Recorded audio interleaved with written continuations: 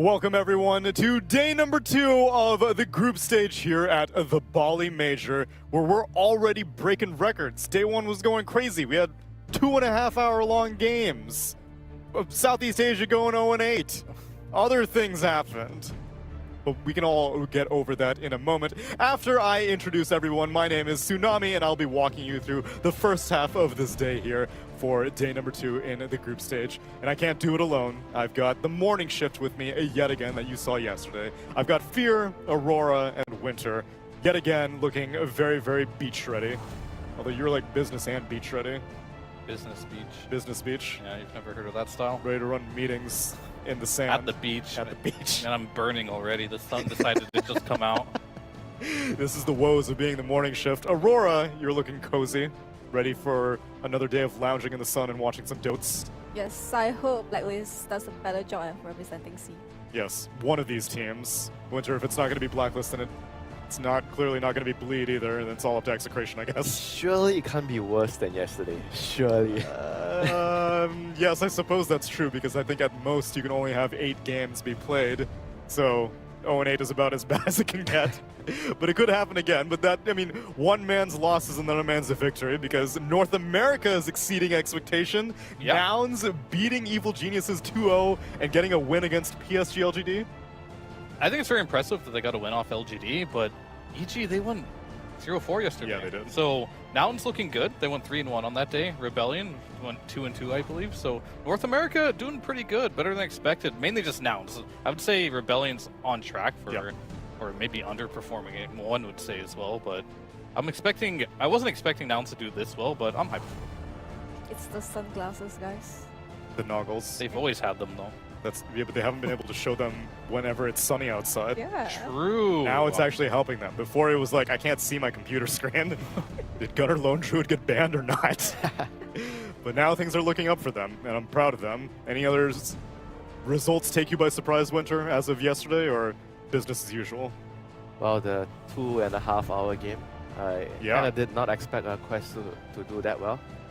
Taking a game off Gaming Gladiators, I felt like that was a particularly impressive result for me. Yeah, I'm proud of them. It's I don't know how much of it is also Gaimin having Quinn show up very, very late because his travel got delayed. And 50 hours. Yeah, it was like in total like a 50-hour transit to get here from Dusseldorf, I believe. Not an ideal travel result, but other than that, everyone else made it. No stand-ins at this tournament. Life's good. I'm proud of everybody. For sure. And we were talking yesterday about Quest, like, are they good when they beat Bleed? Is Bleed weak or is Quest good? I mean, Quest took a game off Gaming Gladiators, and I think that team is the one team. It's going to be my dark horse for this entire tournament, I want to say. They look really good, and we'll see if they can continue that streak going into today. But more than anything, I want to see the Southeast Asian teams get a win. That's it. Just one. Just one. It's better than yesterday if they get one. I don't have any high demands, I just want to see it. And we've been talking about all these past results, but let's take a look at what happened yesterday during group stage day number 1. Welcome one and all here at the wonderful Ayana Resort. We are here to bring you the Bali Major, the third and most important tournament of 2023 thus far, and where all the stories for this year will be concluded heading into the International. And if you want to be finding out exactly what's happening with all the players, what's going on with the storylines of the teams, and exactly what the International has to bring us after this tournament, make sure that you join me every single day, because I will be your man on the ground giving you the news in a nutshell.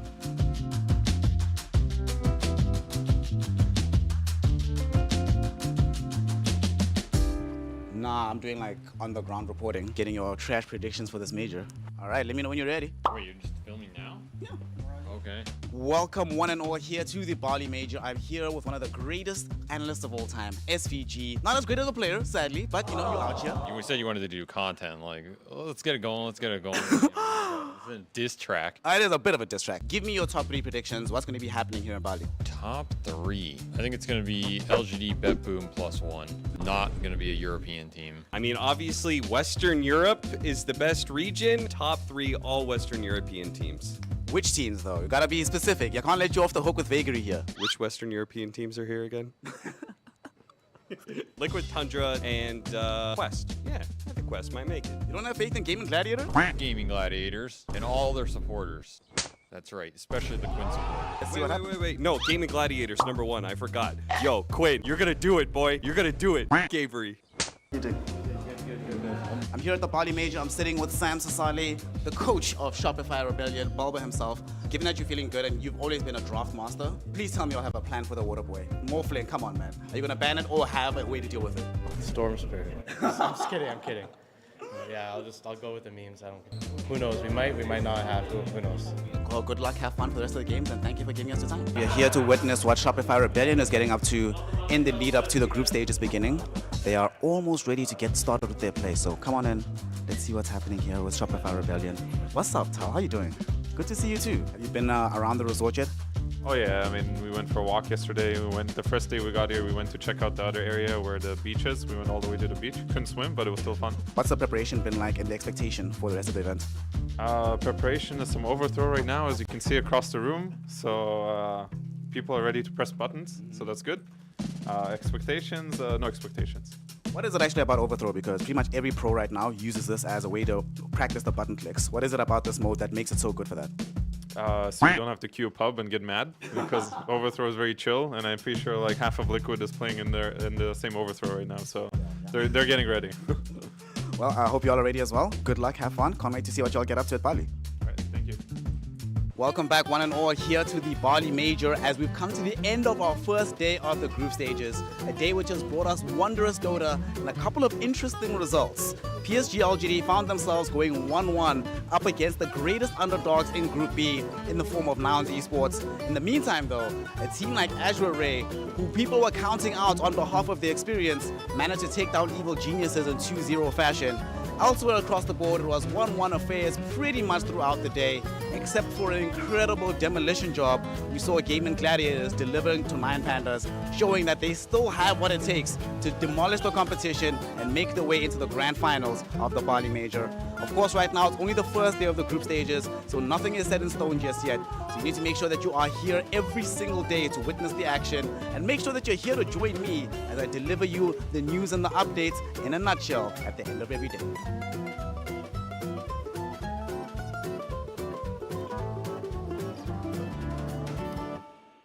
This place is stunning.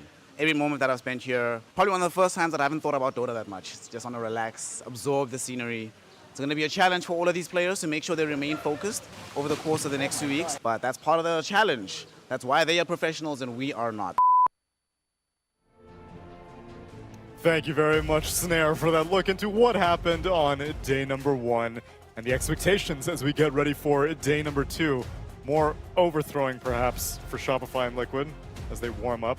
Because let's take a look at the standings as we have now resolved one of our group stage days. At the top of Group A, Aster and Team Liquid are leading the charge, followed by Beastcoast and Invictus Gaming, and Shopify and Spirit and Tundra, all tied for second.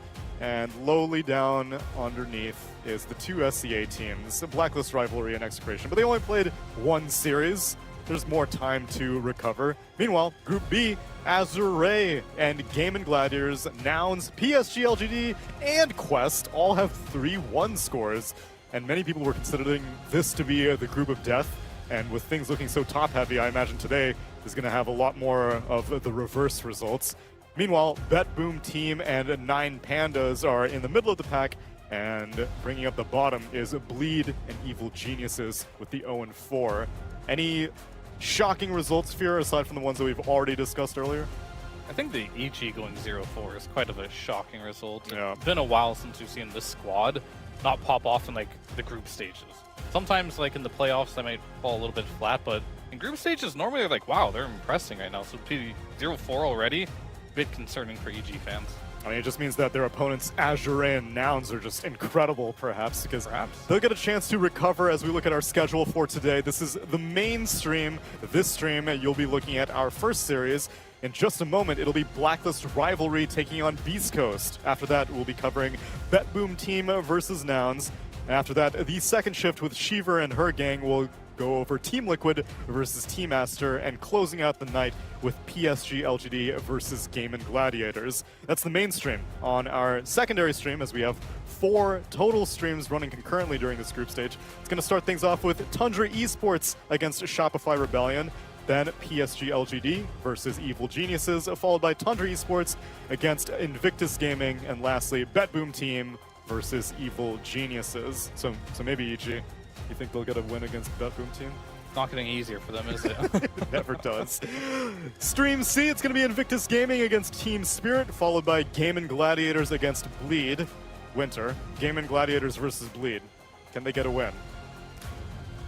If their opponents turn off the PC, maybe. That's the state of Bleed, unfortunately. Meanwhile, Stream D, our last one. Aurora, you see any series on this one that stick out to you as we look at Stream D? I really want to watch Azure versus Quest Esports. I think that series is going to be banger. And I mean, the rest of the series is just who is having the better draft, and also like execution-wise, I think they all kind of have a little bit problems between like, okay, we win a fight, and then, you know, like what's next. All these teams I see here is they don't have a very bureaucratic way of playing Dota. Sure.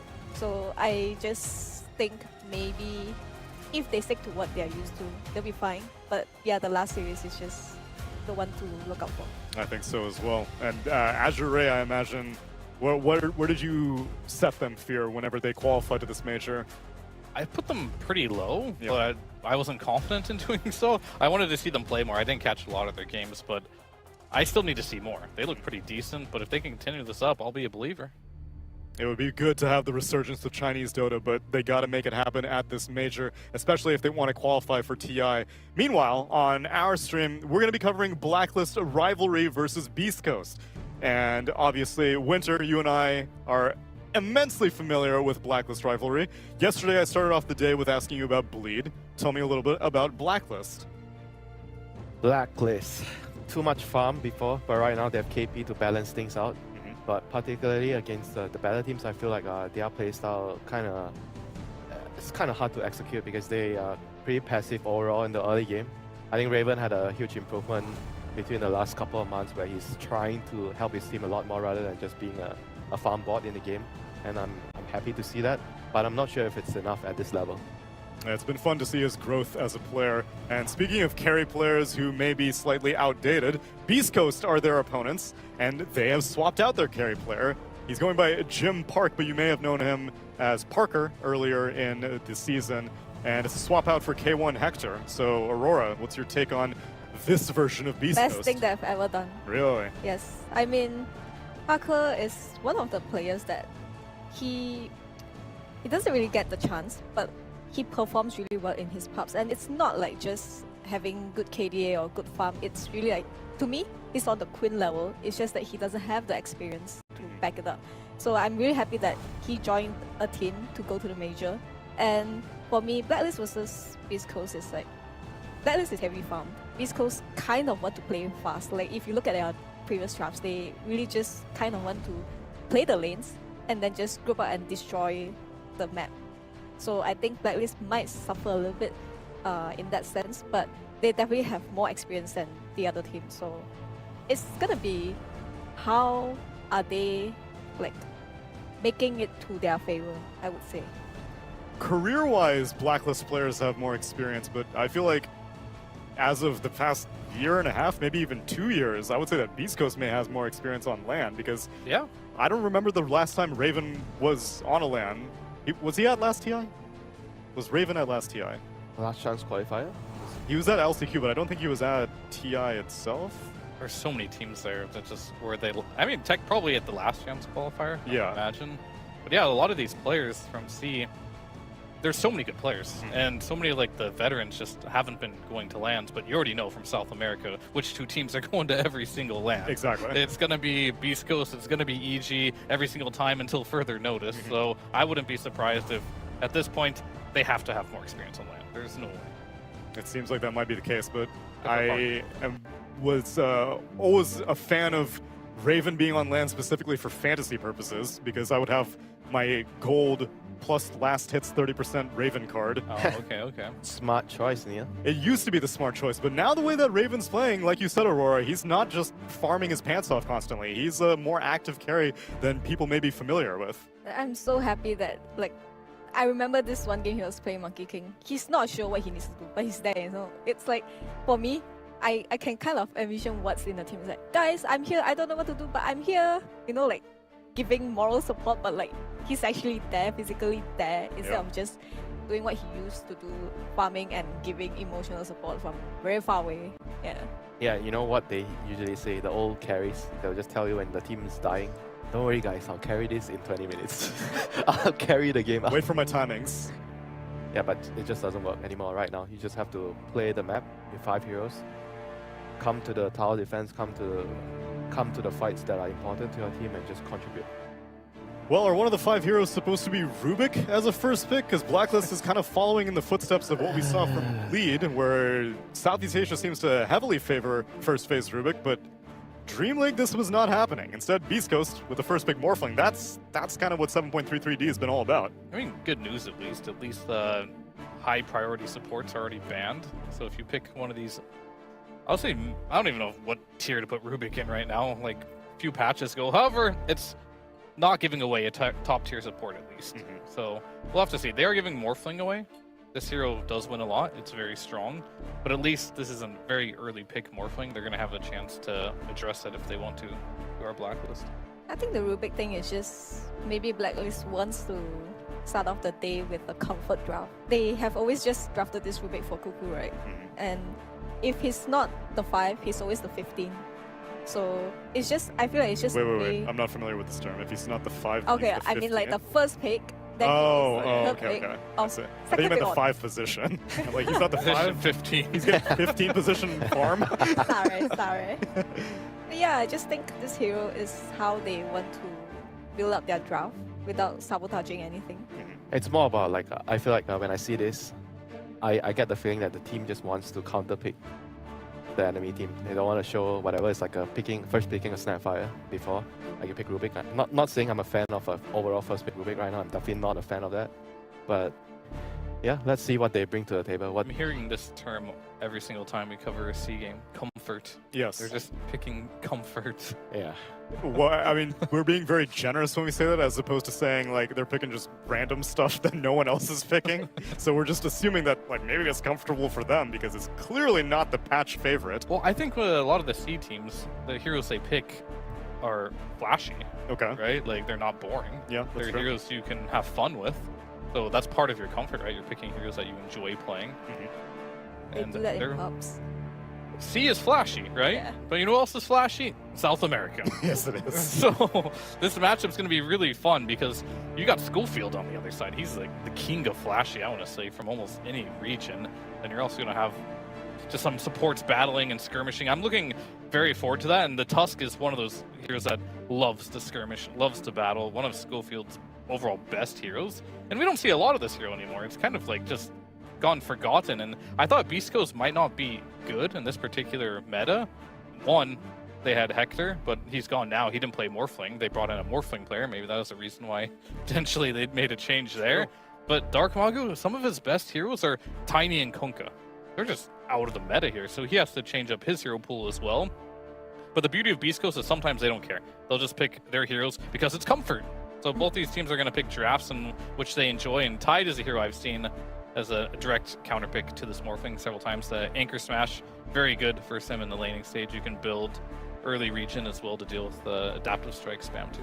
Yeah, this lane is amazing for Tide. I assume that the Tusk is kind of like a Spirit Breaker position 5 hero. You just want a meat shield on the lane. So Tide is going to have like a free lane, like against Morphling and Tusk.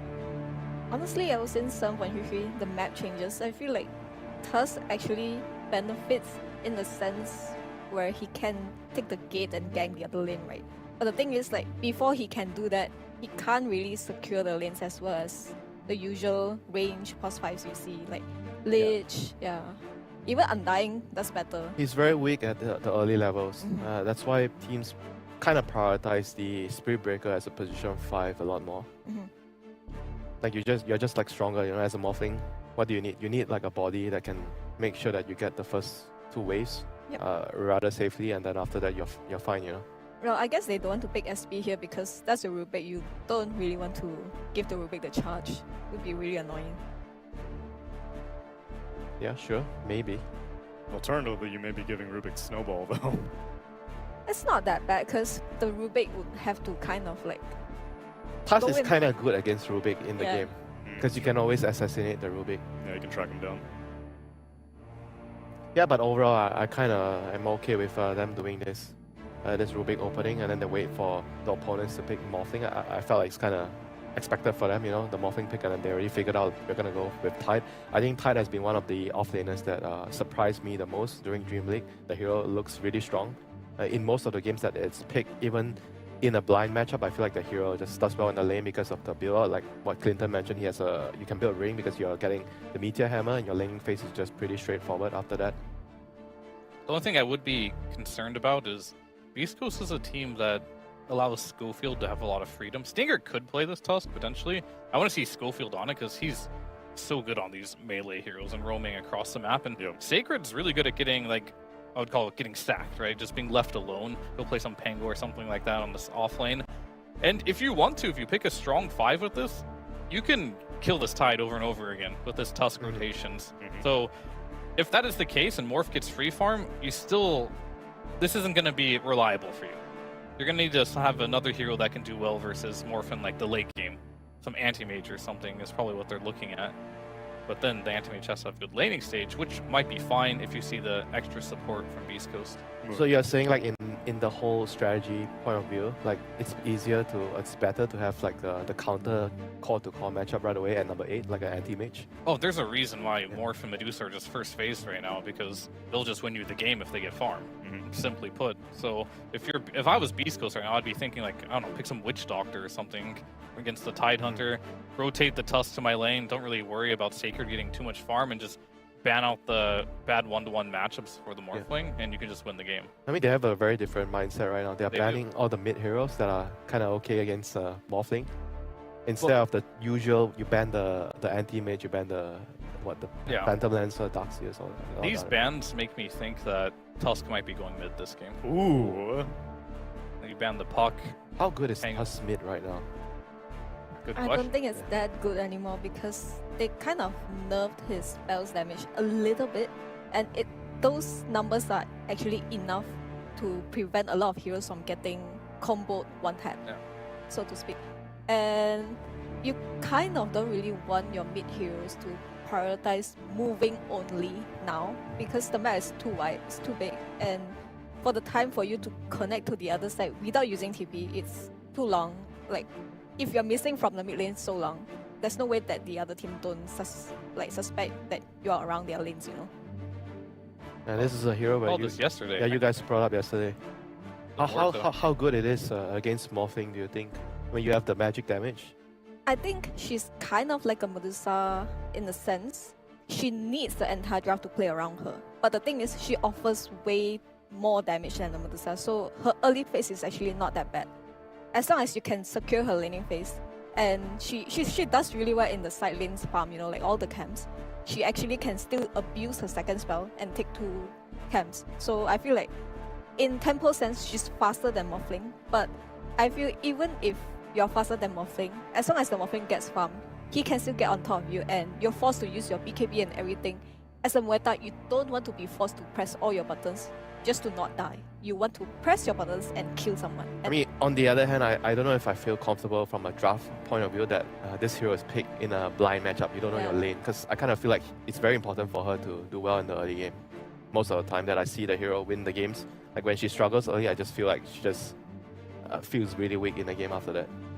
It's interesting that they picked this Timber when they saw the Muay Thai, because I feel when this Muay Thai is joining the fights, right, this Timber really has no place in the fights. But then in the laning phase, I feel you might be able to pressure the Muay Thai a little bit, but you can never kill her because she always has the spells to disengage. It's just, I don't think it's the right pick, but maybe again, it's a comfort zone. They just want to, you know, like leave that Timber alone and try to buff this Morphling up. Yeah, Fear, it's like you were saying, maybe they want Sacred to be on his own so that Tusk can move around. Yeah, it's still open as well. I was thinking as well they banned for potentially a mid-tusk. I know Storm is good versus it. I know the Puck is, but then I heard the interview. Bulba said Storm is the morph counter, so that makes Storm sense is why the they banned everything counter, though. So it makes sense why they banned it there. But yeah, the Timber is, it makes sense. You can leave it alone. I think more to later on can shred through a Timber, but early laning stage, probably don't do anything. You rely a lot on those early right clicks versus the Timber, and Timber's like a top tier hero right now against pretty much anything in the laning stage, so that should be fine.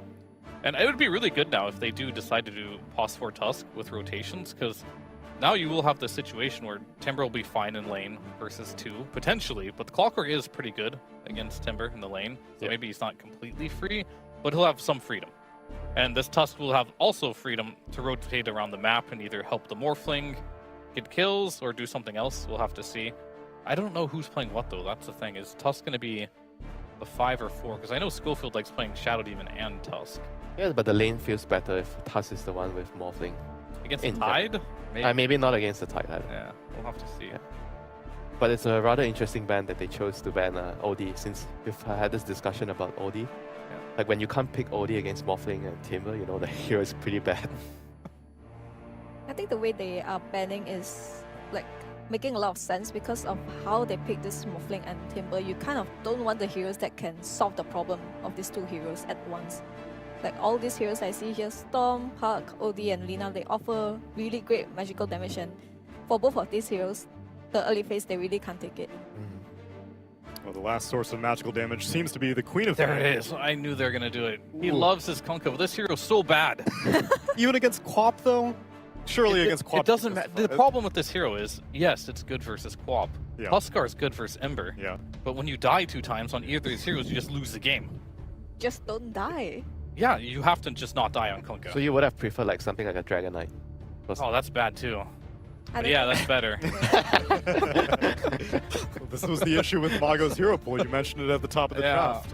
I think we can think of it as Kunkka is just very detrimental for Mueta. It's just you feel very pressured to join fights without the BKB, and you kind of want to join fights without the BKB because there's a Morphling on the other side. You don't want to, like drag it out. Yeah. And Kunkka just makes it really hard for Mueta to win the fight because like the Coco and then the X-Mark, the displacement, everything that Mueta is afraid of.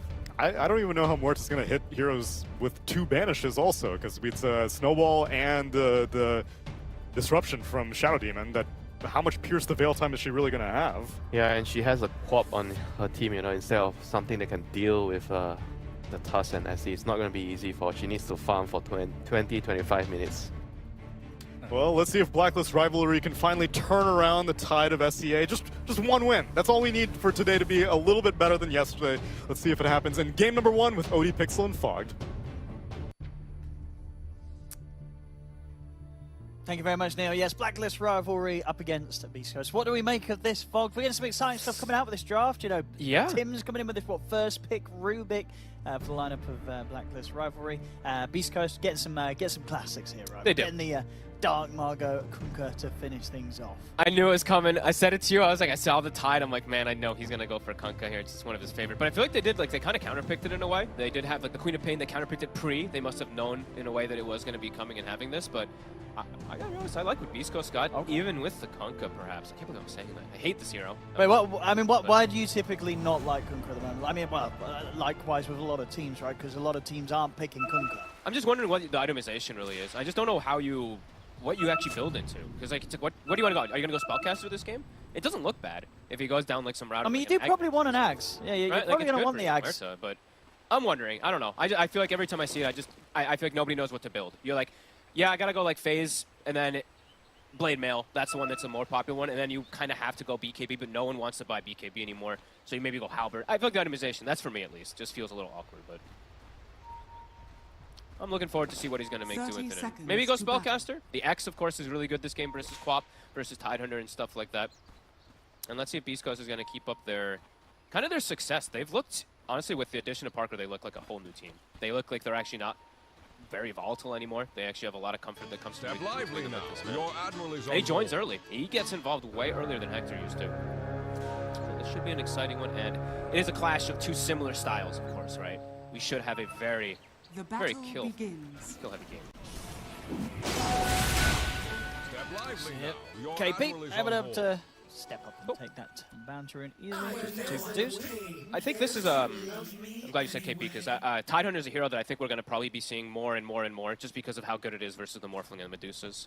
You can actually just sit in the lane. You know, you get the anchor smash for later game. You can actually, if you get on top of her, you reduce either one of the heroes, the Dusa or the Morph. You're reducing so much, and you're gonna farm. You're gonna have a good lane unless you get like tri-ganked or something goes completely wrong versus Tusk. I mean, overall, as well, do you feel that this Timber's going to be a bit of an issue? Because it came pretty late in the draft, right? And on paper, did Blacklist Rivalry have the means to deal with the Timber? It looks like it looks like a pretty damn good Timber. So yes, the magic damage that comes from Wedge could get it annoying if she's able to get that farm, of course, but we'll see if she's able to. Because I think the Clockwork is a good answer. I know Fear had talked about it versus the Timber. You can actually attempt the pressure, but I think the Shadow Demon actually ruins that. Because every time Clockwork gets aggressive, you just put him under. You always have these type of responses to be able to deal with that. Early harassment in particular. Let's see how mid goes. Let's see how Mago's able to do versus that matchup that can sometimes be a little bit difficult, but he is very comfortable on this hero. Should be able to trade back good damage with the Tidebringers, and sure you're melee against a Quap, but at least you got a bit of beef to you. You know, high HP. We'll be building those little bits of strength. And he has got these like X plays that he can always do, of course, too. Yeah. Once the levels come out, it's like once level 3 dagger, perhaps, or something along those lines, it can be difficult, but Carl is taking a beating in mid. He is so far. There's a lot of harassment here for Dark Margo with each and every Tidebringer. If he lands the torrent, he could actually just get the kill. He's got to be Oh, torrent and a Tidebringer will do it. Pretty close. Oh, he can't get around to get the angle for the piece. Just go for the direct hit, but still, Carl being kept very, very low here. Smart, though. He pushed the limits of the Queen of Pain there. Level 2 dagger got online, so now he gets that extra healing plus Fairy Fire, so a good little bait play. It's close. Step lively now. Your Admiral is on board. They're both slow now. Yep. Margo still does have that Fairy Fire to rely on. They both get the bottles just about at the same time, so they're both going to get refills. Yeah, and you would see this stage, of course, sending in supports towards the mid, just focus on these side lanes. And who's getting the best of these side lanes? I mean, it's pretty even, to be honest with you. Raven not really under too much pressure right now. The Clockwork's actually doing a really good job. They might even get a kill. Schofield in trouble. He stepped up. Trying to find his ground here, and indeed, Schofield, not a chance. First blood for Raven. I actually think Raven might be able to do well just because he has the Clockwork body on him, so he should be able to get that farm. I think the Morphling will be a little bit slower because of the damage reduction. If he gets hit by Fade Bolts, Anchor Smashes, and stuff like that, it can make you miss a couple last hits here and there. So I think the Muerta might actually come out slightly ahead, but we'll see. At least in the laning phase in particular. Nice move there. Dark Margo is being kept rather low now in this mid. Should still be able to maintain at least control of one of the water runes.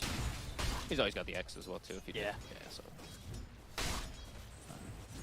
far, keeping the farm pretty even. A little bit of an edge on the denies here for the Quap. Not by much. See if we get the rotation. I think that maybe is what Mago's going to call for. Just be like, hey guys, you know, the Queen of Pain's going to start getting to the point where the dagger harassment might be too much. Take a rune away from her, then I can maybe actually consistently stay here.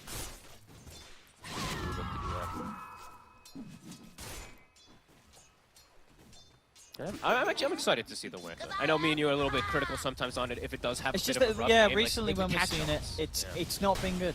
No. It's just a very difficult hero to make work. It needs a lot of items, and a lot of the times, right, you always have to prioritize just getting the damage items, otherwise you just feel like you're tickling the enemy heroes, and that of course can leave you to be rather vulnerable, which could be an issue in this game when there are heroes that can kill you pretty easily, even during that ultimate. Yeah. You look at stuff like Timbersaw potential. Something I realized, like when I tried to like play it a little bit, I was watching some of the players like playing it, like the high tier games and stuff like that. The mana costs are actually insane on these spells. I feel like this hero does have like mana problems. Like, you hit level 18 and your ult is 350 mana. Like, well, these things add up.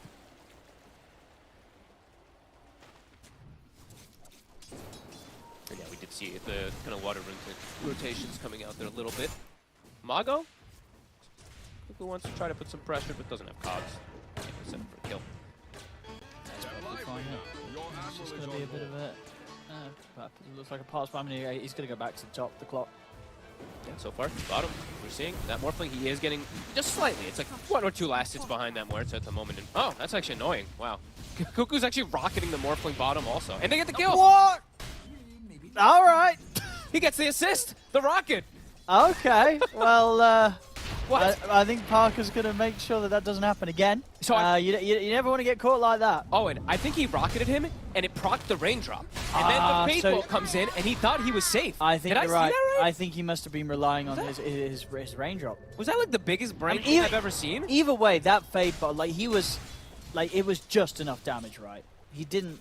I can't believe what I just Because he wasn't that. Oh, and look, he's doing it again. He's breaking raindrops. Look, a rocket. Yeah. Raindrop broken. This is so smart. Yeah, I mean, I love it this. was definitely that. Yeah, Parker was not. He was, as he said, he wasn't ready for the fact that his raindrop was still on cooldown. Dude, I'm doing this. This is actually so big. Brain. What, do you see raindrops? Destroy the raindrop. Imagine you see like a safe lane with 2 raindrops, Rocket. and you're a 5-position clockwork. You just rocket them. You're burning double rain. That's actually pretty cool. Very annoying for Parker. That's so annoying. Look, another one. Look at this rocket. Is he gonna hit? Another raindrop. It got him. Yeah. I love it. I mean, when this is happening, it's like, what do I even bother buying raindrops? Yeah. That's cool. That's very, very cool. No, goodbye to your raindrops. Hey, little things like that, these little clever tricks are always something I love to keep track of. So that's actually, yeah, very, very nice. KP free farming. All 3 cores looking good. On the flip side, though, Beastcoast, they're still getting pretty damn good farm. It's just, yeah, more getting slowed down. Yeah, that hurts. He's dropping his raindrop. Is he actually? Yeah, we're looking at mid right now. They're fighting. No, you're right. He's trying to play it. See, indeed, on the mid lane, Beastcoast, they come in with the aggression, the takedown, Cuckoo diving beyond the tower. They drop the boat to take him out there. Yeah, every time he's, like, I think someone's calling for him, and he's only dropping the raindrop on the ground now to try to not lose. It's just funny. I've never seen this before. Wisdom runes coming pretty soon. Sacred, of course, up top, getting free farm. Same thing we said there for Raven. He can start bullying Raven, though. Yeah, This is for where sure. Raven Level has to be 6 is careful. hit. And Raven cannot really bully him. No. 3 points in the reactive. Vanguard online as well. Okay, extra harass. Those are going to go for it. And also, and in the meantime, I'm looking at some gigantic stacks. We're seeing the Shadow Demon. He's doing Shadow Demon things. These are huge. I actually, what is it, a 5 or 6 stack or something on the hard? Who's taking these? The Kunkka or the Morph or the Timber? It's Kunkka or Timber. I don't think Morph. You definitely don't want to waste time hitting all those. That's true. Yeah, he's not many points away from. No. Yeah, that's. Yeah, 0 Gonna points. take way too long. No farming those for him. So yeah, whichever the one of the two go for that, they're going to be having a great time. Sacred or Dark Margo. It would not quite be equivalent stats, right, on Blacklist. They have 0. No. They have like 1 stat. So yeah, there we go. Sacred. He's going to clean at least the large camp hit. Okay, so that's kind of what Schofield is doing with the most part. Yeah, he died top, and then he wasn't really applying pressure much anywhere else. So just, yeah, stacking. I mean, it's the best thing you can do on most supports these days. Just gives you so much experience. Sacred can go back to that top lane and just continue to be just a bit of a threat here for Raven on Moeta. Got to be careful. Carl will be able to snag this rune. I mean, what are we sort of expecting from the Quap? You know, where's Carl going to look to make the moves? I think ideally he just wants to chill down here until he sees maybe an opportunity where he can do like a side from the trees if he can see the Morphling in a position maybe. I think maybe he'll probably just sit in until he can react and go for counter gank. Spot him. KP. Caught the combo. Dark Margo with the drag back and coming in from the side. It's going to be very little ways for it to run. He pops the Ravage, but the snowball was already coming in from Stinger. Able to dodge it and connect and take down KP. So he's going to be something that we got to watch out for in these mid-skid games. Margo. Carl's going to try and find something in return. Sonic Wave will do it. Jumps forward, able to finish off the Kunkka. Carl. In trouble. Get out of this. The blood grenade's there as well as the ice shards. Snowball's back up. Carl blinks up in a second, but it's not soon enough. He's gone. Wow. Okay, so they get it they get the kill for the Morphling. Yeah. Ends up being pretty okay there for Beastcoast. Yeah, you lose Mago, but it's a Kunkka. Like the game is about the Morph. You want to enable him, so it's huge for Parker. He's got the Falcon Blade done. He's going to be feeling very happy down here. There's no threat of a Ravage. Yep. That being used in that last attempt to save himself, KP. So Parker, the farm's just going to continue for him. Yep, and Sonic Wave on cooldown too. So yeah, multiple threats being a bit removed from the table. Pretty even early game though, 3-3. I thought we'd have a lot more kills coming out, to be honest with you. I thought we were going to see like husks and stuff moving through the gates, but so far things kind of calm. But some nice rotations from both sides, matching each other's movements. Sacred, the big winner out of everything though, clearing these stacks. He's level 8, top of net worth. This Timbersaul's massive. Yeah, he could be an issue. Decides to turn up and hold a tower, come towards the defense. It's not going to be easy for Blacklist Rivalry to push past him or push through him. At the least early game, they do have a good amount of explosive burst damage, but it might not be enough, honestly. Like, he's going to get to these very quick two tanky portions. Power rune, maybe shield rune. That's a really good one for the Kunkka. Yeah, look at this from the side. Everybody already got the catch on Tims. Tims managed to step out to the side. They'll turn towards Cuckoo instead. Carl's heading over to try and help out, but they've got the 4 here at Beastcoast. It's a scary fight for Blacklist Rivalry to try and take. Snowball in over towards Cuckoo. They blow him up with the adaptive strike. KP is watching from the side. Ravens also joined the action to try and get involved, but Carl's been caught. Will manage to blink out in time. Only just though. And in fact, Sacred, he's going to try and continue the chase. Chakram won't immediately connect, but Carl still gets clipped by as he steps across towards it. Blink not going to be back up soon enough with this just level 1 Blink at this stage of the game. It's Carl dead. 2 big kills, and of course, just a bit of wasted time there for Blacklist Rivalry. Raven trying to get involved, but wasn't quite actually able to set up in a way where he felt confident to pop the ult and try and kill anyone. That's, a massive hit, really, from Beastcoast. Now they put things comfortably for them, 6-3. Slowing down Quap. These deaths, any of these early deaths, really hurt this hero to be able to catch up, especially when there is quite a bit of disable. Yeah, bottom of the net worth now for the cause, Carl. Okay, and Raven, I was looking forward to see what build he's going to go. I've seen now a couple different ones. I've seen the Treads Maelstrom into Moonshard, which I actually quite like a couple times. He's going different. He's going for his Master Magnus Dragon. So. I'm interested to see. I said this is a hero that it's just been a long time since I've seen a carry player and looks fantastic. You know, so definitely interesting to see sort of different approaches and see if this Master Magnus Dragon Lance kind of build-up works. It can just sort of be a bit. It just feels like one of those builds that you do. You know, you pick a hero like Muerta, and it seems great. It sounds great. You know, getting this attack speed, this lifesteal, this bit of extra range, but it's kind of just a bit of different things rather than a lot of something. You know, the damage isn't going to quite be there, and you're still going to be very, very squishy. So you need these items, then you kind of need the next one, and then the next one, and then you're a threat as Muerta carry. It just takes so long, and I feel like Morphling just keeps up with the pace, and it's just easier to join in fights constantly, especially versus some limited kind of catch. The one thing is Muerta, of course, you can catch a Morphling, you can trip him up a little bit with your silence and whatnot. That's true, but this is a Parker morph. A Grandmaster morph, yeah. Not going to be easy against Parker. And now after getting 3 big kills, after all these cooldowns being down, mid tower also drops. Beastcoast ready to continue rolling here. Haste Rune on Dark Mago, and he still has the Shield Rune active. They're going to look for another fight here. 3k lead now. Yeah, so indeed, Raven, you get the small crit next, so that you do have some potential damage when you commit him with the ultimate. But yeah, still is going to be difficult if he gets jumped upon, especially by this Timber, if this Timber gets in his face. Yeah, and focus firing heroes is also still going to be difficult. There's double saves, like the panel said. There's disruptions and snowballs, so... It's not an easy Muerta game. Not an easy game at all here for the side of the This is Muerta. This way to the aggressive. Try and catch Schofield with the stolen shards, but not quite able to get the angle.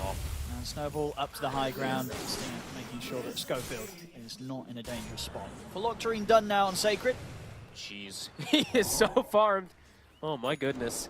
All 3 cores looking great. The supports, we're seeing the effects of the stacks. Look at Schofield's net worth right now. He almost has Blink Dagger. Yeah, Sacred's farmed so many Ancients this game. Yeah. This has got to be, I don't think we have the exact number on kind of Ancients farmed at 13 minutes in, but this has got to be some of the highest with how well they've stacked in, how well he's been able to clear them consistently. 11 stacks. Schofield, you monster. Yeah. Now he's going to have Blink Dagger any time now. Oh, one shot. Cuckoo. Dangerous spot to be in, or maybe not. He's got the backup of KP and Raven. They're really going to try for this kill. And do the dodge here, the opening ult for the Ravage. It was there waiting for them after the snowball. Nicely laid down there by KP. Sets up for the 2 of them. They'll get Schofield as well. Nice. This rivalry. Find the team fight that they've been hunting for. They still have Sonic Wave too. It was mostly just that Ravage. A great connection. Good patience from KP. Saw the snowball, waited. Shadow Demon doesn't have the range just yet to go for disruption. He gets clipped by it. Now that was solid, and Raven was able to get involved in that, so continues to pump him up, keep him high on the net worth, just behind Sacred's farm. A nice play there from Cuckoo in particular. Puts the ward down, hook shots backwards, gets that Kunkka caught in position. And yeah, you're seeing Mago. I mean, he has to. Like, there's not really many builds you can deviate before these Kunkkas and stuff. Like I said, the Blade Mills and stuff, people have tried, but yeah, FaZe, BKB, kind of has to this game. That 1K. Can Beastcoast take advantage of Ravage being on cooldown, and do they even care to, is the next question. At the moment, it looks like they're content with just kind of chilling back. They don't want to kill anything. We'll see again on the replay. Good setup from Cuckoo. Did seem to be a fight that Beastcoast, they were considering if they could take it. Once this Ravage comes out from KP, this is all going in favor of Blacklist Rivalry. No further fight to be had. Sacred and Parker making sure they do not get dragged into that action. I feel like Mago, until he has BKB, he doesn't really want to get initiated on like that almost ever. They want to just have like the Timber bodying, and then he comes in and gets some follow-up like that with the Kunkka. So he'll have it now for the next fight, which will be, I mean, pretty damn strong versus that Tidehunter and all that. So well, perhaps will be the call there for Beastcoast to just take a fight, even if Ravage is going to be back online. KP, he's got his mech. Beastcoast have got the Blink Dagger on Shadow Demon now as well, so further ways to save. Yeah, that is really, really early. Yeah, if their positioning is good, as you say, between the disruptions and the snowballs, it's going to be an interesting game on, if the saves are going to come out, or if Blacklist Rivalry are able to sort of bait them out and then come in with the follow-up. Mago again. Cuckoo trying to set up for him. I mean, they're bringing in further TPs. He's able to step back, Dark Mago, and he has got Sacred ready to join him up here. His BKB is coming on the courier. That's why he's playing so confident. Yeah, and Blacklist Rivalry, they're playing cautious. See them trying to catch Carl in the combo. Sort of baiting him out there. Holds back on laying down the Torrent. Well, now catch him with it now. Under the tier 2, but a little too close for them to try and push him further. Oh, and the adaptation here from Parker this game, it's going to be him going for a BKB. They see KP pretty deep bottom. They're committing 4 heroes for him. See if they can get him. With the Purge, they should. Decently beefy with the mech, but against 4 heroes, no chance of survival. Parker claims another kill. DD Rune gets that big damage, and yeah, we see him going for BKB. So he's having an answer versus that Muerta. Then he can actually just commit onto her in a lot of situations also. Doesn't have to worry so much about these little silences and stuff. Mago?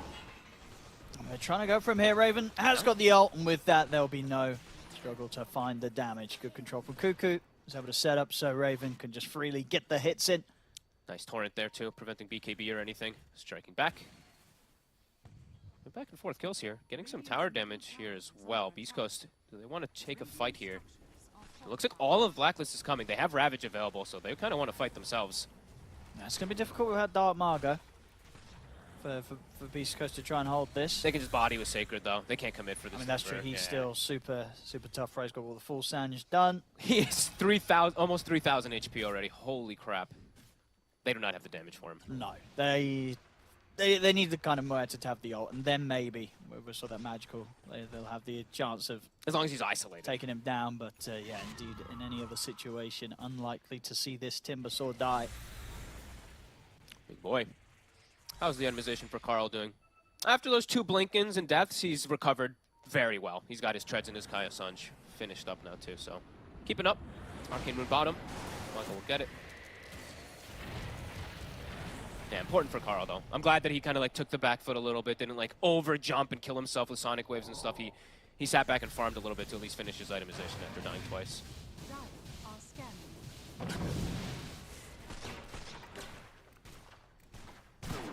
Okay, what's the call gonna be? Parker's about to have BKB. Will they try to force something with this? Double BKB cores. It is tricky, though. It is. Because they know that the Blacklist have all the ultimates ready, so the team fight will be there. And the team fight, I mean, the advantage overall for team fight does feel like Blacklist have a little bit of an edge, of course, here with that Ravage and with the Queen of Pain in particular.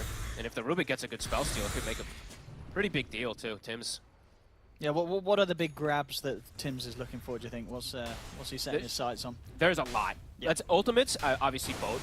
It's like literally their only one. But the other one that's actually pretty huge this game is Shadow Demon Disruption. You're playing versus Morphling, so you just get these illusions that are just beasts. And speaking of Tim's also, he's got Spirit Vessel done. So yeah, they have BKB on Parker, but they do have ways to kill him once it's down. That heal reduction is going to be pretty strong. Good versus the Kunkka too, so good versus all 3 cores, really. Gold from my chest. Definitely could be a pretty good answer to at least bring down these super tanky heroes.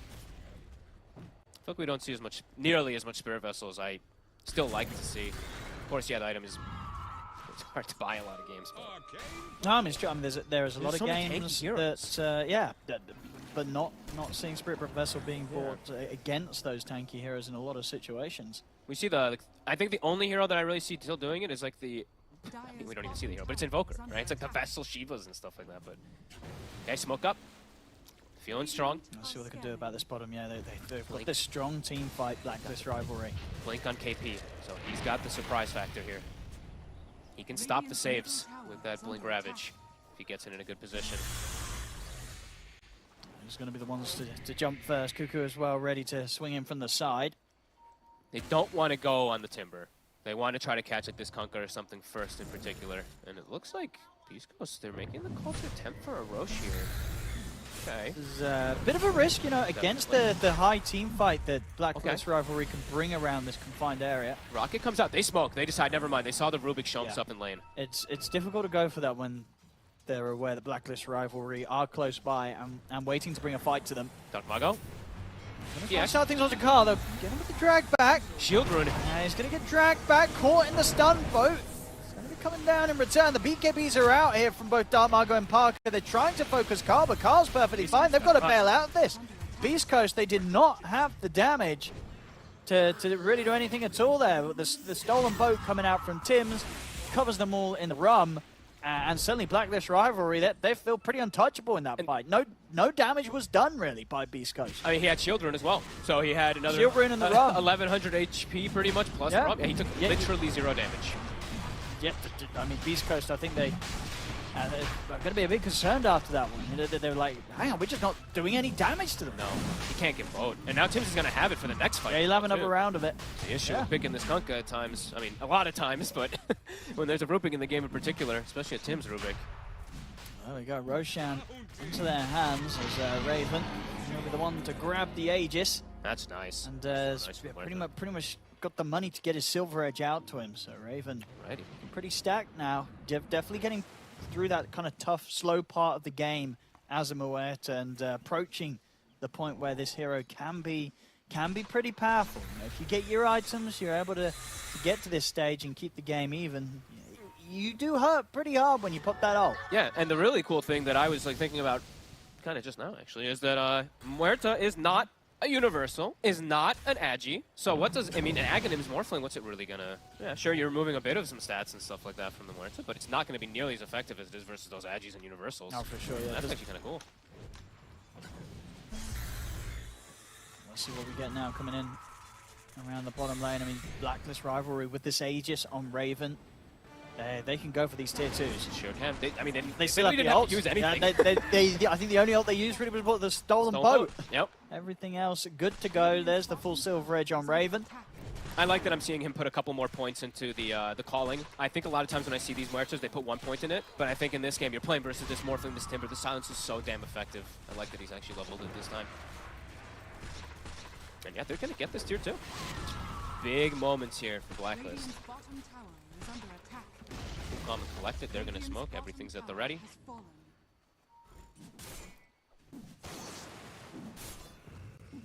What's the timing going to be? Parker? He does have the Aghanims pretty much done. He's got 15 talent too, so that Morph lasts a long time. When is Mago going to feel the strongest though? Because he's got his BKB, he's got the Sanj, he's going to go to the Halberd build, you know, the usual. What's next? They're going to try and go on him. And Darkmago immediately puts the BKB, but Cuckoo's in with a hook shot. He's trapped him in the cogs. Every time. And Darkmago, that BKB is about to come to an end. And you can see the rest of Beastcoast, they've bailed on him. They're not having any interest in trying to help him out of this situation. He's just dead. Carl, that was unnecessary. He wanted to last it. The Sonic Wave for what? Doesn't even get it. Oh boy, I mean, Mago, these deaths, these are painful. That's, I think, like 2 back-to-back almost. Or actually 3, really, where Cuckoo's just getting right on top of him over and over and over again. This pocket is a nuisance. They're still maintaining the gold lead here, of course, because of how much Sacred and Parker are farming. But Blacklist Rivalry are able to take a few of these towers. He'll certainly jump up into the lead. And Muerta is, I mean, keeping up and ahead even of the Morphling. The concern that we always have with the Muerta is just keeping up. And it's absolutely happening. Raven is going to be, he's going to hit hard. He's definitely going to be able to melt some of these heroes. And this is the thing about their lineup. They do have good ways to kind of protect the Muerta, right? A lot of heroes that are going to be going in on Blacklist Rivalry. Ravage, he's done. They just blow him up. The combo's there. And now they're going to look for more. Cuckoo's in with a hook shot over towards Darkmago. As KP starts to force back the rest of them. get a further catch on the Dark Margo. They can. The stolen torrent comes in. Carl jumps forward. Dark Margo, he's gone as well. Oh, Beastcoast, they're crumbling. Carl wants more. Sacred. And he's definitely the beefiest of the three cores. Able to get the timber chain up with the high ground. Carl, he's in. He's going to continue to try and chase. He is under the tower. Stinger's looking to turn, but he gets caught by the fear from Raven. Pushed back. Okay, still too tanky. And yeah, Sacred will live, but 3 heroes dead. And indeed, what a jump, what a catch. Parker was not prepared for that one. They had the stuns and they had the damage to take him out. I love that KP's gone this way with his itemization. I feel like sometimes you get into a point where you're like, you get these greaves and all that and all these like either items, but no, he just went mech, then he went to the blink, and I feel like this blink is so impactful. Just getting right in the face of him, preventing saves. And yeah, I think Cuckoo deserves a tip. From the start of the game, being obnoxious with rockets, getting them an early kill onto a Morphling that's probably unexpected, to getting continuous hook shots onto a Kunkka. Really good plays coming out from them. That's what the plan is now for Beastcoast. Quite a shake up there for them. Yep. Oh, mid. 4 heroes. Can they get him this time? They might be able to. Another hook shot back up. There's going to be the defensive disruption from Schofield. Sonic Wave comes in, and indeed, even with the chain across, the cogs were there to push him back and control him. Sacred's gone. Big kill here for Blacklist Rivalry. They're even seeing if they can pick up a bonus of Stinger, but he's out with the TP. Nothing to stop that. For all the farm that Schofield's really been able to getting blink tag and stuff, he's not getting any saves, he's not getting any setups, he's not getting much of anything. Torrent will connect onto 2, Raven. That's a good setup. This is the dream. It's going to be a very dead Tims, and indeed Raven potentially in trouble as well. He's trying to get away with the invis, step away for the central position. Parker, he's able to turn into the Moed to use the gunshot against her to push her back. So disruption here from Schofield to hold back Raven's offensive potential to turn for now. Raven. Snowball, but the snowball from Stinger is going to get the full stop as Raven's dead. Stinger, he'll almost send it forward. Is he actually going to live? He's still alive and may be able to turn here because they put the setup onto Carl, going for him with the snowball. Cuckoo's going to get dragged back by the X-Mark. Stinger does die for his attempt there to continue to play around with Carl on the quap. Carl, he's watching them. So now he'll back away with 3 of them dead on Blacklist Rivalry. Carl not going to be able to stick around and find anything further in return. So Beastcoast able to find something back in their way there. You know, the 2-man torrent, there was no hesitation from Beastcoast. They went all out to make sure that got them the kills. Nice plays. I mean, they know Ravage is down, so they're trying their hardest to take this type of fight, and it's a great connection. I mean, Parker, beautiful spell usage, turning into the Muerta, getting some great connections. Sort of, you know, even with the Aegis that time that Raven's out, it's long enough for them to focus over towards KP. As soon as he's back, this time we did see Schofield be able to get sort of that disruption to set up onto Raven. And definitely seeing, you know, the difficulties of Muerta. You know, you are very squishy, right? Parker, if any of these heroes are able to catch you, especially outside the ultimate, for all the damage Raven can do, he'll also disappear very, very quickly. I'm glad, you know, I was just saying, like, where's Schofield's impact right now? Like, what's going on with this blink? And all, boom, right away, he does get a good save and all that, and good setup onto the Muerta there. Things recovered slightly there for Beastcoast. Blacklist, though, Ravage, it's back online. I feel like they can still go back to this fight. It's a pretty damn even game. It hasn't moved from, what, like a 2K lead experience. It's going back and forth all over. Hard to call who's going to be able to come out on top of this one. Will it be the Parker more for the Raven Muerta? A trade of cooldowns, really. Let's see if they're able to play around these Ravages, if they're going to be able to get the saves in particular. Will we see these snowballs, these disruptions versus it? Raven, level 18's been hit, so he's got the now level 3 ult. Super strong now.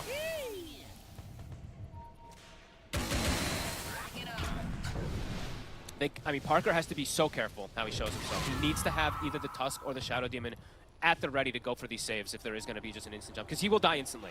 If he gets caught in a stun and there isn't a save, he will just get annihilated from Raven. So they're going to look for the smoke and try to get the initiation themselves. It's into the ultimates of Blacklist, so Blacklist are aware they could set up. Carl, away in time. Looks like the rest of Blacklist also keeping their distance. They'll smoke up with the 3 of them. See if they can get back in themselves. So on the high ground right now, Beastcoast. Blacklist Rivalry starting to split a bit. Doesn't look like they want to take this fight. Unless they can kind of sweep round from the mid lane.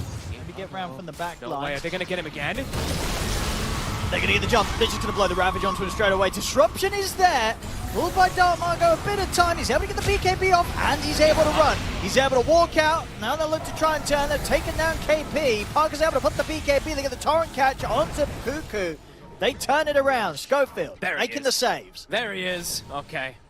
I eat my words. Thank you, Schofield. Blink Dagger, beautiful save. Back to back after I say something, he does get these beautiful plays.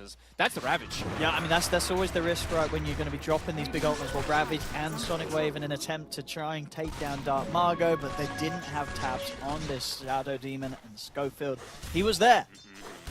And I'm really, you know, and honestly, it's like even though you're not stealing as much from a hero like the Muerta, just being a Muerta is actually amazing.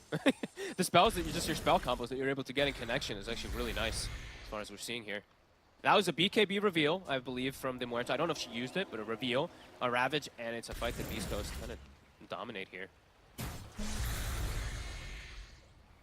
Long respawn on Roche. Stinger's also going to try and get the Blink Dagger this game, of course, so he's got another chance as a team just to provide that sort of save that his cores are going to require. This would have been such an ideal time for Roche, for them. Ravage on cooldown, Sonic Wave, this would have probably been perfect for Beastcoast, but yeah, Gaimin not on their side today. Going to respawn as everything pretty much comes back up on the side of Blacklist. What was the animation? Did Mago? I saw he had AC queued up, so I guess he's just looking to tank up a bit more rather than down spell build. Okay. Just no Ags today. I was hoping. Ags just. I mean, After, maybe. Yeah, exactly. Ags is kind of that fourth major item sometimes that you see on the Kunkers. They get the basics first, the BKBs, the ACs, and then you can go down that route. Yeah, he did take. He of course is going to be going for the right-click talents though, right? Which do make a big difference. Like the 50-20 talents are pretty massive if you can get them.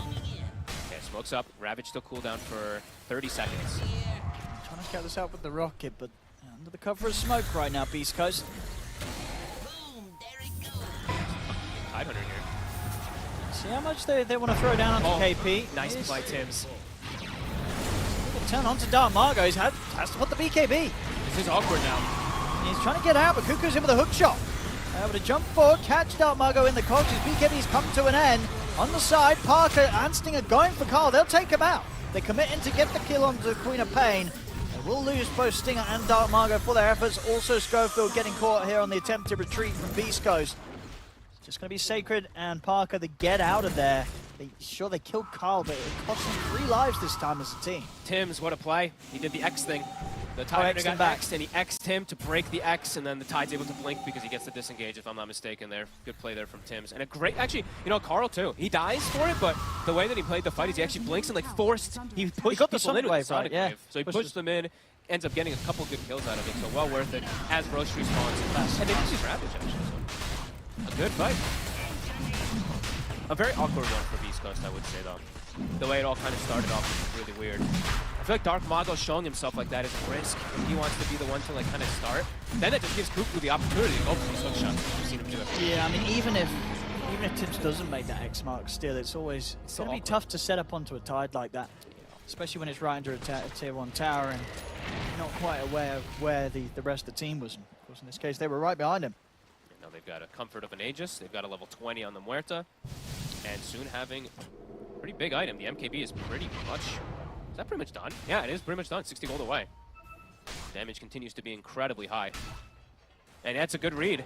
Because if you look at what the Morphling's buying right now, he's literally about to finish his butterfly. So that MKB is going to come out as it comes out too. All right. Good read. Schofield, he's going to get caught here. Was trying to push out the top wave. Blink. Not a chance. Ooh. And is there actually chance for him? They find him only in the last moments, though. It was a nice attempt. Nice try there from Schofield. Good try, good try. That's going to be the money for, KP. He's got full hex now. So does no longer have to sort of rely on blinking in and popping the cooldown of Ravage to get that instant setup. You can just do it with the hex now. Yep. Cheese also, there's no way you can switch this Tide. Can't actually go for those type of initiation plays ever on him again now. Cheese and Dandelion Amulet. Push. It's commencing. I mean, they can go high ground with this hex done. Sacred just got to be the body. He's got the eggs finished up now too. Tips. And they're thinking about trying to burst him. A lot of damage. Bringing him down pretty quickly, and indeed with the Sonic Wave pushback, they've got him. That's game. That's Sacred out, and Parker's gone. They do not have buyback. He just bought his butterfly. I don't think he saw that Raven had predicted him and bought an MKB. He's just in and just dies instantly. 1,600 gold short on the Morphling, and pretty much 1,000 gold short on the Timber. They're going to try and hold us, the three of them, Beastcoast, but unlikely to be happening. They'll bring Tims down low. They'll get Tims, but it's now just down to the two of them. Just Stinger and Dark Margot left alive. Cuckoo chasing Dark Margot all the way back to the fountain. The cogs are back up. He's trapped him outside of the fountain. Dark Margot's not even able to get back to the safety of it. I mean, they're just diving because these heroes are dead. I mean, there's still a tier 2 in the mid, so there's not a chance for Mega Creeps, but there'll definitely be heavy damage done here by Blacklist. I mean, Muerta pushes fast. They could potentially still swing toward bottom, I think, and go for a second one if they want at least a second set of racks. I think they they try should. and tease with the tier 4s if they want to, but the safe play would just be to take a second set of racks in. I mean, this is a game-winning fight, really. Super game-winning. Disruption comes out to try to slow things down. It's going to be annoying. They do hurt a little, but Raven kills them so fast. It's 2 full racks. It really full is, fight win as well, too, as Parker just gets annihilated. Yeah, well, they weren't ready for that jump at all. I think, you know, Sacred, for all the farm that he has, you know, he feels unkillable, but in practice, he isn't. You know, he presents himself with that top defense, and Blacklist Rivalry, they know their potential. They're not scared of going on this Timbersaw. They know they can kill him. He has no Dispel, Owen. He just gets specialed. And for all this HP, you're actually taking a ton of damage from it. You're not really getting all that healing that you want. Like, you're going to see him. Like, how quick see it again, yeah. Skip Sacred. But Tims is pretty much 4,200 HP. You'd think he's a tough one to take down, but at this point, especially with the damage that Raven has managed to accumulate with his item build, they can take down this Timber. Parker gone like that as well. They didn't quite end up getting the second set of racks. They pulled back, but they get the full set top, and they're able to get the tier 3 bottom. So heavy damage nonetheless done here by Blacklist Rivalry. Their next big item's coming out. Scardy done on Raven. It's full items for everyone. But it's up 3. It's literally a full item on almost every hero. An Aeon Disc for Tims, almost a refresher on KP. It's now Raven is not squishy. Now Raven is quite tanky. No, this is the point of the game where you know, this is why these carry players like to play Muerta. Yeah. It's at this point, now you're loving life. He played, I mean, 8-1-12. He played pretty flawless, but I want to give tons of credit to his team, and I actually might want to give like MVP to Cuckoo this game so far with how he's played. Just every hook shot, it feels like it's on Dark Mago. He's been so annoying with his rockets and vision, and they're getting this push going. Ravage is back up. He's supposed, how do you hold? Got to do something. Go through, careful. Careful, but KP's in with the Ravage. He's able to jump in, catches pretty much the 4 of them. And that's Parker gone, Schofield out. They still do not have buybacks. Dark Margot's going to try and come in from the side to look towards KP, but the hook shot's back up for Cuckoo. They catch Dark Margot, trapped in the cogs. He'll try to TP up. BKB comes through and he's gone. And the game, it's done. GG is called. Blacklist Rivalry will take this game 1 and break this unfortunate streak that SEA was having right on day 1. There's the first win, and you know, it's a good win as well. Well deserved. Yeah, I mean, really well coordinated, really good plays across the board from them. I really like, it actually looks very disciplined, which I feel like I haven't seen from the SEA teams, at least at this tournament. Of course, only 1 day, but yeah, the last like 8 games haven't seen it so much. That was a treat to watch. I mean, I'm sure the panel's gonna have a lot of words about like the Kunkka and stuff like that, the way that Mago played in particular, but I think Cuckoo had it out for him.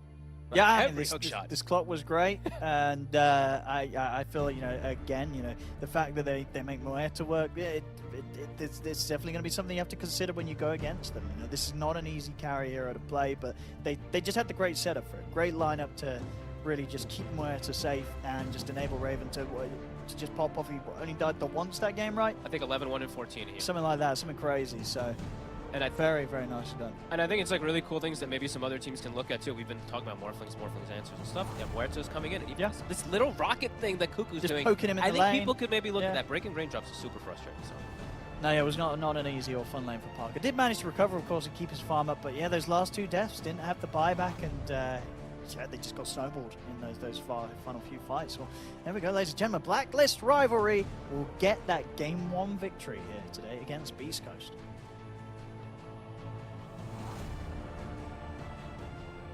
And they do SEA proud, getting the first win on the board here at the Bali Major. Let's go. It took a while, but we got there. It's day 2. So, you know, plenty more wins on the board in the future. Meanwhile, though, if we're on the topic of comfort, Well, then it seems like Blacklist comfort was slightly superior to Beastcoast comfort, because Clockwork, not a hero we see very much, and Muerta, not a hero we see very much, Tusk, on the other side, not a hero we see very much, and Kunkka, Fear, this is a hero we don't see very much. Why? I mean, Fog has said we're going to talk about it, so we'll talk about it. Kunkka is just a very weak hero right now in the regards of you can do well in the laning stage, but it feels like if you die once or twice, you don't continuously snowball, you just have no damage. And we saw in every single fight, he was there, he dropped a couple spells, but when your mid player does no damage, that's really bad news. And every tournament I've been to so far, Kunkka's been dabbled with here and there, but his win rate has been abysmal for a very long time now. And I don't know when a good Kunkka game is right now. I think it's pretty much never. Or what a good Kunkka build is either, because there are alternatives between going utility with Water Park, going damage, I suppose, and then going utility with like Hex or Halberd. They're all weak. Right? They're all bad. Yeah. None of them work. Shame. It is. Oh well. That's one hero off the board, and then on day one we crossed Enigma off the board, so we're figuring out the heroes that are bad, but we're also figuring out some heroes that are good, as maybe Muerta has been underrated as a Morphling counter. Obviously, yes, Aghanim's spell steal from, stat steal from the Morphling does affect Muerta, but the timing seemed to line up pretty well, Aurora. I was satisfied with how Blacklist got on the board. I think it's also Beastcoast kind of confused what they are trying to do as well, because this Timbersaw had a free game, but he bought Octarine. It's not that it's wrong, it's just they seem to have different ideas on how to play the game. The Morphling is buying items to fight early, but the Timber is buying items to scale. And they already lack something like a CC like Blacklist has, which is Tidehunter. So I don't know what are they taking there, but I think Blacklist definitely abused the fact that this Beastcoast lineup, they can't fight them early. And I would say there are a lot of times I feel the Queen of Pain's links are very sus, but I guess he understands his hero, you know, like the limits, they are there. He's not dying like for nothing, you know. The way he dies is just, he's soaking up all the spells from Beastcoast, and so that his Muerta can carry the fight. That's what I think you can do as a co-op when, especially you didn't really control the other mid laner in the game. So I would say it's a bit of a stretch, but still, if you have to die for a good reason, you know. What better reason is there than to enable your Muerta? And I'm so proud that they were able to get a win, because it was shaky. Whenever Timbersaw that got like a 16-minute Octarine core, I was just like, oh god, Blacklist has no way back into this game. But then what happened, Winter? How do you go from such a hyper-farmed Timbersaw to irrelevance? You just wasted all your net worth. I think he's supposed to buy, you buy the Vanguard, you disassemble, you make a pipe, and you defend the towers. Like we were wondering, what the hell is this Timber doing? The bottom fight, the 3 supports were running around without a core. Like the Timber was supposed to defend the tower. I feel like your job this game is very simple. You get a good start in your lane, you use your net worth to defend the tower so the Water Boy can farm and eventually carry the game. But they were both trying to be the carry. He bought Octarine core first, and he was AFK the whole time. He was like just farming, and your team is like playing without the core, because Kunkka is like, not exactly a core. Right. He's more of like a support. He doesn't deal enough damage. He needs one of the Timber or the Morphling to be there, and the Timber wasn't there. They needed one of the Morphling, but the problem is that both of them were trying to do the Timber or the Morphling. Yeah, I got you. And other heroes that I had brought up that we don't see very often that Fogged was raving about, Clockwork, a hero that is generally not that popular in 7.33D. How'd you feel about it in this game? It was really good for this particular game. It's one of the only melee heroes that enjoys our strength heroes, that enjoys going versus Timbersaw.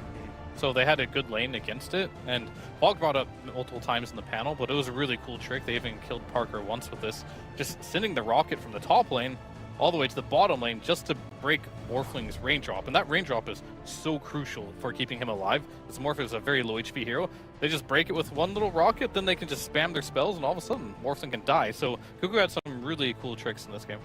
It's fun to see. The Clockwork came out also because there's a Tusk in the game. They're trying to force this Tusk to go to a lane that is least threatening for themselves.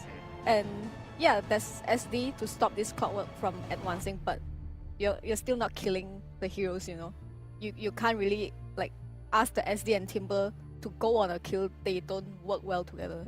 Yeah, and even the Tusk rotations that we were hoping for didn't really work out as well as we were hoping. So maybe Beastcoast have to do some reevaluation, but don't worry, they will get another chance because we're going to get into Game 2 after the break.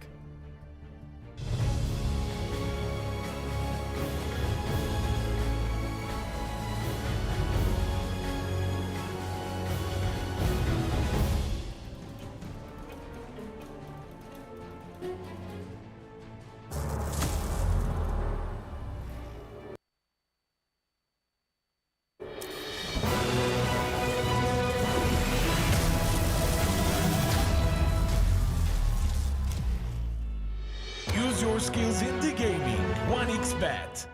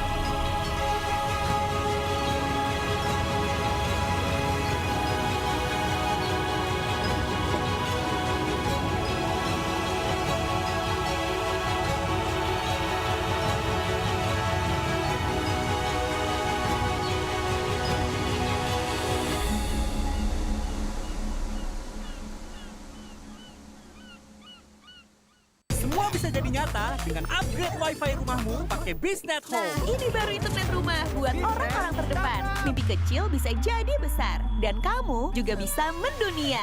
Jadi, siap wujudkan semua jadi nyata?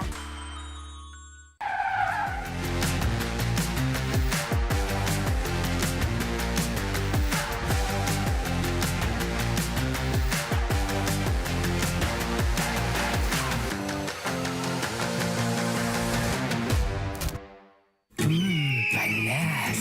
Di oven nih. Hai. Ya kelar. Wih. Nah ini Sukroven si paling seru. Mau gini seru. Mau gitu seru woy.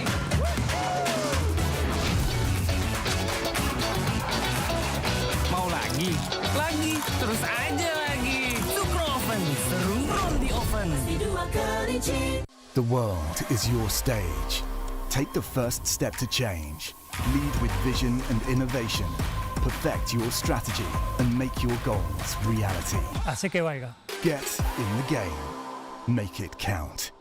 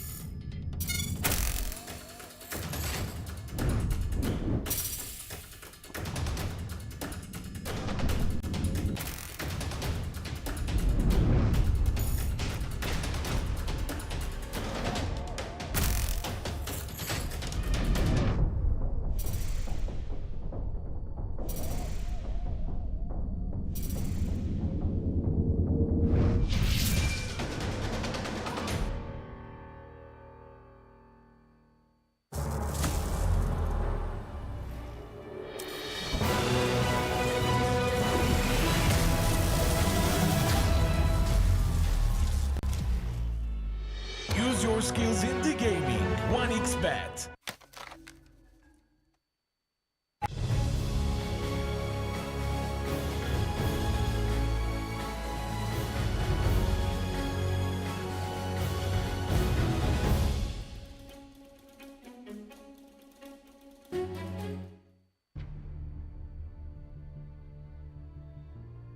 Welcome back, everyone, to game number 2 of Beastcoast versus Blacklist rivalry, where Blacklist are looking to keep the good times rolling.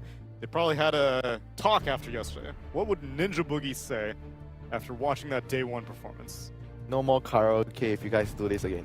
Oh, they're karaoke fiends? Yeah, he loves karaoke. Well, I know Mike does. I don't know if Cuckoo... I can't really see Cuckoo doing karaoke. At least not sober. Maybe, yeah. Who else? KP likes karaoke. KP likes karaoke, that's true. I can see that happening. So that's a good motivation. No fun. No pool. No fun, no pool, no beach. No beach. And those things are always more enjoyable after a win anyway. That is true. Yeah. You don't want to do like a sad karaoke or sad beach. You'll do it either way, but you'd rather do it happy.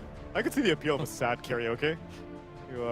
Back to your emo days? Yeah, exactly. Yeah, it's just like load up the My Chemical Romance. You'll be surprised, you know, I know a couple of my teammates, they would always go karaoke when we have a really bad day. Yeah. Like we lost all our streams. I'm saying you're going to do it regardless, but it's better to do it after a win. Even food's better after a win. Food tastes terrible after a loss. Is anything better after a loss? Punching a wall. Yeah, but think about how happy you would be to punch a wall out of a victory. You're like, yeah, boom. I don't know. Yeah, I think, but violence is never the answer. It's true. It's true. Unless if it's in-game, what violent things are they going to do, Aurora? How's Beastcoast going to revise their draft? I think their draft is fine. It's just they are not on the same page. Like I said, the Timber is trying to scale and the Kunkka is trying to fight with the Morphling, and it's just not coming together, you know, especially when Blacklist draft. It's so obvious they are going to 5-man. No matter what they do, they are going to 5-man it. And I just feel like the Timber had no impact. I just think... You think the Timber had more impact than the Kunkka? No, the Kunkka definitely did things. It's just when he's doing things, the Timber is not there to follow up. That's why it failed. Ah, okay. Yeah, the Morphling is there to clean up the fight, you know, but the Timber is not there. So there's nothing to clean up. They clean themselves up, yeah, I would say. I have like a 30-second analysis on the last game. It's pretty much Blacklist, they played together, and they looked like more of a team. Timbersol didn't really do much, and Kunkka, he did well in lane, but also wasn't able to do much because his hero was bad. But overall, Blacklist just played better as a team. Which I suppose has been a little bit of a change-up from DPC, because as a team, Winter, would you have considered Blacklist as a 5-man unit to be good, or was it like the offlane was good? No, definitely not a 5-man that's good. Yeah. Right now, they're definitely a lot better. Like KP brought a lot of different things to the team. I thought he brought balance. That's the key one. Okay. Before that was like no balance. Everybody is like trying to be the superstar, trying to be the carry. Objective balance. Yeah. Brought the tide. He did bring the tide. And we're hoping that he brings back the Brewmaster, because I know, Fear, you were asking us, as us being the SEA experts, what's KP been up to over this tour number 3, and not much has changed. Yeah. He is still KP. And he even played the Tidehunter yesterday, although this time he actually got the win. Meanwhile, as we get ready for game number 2, draft number 2, Undying, Techies, Enchantress, and Batrider banned out again. Heavy support bans, and Blacklist first pick a Clockwork this time instead of the Rubik, and Beastcoast get the Morphling, but this time they opt for the Disruptor as their 7th pick. They know the tide's coming. Yeah, that is true, actually. Yeah. So, like, you're going to pick your tide against the Morphling. We're going to at least have Disruptor, which can't crack it off on any of his stuff, so you have a chance to burst him. Still think it's a good pick to pick tide here.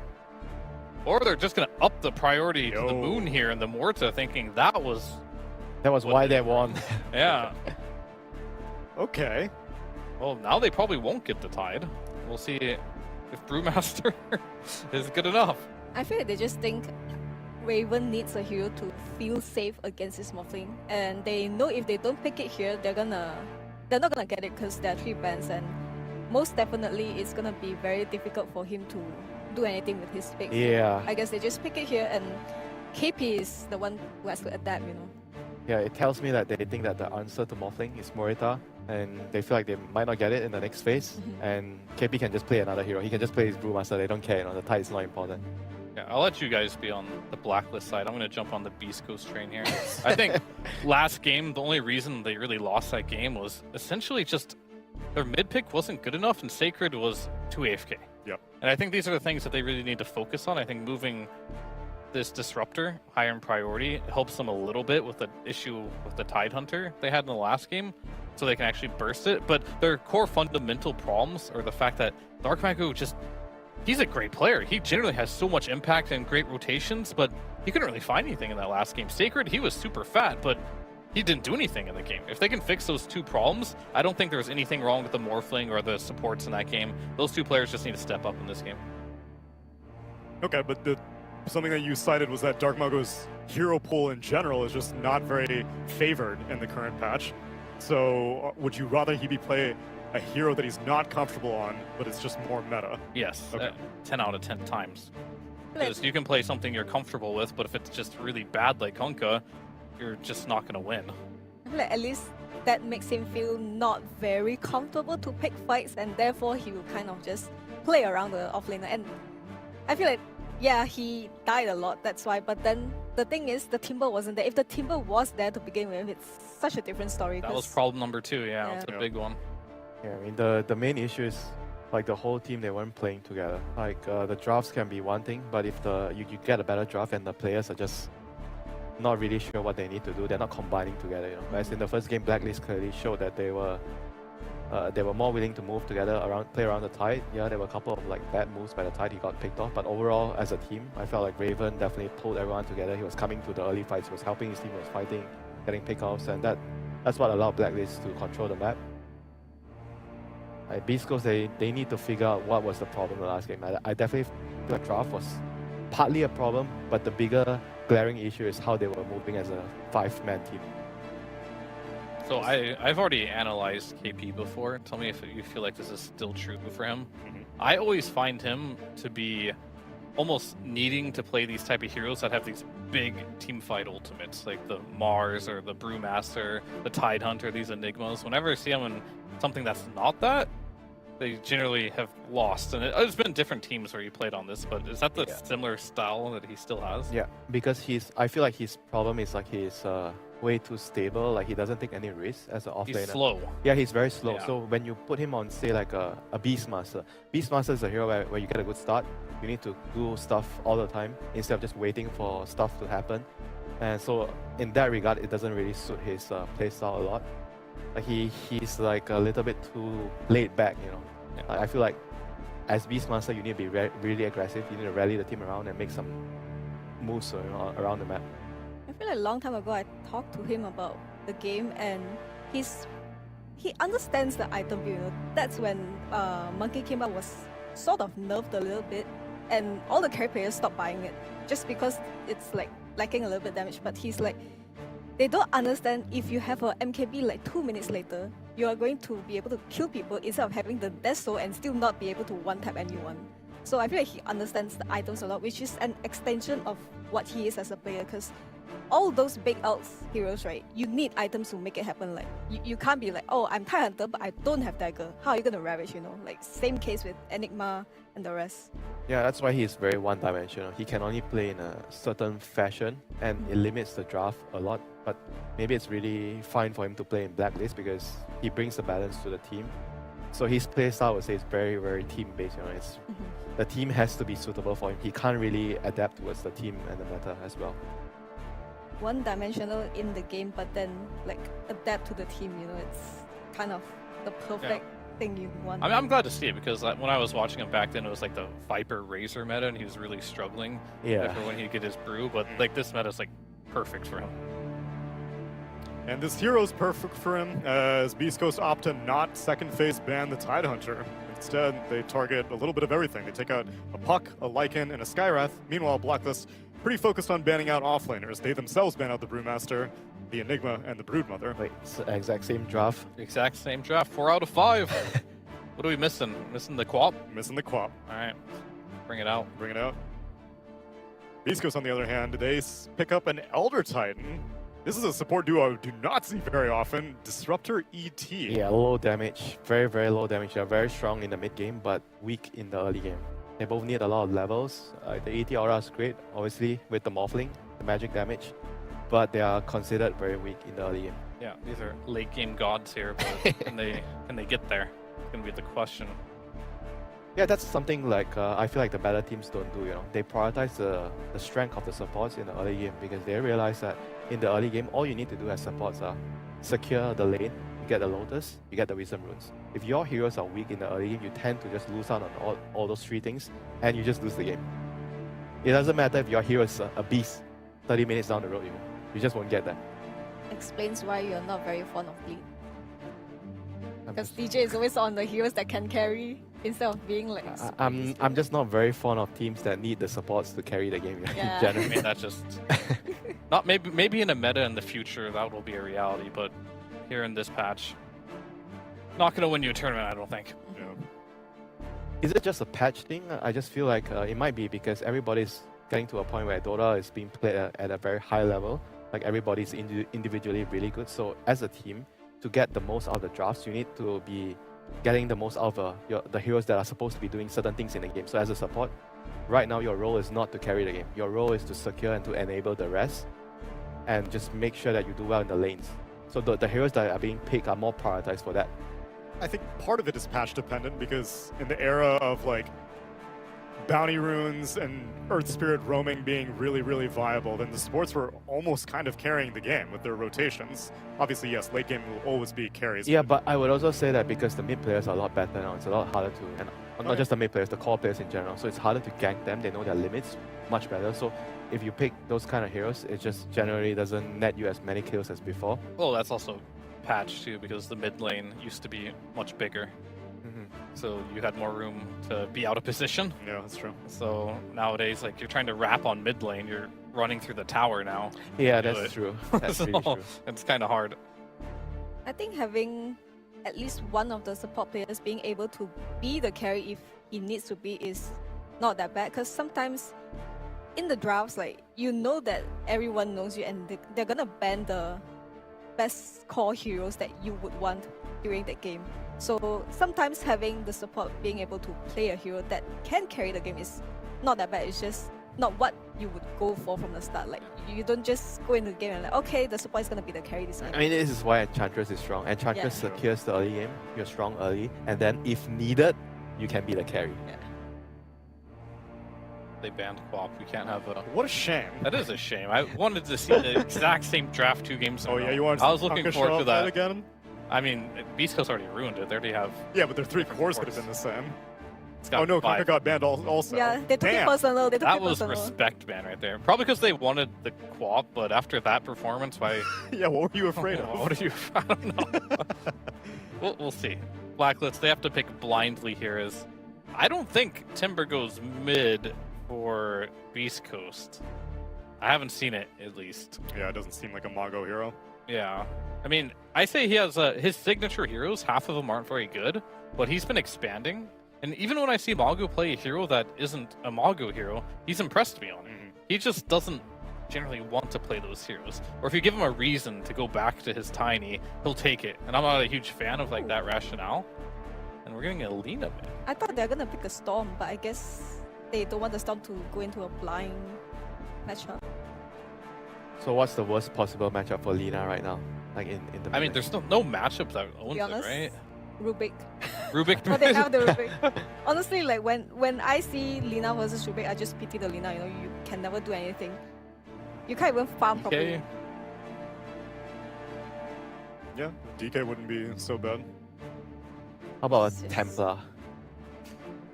A lot of people liked Quaswex and Voker, but these are like forbidden heroes. Oh, nice. They're going for Ember. Oh, going for the skill-based matchup. Nice. With the Elder Titan, this hero is amazing. Get to abuse the aura in the early game. I think it's good that you have multiple heroes that can get on top of the meta, and especially they took a Lina too, so you're gonna need more than 1 or 2 heroes. There's also a Rubik, so if you're gonna play a hero that needs to just sit behind or like stand in front but not be able to bypass the formation of Blacklist, then you're not gonna be able to take a clean fight because you already have Morphling and Timber. Yeah, the Lina is also gonna be pretty decent against the Morphling in the early game. You're one of those few heroes that can surprise the Morphling and get a couple of surprise kills and slowing his timing. Blind stun from Fog, Laguna. So overall, I think they have a pretty good setup here. Will Sacred play with Morphling this time? Not with Morphling, I just want him to play with the Ember. Oh, okay, yeah. Morph can do whatever he wants. That's the luxury of being a carry player. You have the option to do everything. But you can join or you can farm, but as an offlaner, you can't just keep farming. You got to find an opening. And I think both these drafts are pretty similar. A lot is on Dark Mago to make this Ember work for Selena. It's not going to be an easy lane, but we'll see. Let's see if it works out and we get a 1-1 split, or if SEA is going to start the day with a 2-0 as we get ready for game number 2 with OD Pixel and Fogged. Thank you very much, Tsunami. Yeah, game 2 here. We're seeing a few similarities with the drafts of game 1. Do you think that bodes well for Blacklist once again coming into this one? You feel hopeful for them, or do you feel that maybe Beastcoast has got a bit of a better approach overall this time? I mean, they don't have a Kunkka this time, so I'm happy. There's no Kunkka in particular. Was actually got banned out against them. It did get banned. Bit of respect, yeah. I don't know, that lane sounds really rough. Ember versus Lina, he's gonna have to do some really cool plays in the mid game, but I mostly just want to see them like play a little bit more coordinated. In particular, Sacred. I'm glad that Fear had actually touched on it quite a bit there. I feel like he wasn't playing the front line in the moments when they needed him until too late. Once he started playing like super front line, they already had means of killing him and bringing him down with the Vessel and all that overwhelming damage. I want to see him be more of that body, because I felt last game Mago's trying to be the body, and it causes him to just get hook shotted 12 times in the game. So yeah, I mean those hook shots were pretty on point. Yeah, we're going to get more of those again. And I'm watching. Imagine this game. I'm watching the Rockets too. He's playing versus Morphling again. He's it's not the same thing. I think he's gonna rocket again and just break raindrops the whole laning phase. I actually think it's super smart, super clever stuff. Rubik just getting a kill like that can be just game winning. And yeah, let's see how Mago's going to do. The better thing that I heard that when I was listening to the panel too is that I agree with, they have better ways to get on top of the Muerta, bypassing the front line. I think that did cause some issues last game for them to get to him. Sure. Uh-oh. We're going to see here Dark Mago in a bit of trouble, a lot of trouble. He's gone. First blood for Carl. Oh, no. And that's, that's the mid laner. Oh, just no. getting that first blood. So that'll be a very quick bottle. It's going to be a lot of mana and a lot of spells that Carl's going to be able to throw out at this Ember. Oh, this Carl's going to could be tough. Body him now. It's already such a hard matchup. The dream for Carl.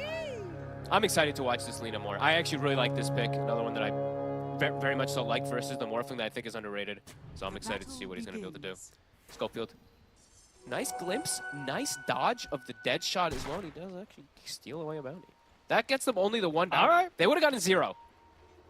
Yeah, that would have been... I mean, nobody wants to be in that spot where you get first blooded, lose all 4 bounties. So guys... Least holding on for some hope with Schofield indeed making sure that everything didn't go against them in those first minutes. I mean, it's still... Guys, Lina has bottle mid. I mean, let's see how Dark Mago can do here. You reckon, what, it's not going to be fun, it's not going to be easy? No, not by any means. Be able to, like, I think the first wave or two can be pretty okay, but then it starts becoming pretty difficult. But let's say, you know what, Mago, he's been playing, honestly, he's been playing really well. His last game, he was a Kunkka. He kind of got put in a position where it was difficult because he was getting caught and getting initiated on every time, but he's been playing really well this tournament. His Bat Rider went, I think, beyond godlike. His Timber went beyond godlike yesterday as well, too. He's doing well. Dire's courier has been killed. No, I mean, and in terms of the way that this top lane has changed, from the side of Blacklist Rivalry, exactly the same, with Kuka on the clock and Raven on the Muerta. Sacred is going to be backed up by this Disruptor from Schofield this time round. Is it going to sort of set up for the same thing where Sacred does have a pretty good start?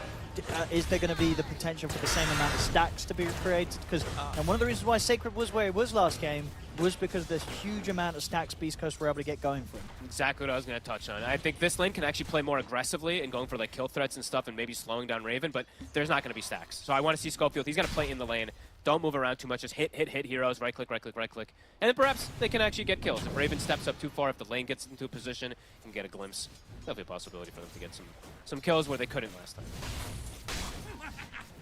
Yeah, watch it in the mid. First couple of waves, not too bad. Dark Mago, 9 CS against the 10. Shows a couple of denies in from Carl, but Dark Mago not getting bullied out completely. They can get the kill onto Stinger. Tip strike from Park, pushes back KP. KP will still be able to find that final touch to take Stinger down. I'm really curious why they picked this ET. That's the only one that's really the weirdest one for me in this draft. Like the Ember and the ET, now they work together. I think it maybe was like a deny pick or something like that, but yeah, it's definitely a bit of a weird pick in what they're playing up against. Sure, I mean, it works out nicely against the Muerta. You see the ult come out and then you put it to sleep. Yeah, I mean, there's those type of concepts of how you can use it, but being around, playing around the Aura or anything like that, playing even with the Earth Splitter, it's not the best game for it. Even on your Astral, sometimes you have these summon heroes that you're playing in for the lane, but Yeah, we'll have to see what Stinger's going to be able to do this time around with this hero.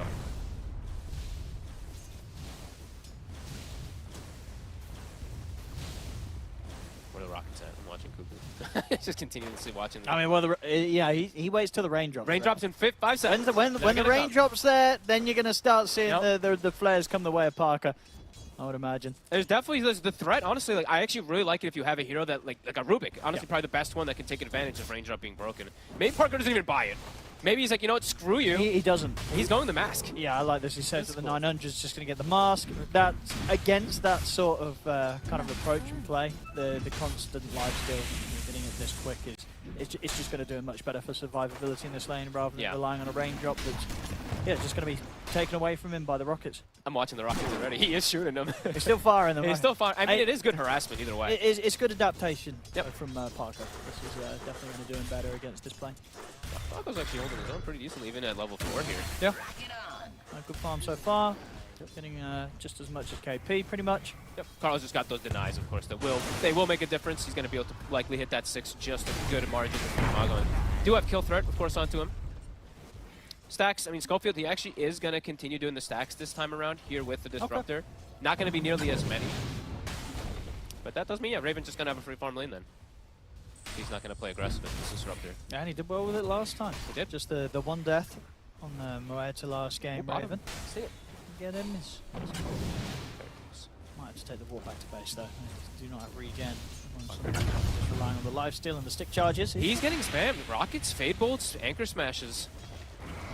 Of course, does have to be careful because of that burst when he is trying to shift down low on the strength and lifesteal up with a few right clicks. So the stick charges here will allow him to stay in a sort of safe, sweet spot.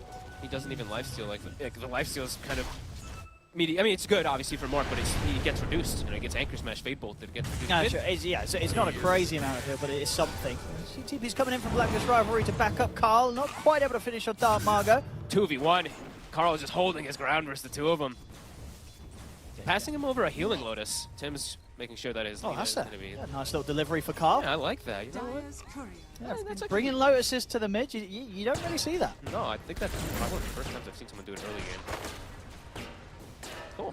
Yeah, and he backpacks items, pops it, so he's back at a healthy margin. I think got passed over a Tango also, so Carl doesn't have to go back. He can actually stay here and play perhaps for that power run. Yeah, Stinger's going to come across, refill the bottle of Dark Margo. They still have the two supports here, maybe see if they can try for an attempt on Carl, but it's not going to happen. Chains won't connect, so Carl easily able to step back, and his focus from Beastcoast won't succeed. Quite a bit of attention being put here to try to slow down this Lina, and she's doing just fine.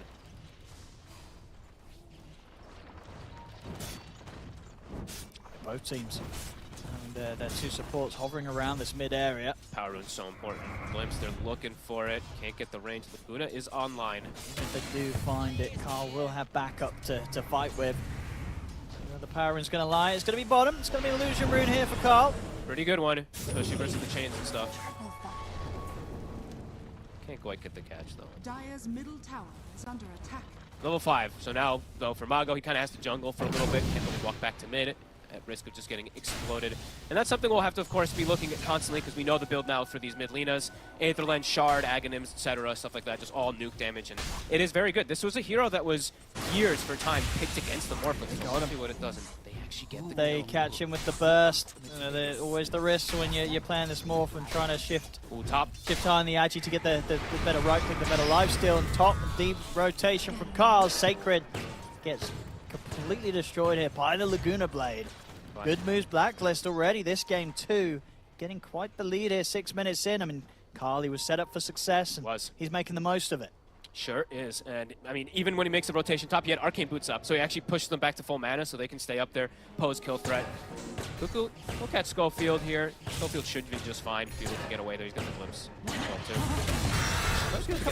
Hasn't quite got the 6.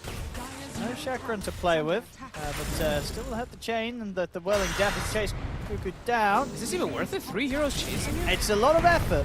I mean, they should get him. They have the sleep set up, but it's taking time. They'll find him. Indeed, Cuckoo, he'll write that off as creating space. I guess. I mean, at the least that happened. Yeah, Carl gives him a tip. He's like, yeah, worth nice it. space, bro. And it was good space. Yeah. 3 heroes. Look at the gold lead. It went up actually in favor of Blacklister in those last few moments because they're pressuring the Morphling. Lena's farming. Muerta's pushing tower farming. Really good early game this time around for them. Kind of making a statement. And Parker just has to be a bit careful. KP, same build. I think he doesn't have to deviate at all. Exact same build he can probably go for. Yeah, sure. Just yeah, Meteor, Mac Arcanes, and then Blink. I love the way that he progressed into it. And Parker has to constantly be careful down here. Tim's just waiting for an opportunity.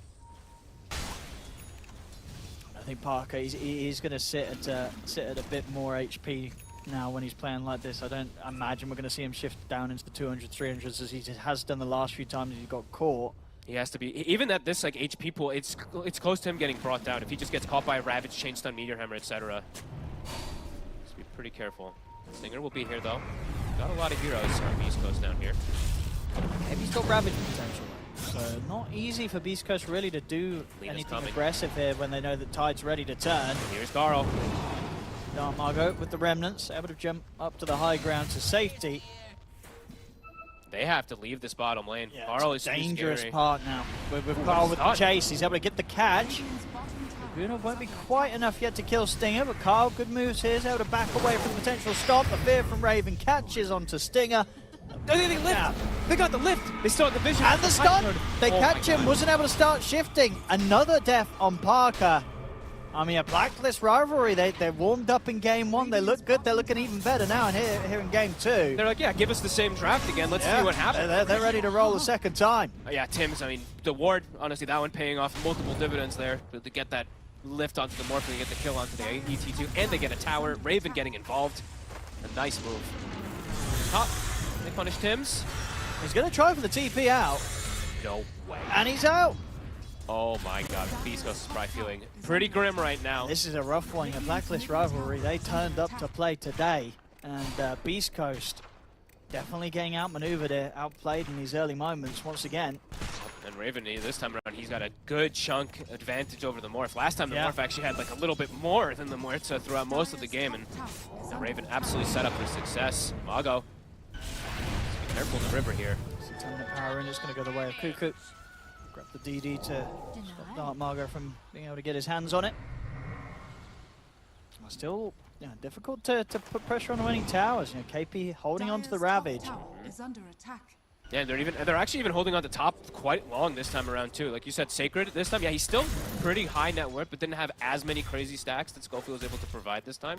And Tim's is now just sitting top. He's got great ways to spam, and Tim's doing the same build. He's gonna go Vessel.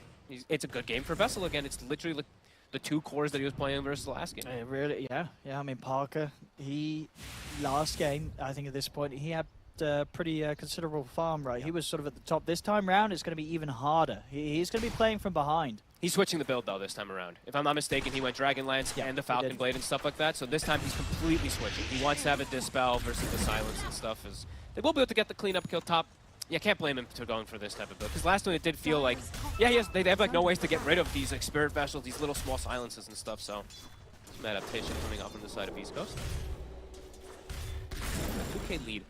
Just very happy with this early game. Dire structures are fortified. If you're Beastcoast, where do you sort of look to make moves?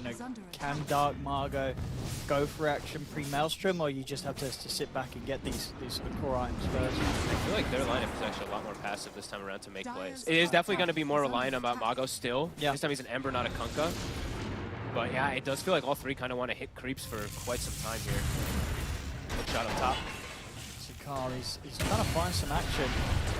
And indeed, with Cuckoo setting up for Schofield, they'll go for the easy kill. They were seeing if they could maybe chase down something bigger, but they'll happily just pick up kills like this, especially when Carl doesn't need to use the Laguna Blade. 4-0-1. Very good involvement here from Carl on the mid lane. And he gets the tower deny. He has Lens finished up. There's a travel done. He can be all over the place at this point. He may even be able to get these crazy catches onto Parker if Parker's not careful now with bots. Like he sees a Morphling farming low if he gets an angle.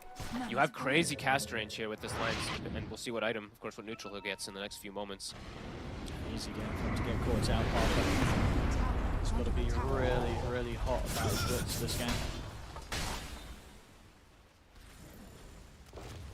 Very content with like, on Blacklist after how it went everything last game, right? I mean, Raven in a super comfortable spot if he's not getting pressured as this Muerta being able to get this free farm.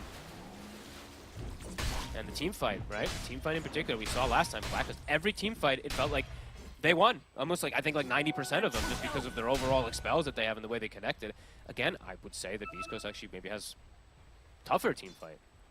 Yeah, definitely harder to execute. You know, sort of relying on these slight chains or a stomp into kind of the static storm of Schofield. And Stinger's unbelievably low level. He's level 4 on ET. And this is a pretty deep search here that's not going to find anything. There's nobody up at the top half of the map right now that the Beastcoast are looking towards with this smoke. And I actually, you know, sometimes I'm a little more critical about like meteor hammers and stuff on Tide. I actually really love it in both of these games because neither team has natural tower push. So, yeah, look at that. Taking bottom tower out, taking out mid tower. And don't have to commit literally anything to get these towers. It's pretty big. So, KP hitting solid timings. Mech's on its way out. Going to cause big issues. There's going to be some damage issues for sure. They can smoke up and go here, Blacklist. They kill anyone. They kill anyone, and they've got good catch, whether it be a hook shot, telekinesis, or just KP walking in with a Ravage. If Carl's there, plus any of these sort of setups, they'll kill any of these heroes. They even have Glimpse. Another one, too. Yep. So if they get like one kill, they could consecutively get more. And Dark Mago is playing in a very deep position. The hook will miss, and he's got a Remnant. Okay. So, whoops. He's fine. But yeah, if that hook shot hit, maybe a hook shot into the telekinesis and a light strike, that could have been a dead ember. It does at least get them the ward, though. So Blacklist, so they're aware of that. Now we'll get the rune as well, Dark Mago. Nice one. That's a good one. But yeah, could enable him if the fight does get forced. I think they smoke. I think you go get some vision. Right now you have very limited vision around where the Muerta is being, so I think maybe warding triangle is not a bad idea, and maybe go for that there. Because right now the angle that they can go for anywhere else is kind of impossible. So see if they find anyone. I mean, KP quite tanky. Don't believe between the three of them they have any threat to kill him.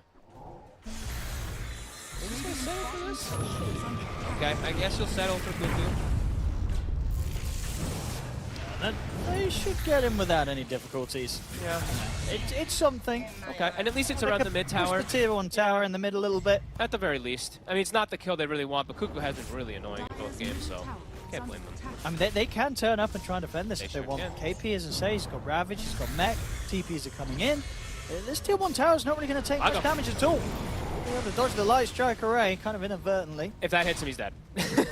Yeah, light strike, Ravage, and then the follow-up combo of Carl. That's definitely not a high chance of survival. The damage if he does get caught. The damage at this point also from Carl, it's not only going to be coming from Laguna. You have to remember, he has Shard. Dragon Slave is literally Laguna. Yeah. At this point when you have the stacks. The amount of damage that starts to stack up indeed. Right, it's 480, 485. Wait, my math is horrendous right now. Sorry, 140. So 465. Yeah. So 465 on your Dragon Slave, 400 and 400 on your Light Strike. So everything's pretty much a Laguna if you have the fire. Stomp bottom. Hard to commit for Beastcoast. We can't go into this Tide. They'll lay down the static storm, but KP's off to the side of this, so he can still get the Ravage off, and there it is. Ravage comes out. He's got the hammer coming down onto Dark Mago. Dark Mago's going to try and chase forward for Tims, but Tims, he's healing up with the iron. Finally, the Chakram finishes him off. Sacred able to get the kill. He's actually also able to get away. The chains are there. They're jumping back in. Dark Mago's looking for Raven. Raven's so low. Oh my God. He catches him from the low ground with the light strike array. Raven is still alive. They'll send out the Spirit. The Stomp will get him. Stinger able to redeem that fight a little bit for Beastcoast, getting the finish onto Raven. But it's still, overall, it's more heroes dying on Beastcoast. Sacred, Dark Mago, dead again. I feel like I never see a Stomp get the Stomp, like that. It got it. He walked back. I think he could have avoided it. It was right on the edge. Honestly, it looked like he'd stepped out of the range of the Spirit and the potential Stomp, but it did catch Raven. It's something for Beastcoast, but definitely not what they were looking for. They still take casualties themselves. And we're just sort of seeing the difficulty, the awkwardness of the team fight right Beastcoast have. If they don't trap KP inside of the Kinetic Field Static Storm, he's just going to be able to put that Ravage, and suddenly things get a bit complicated for Beastcoast. You can't kill him either. Honestly, like there's no KP. He'll live. He has Cloak. He has the Occult Bracelet too. His magic resistance is high. He'll tank through everything. He'll tank and get the Ravage off. So they don't get the nice connection at all. And even if I think they did, they probably are going to lose that fight anyway. Blacklist, 3K lead now.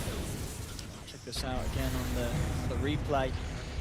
The setup of the Kinetic Field didn't quite catch KP. He's able to step out, give this chance for them to turn, take some kills themselves. You know, Carl wrapping around the side, cleans up Schofield. Sacred, you know, great connection with the spells, bring them as low as they did here. And Dark Margot coming in for a round 2, but not enough damage to kill Raven at this point.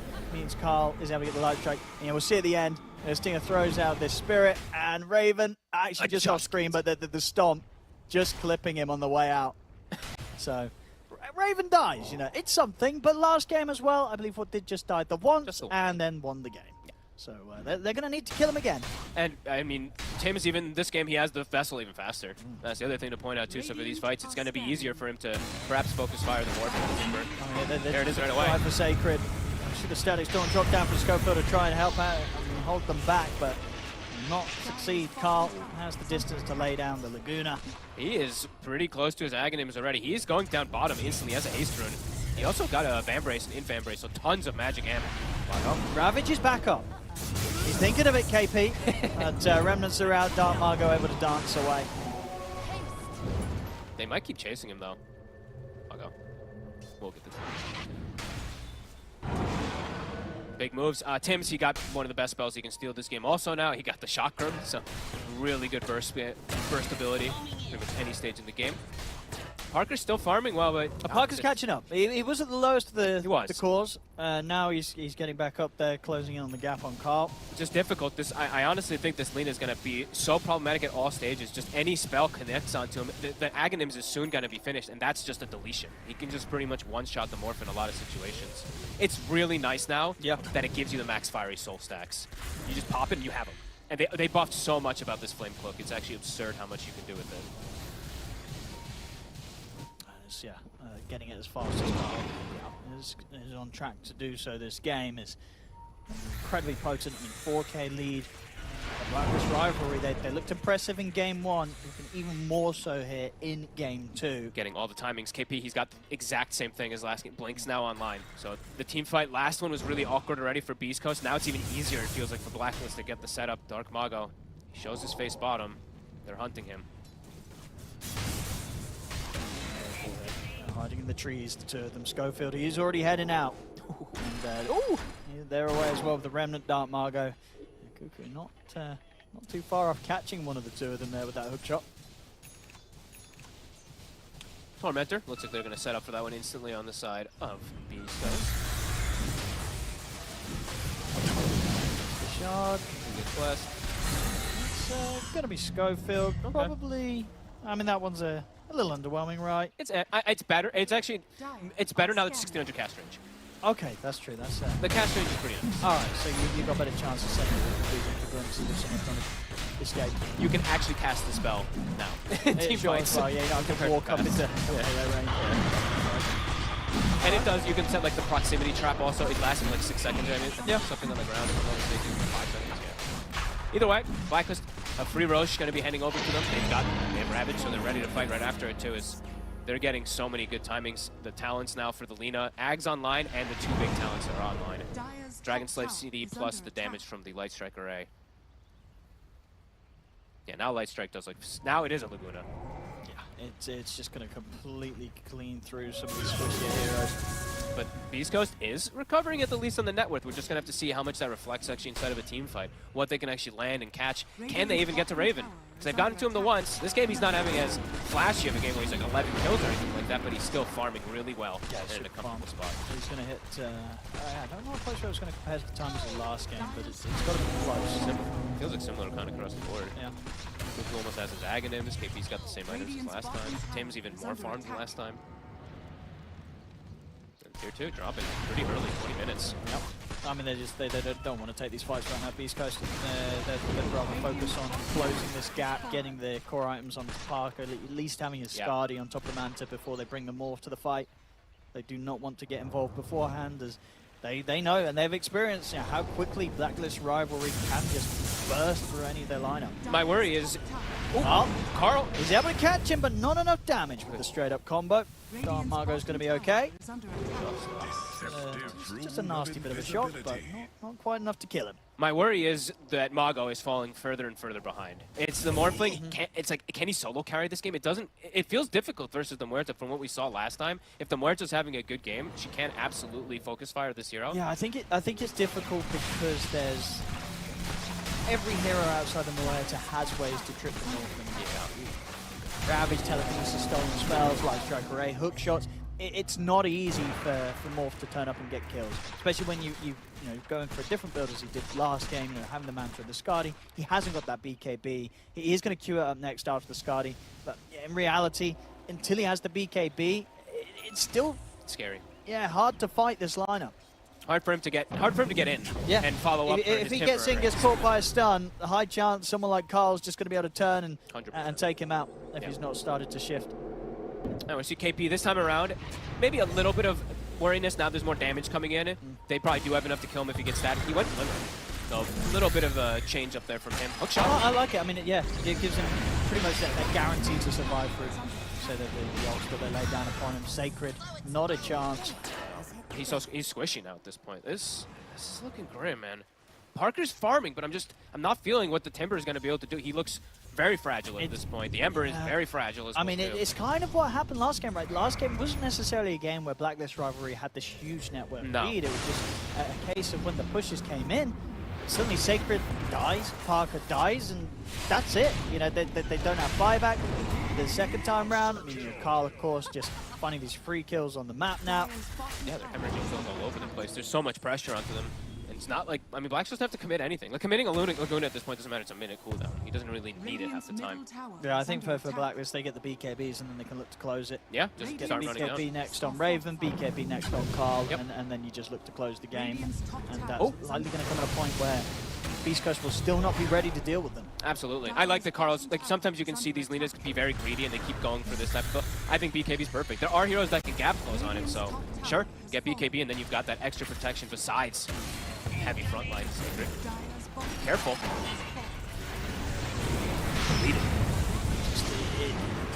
Barely stands in the game for a second. He's just gone. He's just gone in an instant against this overwhelming damage that Blacklist Rivalry have. He doesn't look. Was that a Timber Saw? That did not look like one. Just disappears. Too much magic. Too much. I mean, even the Silver Edge too. Everything's just coming out too fast. Beastcoast. What's the move gonna be? BKB, okay, it's finished for Mago, but nowhere near for Parker having his, so it's actually impossible for them to do. And they've caught Stinger outside of the base.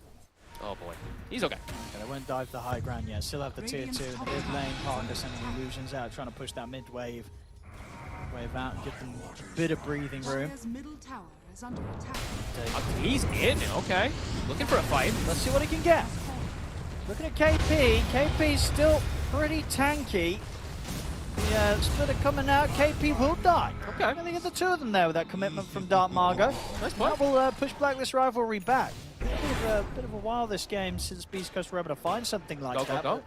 Dark Margot finds an opening. Not an easy one to find. Look for more. Find it. I think you got to go for more. You've got like 20 seconds. Take any type of advantage that you can if you get these kills. I mean, good play. BKB's on cooldown, so Mago has to perhaps be a little bit more careful about committing forward. But a very good kill that they're able to get set up here. And Schofield's in. Schofield's out.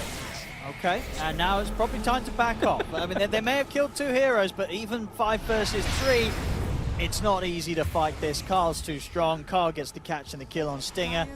Maybe getting a little too excited there, Beastcoast, with the 2 kills that they did find. And forgetting that running into high ground against these heroes that were left alive, into this Lina, level 18 Carl, it's just unlikely to work. It's the right idea though, right? Like they've got to take their chances. Yeah, they have to take the risk, but the blink up is the thing that can turn me. I think if you put a ward down, you get some information. Fine. Schofield just blinked in. Like it's just like you're kind of asking to die if there are any like 2 heroes there, and yeah, there's 3. Immediately dies. Parker, yeah, I think it's gonna have to wait just for his BKB when he feels good enough to be able to fight. Dark Mago with his BKB now we're seeing he can actually get committed into the fights. He's having a pretty, a good amount better game than the last time, but just because his hero's 1,000 times better. Yeah, I know for sure. I mean, you're playing from behind. At least there's still some potential here with an Ember. Yeah. As we saw, Kuka can become rather underwhelming in games where he's playing from behind.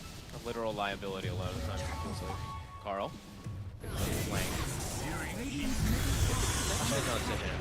A static somebody, he's got BKB if necessary. So yeah, it doesn't even have to pop it here. They also always have to save too. Rubik has Shard.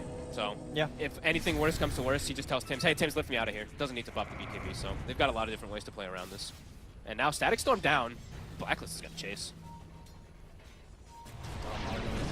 They've got a good bit of distance between them. Nice and, clear. Remnant's out and ready. Dark Margo back to base. Schofield, he'll manage to get safely away and TP out. Do still have the siege creep with them, Blacklist Rivalry, so could still consider poking the base. Okay.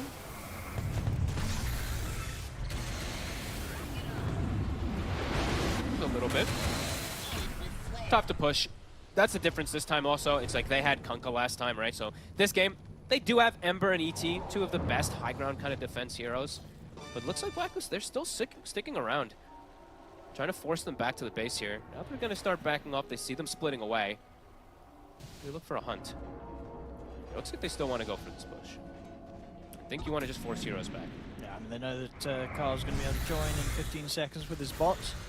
And Raven, he's hunting too. If he sees someone step up too far, he could have got a maybe connection, but... Bringing in the mid lane as well. So he's out and be able to push on forward and do some damage here to tier 3. It's getting whittled down. The Eye of Vizier from KP, it gives him the cast range to just constantly Meteor Hammer it right here. So it's down to about half HP. They forced heroes back. Looks like that's going to be enough for them to back up, pick up their items. Yeah, could look to wait for Roche. Yeah, it's potentially. Well, no, it's going to be up. We can see in just under 2 minutes. So that would be the next safe timing for Blacklist Rivalry to play for. They've got the superior team fight anyway, so holding back, taking Roche, and it's going to be difficult for Beastcoast to really do anything about grabbing them. And we're seeing the tons of adaptations from Parker in particular. Like I mentioned last game, he went Aghanims, but then I think he realized this is not great versus Huerta. There's not really a point to do this, so he actually switched even the talents he's taking. He took the 15 Agi talent, which you almost never take on Morph because you always go Ags and Morph talent. So yeah, he's adapting here, looking for some type of answer. They're coming out with the smoke. They know that it's the point of the game where Roche could be back in action, and they do not want to let Blacklist Rivalry take it. I want to see Sacred be like, I want to see him just like blink into people's faces just to give space. I don't want to see Mago kind of initiating the fights. I want Sacred to be the body that he needs to be. He might just die for it, but it's his job at this point in the game. Last game, he didn't really body as much as I think he needed to. Spotted out here. Rockets. Drop the Static Storm just and the Earth Splitter here onto Cuckoo. I mean, already Scopo's been taken out. Sure, they get the kill on Cuckoo. It's a 1-for-1 so far. Dark Margo's going to look quick for more, but he gets caught. The Ravage into the stolen Static Storm. Not a chance for Dark Margo. As now Beastcoast, they've surely got to run him in. Parker, he's considering trying to get back into this. He's going to look towards Raven. Raven's able to put the BKB. Parker closing the gap with their own full. They're actually able to kill him off. Huge. As Parker, he'll find the kill. Look at the glimpse back onto Tims. They'll take out the Rubik. Double kill for Parker. As despite losing Dark Margo to the initial ultimate combo that Blacklist Rivalry jump him with, Parker, he realizes he's strong and realizes that Raven kind of caught in a spot where he couldn't save himself. Yeah, and pop BKB, but the Morphling, he's got the Scotty, the itemization this time around for Parker, the adaptation, and honestly, I wanted to say that was all Parker. Like Mago and Sacred, they just kind of went in and died for themselves, didn't really get it. Well, Sacred did it, but he didn't really give that information. That was literally all Parker getting the jump. Yeah. Him and Schofield. Yeah, Raven just caught in a bit of a bad spot there. Yep. That's pretty big. He's now got, what, 1,500 gold lead ahead of him. The itemization, he's getting a bit tankier. And Roche, it's up. Can they go for it, try to force it? The thing is the Rockets are gonna scout it. Yeah, looks like Parker is not too interested in going for the Roche. He's gonna hold back in. Yeah, they don't want to go for the Roche. No, I don't think. I mean, you think it is still too risky, even though, I mean, how long Ravage is down for a minute. So there's still a window where they could go for it, but it looks like they want to fight. They want to get the kills first. If they can get a kill, then that's pretty much going to guarantee them the chance to go Roche down without any interruption. Yeah. It's just like the Rockets, I think, are a little bit too frustrating if they do go into the pick. Because it's triple Rockets, it's going to be hitting multiple heroes. They're hunting. Ravage on cooldown, KP. Last quick on the blink. Sacred is going to try and chase. He's closed in onto Cuckoo. It will put the concentration to get over the hook shot, but that adaptive strike finishes it. Now Parker able to snipe him, pops the BKB, he'll go for Tim's. Parker starting to clean up these kills. Parker's definitely starting to do it here. Gold lead is completely shrunk back down. It wasn't at some crazy levels anyway, but Parker, now Satanic done. I mean, now they could definitely go for Roche. They've taken the 2 kills, go towards the Roshan. The question is for Blacklist Rivalry, do they try and fight with just the 3 of them? They have got the ults, Ravage is back up to 10. Oh, it could be a little risky. No rockets to scout. You know they're probably setting up tons of vision out. I mean, they are strong with the 3 cores. Okay, this is a bit of a risk here, though. The BKBs are still online, if I'm not mistaken, especially for the Ember. Chains. Oh, Marco's going to try and jump aggressively over towards Carl. He's trying to force them back. They get the glimpse back onto Carl. Carl is out of BKB. Same to be for Raven. Raven pops the BKB, keeps his distance away from Sacred, and he's actually just going to opt to TP out here under the cover of the BKB and the ult just to keep himself super safe. Same for KP. KP also able to make it out. So they give it a bit of a shot. It doesn't work out. They are able to bail out at least with their 3 cores. They don't lose any lives for it, but of course they weren't able to stop the Roshan. Parker now with the Aegis. He's playing really well, 5-2. And I love, he switched up pretty much everything he's done. It's definitely working. Got lucky, of course, too, getting a Titan Sliver, one of the best items you can get on Morph. But yeah, Mago, sure, he dies last time. This secondary round one, though, he's playing very aggressive. He's playing way more confident this time on the Ember. He's giving great information for his team. Schofield's getting closer and closer to Aghanim's, too, so okay, it's starting to perhaps shift into Beastcoast's favor now. Still difficult. We'll see how all those team fights go down, but Parker is definitely a problem for them to deal with. Aegis and a cheese, they'll have to do it twice. Yeah, I mean, things did really start to change when these BKBs came out for Dark, Margot, and Parker. Right now, they can get in the faces of these cores, some of these squishier ones, at least looked at Carl's Lina, and obviously the Muerta from Raven. Outside of the ultimate and the BKB, Raven dies super quick to these heroes getting on top of him. Absolutely. A Hex now finished up for the Lina. He's still pretty fast. Extra form of catch perhaps for this Morphling and for this Ember, because they are being a bit annoying, a little elusive with the 3 cores. Team fights will be everything. See if KP is going to be able to connect more. He's still having a good game on KP, like he's 3-1-9, but it's not that explosive one that he was able to have last time. I feel like all his Ravages last time were absolutely perfect. This time Beastcoast, especially Parker, he's playing around it way nicer. Yeah, his timings are going to be way faster this time than the Muerta. Well, now, after that last fight in particular, that he might be able to get this Butterfly. And I think he did see this time that Raven got a Hyperstone. So Raven this time is not going to be able to go for this like quick MKB kind of thing to counter out that Butterfly. This could be big timings here, really, for the side of Parker and Beastcoast. Fights.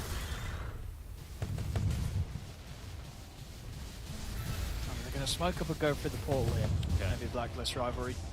They want to try and take a fight and catch Beastcoast from behind. It could still be very explosive fights where they just delete heroes and they just kind of walk away with it. Or Parker kind of could just clean up because he doesn't get burst down in time. This could be a pretty decisive one right here. He's going to get the jump. They're already starting to swing away from this point. Schofield, he showed himself. I mean, yeah.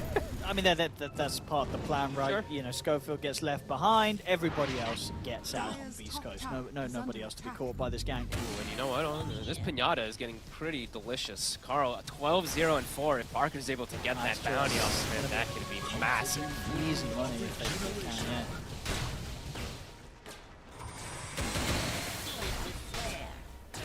Maybe closing in on his. We did see that. It was quite a crucial part in allowing Blacklist Rivalry to shut down that game 1. Passing away the gem also now. I think KP, he was feeling a little weird about holding the gem and having to just be frontline. He's probably like, I don't want to lose the gem. Because the 2 times he like blinks out, can't actually act as that frontliner as much, so we'll pass it away. Wisdom Rune, Tim's will claim it. Tormentor's back up. Just a minute and a half left on the Aegis here for Parker. A lot of money as well. Burning up 4,800 gold. Looks like he's shifting away from the idea of the Butterfly. Oh, okay. I mean, the thing is, like, he did just get MKB countered last time, but this time around, it's not the case. He's actually got what about a good margin for it if he does see it? He's done Twitch, so we'll see. See which one he goes for. Yeah, I mean, I don't know when the last time was they kind of saw Raven on the map, so maybe we'll see him change when he gets a kind of an inventory update. And when he's able to check Raven's progress, the items that he's going for. Well, and you can just click. Oh, well, yeah. I mean, Well, you can click the top to see that, I know, but I yeah. don't know when they, he last actually showed. Definitely. For instance, I don't know if they know that he spent up to turn the Dragon Lance into the Hurricane. Yeah, I don't think so. I mean, if someone clicks him, though, you see the empty slot, right? I mean, anyway, yeah, Parker's just going to spend up and buy the Silver Edge rather than wait to make a decision. Oh, it's a big one! Straight in on the fourth of them, I think it's right. Caught Parker on the edge of it. See if they have enough damage to burst through them. They can take down Stinger. And KP, he's going to try and bounce his way out of there, but Dark Margo catches him with the Sleight of Fist. Carl will be able to get himself away. It's an explosive start to the fight, but does end up just being two for... Well, okay, they come in with the buybacks, I suppose, but... Ooh, Gem. Hits the deck. Did they see it? I don't think they... I mean, he saw it on the courier, but I don't think they can get in there. Sacred, he can now. All right, there we go. I mean, that was Blacklist Rivalry starting the fight, but very much ended up going the way of Beastcoast. Sure, they had to use the buyback on Sacred, but picking up the gem like that, pushing the creep wave, didn't go quite as wonderful as I think Blacklist Rivalry would have hoped for with that sort of jump. That, I mean, pretty much what, 4-man Ravage initiative. How much did they have to use just to kill the Timber? Honestly, I think they had to do like 8,000 damage to him or something to bring him down here because he did have the Ags active. So yeah, they had to use literally like a home Huerta thing, a Laguna, everything to bring him down, and that was all they had. So they had to back off right away afterwards. Just afraid of that Aegis.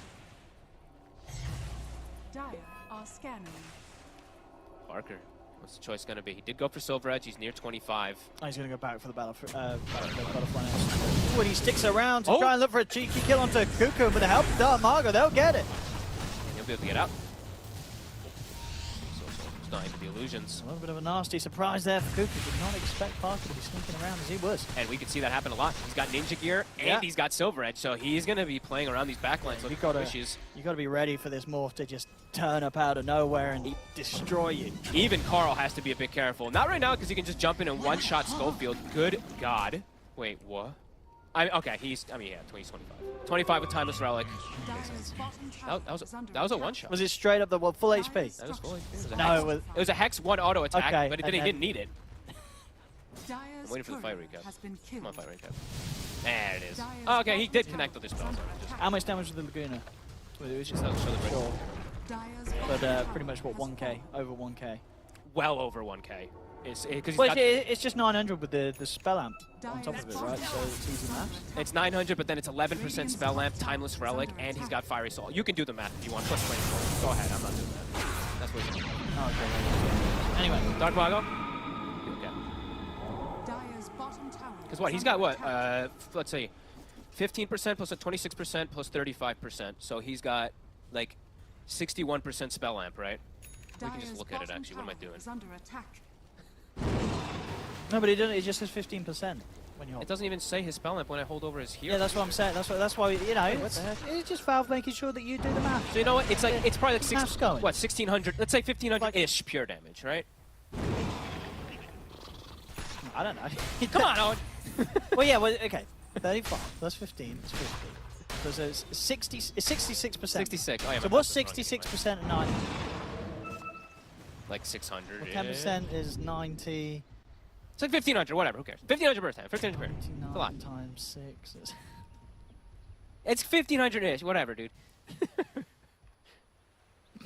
You keep going. I'm pulling out a calculator. 590. It's 1494. You said what, 1500? Yeah, I said 1500. Yeah, so, well, we like to be precise. Okay, I think fair 1494 pure damage. Which is a lot of damage, and indeed that will, well, okay, Scofield's got a bit more HP now. He's got 1989, but... Wait, did you factor in this 140 from the Fiery Soul? No, Whatever. No. That's why I'm saying there's a lot of math on it. Mago, needing the charge. Hesitant to walk into high ground here. Yeah. Be careful. I mean, how long is what? He's just switching items. He's unsure what to get right now. He's got Refresher now in his bag, so he's got, what, 4 activatable items. Yeah, I guess that's sort of the final piece of the puzzle for him. Yeah. If he's not going to go Butterfly. I mean, it could always, always the argument, right, to get rid of those treads and get some sort of swift blink or some sort of blink action going on. Sure, yeah. You know, no, absolutely. Get those treads changed out. Yep. But, yeah, it's always something to be said for Satanic in these fights. How's the Raven gone? I mean, his progression has slowed down massively after those last few fights. He's now 8,000 behind the Morphling. It's actually crazy. Yeah, I think was kind of looking over towards Carl to be this kind of carry, this kind of just an immense amount of damage. They have to catch the Morphling though. They've got to get in with these hexes. The thing is now it's like it's kind of, you know, I was talking about earlier, like I was worried about the Morphling solo carrying. Now I'm like the Lina and the Muerta, it's getting difficult for them because Mago's having a good game. Mago's actually completely reestablished himself in this one. He's rich. Aghanim's 5,500 gold, level 24. Beastcoast feeling strong, feeling ready. Aghanim's on Schofield. Marco, if you play it right, you can clean up these fights. Yeah. I mean, if they get an Ag Static Stone on pretty much anyone, they're just gone. And they have the heroes to lead the charge. I like that Stinger went this kind of funny item build, but it's Glimmer Pipe. He recognizes that it is a lot of magic damage. You can protect so much versus it, even versus Muerta's ult. I mean, they've wrapped all the way around behind them. This is quite sneak. Beastcoast is heading back over. They know. They do feel that there's something coming from around this area.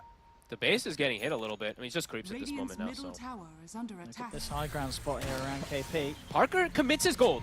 He buys the full refresher, so he doesn't have buyback. He does get caught, but did not go well from last game. Schofield's gone. I mean, that's already a quick way to start. They've got the opening starting onto Parker. Parker is in trouble. They've got the Oh my God, he's gone. No. He just spent his money. Are you kidding me? Oh no. He just did it again. It's a similar story to last game, but this one even more painful because this game they're leading. They were potentially about to be winning it. Oh no, they're gonna lose almost. They're gonna lose another one. I mean, does Sacred at least have buyback? No. He also spent does. his gold. He spent his money. Oh my God. Oh no, we've got to get these guys some sort of accountant or financial advisor on the team. Well, you know what? Hey, Blacklist is gonna be unbelievably happy. A godly catch there from KP and Carl. Was. Chain CC, double hexes back to back. I mean, rid of the board. Great stuff. Yeah, just getting Schofield out the way. As well. I think could have gone any better there for Blacklist Rivalry. I mean, Schofield got one shot. He got deleted.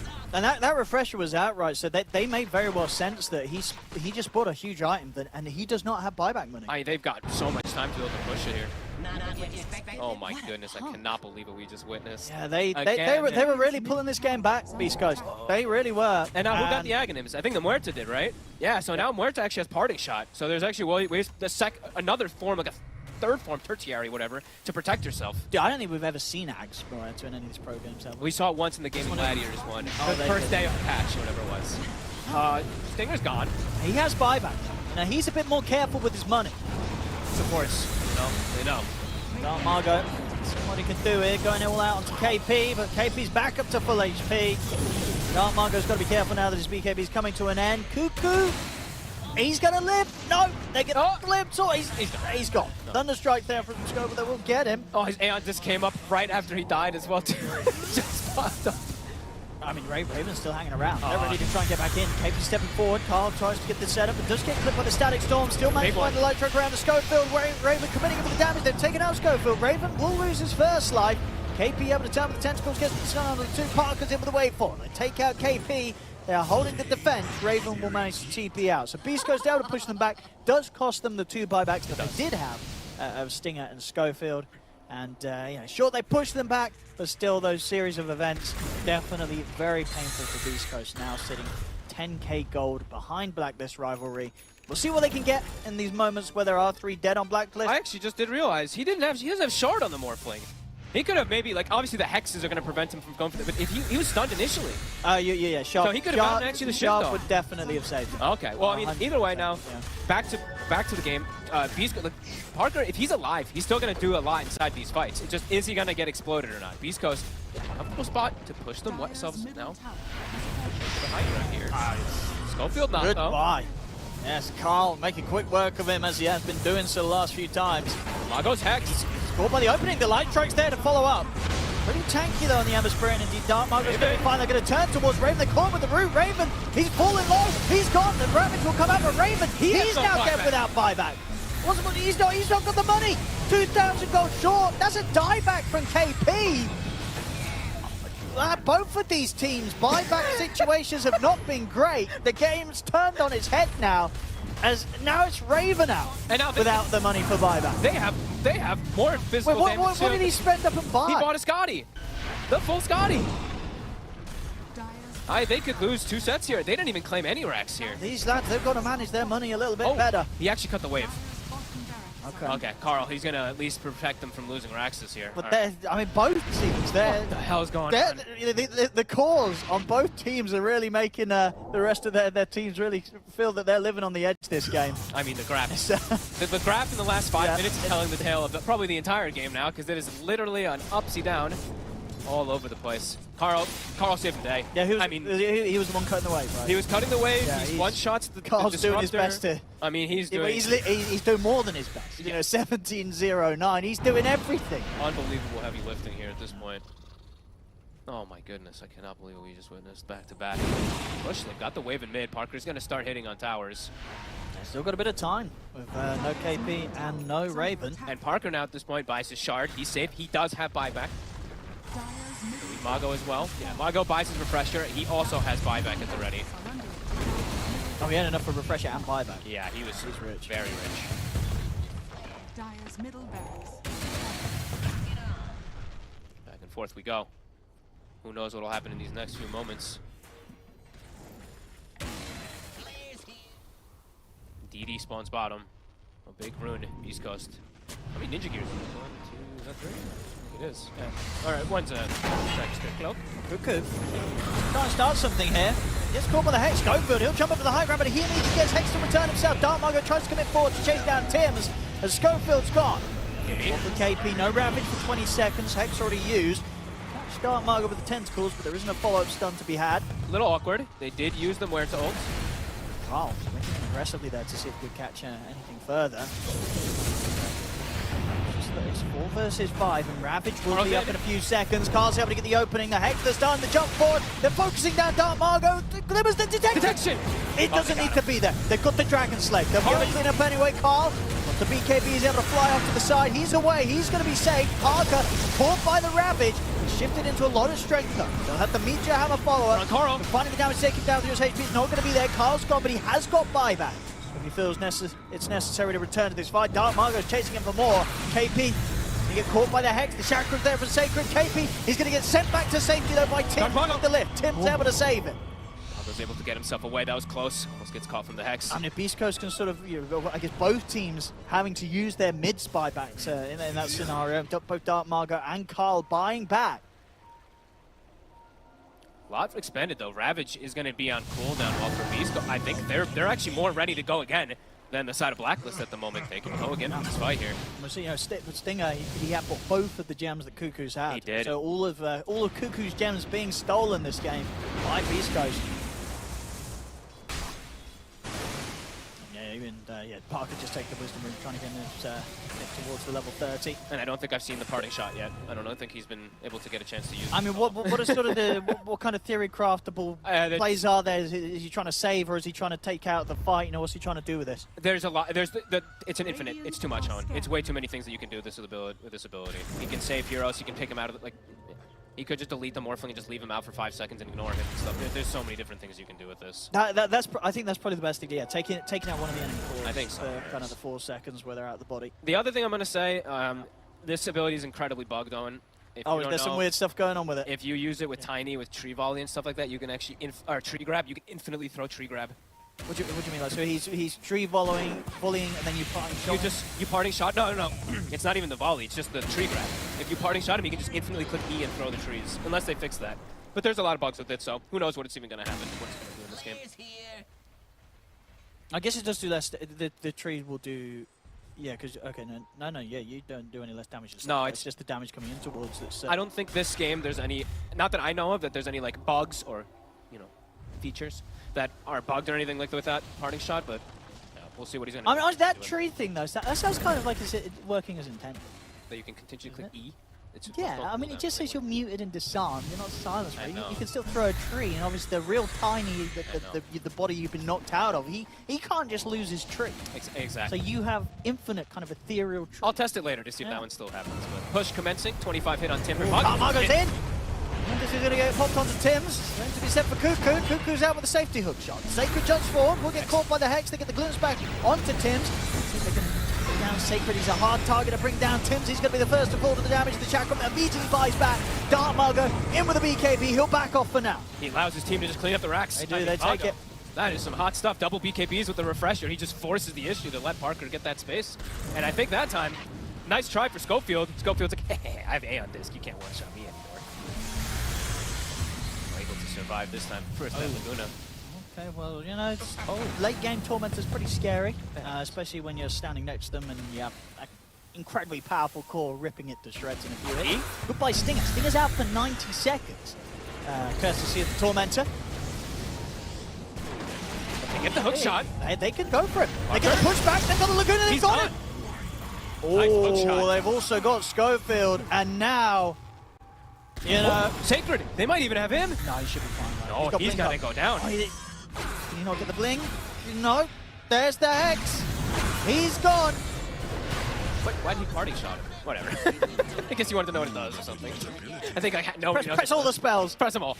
Oh, man. Well, okay, so shot. Stinger at least, he did get his buyback back up. I guess it must have just been but they do have buybacks available. They won't be using them to contest this Roche, though, so Blacklist Rivalry will be able to get this Roche and get this Agnes. Who's taking the Agnes? They've already got quite a few. I just see on the way of Tims. We give it to KP. I would like it for the Ruby, but I think they're going to give it to KP.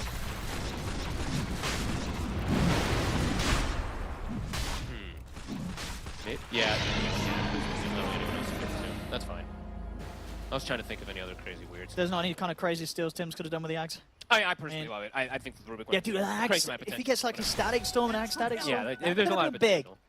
I mean, yeah, sure, you know, Axe Gush is cool, but I feel like 53 minutes in, it's not going to have the same impact as some crazy sort of old skill. Especially when your core is actually just imagined Gush as much as usual carries. But whatever, you know what? Well, it's still good. This last fight, again, I mean, just great catch, right? They've done it a few times now where, you know, Parker, he's incredibly fun to pop up, but it's a difficult game for him. Sure. It's a difficult game for him. He can just get caught and blown up still pretty easily in this late portion of the game, despite how farmful he is. It's an insane amount of control, right? The double hexes, I love, like I said it last time, the itemization from KP tends to be pretty on point. This time around, it's the same thing. Double hexes, so much control. And Cuckoo, I mean, this game not as flashy, but still the hook shots have been a point.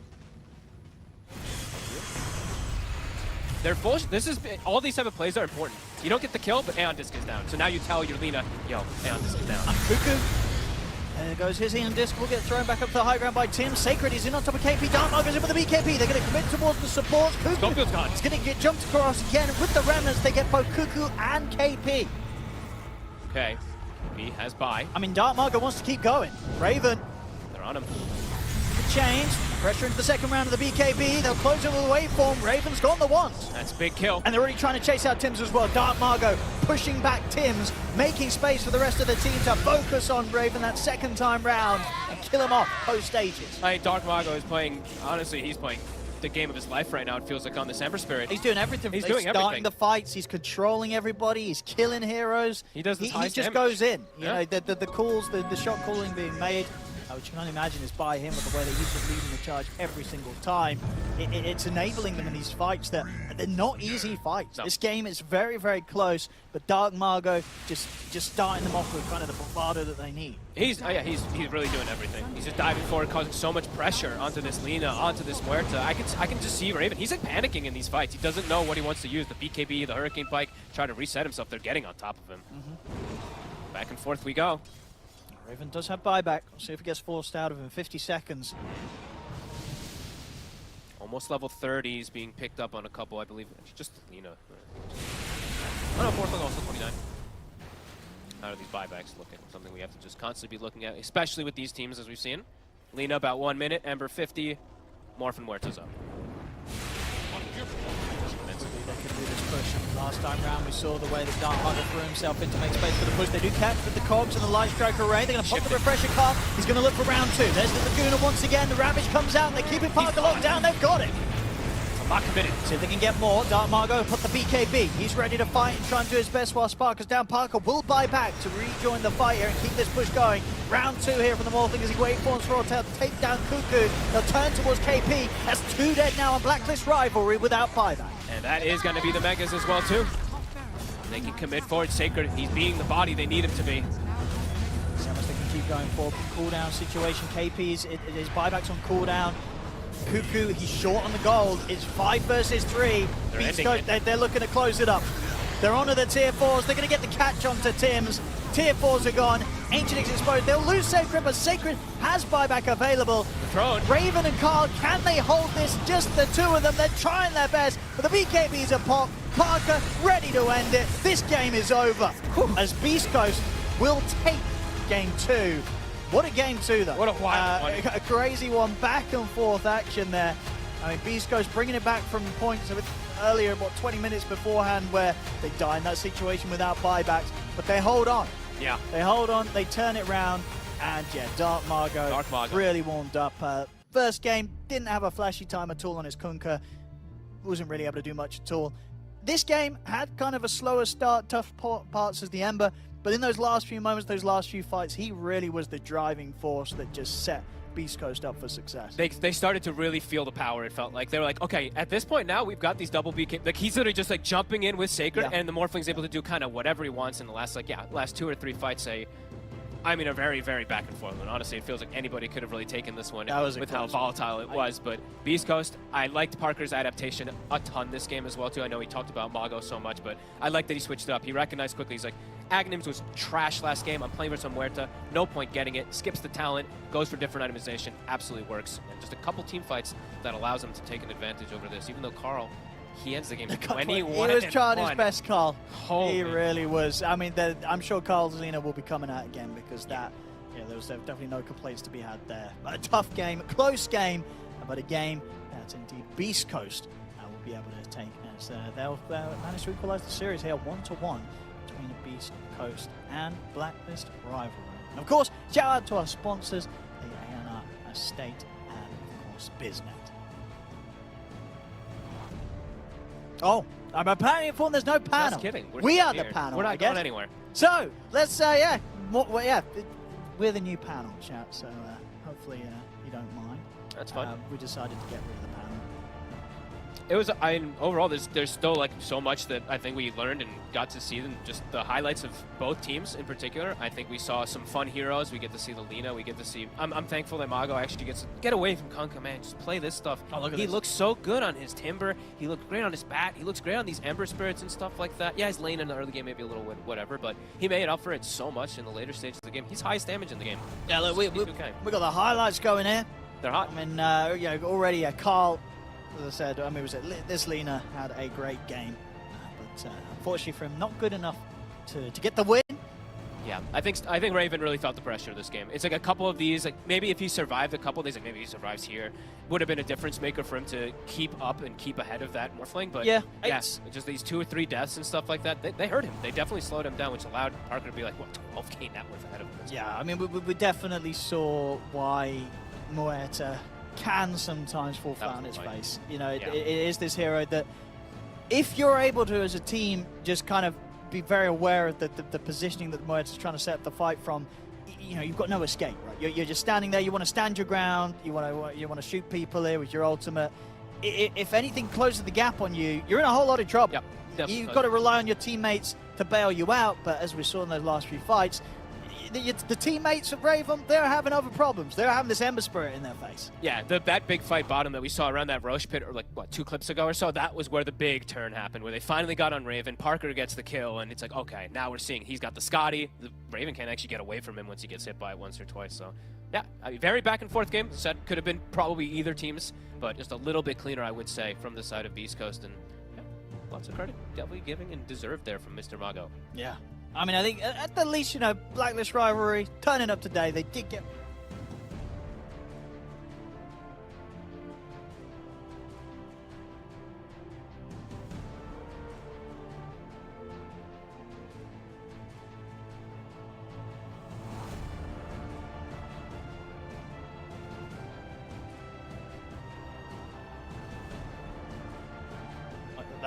That's a lot of damage. That's, yeah, he nearly did as much kind of his other two cores put together. How much damage did Carl end up doing on the Lina? Carl was up like 50k? 50k, yeah. 50k damage. But it's like you... so was Raven was close behind him, yeah. About 46k. I mean, the breakdown though, I'm going to quickly like just look at like a couple of these. It's like how many times did he Laguna the Disruptor? Look how much, he did 10,000 damage with Laguna the Disruptor. Yeah. So this is actually pretty important because Laguna overall versus Morphling most of the time is kind of what you want to do. He Laguna'd Morphling only like twice this game, so... Yeah, I mean, I guess made sense right in those last few fights that you know, if you see a Disruptor, an Aghanim's Disruptor, you want to delete it. Yeah. You know, you throw every spell under the sun against to make sure the Schofield's not every player's team fight. Meanwhile, the Ember, it's an Ember, so he's hitting damage on absolutely everybody. So yeah, you can see like his damage was amazing on Dark Mago. Carl, of course, having that very explosive game, but toward the end, yeah, not having the Laguna for the Morph. No. Yeah, good that Darmago was able to do it in situations where, you know, as you said, the lane's not too easy for him. Sure. Could have been a game where he got completely crushed from the offset, but did not end up being the case. So yeah, I know, excited to see what these two teams will be able to continue to bring. As I say, I think, you know, Blacklist Rivalry, you know, you got to watch out for them in the next series. You know, even though they did lose this game too, they look good today. Yeah, they look. I mean, both teams look good. I think it's pretty difficult to really go ahead and just be like which team is going to look worse or better. I think everybody is kind of showing a lot of prowess in this tournament. Even teams that a lot of people just immediately count out. Nouns, they take a game from like PSG.LGD and stuff like that. So good stuff going. I think we're getting to see a display of a lot of these teams. And you know, speaking of Nouns, I think that's probably the team that we have next, right? I believe so. Yes. So don't go anywhere, ladies and gentlemen. We'll be back with much more Dota 2, of course, as has been across all 4 channels that you should be checking out. Of course, if you only got one monitor, you're already on the best channel here, you know. And indeed, I believe our next series that we'll be having here, could be a spicy one. It's Betboom versus Nouns. And kind of what before this tournament started, people would be like, it's an easy game for Betbooms. But hey, Nouns, they took a game off PSG.LGD. Maybe something crazy happens. Maybe it doesn't, and it's a stomp, but there's a chance. It's honestly, who knows? Because it's Betboom. The thing that people always talk about is Betboom on LAN. Maybe they make some mistakes and stuff like that. I mean, I have them probably crushing it, but who knows? We'll see. We'll see. I mean, they look pretty warmed up through their run on Dream League, so it could be a scary one for Nouns. Don't go anywhere, ladies and gentlemen. We'll have a short break, and then we'll be back with the intro into our next series, Betboom versus Nouns, here at the Bali Major.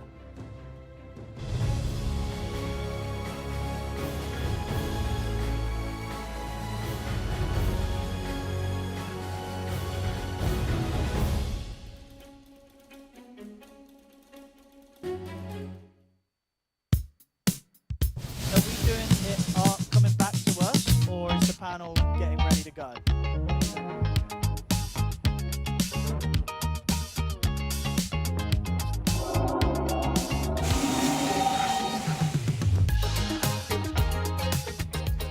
哎，这个皮肤黑点好看一点，对吧？首先感觉是有个你，确实。还有一个是谁啊 ？RTZ，应该是。这个眼睛肯定是我的。对。嘴巴。也有点像我，感觉是你和 RTZ 吧？RTZ 我不确定，RTZ 也不像，就我们俩加起来应该没这么难看，对吧？那只有我们两个了。取个名字，怎么取吧？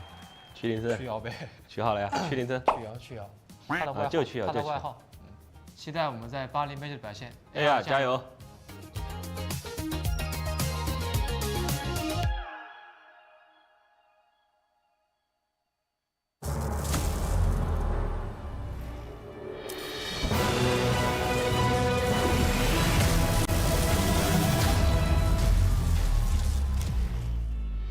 Use your skills in the gaming. 1xBet.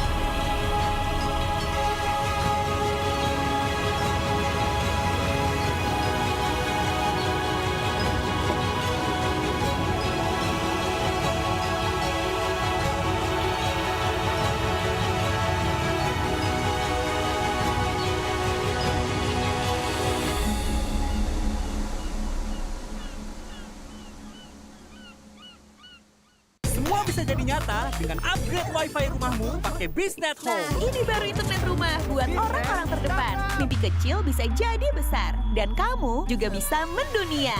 Jadi, siap wujudkan semua jadi nyata?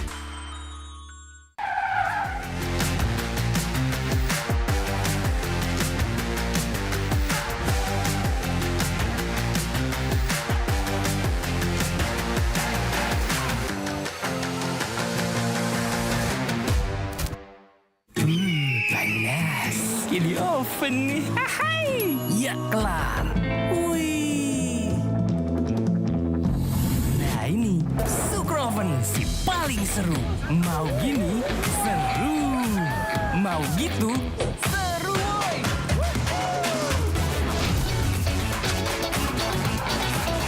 Mau lagi? Lagi. Terus aja lagi. Super Oven seru roll di oven. The world is your stage. Take the first step to change. Lead with vision and innovation. Perfect your strategy and make your goals reality. Así que vaya. Get in the game. Make it count.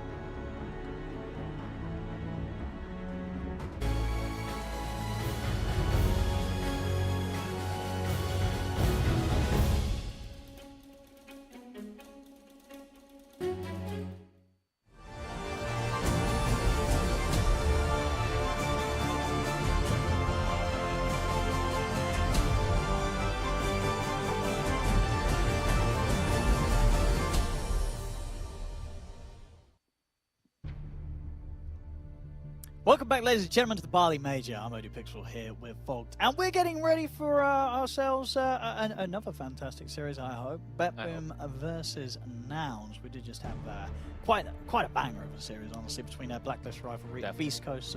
Two pretty close and hard-fought games. Yeah, moving on now to this next series, Betboom versus Nouns. I believe we'll be able to check in a second the group standings, so we can kind of see how these two teams have been faring so far in the games that they've had and how everybody else has been doing so far in this group stage, because we are having some pretty crazy results. Everyone's kind of all over the place. Some surprises, some upsets for sure to be had. But yeah, Fog, this series, Betboom versus Nouns. Yep. What do you make of this? Oh, tough to tell, really. I don't know. Betboom, amazing team. They're obviously super good when they're not on lands. They're even pretty damn good when they're on lands, but they do absolutely have some shakeups when they play land. We're all waiting to see how they'll be tested. But look at this. Nouns, they're owning. They're 3-1 so far, and that was what the one game they took a PSG.LGD, and who was the 2-0? 2-0 versus EG. 2-0 versus EG definitely had some, looked a little bit weaker than I think we expected them to, but Nouns came out just shining with their own ideas too, which is always a treat to watch. They've always kind of done this, they do sometimes like their lone druid mids and stuff like that, but yeah, they came off very explosive. Yes. This series is going to be the real series that kind of really puts Nouns on the map. That's what if they can take a game off Betboom, then you got to start respecting the potential of this team here at this major. Yeah, a winner, just one of the games. They get one of these games against Betboom, then I'm already the win against PSG.LGD, very impressive. Yeah. But then when you've done it against kind of another team that's of the caliber that Betboom are, that'll be quite something. And here they are, of course, Betboom, Save, GPK, Nightfall, Pure, Toronto, Tokyo. A team that's always been talked about as you got to watch out for these guys. 5 superstars, they're going to go far, they're going to do great. They didn't have the greatest of track records at lands, but then, of course, recently we saw them at the Dream League.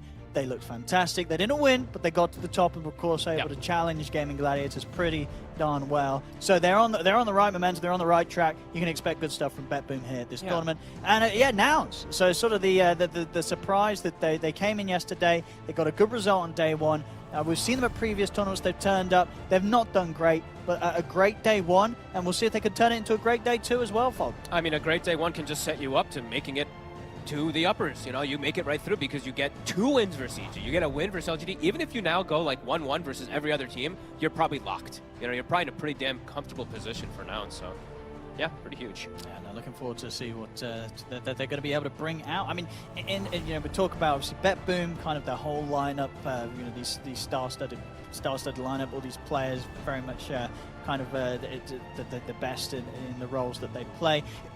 On the side of Nouns, in terms of the games we've been seeing as well, has it been sort of like a group effort that they're popping off, or would you say anyone in particular from Nouns is really sort of lifting them up to this level that they are challenging and taking games off these international teams? Unfortunately, I think the games were when we were casting. Sure, I didn't get to watch. I didn't get to watch all of them. I got to watch highlights. But checking the stats, so who's it look like popped Well, I also was. I think Lacoste was casting, and I talked to Lacoste a lot. So I was asking him what he was thinking. He said Lelis popped off in multiple situations. So I think we're already seeing the repercussions and the effect of that. We're seeing the Pugna very highly pushed up in the bans, and that's one of the ones that he owned on. And this is exactly what they did actually to own. You have to prepare for this Morphling that's going to be coming out. It's a super strong duo, the Undying Morphling. But yesterday, looking at Nouns' drafts, that's what they defeated. They got AM twice, and they beat the Morphling Undying twice. Ooh. So all right, so they beat the EG morph, the EG morph's a strong morph. It's a really strong morph. I'm not saying that in a bad way. I'm saying that's a good morph. That is a team that knows how to use the morph very, very well. It's definitely really cool to see that they're anticipating this, right? So they changed the way that they were going to draft, and they opened with a Disruptor, which if I look at their past few games and everything like that, they've picked it in 2 of their matches, but it's not something that's so pushed forward. So it's something they're probably looking at that can work really well versus that morph and all this. So cool. And now we're looking at the bans. They're covering the AM immediately. They are, yeah. So Axe gone. It's a hero that can be pretty frustrating to play versus Legion, of course, too. It's something Betboom's playing a lot, and it's very good versus the AM. What else is up there as heroes that Anti-Mage really doesn't want to play against? One of them is already... I think they banned one from themselves, so the Enigma was another one that's kind of annoying for an AM, but they're going to just go for the Tide. I think that's another hero that's super highly sought after, but I actually think AM's... I was going to say... It could have been good. It could have been okay for Nouns. But maybe they thought it was going to get I don't know. That's actually curious. Yeah, because you don't... Do you care about a Tide in your lane? You're just burning his mana, and, you can maybe get a casual stick. You don't really care about the smashes, but I guess Does this read into something else they want to be picking that they don't want to have to deal with the tide with? I can't think of anything off the top of my head. Okay. No, it's like a Lycan. I don't know. Maybe they do want Lycan. There's a lot of summon heroes that are banned right now. Right, we're seeing Brood, Enigma, Visage. They're targeting Moose Pool a lot, so maybe that is something that he could go for. Rubik gonna get picked up, so they'll have to save. I think that's probably the biggest thing that they wanted this one for, because versus Disruptor Name, you're not really a spell stealer. You're like, what are you gonna get? It's nothing really fantastic. Well, you can save the morph out of the Static Storm always with Shard. Yeah, and I guess because you have the Undying, you wouldn't have felt good trying to get a Shadow Demon into your lineup if you're Betboom. I would have been pretty cool with that. You know what I mean? It looks really good. Maybe they saw something else that they wanted with Rubik. Yeah, pretty cool. I mean, they have double save now versus the Static Storm. They have the grab ally that's going to come from the Tombstone, of course, eventually, that everybody's talked about so much from Dream League. And yeah, the lift from the Rubik with the Shard to protect. I mean, you're right. This is why they banned Okay, the so Tide. that's why they banned the Tide. Okay, they like the Lycan. I kind of figured those. It's one of the last few left also for Mu out of the summon heroes that he does enjoy to play. And it can be frustrated. I really want to say this Howl damage reduction it's insane. I'm seeing more and more players, thank God, taking the 10 talent also. It's 60% damage reduction. Like, it is pretty ridiculous how much it is. Also, does the Howl, does it get rid of all the little zombies crawling in there? I don't think it does zombies. It's non-hero controlled units. Which that sounds like... They're not controlled. But you just said non-hero control. Non-hero controlled. You're not controlling the zombies, you know what I mean? Yeah, but exactly, so they're non-hero controlled. No, because you're not controlling them. They're just doing their own Yeah, thing. they're not... You'd have to be controlling the hero. Or What do you mean? You'd You're have not to be controlling the unit. zombie. Yeah, but you'd have to be controlling them. You can... I mean, maybe I'm wrong. Oh, I see, yes, I know. You understand what I'm saying? I'm Yeah, thank thinking non-controlled, but there's a hero... Yeah, There's a hero word in between there. Yeah, there's another word in there. 'Cause it doesn't- It means, yeah, okay, so yeah, it's not going to fit the zombie. It doesn't fear... it fears Golem and Bear, which is kind of cool and funny. But that makes sense. That makes sense, though, because you're controlling. Because you're controlling them, and it's not And the not a hero. Exactly. Yeah. So yeah, whatever. I mean, I don't think it's gonna fear the zombies either way, but no, it won't fear the zombies. No. And we're gonna see Betboom. Super comfortable draft for them, literally across the board. They're maximum comfort. They're gonna get Pure on his absolute best here. His Doom is terrifying. Yeah, he's been crushing it with this. Yeah. What goes for? Normally goes what kind of this what Meteor Hammer Blink build, right? He's big. Yeah, he tries to play a bit more aggressive for sure. Meteor Hammer Midas. Yep. He would like to sometimes still grab that. Okay. Nouns, and they'll it's take good. They'll take a snap. Interesting. And that's what the mid snap. It's definitely possible, but it's probably not right. You're still saving your mid for last pick, I think. I guess you're gonna wait and see. I guess we'll see. See what gets banned out. I think they ideally wanted this. This is a Tombstone killer, right? This is burst damage that comes from the cookie and the all the other spells, and then they have a way to kill Tombstone. They have an easy way to focus it. Yeah, sure. Because now it's a grab ally happens, you pop your little shredder, kill the Tombstone, then you can focus fire the target that comes out of it quickly. Okay. And I guess not normally the way that it's built, and it'll be a bit later in the game, but can be a bit of a save yourself, right? If you get the axe, someone gets doomed, Absolutely. spit them out far away from the fight, let them reset in safety.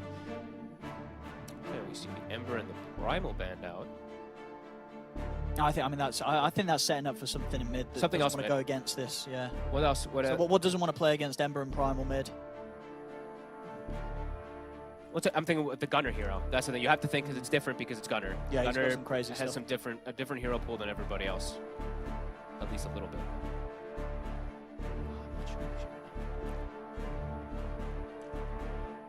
Looking the final ban from Betboom. We'll see if they do continue to consider the mids. Yeah, ban the Wind Ranger. Yeah. Yeah, they'll take it. Okay, yeah, those are the two You think heroes that's that what- can be frustrating for a Pango a bit, sure.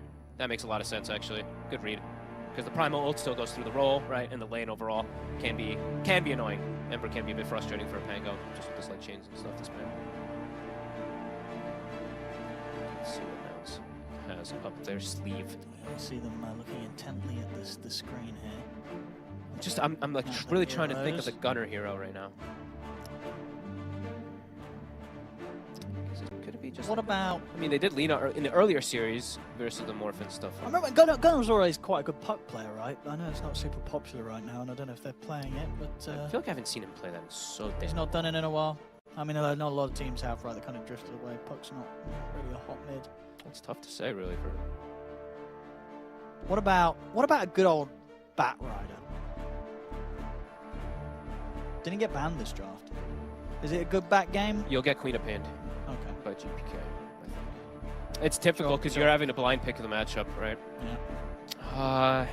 You want to pick something that's just going to be strong versus almost I want to see some catch, right? That's why, I mean, that is the reason why like Lena was just strong versus everything, and it's safe pick, but we just see it lose after having such a good game, so maybe it's going to be pushed away from wanting to be picked. And you're playing to Rubik, actually, never mind. Safe mid hero. Without knowing your matchup. Thinking real hard about this one now. I'm going to leave it down to the final seconds. It's a tough one. It's a tough game. Tough draft. They'll go with Pottle.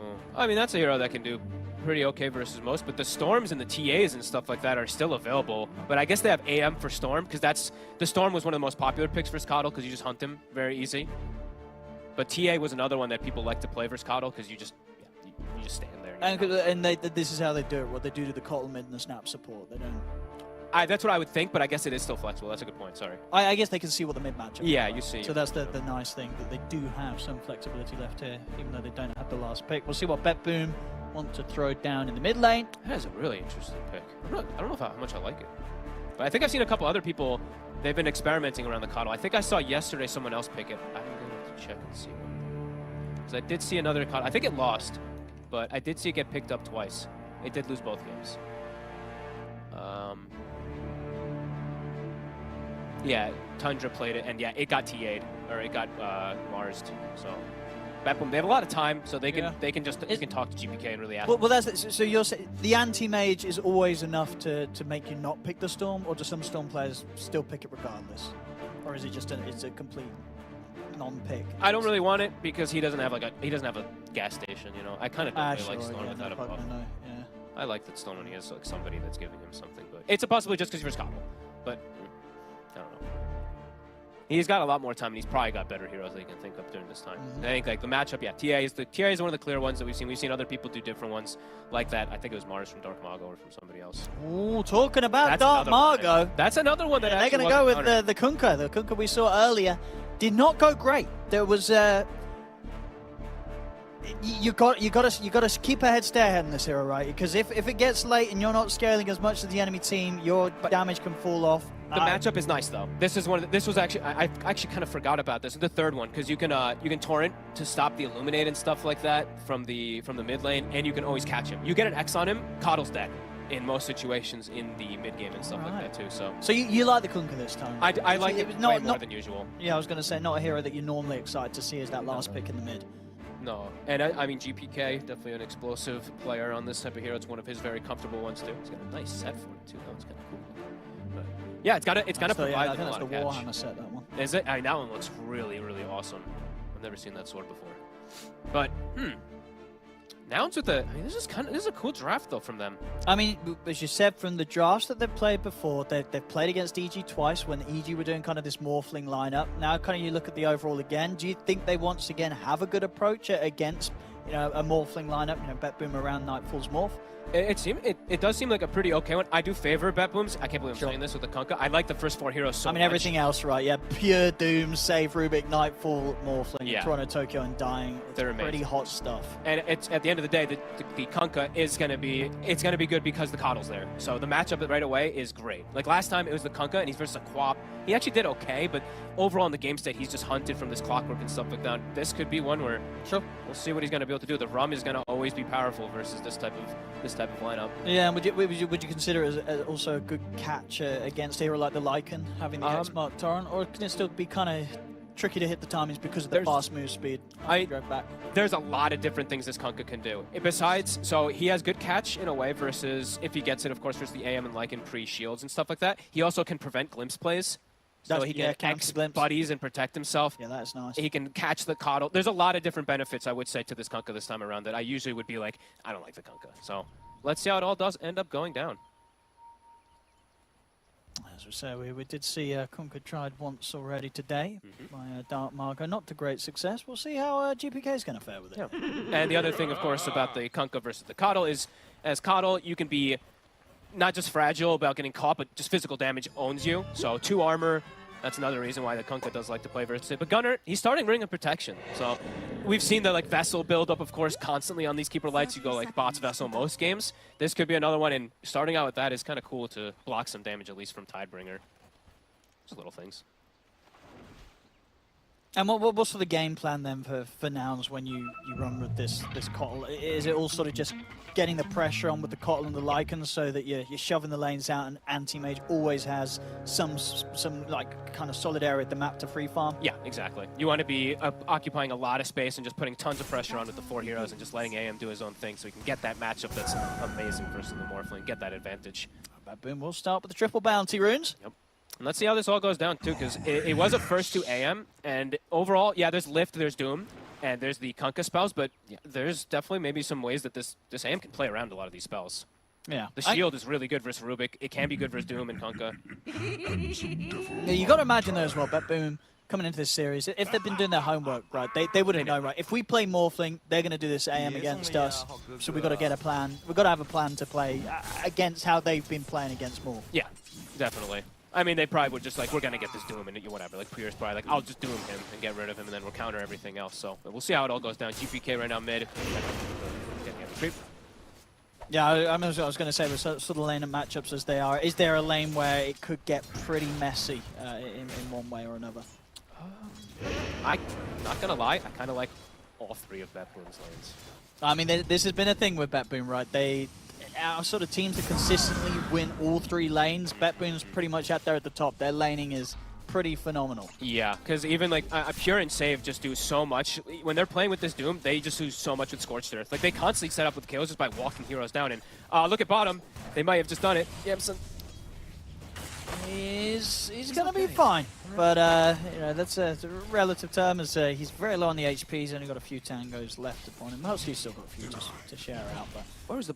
I was actually clicking. I thought the Rubik had a Blood Grenade. I thought Save was... That would have been a guaranteed kill if he did. But yeah, not this time around. Usually I feel like I see Save have it like every single time. So and either way, they do bully Yamsum a bit away, and he's only 2 last hits at the moment. He's constantly at very low HP, and they're nearly out of regen already. They're the masters of this lane with Doom, honestly. When I watched their Doom Pugna, I was like, holy crap. Top lane.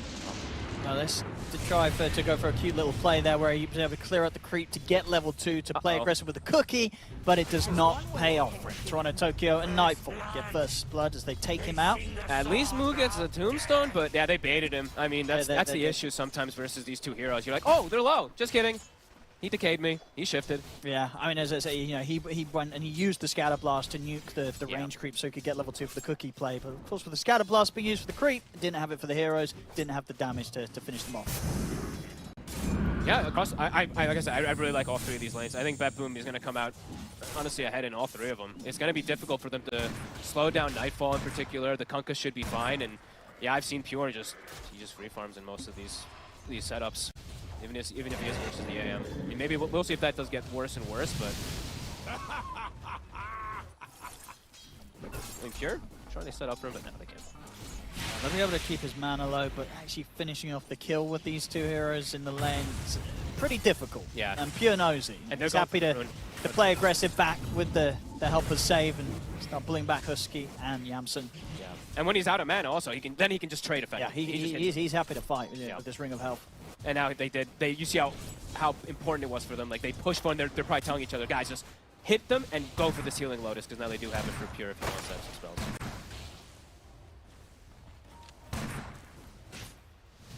See already, yeah. All 3 of Betboom's cores. I would imagine this would happen. In the lead. And they're like Yamson, he's still half HP. Tangos, they're having to bring more and more on Husky, but he's not able to walk up to the creep wave. This is a triple range creep that he's getting zoned off of. Yeah, this is a scary lane. They glyph the wave to dive as well. They do this all the time. He's bullying back the 2 of them. Yamson's trying to trade with Save. That's not working out for him. The triple ring, it's still going. Yamson has to get over there, but he can't. He can't actually farm it. He has to go to base. He's going to miss everything. Oh, this is... Wait, this is just going to go into the series. No, he's going to be able to get back in time, I think. It's all going to just die to the tier 2. He'll get over with a blink or such. He'll be in range. I mean, Husky has to hold the creep wave. But then they miss the other wave. They're going to miss the next full other wave going this is tier 1. Brutal. Oh my god, Yamson's getting destroyed. This is a tough start for the Anti-Mage. He's dragging the wave, though. Husky is doing a good job of at least holding it for this AM. But that's one wave gone to tier 1 tower, second wave almost certainly. Is that going to fall He's in gonna miss. range? He's gonna miss another wave probably. I mean, the creeps will hold it out of tower range at least, so a bit of time where maybe they can finish off these creeps and get over there. Oh my god. Yeah, this is. And he hasn't died, but it almost feels like worse than dying because of the way that this all gone down. Husky's gonna at least run over and get the XP from these creeps that are dying, but what a start here. Betboom, it's 4 minutes in, a 2K lead, all three free farming, and the Kunkka is. He's putting pressure, like he's kind of like diving Gunner behind the tower, and the Rubik is actually rotating Gunner. He's in trouble.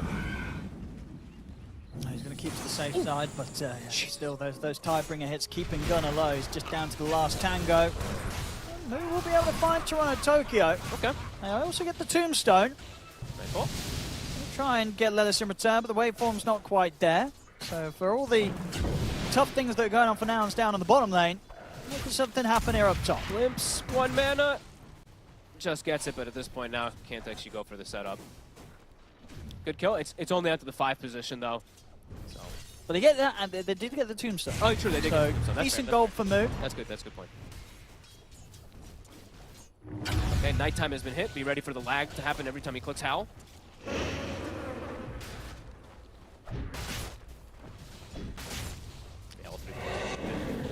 But Moo also getting some decent farm. He's gotten, like you said, the Tombstone a couple times. He is actually pretty much neck and neck even with the Kunkka. He's actually at the top 2 net worth right now, as this Lycan right now. Regeneration. And he's actually just taking the healing bonuses under 2 heroes, so he's able to claim both of them for himself up here. That's nice. Yeah, I guess with the Helm of Iron Will, he's not really an appealing target to go aggressive on with the regen that he has. And maybe Lelis, you just like, man, now you just move around. You stack camps and move. Bottom will die. I mean, they're bringing him back up. Lelis, I think this is what you should do. This is perfect. Like, move away from top. Can they get a kill with it? The cookie setup. Yeah, still got mana to play with. He's safe. Indeed, Yamson, he'll back away from this attempt.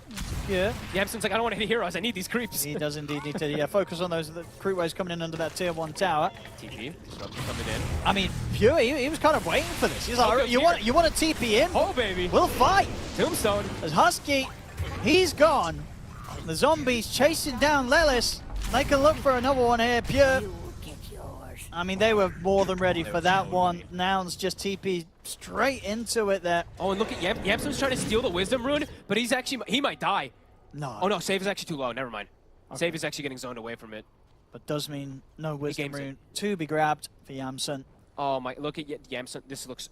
I'm so sad for this anti-mage. It's level 4. He's going to at least be able to purchase his cornucopia, it looks like here, when he's swinging around, but he's zoned off of everything. Morphling is pretty much free farming. Kunkka too.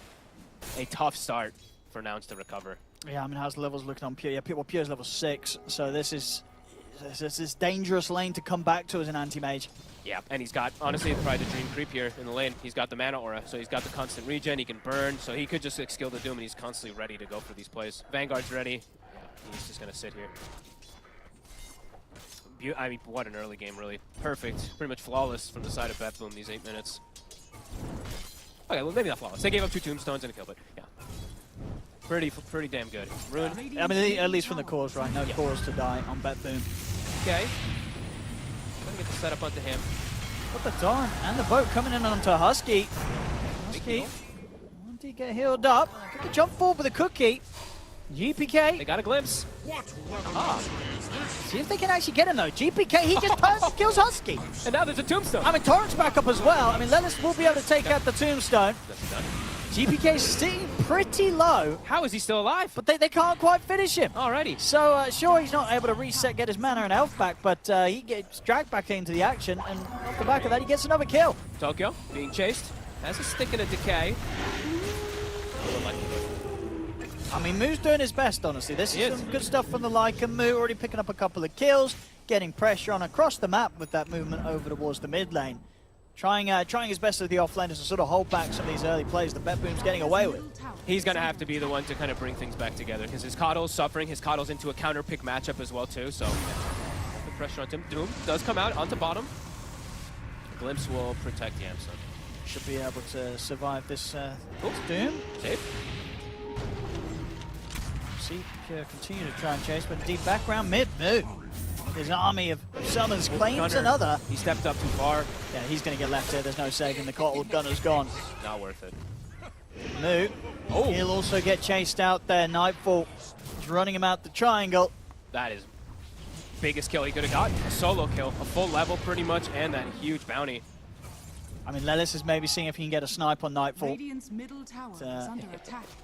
Don't think Nightfall's going to let it happen. No, already shifting up on strength. You're not going to catch this man by surprise on his morph. Nightfall will never let you get double cast like that. This guy's way too good at it. 4K lead, Betboom.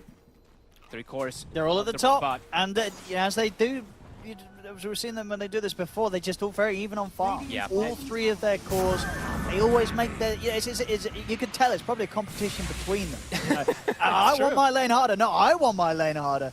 You know, these guys, they really go for it. Yeah, and in this game too, yes, you have the AM versus Morphling matchup, but this is a game where the Morphling absolutely, he's going to go, like, he can go the Aghanims build, and then turning into AM, turning into Lycan. These heroes are incredible for you to steal the stats away. And he's going to have good timings. He's 1,700 ahead of the AM. And space needed to be made here, Nouns, to get this AM back in the game. But where does he go? Because hitting neutrals at this moment isn't easy without treads. He just got too slow. Cornucopia. And playing in any lane is difficult for Yamson at this moment. So recovery outlet for him, yeah, not the easiest. Let's see what Nouns can do to be able to apply some pressure to get him that space. Moo fostering aggressively top, but GPK is here, ready to defend this tower. Looks like Nouns are going to be careful. And GPK has his full blade mail now. So he is definitely very scary. The amount that he's being able to reflect is huge. Yeah, nobody wants to go on him in the fights. Who's in? They want to dive. See what they can get. Look at the setup onto Toronto Tokyo. Tombstone right away. Forward with the cookie. Should be a dead undying. Didn't get anything more though. GPK's trying for the setup. We'll get glimpsed back. Not able to connect with the X-Mark Torrent onto Lelis. Get the follow-up onto Husky though. GPK finishes him off. Nice glimpse there from Nightfall. He's looking for more. He's got another glimpse in 8 seconds if he can find this Snapfire up top. Ooh, GPK. Lelis. Oh, Okay. Does get the Hex, the X setup onto Moo, but nothing further than that. He tried. 5K lead. Continue to get more and more. I mean, they keep getting Tokyo and Tombstones, but it's a 5 position, so. And they didn't actually, they weren't able to persist to push forward for the tower either. Betboom, they brought the numbers. Pure's just going to start printing gold now with the Midas. Yeah, he's space that he's had, this kind of full area on the bottom half of the map. Going completely untouched so far. 2-0-1. Look at the, look at Yamson still. 4K net worth. This is one of the poorer anti-mages I feel like you get to see. He's what, like 330 GPM or something like that right now? Look how slow he kills these neutrals. It's brutal. And Moo now, he's been found. 3 of them. They shouldn't struggle to find it. Okay. No, they've got telekinesis. They're fine. I mean, and they knew it as well. GPK not even bothering to drop the boat on him, feeling confident that they would have him without, and they certainly did. Yeah, I mean, he's got it's Lycan, right? No boots or anything like that ever. So yeah, if you don't have ult, you're dead if you get caught. Yeah, Betboom again. If they're hitting on all cylinders, top tower gets taken out. Nightbolt, no pressure whatsoever. They know exactly where to hunt. They know this AM has no game, and they know that Gunner. If Gunner shows up, he's dead almost in every situation. He's so fragile on this Coddle. 1K HP. Literally caught from any disable, he's dead. Veil now being picked up. They're trying to find any type of small elements they can to fix this early game, but it's a brutal early start. It's 7,000 gold lead, 13 minutes in. That's such a massive lead. Yeah. And they have really strong team fight. It's not just some it's not like they just drafted lanes that are strong or anything like that for Betboom. It's strong lanes, strong team fight, and strong counter matchups. We were saying from earlier.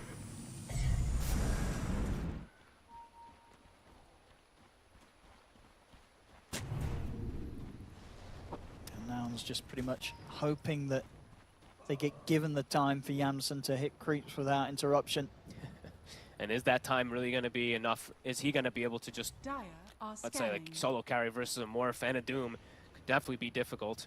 Yeah, I mean, as you say, it's a Morph that's got a pretty decent head start farm against you, and the other 2 cores, they're not ones that really at any point are you jumping on as an anti-mage and deleting out of a fight. These guys are beefy. The Kunkka and the Doom, they don't go down easily. No, you want to go and try to like snipe maybe these supports and stuff like that, but yeah. They're also beefy, and they have saves eventually. Like, well, of course, we'll see the grab ally. We'll see the ROM as well, too, of course. And just whatever else Save is able to do for himself. Difficult recovery, really, for Nouns. So let's see what they're going to do. They're moving Husky. The two supports, they're kind of the two that I feel like have to make these early moves to bring things back for themselves, because I'm just scared for Gunnar, really. Because if he shows up, he just dies. So I want to see these two supports making as many moves as possible. Gunnar getting some cleanup. Radiant are scanning. Betboom at the ready here. Yeah, Nouns, they're so prepared for this move. Unlikely to be able to find something. They're baiting Pure. I mean, even if they catch him, if they got the damage. They were ready. They got the X. Immediately. Broken instantly. Static Storm and Kisses put to waste there. They read them like a book on the side of Betboom. That's the COD ult too. The COD will TP down to get installed and get the vessel charge. Yeah, you're right. It's quite a lot committed there, and they get literally nothing. Betboom. Thing about their draft too is they can even threaten Roshan super early. They have Undying. Right now they're going to look for the fight because they have good vision around here. Yeah, and they know that Nouns are short of a few ultimates. Well, they're going to go for a move. They've got him caught in the full combo move. We'll be able to get the ult off. Okay, He's managed to get away before the boat connects. A look towards Save. He's up on the cliff. All right, there's not much more Moo can do now. He's going to have to try and TP out of this one, and he will get out. Oh, but he gets X! They're going to be able to exit back on the cliff! I mean, do they even want to kill him? Just leave him there. Oh, he's worth a good round. The dude comes out on Lelis too. Oh, all right, he gets Cookie down, but just at the same time as his ult comes to an end. So Moo will go down. Betboom continuing to find the favorable fights. Favorable fights. Octarine is finished as he uses the Midas. Yeah. Chef's kiss. And Nightfall's just free farming. He's got his Manta done. He knows he knows he doesn't need to go to his team. He's like, guys, AM won't join. I'm gonna free farm then. You guys can win that fight. Another glimpse, another X. Yeah, this Kunkka pick, it just feels like it hits on all cylinders. There's so many things that's good versus this game.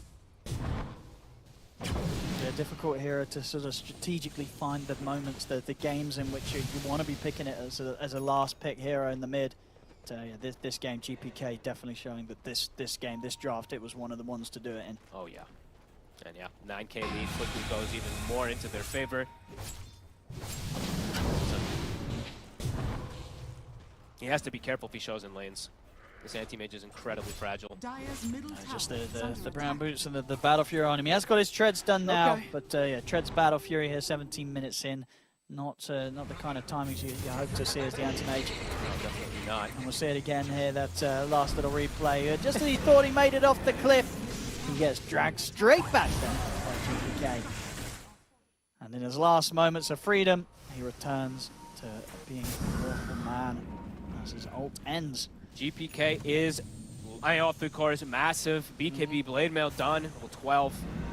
Actually level 13, sorry, just finished off an Ancient stack. Great vision, honestly. I've been very impressed with Toronto Tokyo recently. I think he's really getting the stride of this 5 position these last few months so much. And I got to like watch one of the, I think it was like a little mini interview of him, just talking about the region and just being like, I needed to make the move to 5 position because we needed another Miposhina. And I'm definitely feeling how much he's grown as this 5 position. Excellent work this game, great rotations. Yeah, I mean, what is it that for you when you're watching does, outside of kind of the wars and rotation, sets kind of a good 5 ahead of the others? Just knowing when to sacrifice yourself. I think snaking is probably one of the better examples on Tundra that does it so much. He's got like 10 deaths on these games, it's worth it. Playing quick kill here as they find Lelis. Anywhere they go, they can claim kills here, Betboom.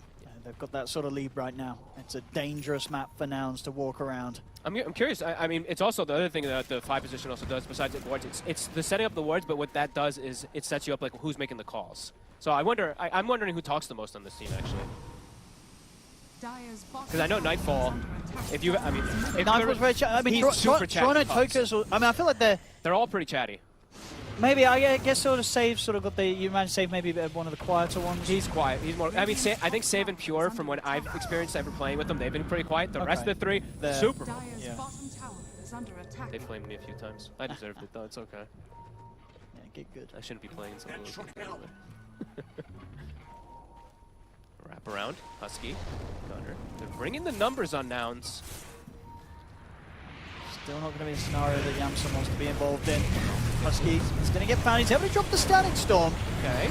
And he's going to get healed up. He's going to live. They've killed Toronto Tokyo. They found Gunner. So GPK's got his BKB ready to go. They'll drop the Doom down onto Gunner. And Pure will die, though. Okay. And GPK's not actually got the straight-up damage to finish with the kills. He's got backup coming in now for Nightfall as Nightfall turns into Lelis, into the Snapfire.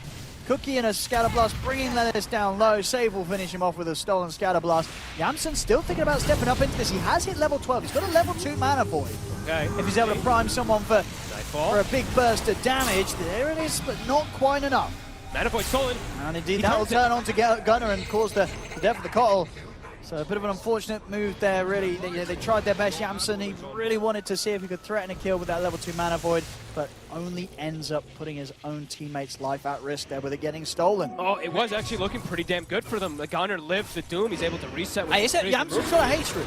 Okay. So he can stay on Toronto Tokyo for a little bit. I don't think you kill him. TPs are coming in. He'll kill you. He'll turn to kill you. That's true. He was getting a lot of strength stacked up. Yeah. Oh, what a play from Save. I mean, he's my favorite 4 position lately. Him and Tofu, for quite some time now, they've been popping off with just, I mean, him in particular with Fun Heroes. He's playing Pudge and stuff, of course, from Berlin, but what a play. Yeah, he's quick on that mana void still. Super fast on it. Not a lot that Yamsen could do about that after he decided to drop it in the attempt to take down Nightfall. And now Rush, they can go. Tombstone's up. He's got the end of the Flesh Golem that he used in mid also, too, for the amp.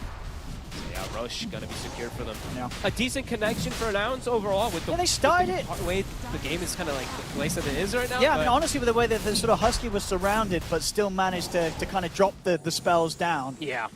Was yeah, definitely some sort of a start for Nouns in that team fight. It was decent with the you know how far behind they really are in this game.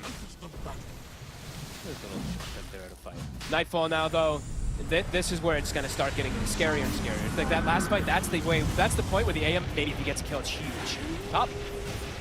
No. He lived.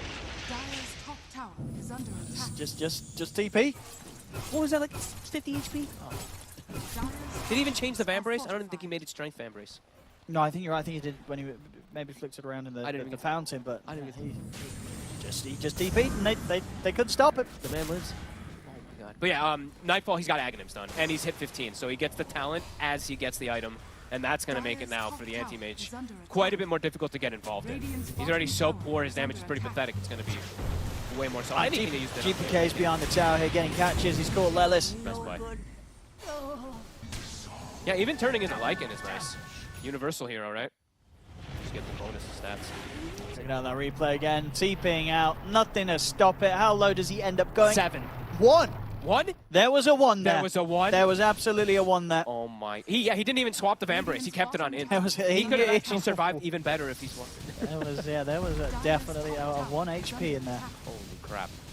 And that's ult's expended, right, from Nouns, and they can't actually get the kill as Nightfall takes out the bottom tower.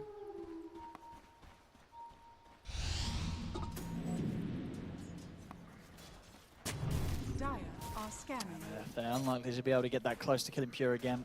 As the BKB is coming out very shortly. These BKBs are going to be, it feels like the nail in the coffin almost. As soon as he's got it done, it feels like he's immortal. We see GPK, he is immortal with the BKB in these last few fights. And they're hunting. Look at this move. It seems like they almost know exactly where Nouns is playing most of this game. Completely wrapping around on them here. Oh, and he's going to find the prime target. Oh, Gunner. He's got BKB. He's going to have to use it. Yeah, no messing around it from Gunner. BKB TP does not want to get left behind here. Husky, however, will do so. Get trapped it by the chase of Betboom. But at least for Gunner, he lives. He lives. But BKB cooldown, they can go again. You have 70 seconds to punish that as well as the ultimate. And Nightfall actually in a prime position to go for Yamsun here. He's got the blink chase. He's ready to chase. He should be able to get him here. Close.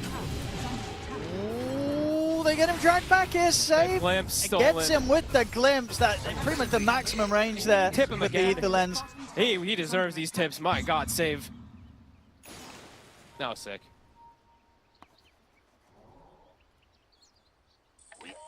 And the Aghanim's timing, as we saw there, able to utilize that excellently versus the AM. 11K lead. It's been a rough one for Nouns. It has been. There was always a question of whether they would come in with some sort of upset, or if things were going to go maybe as people would expect it, and unfortunately for now, that does seem to be the case so far in this game. Betboom just proven to be quite the step ahead of them.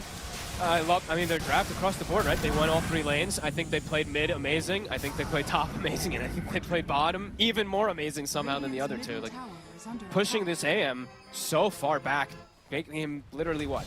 Get less like what, 300 GPM or something like that for the most part of this game. Another tier 2 drops. The map is shrinking quickly for Nouns. They're just up to the high ground now. GPK starting to poke at bottom. Yeah, he's beating on it. What are you going to do here for Nouns? You have got your ultimate. Oh, he glimpsed him away. See you later, Coddle. He's going to have to take the walk back to that bottom lane, Gunner. Oh, brutal. They got Glyph. But a pullback. We grab Husky. Glimmer's there.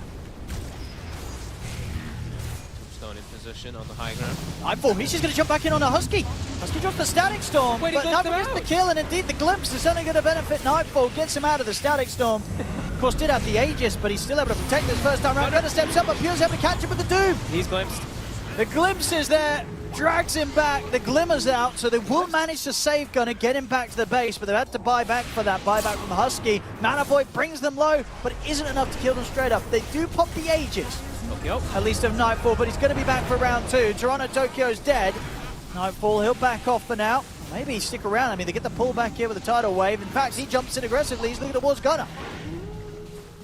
Gunner, though, he's somehow able to survive all this. I mean, yeah, the team bailed him out. Yeah, Husky, I think, was the one dropping that. Yeah, dropping that Glimmer to keep him safe. And it is gonna end up pushing Betboom away. Some really nice glimpses coming out from Save, but somehow Nouns surviving here. I mean, the buyback, of course, there from Husky being absolutely clutch there for him to just hold on. But it is just holding on as they're going back in. Oh, they stepped out of the base. The Nightfall was waiting for him. Gunner, BKB, and the Glimmer's thrown down his way. He'll live.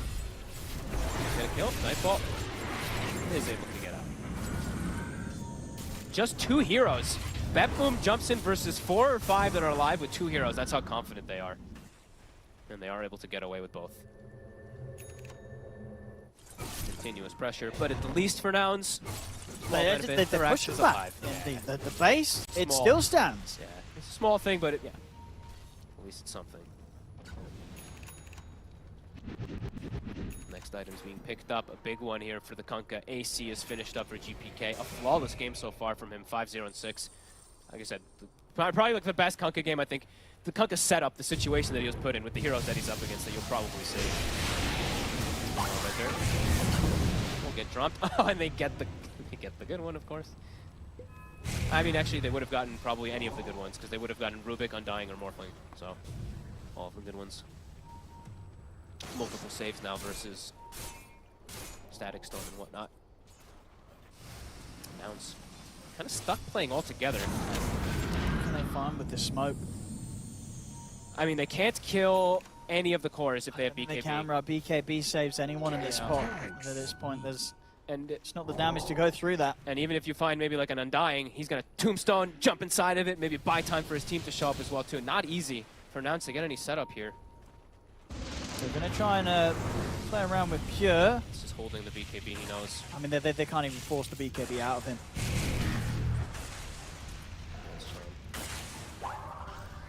And he's just waiting to devour targets. Ancients, of course, was picked up a couple levels ago. Sorry, I didn't get to point that one out. But versus the Lycan, I think he's been doing that a couple times, eating the creep. They have so many, there's so many catch plays. Like even versus Disruptor, the Tombstone, right? You can just eat people when they're getting glimpsed and stuff too. So many counters, it feels like, the Betboom's got. Radiant's bottom barracks are under attack. I didn't see why that was. Why did he tip him? I missed something. I don't know actually. I'm not supposed to find out. Random glimpse or something. GPK on the prowl. Scouting. They have indeed. Doom's going to get dropped down. Not a chance for a move. And now up on the high ground, they've got eyes on Husky. With the Glimmer Cape, they're ready with protection. He's out, and they've moved into position to look towards Roshan. Not up yet. 30 seconds until we'll see when that's back in. I feel like Betboom is playing as like 3-4 heroes, and Nightfall's doing whatever the hell he wants this game. He's literally on the opposite chilling. side of the map, just free farming. No fear whatsoever. It really is the dream for this Morphling with how much his team's been able to do for him. He just, yeah. Seems very easy for him to play the map. Almost surprising, really, that he's actually still been involved in more kills than Pure. Right. Pure's he's chilling down at 4-1 and 2, which is in 6 of the 19. You said it's a competition, though, right? They're competing between kills and net worth, and look at how close it is. It's close to the net worth. And, you know, fair play to Nightfall. He's doing this against Doom with a Midas. He is. You know, so he's keeping up. Yeah, I'm son.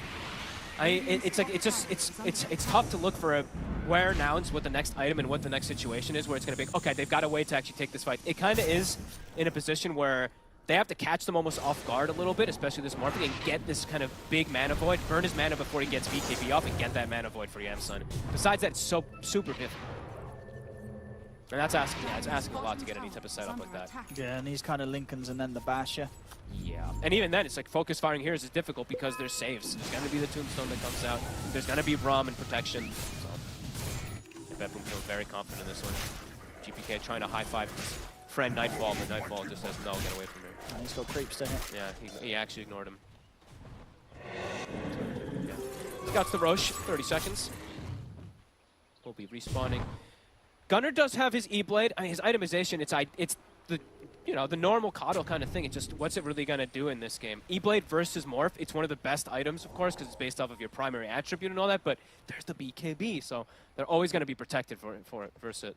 Unless he can catch him in a chain stun or burn his mana or something like that before he's able to use it. But who's starting the chain stun? It's just not really there yet. Yeah. It's not easy. Perhaps a last hurrah. I mean, they have. It feels like if they give Roche, it's going to be impossible for them to kill them twice. So they're going to make the call to make this risky move out. They actually cookied on the creep wave, so they're going to know this is coming. Betboom, they're in position with a full refresher. Even if they catch them in the Static Storm, the kisses, will there be the damage? Just BKBs. And the Roche, it's dead. Already gone. Aegis into the hands of Nightfall, and now they're happy to take a fight, Betboom. If Nouns are going to bring it to them, Betboom will happily fight back. Got Glimpse again. And they've caught Husky. They drag him back. Disruptor's gone. And now with the Aegis, they can look to push up to the base once more, Betboom. Butterfly done on Nightfall as well. Whoa. Pure has creeps to farm, though. Pure saw like a triple creep wave top. He's got his Midas and Devour up. He's got to stay ahead of Nightfall, so he'll be back up bottom later on. I mean, it does look like it. They kind of put him back from that push. Yamsun. Yamsun, be careful.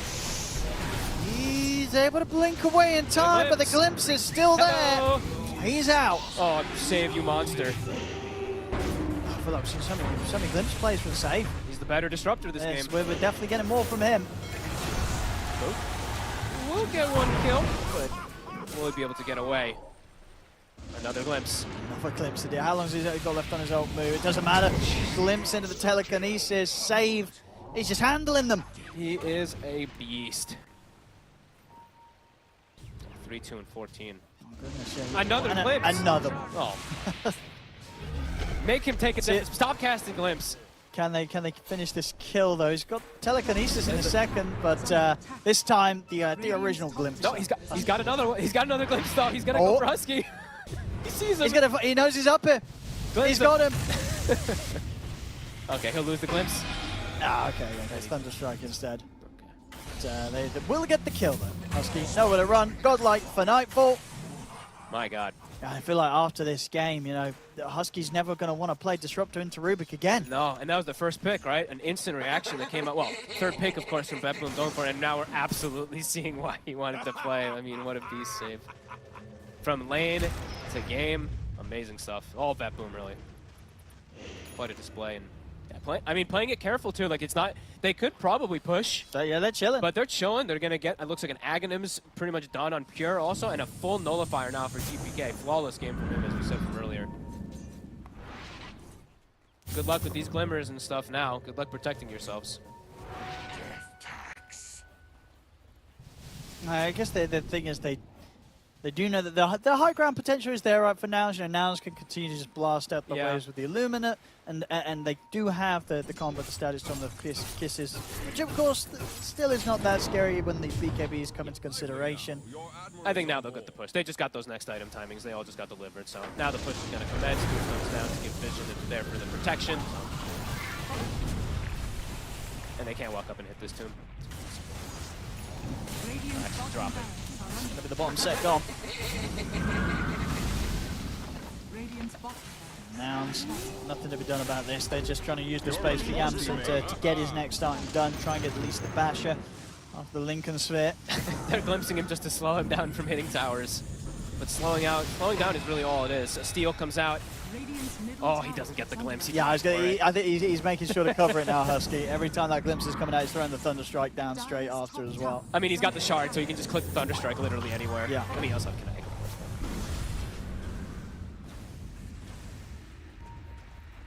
So he's going to cast the glimpse. He did. Okay. More than okay. Not really much they can do after they glimpse him back.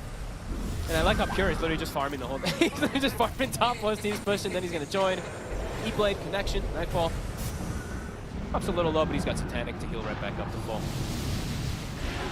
Goes back in and starts to do exactly that. Healing up, Sorap as well. Nightfall good to go here to start the push again. And Pure is waiting in the wings with his fresh Aghanim's Refresher. We can just connect onto the two of them, but Pure, there he goes, charging forward. Closes the gap onto Moo. Moo cannot get away from him. Yep. Out for 50. Yamsen's trying to fight, tries to jump in to find someone, something, but he cannot even get saved.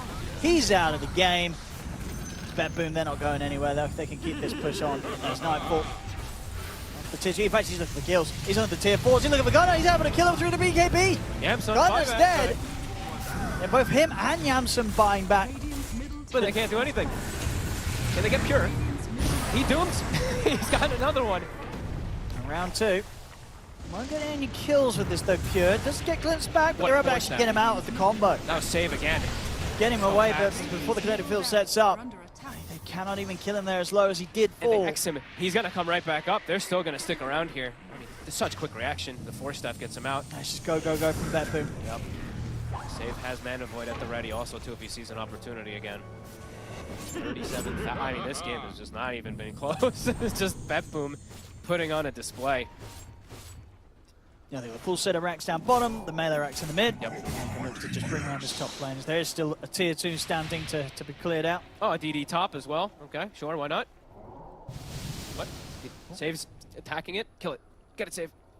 What's he got? What's he got? They're pinging it. They're waiting. Maybe they're buying. Where's their bottle? Check. Is their bottle? Nah, Saves is gonna take it. Okay, so I'll grab it. Yeah, nobody wanted to bother to walk over there.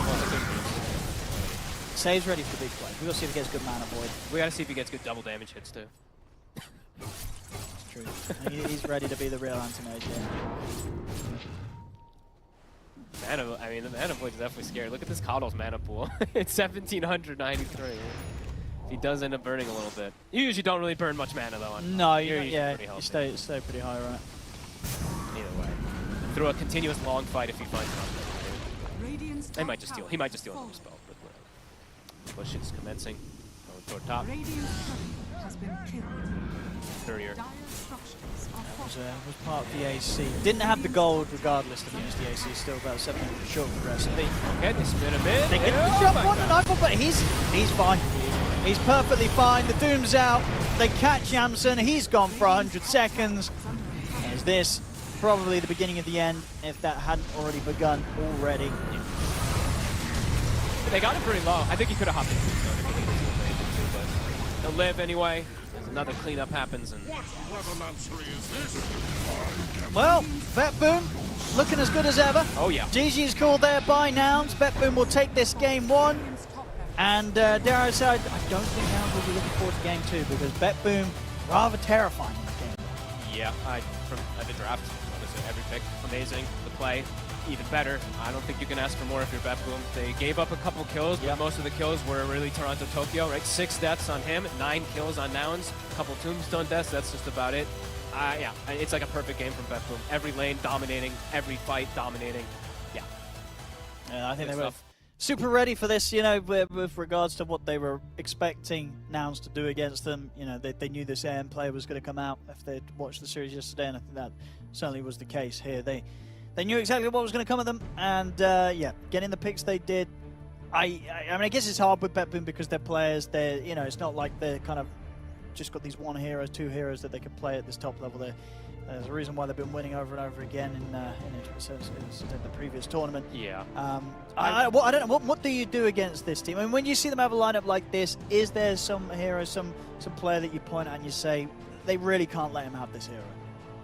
I mean, I don't know if it's like the whole draft. I mean, I think they just got way too much. Like the 3 heroes, did, yeah. the Undying, the Doom, the Morphling. I mean, honestly, Save Rubik's is amazing, but like, are you really going to be able to like ban a Rubik? No, there's other heroes that have priority.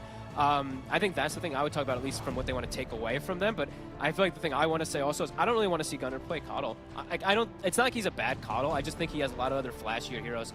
And this hero, I'm still unsure about it, how it can be mid. There's a lot of counter matchups, like the TAs, the Storms. We saw there the Kunkka, one of the better ones too.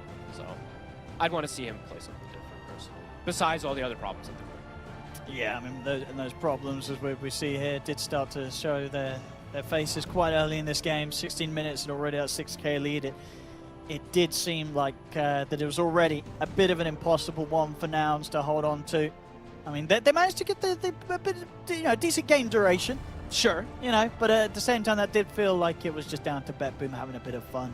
I think at the end you could see, I think Pure opened up the network graph straight away and was kind of, scanning across this, saying, hey, was I the most farmed on the team at this part of the game? Because it was that close. It really was. All 3 of the cores competing for that top spot, which is how rich they were. Nightfall, GPK, and Pure just at the top. Yeah. The whole time, by quite a far margin. Yeah, like I don't think there's really much else that you could like look back and be like, what could Betboom have done better? Like you demolished all 3 lanes, took towers, prevented any kills from happening. This Kunkka last pick was too good also. They were great. As I said, amazing versus Coddle, the X versus the Disruptor we saw like 100 times, and versus the Lycan too, it seemed like their draft was just absolutely perfect for every little thing that they wanted it to do. Yeah, I mean, as you said, the X's from GPK, Save, of course, all these stolen glimpses. They just had all the catch in the world. Yeah. Always able to turn 1 kill into 2, and then suddenly a full team wipe back to back. So yeah, tough game 1 for Nouns. We'll see if they're able to come back with a bit of a better shot in game 2. As we say so far here at the Bali Major, they have come in with some good performances. This, without a doubt, definitely being the toughest opponent that they've run into so far, with how good Betboom can look on a good day. And as I say, recently they've been having a lot of good days, Betboom. Yeah, and I think there's definitely gonna have to be some adjustments. There's no way you feel good about like your four picks. You have Snap, Lycan, Disruptor, and AM, and you're playing versus Pure on his Doom, a Toronto Tokyo.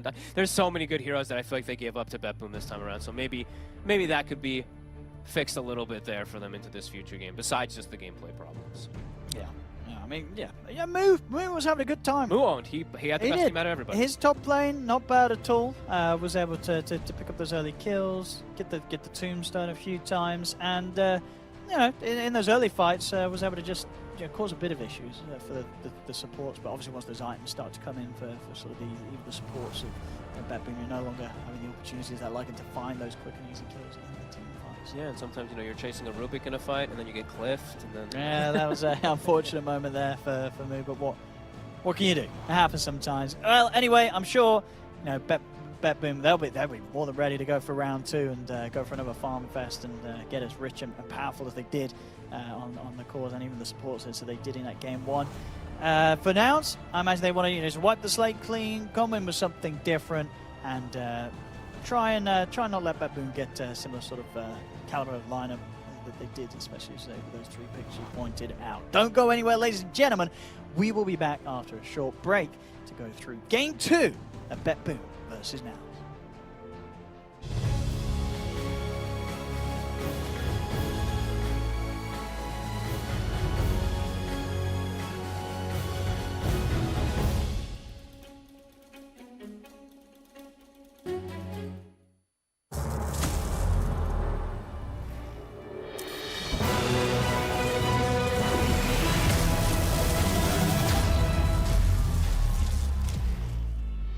Use your skills in the gaming. 1xBet.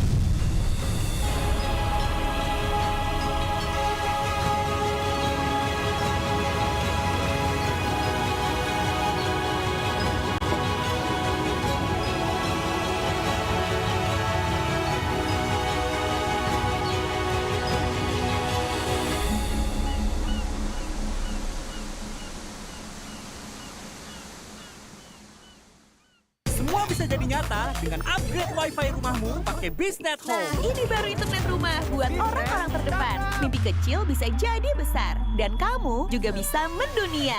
Jadi, siap wujudkan semua jadi nyata?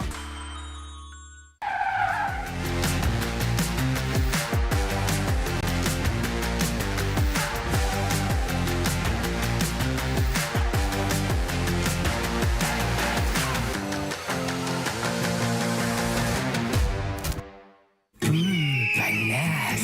Ini oven nih. Ahai. Ya kelar. Wih. Nah ini Sukroven si paling seru. Mau gini seru. Mau gitu seru woy.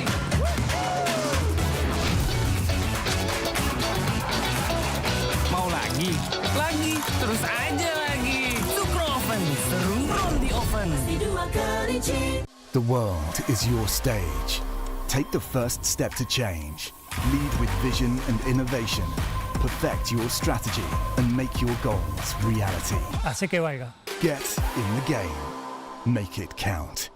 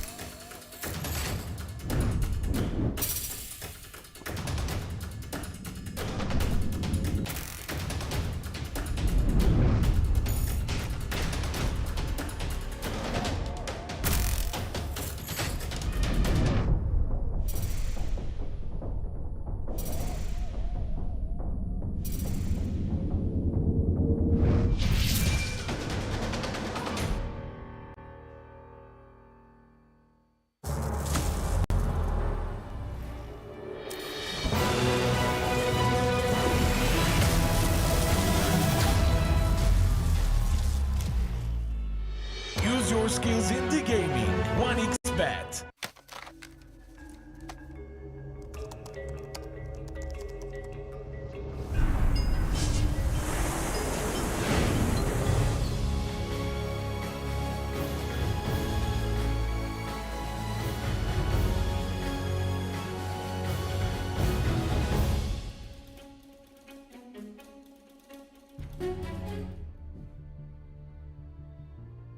Man, what a great view. Oh my god, dude, we're back with the Dota. Whoa. We're back with the Dota. Everybody, welcome back. It's Nouns versus Betboom, game number 2. I love Dota. No, I'm just kidding. We were watching that game, and now we're back here on the panel. And I especially wanted to come back to this panel because Fear's here to talk about why Kunkka's so great. Tell me why Kunkka was so great in that game number 1. All right, Fear. so he went a different item builds. That's it. Oh, that's it. That's all there is to it. Blade Mill, Shard, great items. You don't really play around getting the Tidebringers off. You play more around just running in there. And I think the Shard makes this possible because now you can reposition people into you, get those extra kills that you probably couldn't have got before. I don't know if it's great, but it's better than what we saw earlier.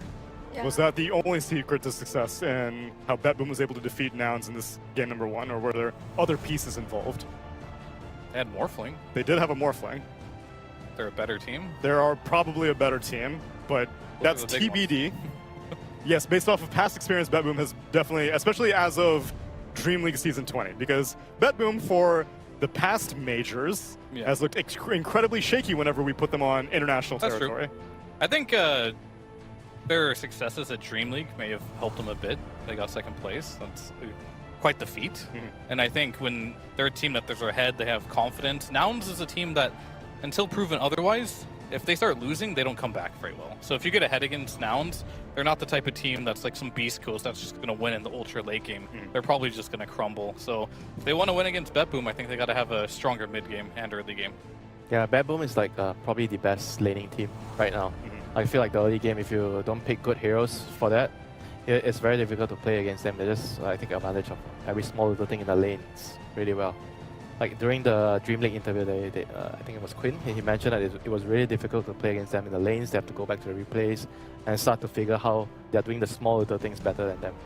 And that's seemingly where the gap was widened in this game. It was laning phase, like 15 minutes in, they had a massive net worth advantage on Betboom, and then didn't really relent after that, which is growth for Betboom, because I guess, like I said, Aurora, for every single time we have Betboom facing off against international opponents, they look awful. But whenever they're in their Eastern European DPC, they look amazing. And now it looks like they're finally ready to bring that kind of competition to a LAN. I think the way they draft though is still like there's still a lot of loopholes that you can find, because like Winter mentioned, they're a laning team, right? So how do you make sure you win all your lanes? You draft the heroes that are strong in lanes, but they don't necessarily come together as 5 that well compared to how other teams are drafting, especially a team like Gaimin Gladiators. So I feel it's very easy for a team that trusts each other to the extent of, like, Winter say, oh, I feel good with this hero, just pick me. You know, that kind of blind trust, I don't think you can really break the rock that they are as a 5-man team.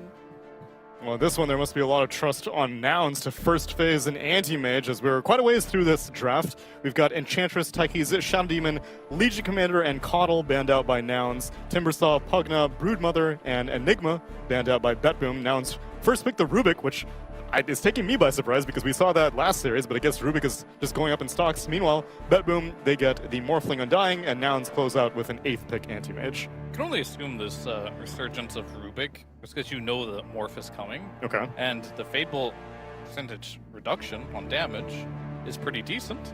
So I think that's like a big reason why Rubik is rising in popularity. I don't know if that's like a huge counter though, but it is something, especially in the laning stage. Is that enough to give away Undying and Morphling together? That I'm not exactly sure. I would say no, but at least there's like some fragments of logic behind it, so I'm okay with some experimentation of trying to beat some of the best heroes in the game. Or I would definitely say Nouns' heroes right now, they make sense against Betboom's. Anti-Mage doesn't really care about Undying that much. In theory, is good versus the Morphling in a carry-to-carry matchup. We'll see if it works out though on paper. You're playing like versus the S tier heroes and you're going in there and you're bringing out the B tier to kind of try and counter them. Well, I think it's like I said, blind trust, anti-mage is blind. And maybe the glasses are not for the sun. Just saying. To help them see better? Yeah, I don't know, but I don't really like how they first face these heroes either. Like I just think, like I said, there are a lot of loopholes with Betboom's team, but with Nouns as well, because they want to play the game fast. And right now, I see fast heroes, but I feel like they're all gonna die in one tap, sort of. And is anti-mage a fast hero? You can, like, if you put him in the off lane, or if you play carry, either way, just don't play the Fury game, I feel. But it's not something carry players would like to hear, I guess. And to me, it just feels like Nouns is playing against the same type of draft, and they're picking the same type of heroes. Like, yes. In the last game, they had the Lycan. Now they have a Visage. They had the same anti-mage. They gave away the Undying plus the Morphling. So it looks like they feel like in game number 1, even though they got stomped pretty hard, that making a few adjustments and maybe playing better is going to be the recipe to winning this one. Yeah, I don't know about that. Laning phase seems like it's going to be already a problem. You're playing against like a Hoodwing and Undying. Hoodwing is also really good against AM in the game. It's like a pretty annoying hero to deal with as AM. And right now you are kind of building your draft around like some 5-man, I guess 4-man ball, and anti-mage is going to farm while your teammates are going to take towers together. Does this have to do with them winning day 1 with anti-mage, that they just all of a sudden have all this trust in Anti-Mage. I saw Moo on social media. He's like, it's like some meme of some guy dancing around and be like, Yam son, after we all die, confident that he'll 1v5 the game. That was a 23rd pick Anti-Mage, though. This one is an 8th pick Anti-Mage, and I think those are two wildly different beasts. Yes, but then have you heard of, who invented this? The Jabs effect. The Jabs effect? Yeah, it's basically where when you win with a hero, you just keep picking it. I thought that's the Boba effect. That too. It did work for them very well in this series against LGD, so I can understand that being encouraged by it. But also in the LGD game, they weren't against oh wait, no, never mind. I'm looking at the wrong game. Was it against LGD or was it against EG that they got the anti-mage pick? I don't Oh, it was against EG, my bad. Yeah, and so those were actually first phase anti-mages, and they were against a Morphling. So maybe they think that they can replicate what they did against EG against Betboom, but I would also consider Betboom to be probably a better team. I actually don't know between EG but and Betboom. you can't really think that way as a team, right? You have your ideas. Okay. And we can't be like, oh, this won't work because this team's better, right? Yeah. Like, that's a pretty terrible mentality. They just think this is the way, you know, and we'll see. Trust me, I'll carry you. Yeah, and I like it that they're sticking to their guns. They're doing stuff that they believe in their scrims, you know, and not just reacting towards what enemy is doing all the time. I think for your team to grow, you have to start with your own ideas and test it out if it works or if it doesn't work, and then you try to figure out how to improve on it.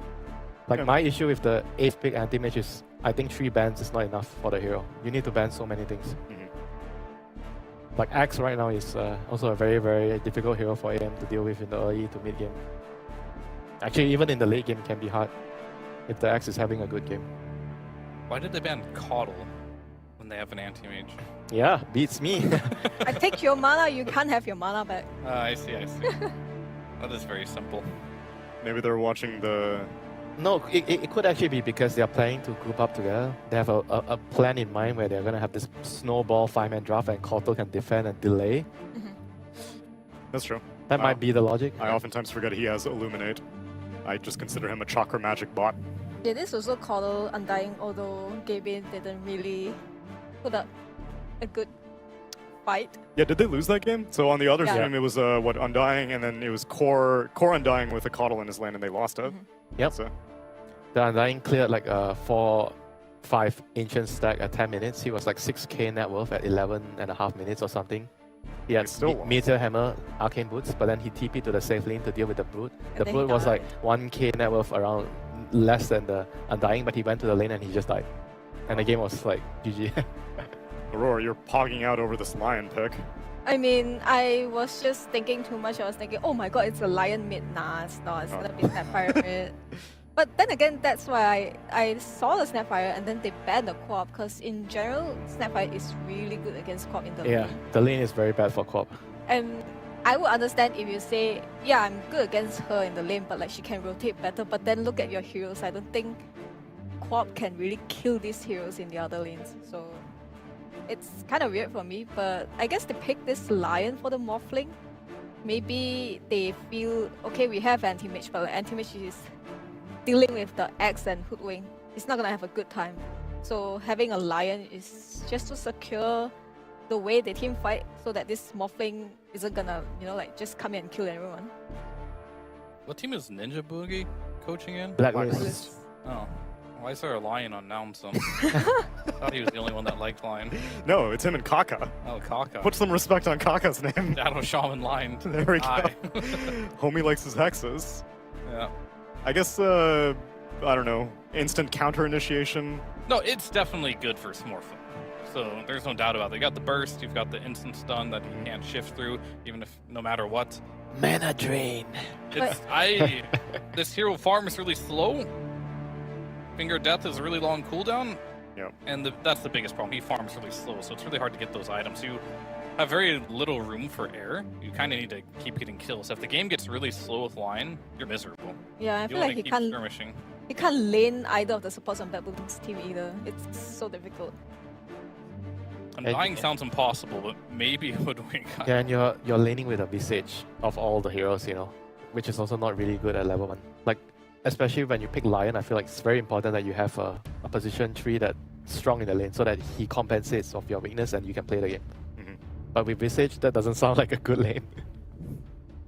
No, it looks like a very pub draft out of Nouns, honestly. Wait, who's the pos for? It's Husky? Oh no. It's Lelis. Oh yeah, so the Lions on the safe lane with the AM. No. No. Like, who's playing what? I can't tell. Lilith is the 4. Yeah. Lelis is Lion. Yeah. And Husky is Rubik. Yeah, so you have a Rubik anti-mage lane going against an Axe lane with Save playing the Hoodwink. Yeah. So that lane's going to be pretty difficult, I think. You're going to be free farm on Axe. Mid lane, you have the Wind Ranger versus... That's a wash, right? Or Snapfire. Totally wash lane. And then, can you pressure this Morphling with this Visage plus Lion? We'll have to see if you can get a random Hex off on him and Solar... What's it called again? Earthspike. I haven't seen Lion in forever. Maybe they can do something, but I think this game's pretty hard for Nouns. I would definitely go for Betboom's draft 9 out of 10 times here. I mean, I think the Lion can play mana drain in the lane, so this Undying will have no mana for decay, maybe. PMA. Seems ambitious, but Nouns, they were 3-1 from day one. Surely the downfall doesn't begin now, but if it does, there's no shame. Betboom team is very strong, and I know you missed these two guys, so I'll give them back to you. For game number 2, it's OD, Pixel, and Fogged. Thank you very much, Tsunami. Yes, game 2 here, ready to go. And I guess the question is, Fog, do they stand a bit of a better chance? It was a tough game 1 for Nouns. Do you fancy their sort of chances here with this lineup, or do you think we're going to see another pretty rough game? Because Betboom, they're on fire. I think Gunner's playing a better hero in particular for that, so maybe we'll see a little more out of Nouns, but this looks hard again. This looks really rough, actually. The lanes look... The mid lane's the one that can be good. That's a wash, as they were saying. But I'm right with Fear. I would take Betboom's draft 9 out of 10 times. They have the Axe and the Hoodwink, a very strong pressure lane versus what can be a pretty weak lane with an anti-mage. And I'm just unsure about this Lion plus Visage. Who's their front line in this game? I mean, Visage kind of has to be in a way, but it's definitely awkward versus these heroes. There's so much damage. There's so much burst. They have Break as well to make this Visage incredibly fragile with the Hoodwink when she hits 6. So I'm worried because they just don't have anybody to... They are lacking a hero to start the fight, and they're lacking this beefcake that just stands there in between everybody on the side of Nouns. So let's see what they can do, because I think Betboom, it's a very comfortable, clean draft. It's a decent angle to approach from here, Nouns. See if catches Betboom by surprise. They have good kill threat because level 1 save with Visage. It's one of the better ones. So Betboom not going to get tripped up by this. Okay, and let's see what this line's going to be able to do. Because as I said, versus the Morph, if you can play on the tree lines and stuff like that, get some stun hexes, maybe something weird with Mana Drain versus Undying. I've never seen anyone really do that, to be honest with you. But let's see what they're going to be able to do with it up there. It does feel pretty... I feel like it feels pretty free again for Nightfall. Because he's got Toronto Tokyo. He's got an Undying who's just going to body and tank the spells. I mean, and is this a game where, last game, we saw what happened at the safe lane for Yamsen. He got massively bullied out by Betboom. Can Betboom do that again with these heroes? I want to say no, but honestly, they're so good, these two together, so I'm unsure, really. Because I think the Hoodwink makes this lane even stronger. The Axe is already annoying for the anti-mage, but they're special when they play Doom, so... I would say it's a bit weaker down here in comparison to the Doom, just because of how good Pure is at it. Let's see how the mid lane ends up going, because right now it's actually 3 denies on the first wave for GPK. It's actually pretty nice. Would you imagine that Wind Ranger does have the tendency to win this matchup? I think this is a trade. Okay. I think they should just both be able to free farm. They both literally have the same base damage. They both have nukes to clear wave. Gunner has maybe double nukes, so he can... I mean, that was kind of nice. Using the cookie there to get the range creep over the Wind Ranger so GPK misses the power shot. I mean, they get it. They're too good at just this lane, honestly. Had a rough lane last game, and indeed getting first blooded. Definitely signs of struggles to come in the safe lane again here for Nouns. Yeah. These two just, I think they've actually become my favorite two to watch. For a long time, it was Tofu and Ace, really, but after I started watching Betboom more and more, Save and Fear are so good at pressuring. Playing. Try for Lelis here. He's got the stick charges. He's able to turn and get the stun off, so he'll live. Okay. Not bad. Get a little bit of harassment onto Nightfall also. Keeping him at strength morphed up, so he's got that low base damage. Came to actually get last hit. So 6 denies there for Moo. He actually just got 3 or 4 consecutively. Radiant's bottom It's like tower that is even, under yeah. attack. 9-5, 10-4. But yeah, honestly, Moop doing good. Those denies and stuff are really nice for him to get versus the Morph. The over-aggression from Betboom does slow down the Morph's farm a bit. I mean, yeah, last game, Moop definitely had the most stable performance of the team. Yep. Feels like a similar from him. I feel like he has to have like an amazing game for them to have any attempts to be able to get the space for this anti-mage. Cute little cookie. Yamson can't step up. He steps up and he's almost just dead instantly every single time.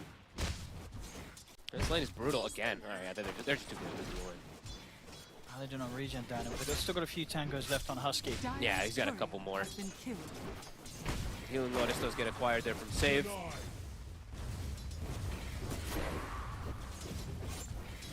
Husky can't do much to really push them off of here. And Pure, yeah, he's already got 3 health now. And Mui, I mean, he continues to get it. I keep like glancing to another deny. He's at 10 now already up here. That's a lot. A move. Definitely making sure that Nightfall doesn't have an easy start.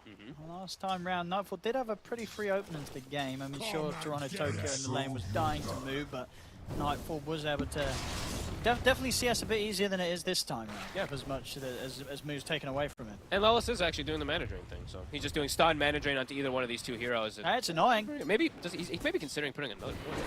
Look, he's holding it. He does just take the stun. Okay.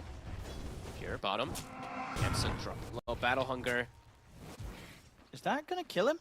Yeah, he needs a tango. He needs to have a tango. I was gonna say that was gonna run pretty close. It would have killed him for sure. He needed the tango regen. And he has managed to ship himself out of Sal. But so he had we'll stick in lane. Yeah, he had to buy that though, and he's 11 last hits. It's exactly the same as last time actually. Very much. Is it actually? Is it maybe worse? I think this could be worse in terms of how much they're going to be able to pull away from him here if they get the creep wave momentum. Now he's 1,300 net worth. The Hoodwink's 1,500. He's had to expend extra gold on his own regen, and his inventory is looking pretty good. Gunner though having a little bit of an advantage at least versus GPK. Gunner has to be at level 6. That's the issue. They both do have kill threat, but GPK I would say of course has the better like solo kill threat. You should be able to play around with this if you're a Wind Ranger, unless there's a rotation.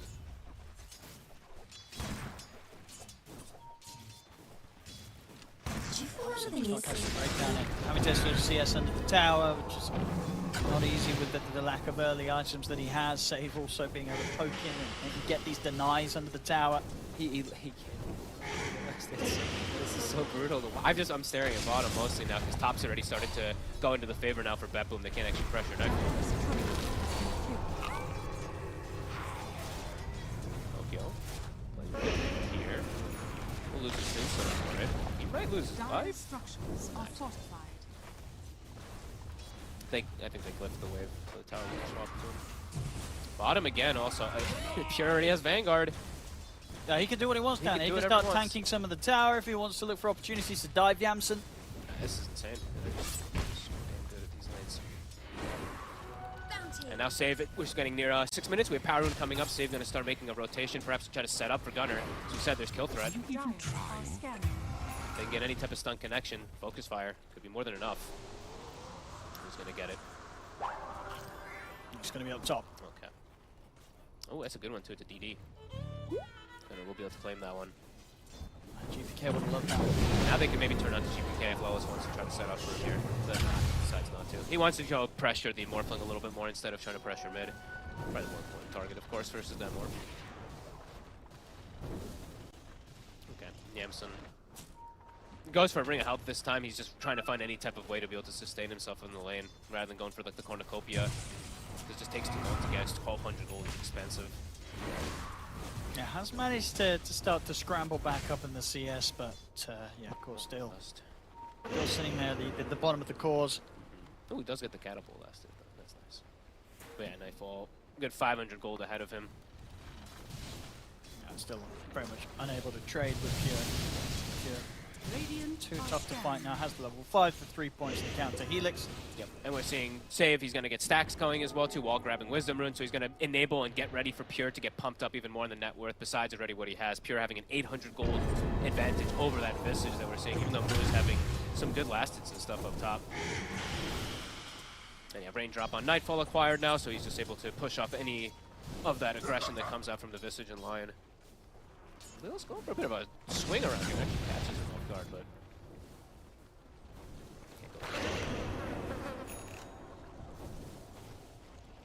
get them low, but No such thing. Too much damage. they need this rotation to actually finish a kill, really. They're bringing the Rubik too. Okay, this is a good idea here for versus Nightfall. They have the kisses at the ready. It's quite low. Husky reveals himself. He's still sitting low on the HP Nightfall. They'll get him with the telekinesis and the cookie, but he did start to shift in strength. It's not enough though. They'll have the damage to take him down. Wasn't able to build up enough strength for this. With the kisses drop, pick up both the kills here. Toronto, Tokyo, and Nightfall taken out of the lane. I'm surprised to use kisses there. They had DD and 3 heroes kind of beating on them. I thought he was going to save it for another big kill instead of just going for like the 5 position support. But either way, that's a good move. Gets on the tower. It's a really good move nice. from Gunner.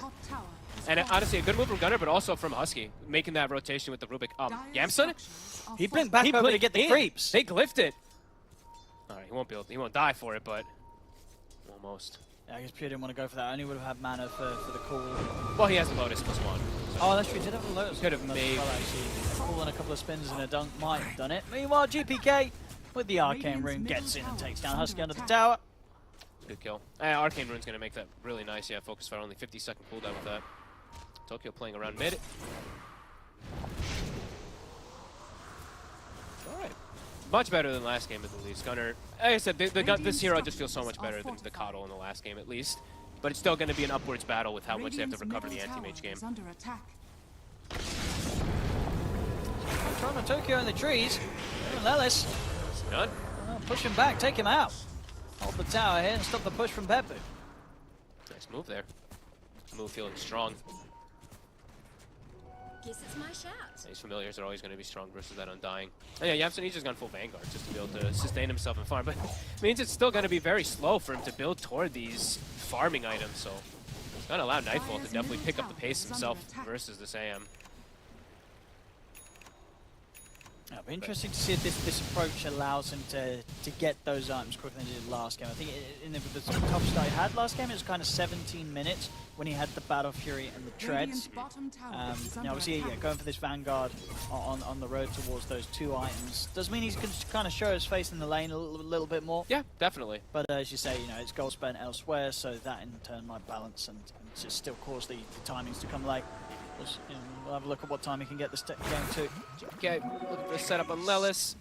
Can't quite, the Hex comes out. That cast range just feels so far now. I mean, it's like only a 25 cast range, please, but I keep feeling like I noticed it every time people get Heights. Smoke comes out.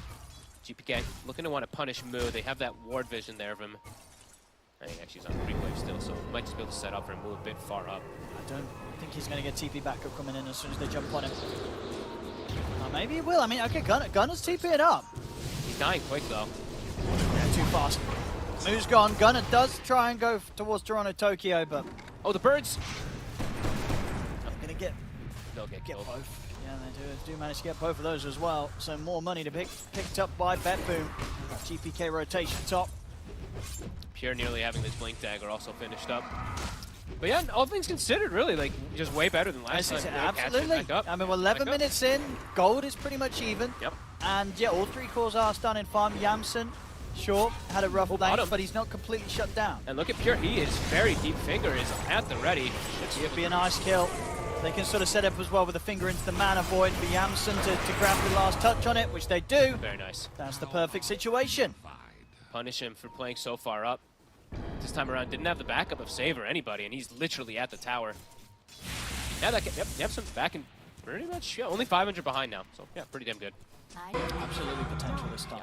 Much more potential than was there in game 1, which kind of already, I think it was sort of the 15-minute mark where it did look pretty dire for Nouns. But we'll see where we are in 4 minutes' time. But so far, compared to game 1, it's not bad. Yeah, so far so good.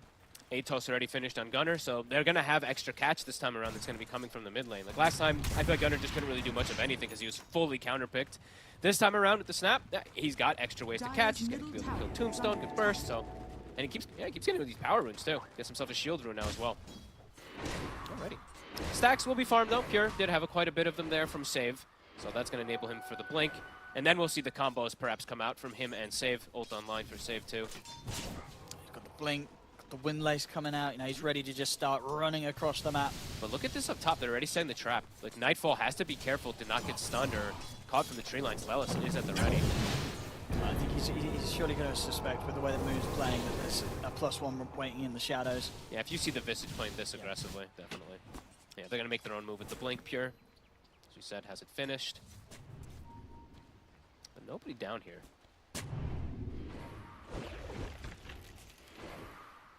Just Husky. He's going to show his face for a quick second. The ward's going to spot it. Husky's actually going to pull. Wait, what? Going to let them push even easier, I guess. And he's just going to bounce. All right, well, I guess he's just sacking the tower. Radiant's bottom tower is under attack. Getting onto mid. They have Nightfall TPing in, but there's the Atos. They're going to try and kill him. See if they've got enough. Not quite. They've got the kisses. As Nightfall, he's trying to dodge the kisses the best he can. We'll be able to step back, gets the adaptive strike off to put a stop to the kisses. The birds are still chasing, and the Solar Sentry from Moo, it's there.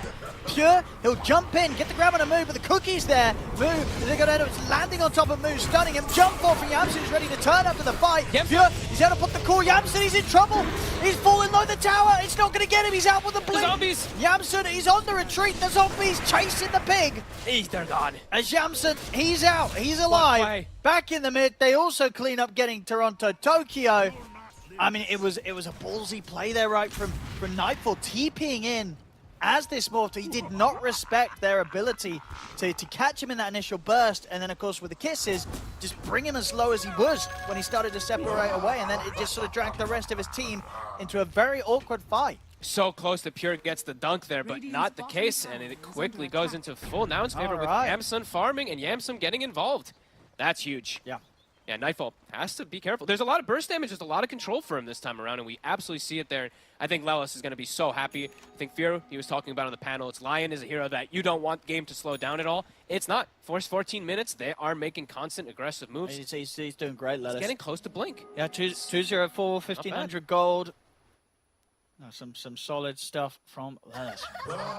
Calls here from Pure. They're going to regather themselves a little bit after these last few moments. Yeah, this is a hot start from Nouns. This is the showing that kind of Nouns brought, that was able to take the games off EG, take a game off PSG.LGD. There's a chance for them here. Yeah. And something that you might not have expected to see in this game too, considering how tough game one was for them. But they picked themselves up. They're back into the second game, and so far, so good. Gunnar at the top, and Yamsun very much on the track, on sort of the right pace for recovery. See again here, Nightfall coming in. That whole initial combo bringing him down too low.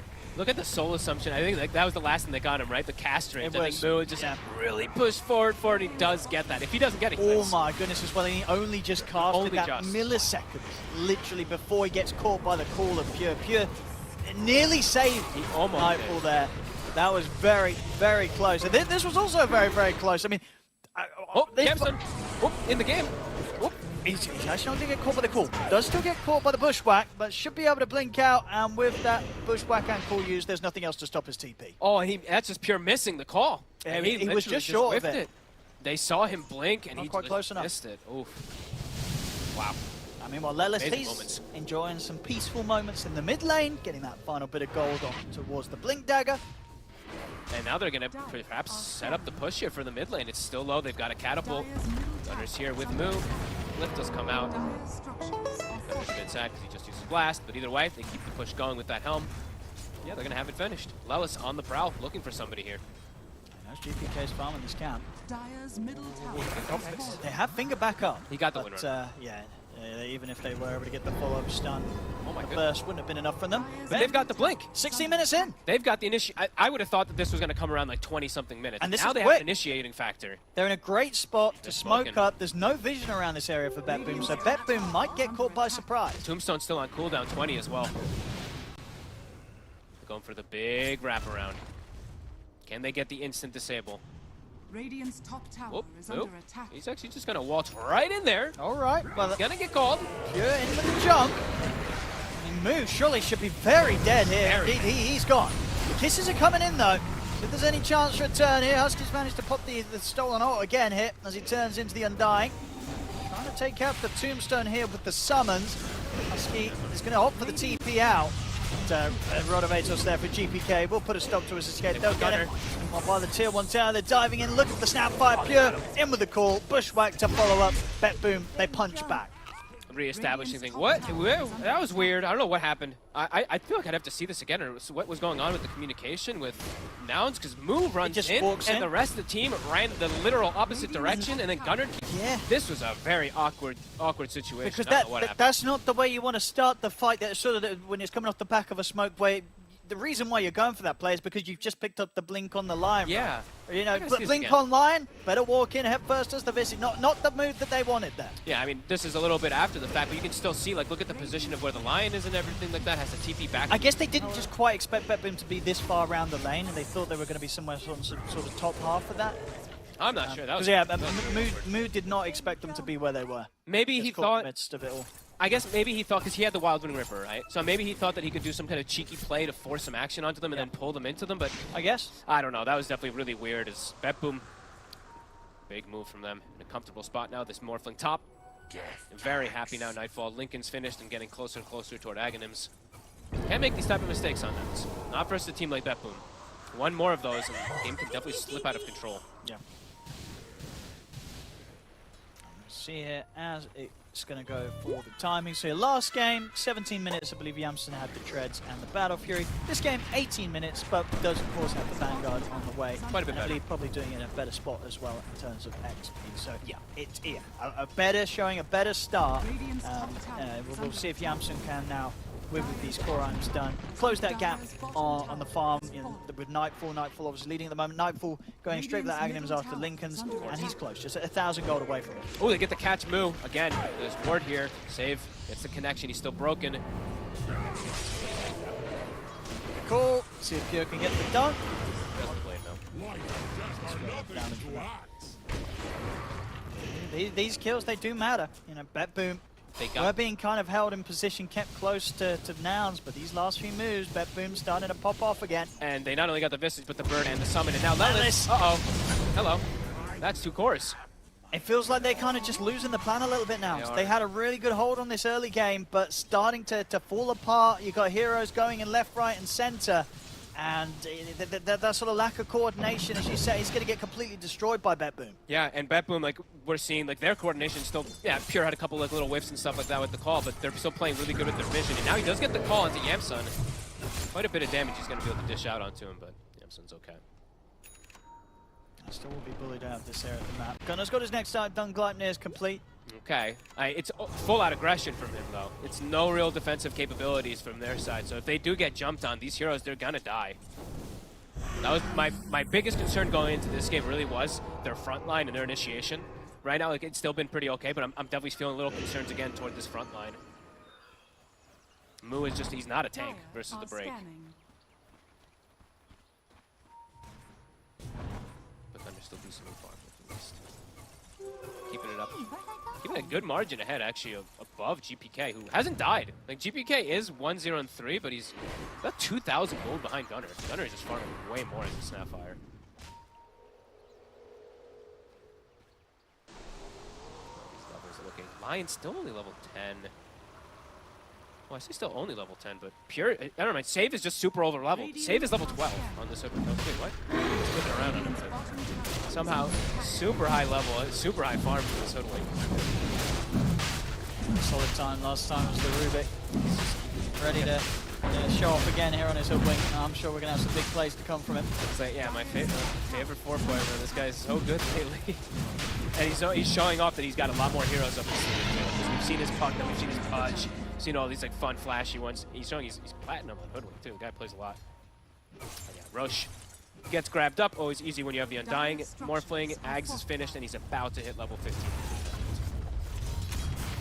Big timing's being hit here for Betboom. Almost a BKB also for Pure. Dire's top tower is under attack. And they're looking to make a bit of a statement with all this too. They buy even a gem on the Undying, so looking to kind of just take over the map entirely now in these next few moments and really control everything.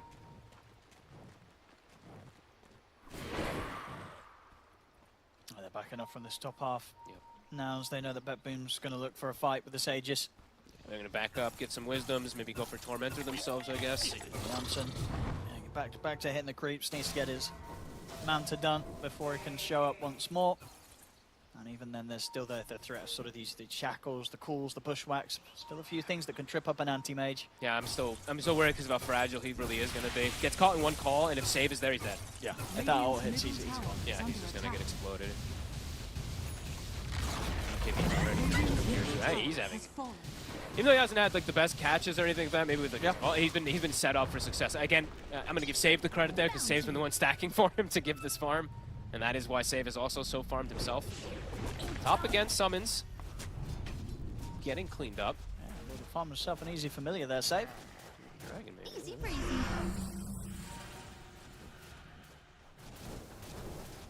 Give them some information at the least. Net worth continuing to grow here for Betboom.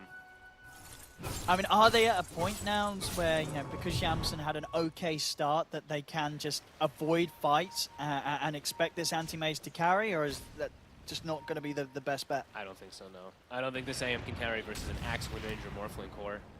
And when there's a natural break in the game too with Save, I think it's not easy for him to do it on his own. I think they have to continue. They have to still try to pressure with the other 4 heroes. The AM needs more and more space. Radiant's bottom tower is under attack. Trying for the setup top, but Betboom are prepared. They have a ward on all 3 heroes, giving all the information. Good one there, not in one of the spots you expect. You know, keeping it at that safe distance away from the cliff. That's a cute ward. I've been seeing more and more of these in both sides, like bottom side. You always just want to put them out of range of, like you said, the sentry that goes on the cliff and stuff. So it's retreating.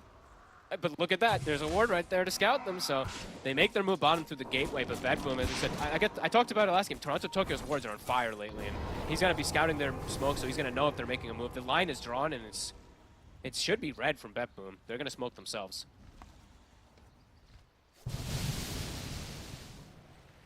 Maybe they even take the gateway themselves. Dire are scanning. Nightfall finds himself a DD. It's going to be a good angle to enter the jungle. Yeah, good angle to enter jungle with his team arriving too. Moo. He's stepping up a bit far. He could get punished for this. Splitting from the team. Hello.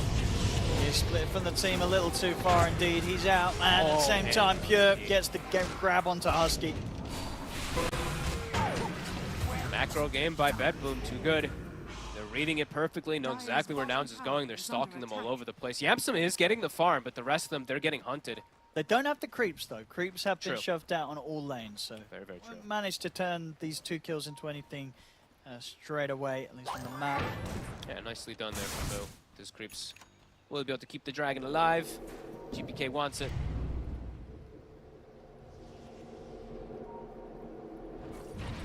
Coming back through the gates, they're going to find Gunnar. Oh, Morphling's TPing up. Gunnar, be careful. Gunnar's got the back up of Lelis.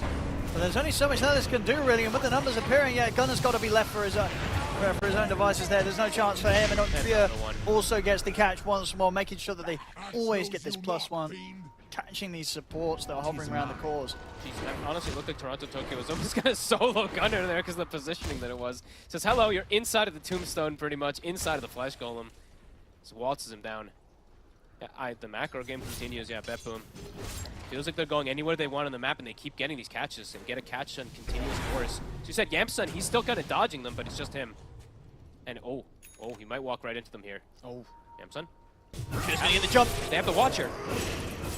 Cool, they've got the bushwhack. Not quite the damage though. Yamsun will be fine there. He's actually going to think about turning. Tries to step back up towards Pure. The BKB's out. Pure charges towards them. Nouns, they'll keep their distance, but he's gone. No way. I mean, save. Save. Come on. All right, call it. What a beast. And look at this. And now save. He's in with the bushwhack on Gunnar. Atos is there. Nightfall's coming across. Pure's in with the jump. They're going to get Gunnar as well. They're off the back of Save's catch. Save, what you monster. And then it looks like they're not done. They're going in for more. He's going to have bushwhack and ankle chop in a second. He's going to have lockdown for Husky. There it is. Lays down the tree, catches Husky. I mean, what do you even do if you're Nouns? I feel like you just sit the hands on the keyboard and say, well, your hands in the air like, okay, well, what can we do? You know what? This guy's the best. What can we do? We can't beat this. Yep, save too good. 4-0-10, 14 of the kills he's been a part of. How do you get this snipe? How does this happen? That was unreal. Yamsun doesn't see it coming. It looked like he was out of there, but indeed, yeah. He also did walk under the Watcher to get initiated on. Yeah, it was an awkward It was start. a little awkward, but yeah. Save with back-to-back flashy plays after a back-to-back flashy play in the last game. Radiant's top tower is under And yeah, now 27 minutes in, 14k lead. Unfortunately for Nouns, it's back to looking to be the situation that you probably expect Nouns to be in against Betboom after what happened in game 1. Yeah. And all in all, Yamsun was getting all that space from all that time, the last like 10 minutes or so, and then gets picked off. So gives a bit of, like we said, the Pinata gives a bit of a chunk of gold after all that is. Tormentor, another one here for the side of Betboom. And yeah, Nightfall, 18 Aghanims, Lincoln, he's huge. And oh, look at that. Yeah, you know what? He deserves it. Thank you, Gaimin. Gaimin identified. Nice. Shot. I'm gonna watch some save replays. Smoke going out. Uh-oh. Super ready. What are Nouns going to do to prepare for this one? Moo. Tombstone down. Any sort of jump. They have the hex on Pure. No dead. Lennis catches the two of them. They're bringing Toronto Tokyo down pretty low with the summons. They get the anti-mage. Yamsun dead at the start of the fight. Moo to also be taken down. Gunner tries for the TP out. Won't make it in time. He's gone. Husky also caught. It's 4 dead. Well, how did he get the lead? He died in the second. I think Save killed him. I think he boomeranged, sharpshootered, and did like majority of the damage. I don't even know. Oh my god. Deleted in a heartbeat. I actually didn't see who did the most damage to him there, but he had a lot of amp up on him. I think he got like Flesh Golem hit, and he had the... No, we'll see if we get the replay. Yeah. I think he got both of the amps on him, and then he got Adaptive Strikes for something super high or something like that. I don't know. He was gone sooner than the fight started. It really felt like it was that quick. Yeah. The start of it looked maybe an okay kind of go, but then Toronto Tokyo gets inside of his tombstone there, ends up being able to bail out, and he forces everybody in a weird situation. I check it out here. How did he just got deleted? I want to see what. See him here. So he tries to go in for the kill on Toronto Tokyo, but I believe Save catches him in the bushwhack. That hits him hard with the sharp shot, and Nightfall offers up that extra bit of damage. So to cause Yamsun to not have any sort of chance to have any impact in that fight. Yeah, I actually think it was the Adaptive Strike, because I think he did morph, right? So he got the Agi, so I think it's like a 800 damage Adaptive Strike, because you don't have Mana Shield, because you got broken from the, of course, from that Hoagland, so I think he just got blasted. 22k lead, back to business Betboom. Last game they lasted 38 minutes against Betboom. Okay. See if they can at least top that. Hey, Nouns. Let's see. Turning this one around. It's looking just as difficult as it did end up being in game 1. Yeah, maybe even worse. Because the Axe Factor. As we see Pure Octarine finished also on your 20. And constantly have this kill threat onto the anti-mage. Nouns. Set themselves up down bottom. Roche going to be respawning in 1 minute. That'll probably be the next big move from Betboom. But Nouns, they're going to look to strike first. BKB finished on Gunner. I mean, they know that they have to do this. Radiant are scanning.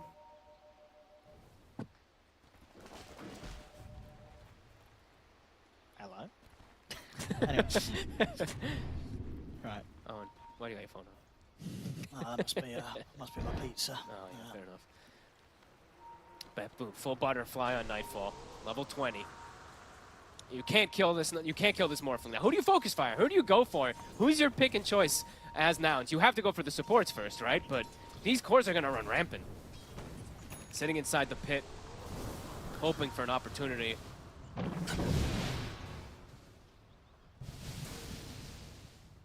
This fight looks so impossible. I don't know how they kill a core.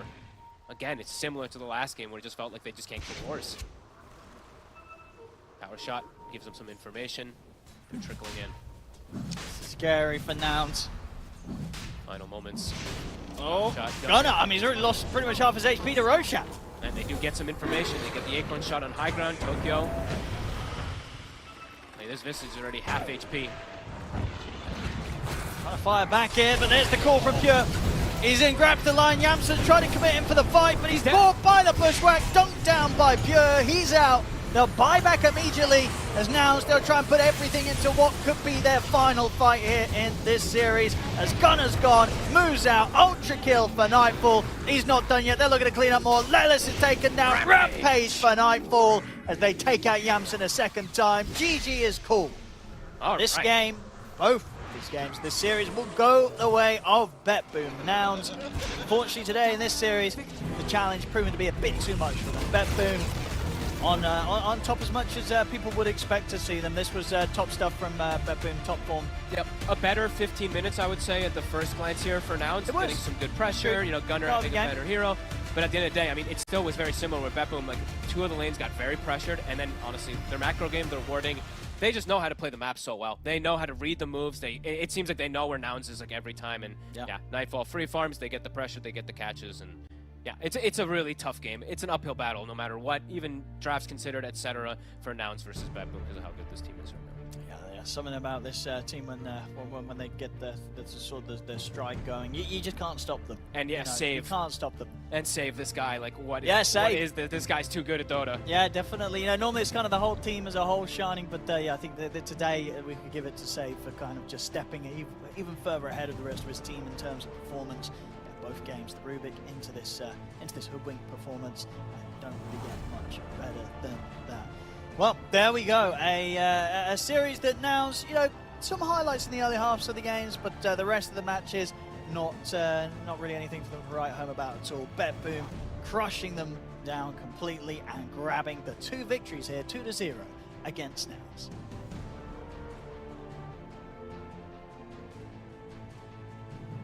Perhaps Nouns may have to start re-evaluating the strength of a first phase anti-mage as the Morphling answer, because that laning phase was actually kind of catastrophic for anti-mage, but Yamsen kind of turned it around. So, better than game 1. Yeah, it's a bit better. Still not enough to win against Betboom, which is, you know, no shame in that. Betboom's a very, very capable team, but I don't know if anti-mage is the solution. Not in the first phase. I think if you can get a better lane matchup for the anti-mage, it could definitely work. But anti-mage is definitely one of those heroes that you have to see your lane before you pick the hero, because that Axe got way too farmed. He had a bad laning stage. Sure, he came in a little bit later, got a couple kills, but it wasn't enough. You need to have a better laning stage. That seems to be one of the main reasons why anti-mage just in general is not that popular, so forget about first phase, but even as like a 23rd pick, if you don't know your offlane matchup, you don't know what you're getting yourself into, then he's not that reliable. So perhaps that needs to be reevaluated. Elsewhere, Save is fantastic on Hoodwink, apparently. Another hero that wasn't seen that much during Dream League Season 20. Yeah, the hero is practically dead now. Ever since 7.3, it's so across the map. And I just think... I feel really bad for Nouns. I feel like they played well, but they just didn't have the right heroes. Like, the Visage, he's having a blast, but his team, they are not the right heroes to play around him. Generally, when you play Visage, you want the aura, but none of his teammates can buy the aura. And then you kind of want at least one other big... Lion, Rubik, Snapfire isn't really that hanky, so to say. And then you have anti-mage on top of that, so it's like there's no one that can help this Visage go in first and make sure this Visage doesn't die from the first initiation. Because I feel from the mid-fight we can already see that if this Visage didn't die because the X can just call him and end the fight, they will probably have just won a game, even if there's a anti-mage getting countered by the X. I just feel like it's not the right draft, even though they played so well. Maybe the idea was that they get the initiation first because they drafted a Lion, so who cares about getting the auras, protecting your Visage if you get the jump first? But against Betboom, there was really no way for the Nouns to ever start a fight on their terms. Yeah, like what Clinton mentioned, maybe if they get a better laning phase, that would have been an entirely different game. Like when they are trying to push. I mean, I get why they picked the Lion, you know, it's very good against the Morphling. Yeah, you need some catch, you know. But overall, their lineup just didn't combine as well together compared to Betboom when they are taking the fights. This Hoodwink pick is just, I feel like probably just a reaction towards the anti-mage. Really good in the lane against the anti-mage. Very good later as well against the anti-mage. Not sure if we're going to see more of the hero. But overall, the Axe is also a very, very good answer. So I was really concerned about when you pick the AM at number 8. I felt like 3 bans is not exactly enough. They did throw away 1 ban with the quarter, so maybe they could have banned the X. But overall, it's just a lot more harder to make an 8th pick anti-mage book. Yeah, I'm seeing a lot of the teams, like, they came off boot camp, right? They're trying a lot of new things. Everyone knows Medusa's strong. Everyone knows Morphling's strong. We're seeing new answers to try and deal with it. None of them are working right now. Like, pretty much every game I see Medusa or Morph in their own. The Muerta against the Morphling that we saw at with Blacklist against Beastcoast was not bad. Sure, but I think there's bigger issues, but that one's passable. Sure. I don't know if they can do that again in first phase Muerta and beat another Morphling, then I'll be sold. But for now, sample size is too small. Whereas we saw 2 games in a row, they were confident that this anti-mage was going to beat this Morphling Undying opening. They opened it twice against the same opening. It didn't work twice in a row, so that's not working. Now there's this weird dynamic now. It's like Dusa gets banned in the first phase sometimes. Morph does as well. And if you don't have a Medusa or Morph in the early phases, kind of feels like you don't have an answer right now. These heroes are just way too strong.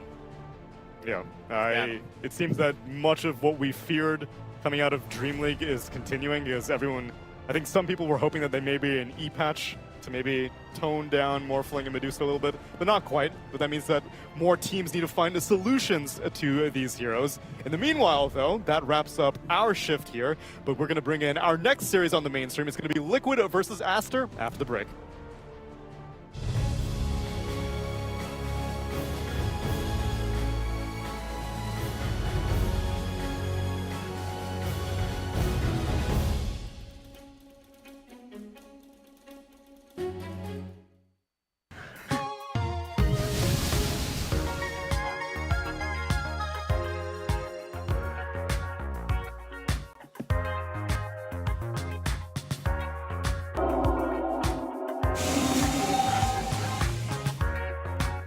什么情况啊？这怎么像你？我的脸在谁的身上？这有点周思源，他那个眉毛有点像他，知道吧？不会真的是吧？一模和那个大师，不会是你吧？不是我吧？真的不是你吗？是我吗？我就说吧，哎呀，比方说这个眉毛嘛，看一看，感觉跟你的也一样的。周家涵，周家涵，结合体嘛，就周家涵。期待我们巴黎 Major 表现，IG 加油！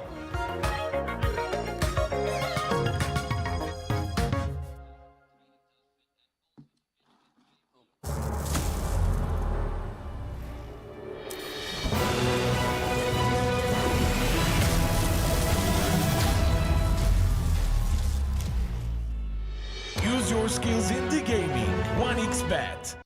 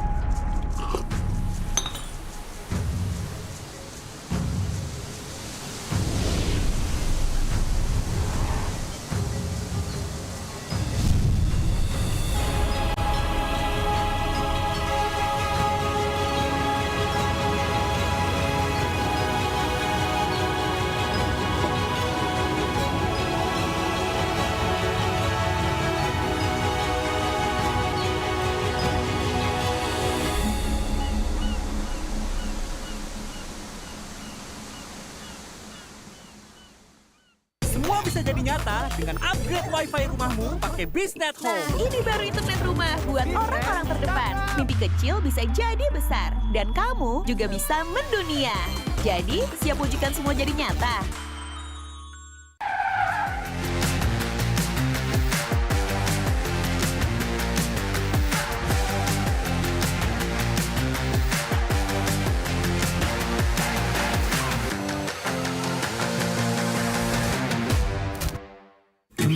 Panas.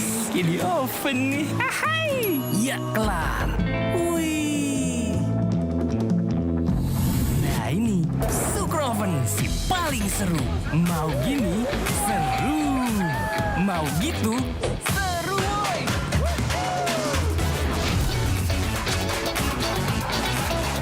Mau lagi, terus aja lagi. Sukroven seru roll di oven. The world is your stage. Take the first step to change. Lead with vision and innovation. Perfect your strategy and make your goals reality. Así que vaya. Get in the game. Make it count.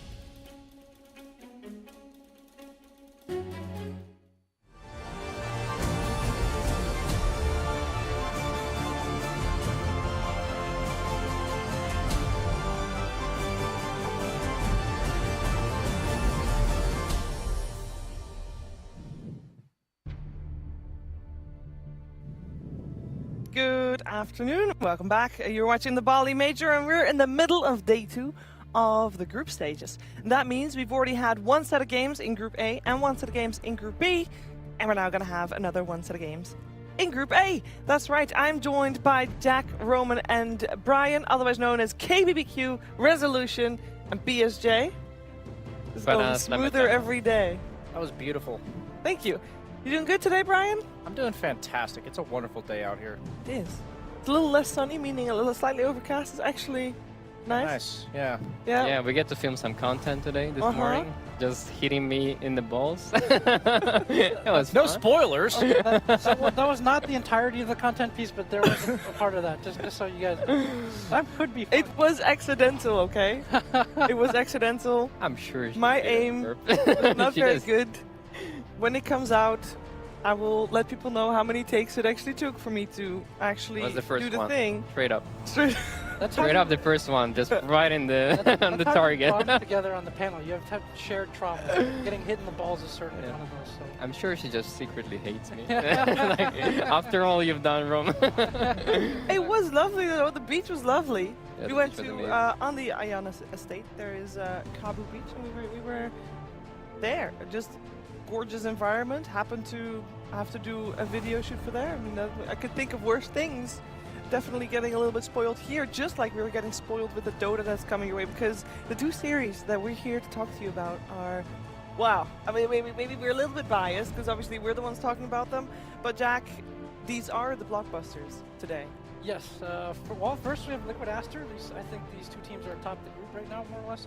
Aster has played one fewer set of matches, so 3-1. Liquid's 5-1. Both teams looking pretty good. And also different approaches. They've switched things up since obviously the last set of matches and Dream League and all that.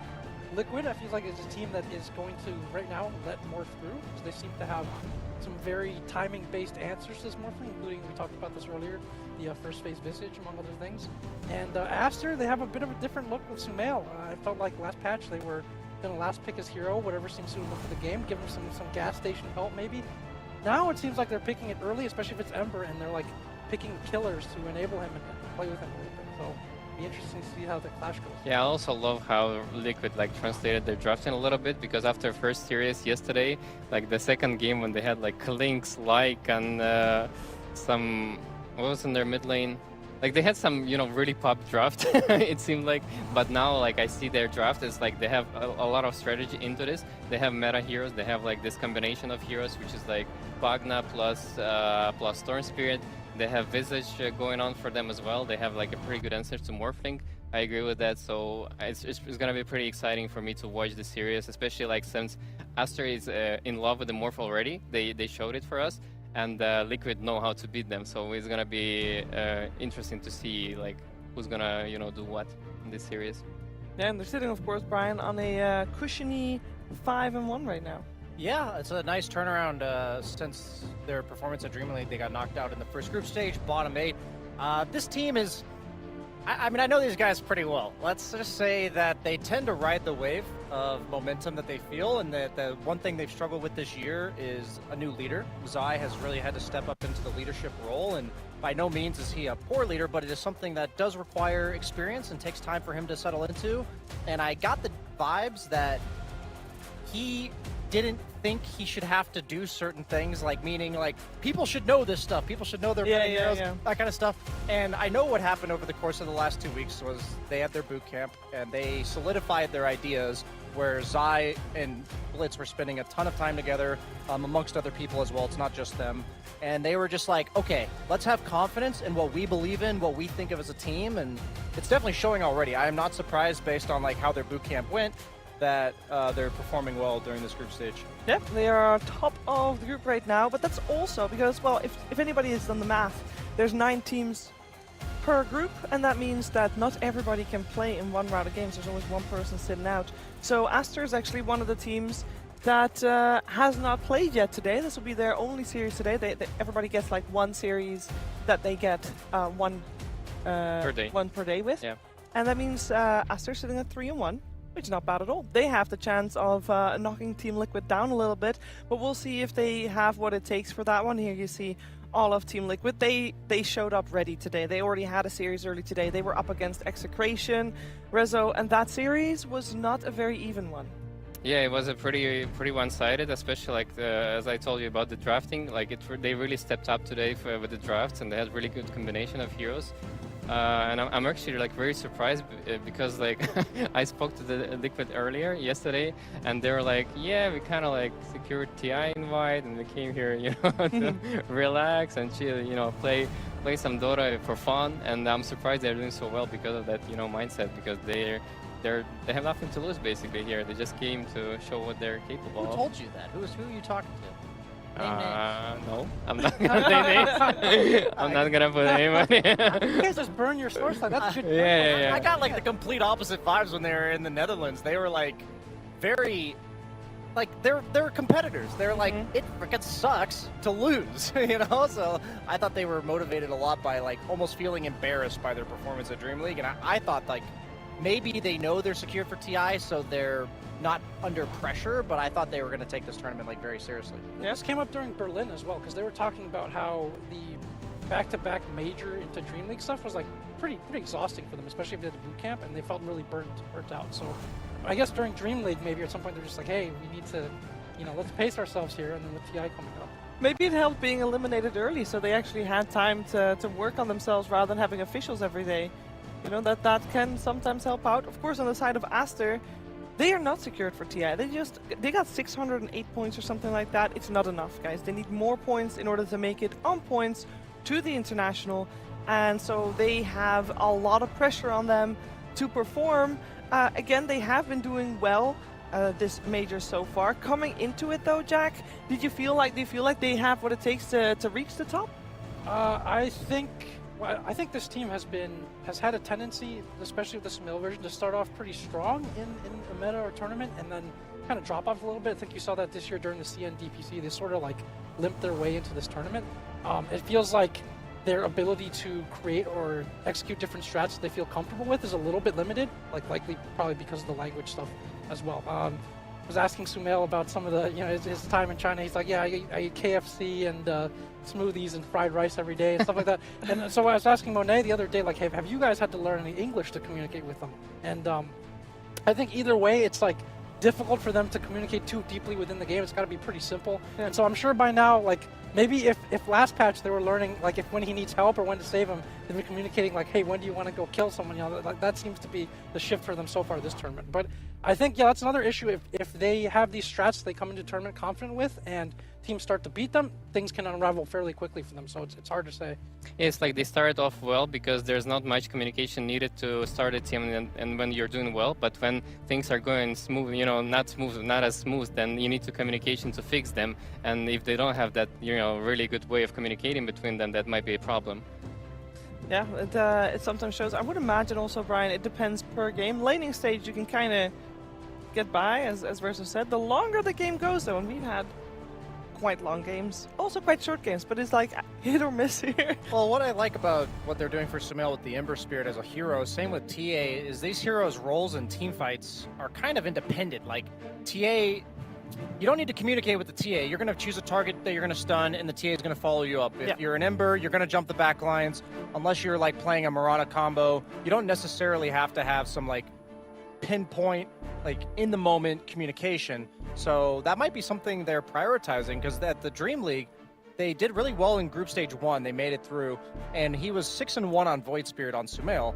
And then Void Spirit got nerfed in the D-patch, and they went into the second group stage and basically got ran over, and they hardly picked Void Spirit at all. And I think that kind of goes into what you were saying, Jack, where they have like one or two strategies, they might get figured out. So this might be a similar story. Maybe this first group stage they're going to do really well, and then they're going to, the one group stage, and then going into the playoffs they might run into that wall again.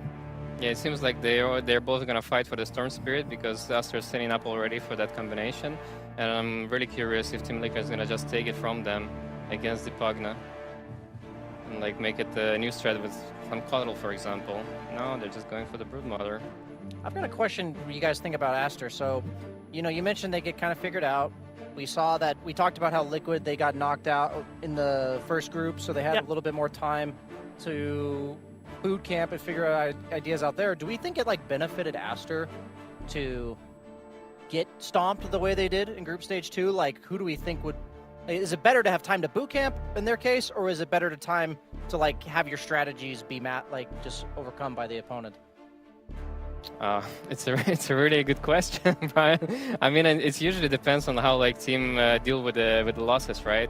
If Team Aster has a good communication and they're like, yeah, guys, we lost because of this and that, which I assume they don't really have that much because it's harder to communicate more complicated things with Sumail. But maybe between the four of them, like maybe Sumail isn't like really needed to be part of that strategy discussions because they already have it between four of them, and for him it's just like the matter of like, yo, show us your skill, bro. Like, just do your thing. We're gonna trust you. But for us, with 4 people, we're gonna like prepare something for the next matches. But Team Liquid definitely is the team that discusses a lot. I think they have really good communication. Is what like they look like from the outside. I think they're really. I mean, you know them better. You just just being in the office with them like all the time. Like you can better explain like how they work inside from the inside. Yeah, I mean they really are best of buds like outside the game, and during boot camp like they're eating together. I mean we all know that Insania, Mikke, and Boxy have played together for eons.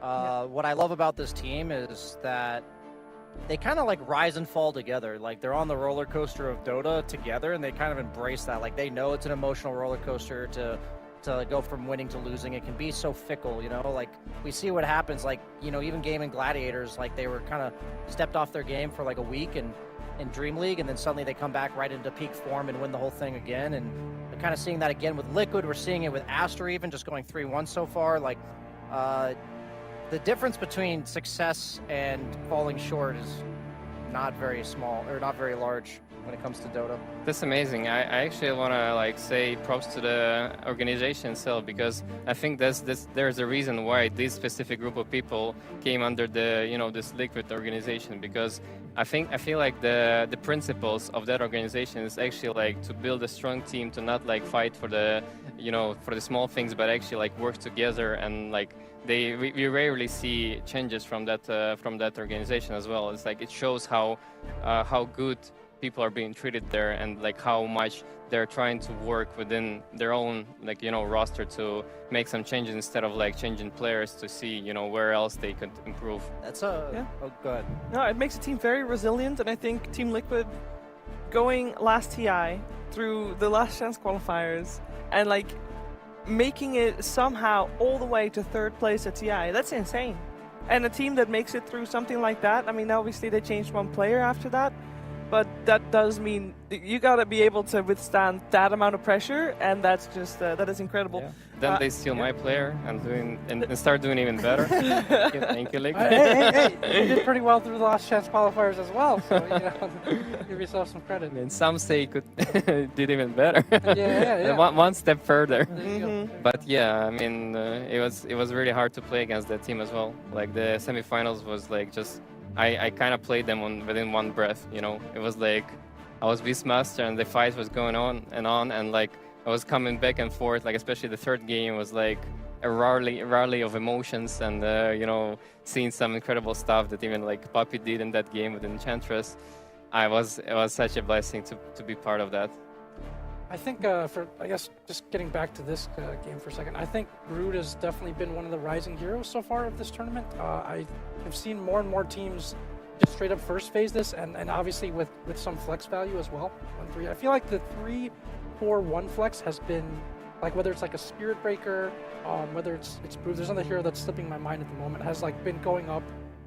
Even TA, that not 1-3, even Anti-Mage, we've seen that get flex first phase 1-3. I feel like that value is like increasing in this tournament for a lot of teams, and Brood is another example of that.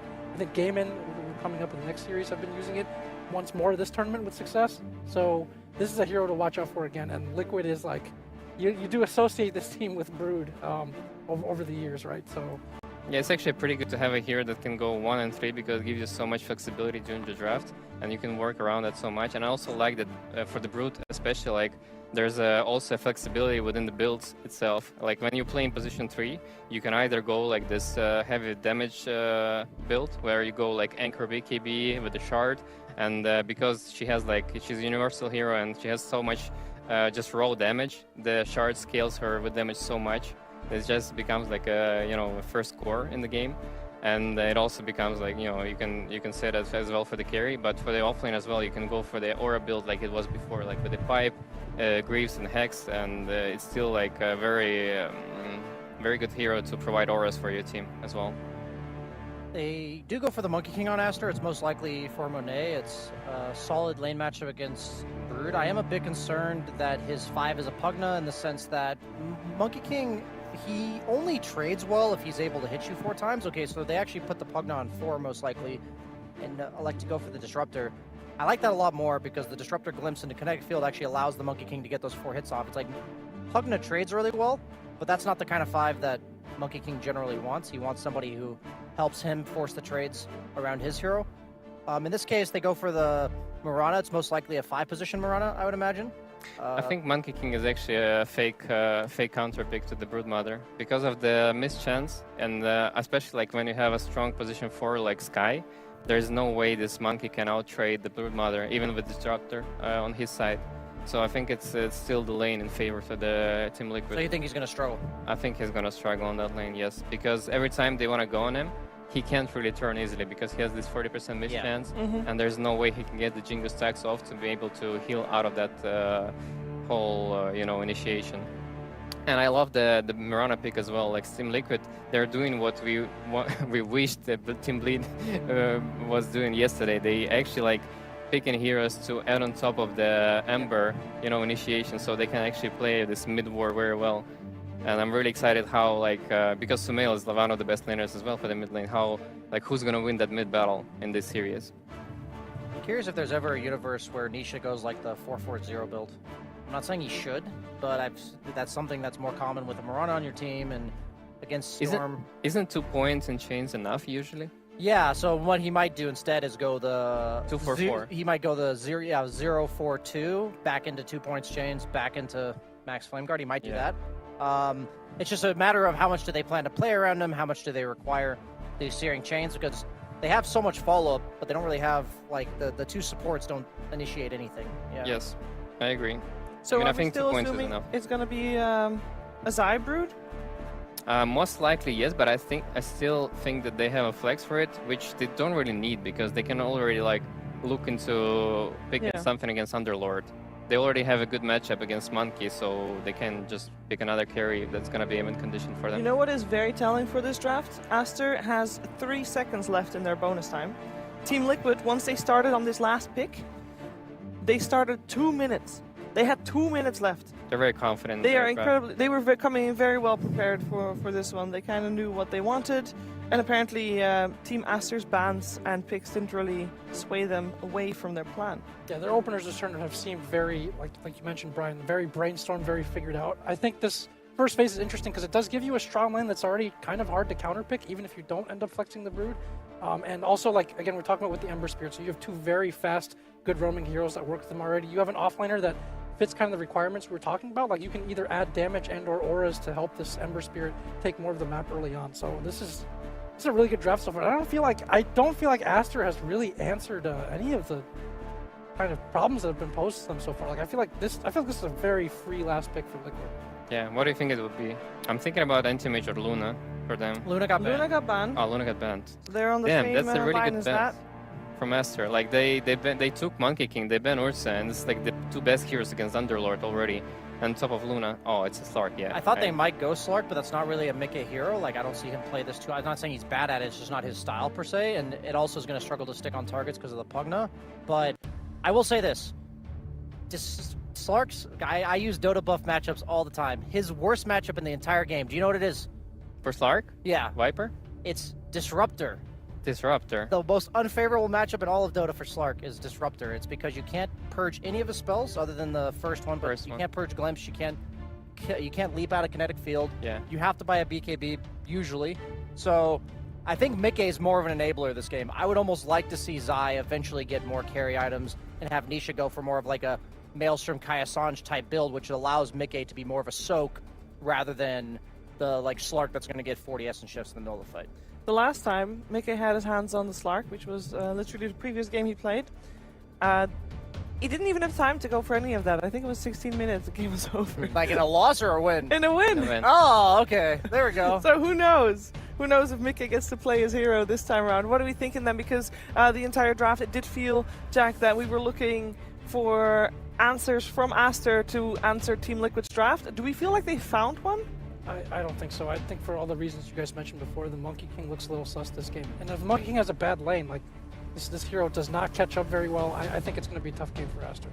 I think it's going to depend a lot on Sumail rotations this game because he has to do a lot of work. But overall, like Team Aster has a better team fight than Team Liquid, but Team Liquid has better lanes, and you know I think they can execute it very well. So I'm in favor of Team Liquid here. How is the mid matchup, Ember Storm? It's going to all be down to the supports. So I think what's different here is that Slark's a lot more independent than Monkey King in this exact game. So I think that the Mirana will have a lot more freedom than the Disruptor, which means that I favor Nisha. Okay, let's find out how the first game of this series is going to play itself out. We're heading over to Cap and SVG. Thank you very much, Sheever. That's right. We're going to be tackling Liquid versus Aster. Once again, we're going to be having some more Storm Spirits. Aster and Shopify apparently just cannot. Oh, wait a minute, Cap. Oh, I dropped my crown because that panel was so European biased. Oh my God. Respect the king on his signature Storm. Yeah, they didn't really give him credit where it's due. That's true. And Aster has not done. Oh, I'm sorry. Was that not excited enough I am for you? insulted for Sumail that there are even people doubting the Storm Spirit, the greatest Storm player to ever play the game, with the greatest suck behind him to ever suck this game. Damn. That didn't come out too well, but I mean, this is a combo Aster are super comfortable with. You hear that, Bobica? I don't care. You're the greatest to ever suck it. I don't care about some monkey Slark analysis. P2 is going to be giving up first blood, I believe, but Zai will be the return kill. That is, unfortunately given over to the Disruptor. And am I counting that right? Yeah, they got 3 bounty runes for Liquid as well. So first blood plus bounty runes. Already, Liquid off to a blazing start. Even the King is going to have a hard time dealing with that. Oh, I mean, this is pretty biased now. I mean, you can't say what I was saying literally, you know. I mean, I think Monet is definitely going to struggle here a little bit. Oh, yeah, Monet is going to struggle just a little bit, It's going to be a hard game for him. Oh, the dodge, though. The dodge. Okay. When did they get the return? Okay, that's still not enough. If he spots him, if he's in range, I don't think he's in range. He's not this is an easy game for the King, as easy we all expected game here. For the King. Storm's out to pop the hell off. All Monet needs to do is keep surviving. I agree, this Brood Monkey matchup is like pretty deceptive. I think, honestly, I feel when Brood is in the meta, it is either first pick or last pick. There's no in between. And I think this is a first pick Brood meta, and I think when Brood is first pick, you don't care about anything. Like, you're picking this hero with the idea that it can go multiple lanes, but also play different styles and play around anything because you are confident in your Brood strategy as a whole and what the hero's going to offer you. It's not about like, oh, they got some Naga or some troll or something, you know? Sure, yeah. So I kind of agree, like, okay, you get Monkey King. If the Monkey King is good for Aster, then the pick is fine, but if it's not good for them, then it's not stopping Brood. It doesn't eliminate Brood's impact on the game. So that is a big factor here, and I think the Monkey King is okay for Aster if the Storm gets off to a fast pace, and then Monet can join the skirmishes pretty early on an active carry and help snowball that. But if the Storm is not off to a fast pace, then yeah, you're going to be stuck here playing Liquid style of Dota. Zai gets glimpse back top and smackdown. Easy kill for Monet, and he still has Jingu stack to heal up a little bit more. Easy Aster prediction here is... I mean, the Aster is kind of set up. It's kind of interesting. I think both the Broodmother and the Ember Spirit are similar in that regard, right? Where I think they're both heroes that you can pick early, because while there is some unfavorable matchups, you just kind of feel good about the hero no matter what. But both lanes are Aster favored, right? At least a little bit. I'd say early on, yes. I expect the Storm to free farm mid versus the Ember. And I kind of expect Monkey King to do well, at least in the 1 through 3. I can see the level 1 going really bad for Monkey if his support is weak, but I think Pichu did a decent job here, forcing the trades with the glimpse, and Monet is having an okay start. I think this lane gets hard for him, especially with Skywrath Mage eventually beating Disruptor out, but if they can keep playing for kills and then trade it up that way, I think Monkey King can get out of this lane. It also seems like Sumail is running away with mid lane just a bit. Well, of course he is. Was there ever any doubt? I mean, I think there's a little doubt. Let me tell you. Nisha's also one of the best mid laners in the world. Yeah, but let me tell you something. The king is the king for a reason, okay? And the issue with Aster is what happens after the first 10 minutes. Because when Sumail just gets to play as 1v1 mid, he doesn't need to know Chinese. But after 10 minutes, suddenly the vocabulary requirements start to go up at an increasing rate, and that is one of the issues I've seen for Aster. Monet is going to get run down here underneath the tower. The final loop running at him and will fall. Now, it does look like Zai is probably going to get traded out here as, yep, Pichu. It's actually on a killing spree. He's gotten so many of these last hits. I'm not sure if Monet's happy about that. Probably not. Honestly, though, net worth-wise, he's doing fine. Yeah, I mean, the bigger factor for this early game, because CS is one thing, but when you're going for these kill trade lanes, it's a lot about how much gold your carry's getting out of it. So honestly, Aster still okay with this early game. And actually 3 deaths on Brood. I mean, the first one was on the rune, so I'm not going to count that, but 2 deaths on Brood in lane. At least you're slowing Zai down a bit here.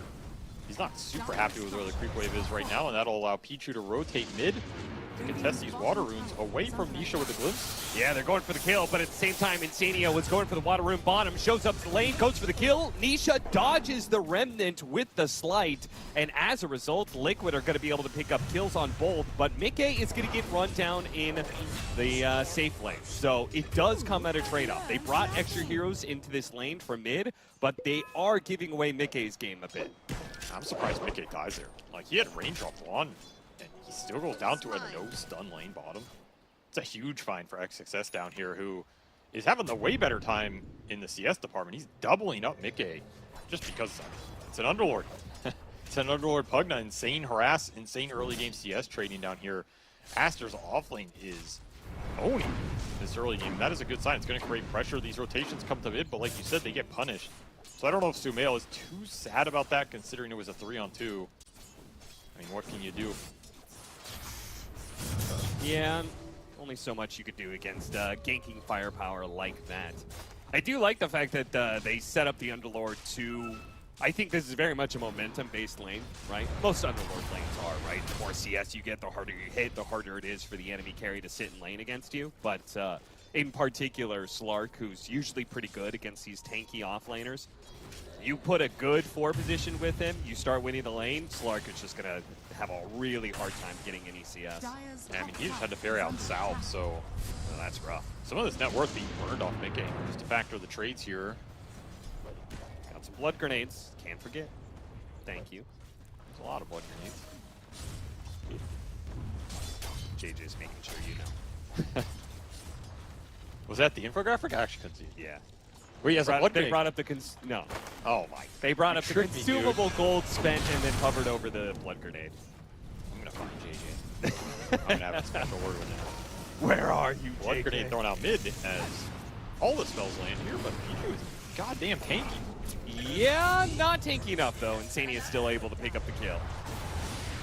Level 6 on Sumail, but level 6 on Nisha as well, so no obvious kill available here. So we got the power rune.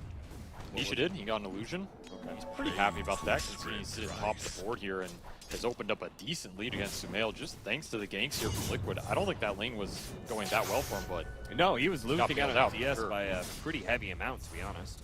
And I'm pretty surprised he's this far ahead.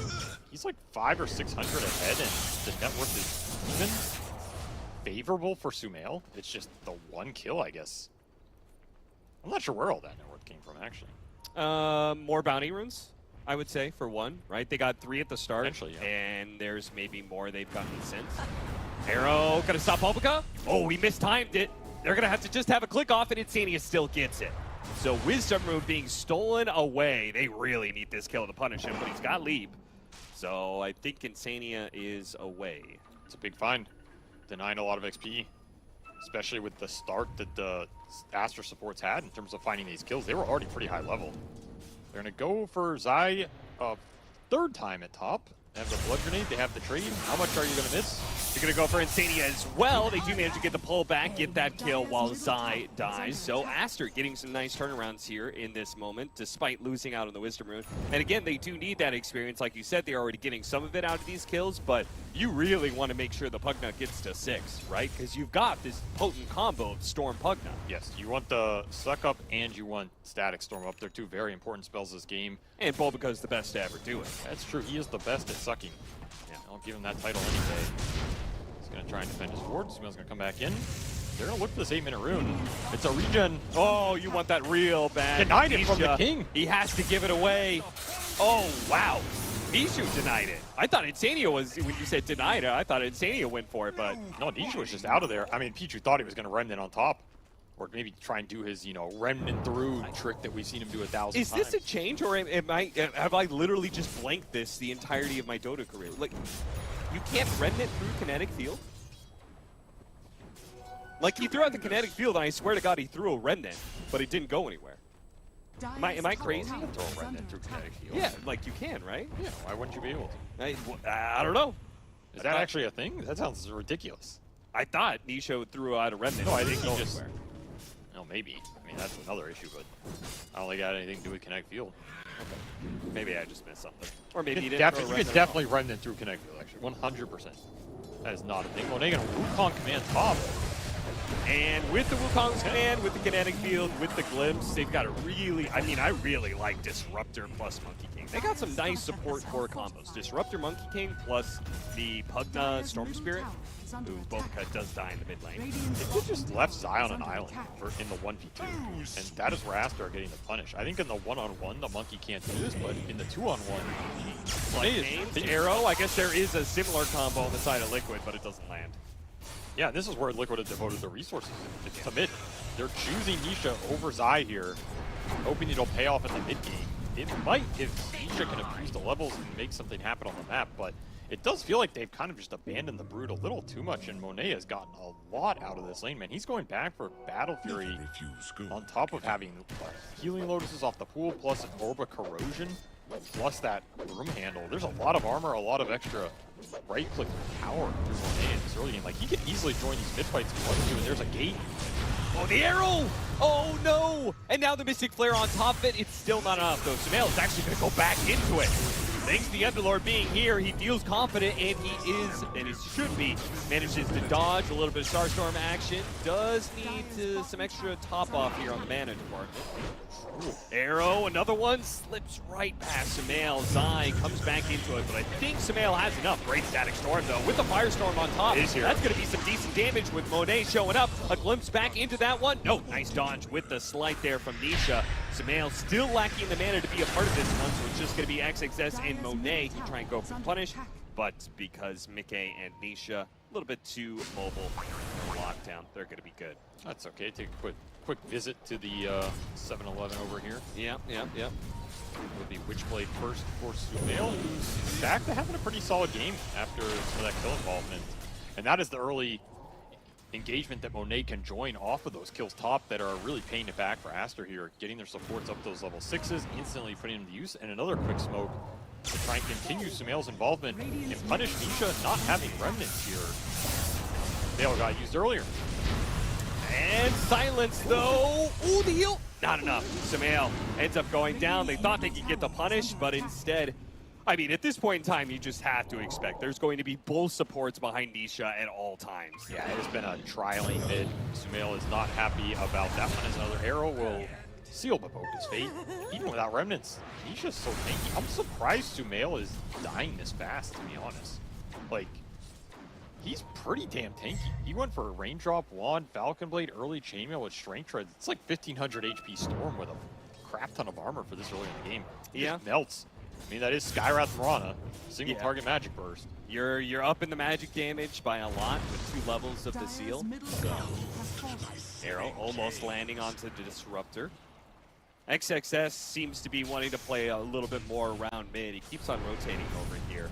I don't like that he's just here, though. I think the benefit that Aster should be getting on the map when Liquid force this trialing mid is that you're abusing the side lane matchups, which should be okay for you in the one-on-ones because you have the gate potential to then join these ganks if Liquid overextend. What if Underlord sat mid and then that freed up those 3 to roam around?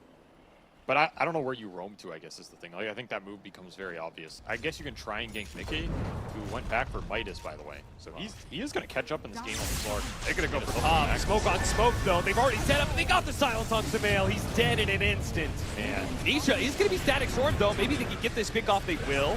Thanks in part to the pit. They've got some just really good AoE control. And tower deny. Oh, that's nice. Taking that away from Monet. A little extra value, and then XSS immediately back to bottom. Those are the type of gate kills I think Aster are looking for that Liquid need to be careful of overextending into. And another static storm punish on the Ember Spear before he can get up these defensive items. I mean, that's going to be nice here. Trading out the mids, though. You got to feel like Aster maybe wanted more out of the storm than Liquid wanted out of the Ember, at least in this early portion of the game. They seem a bit more dependent on him draft-wise, as now Sumail has fallen behind. Yeah.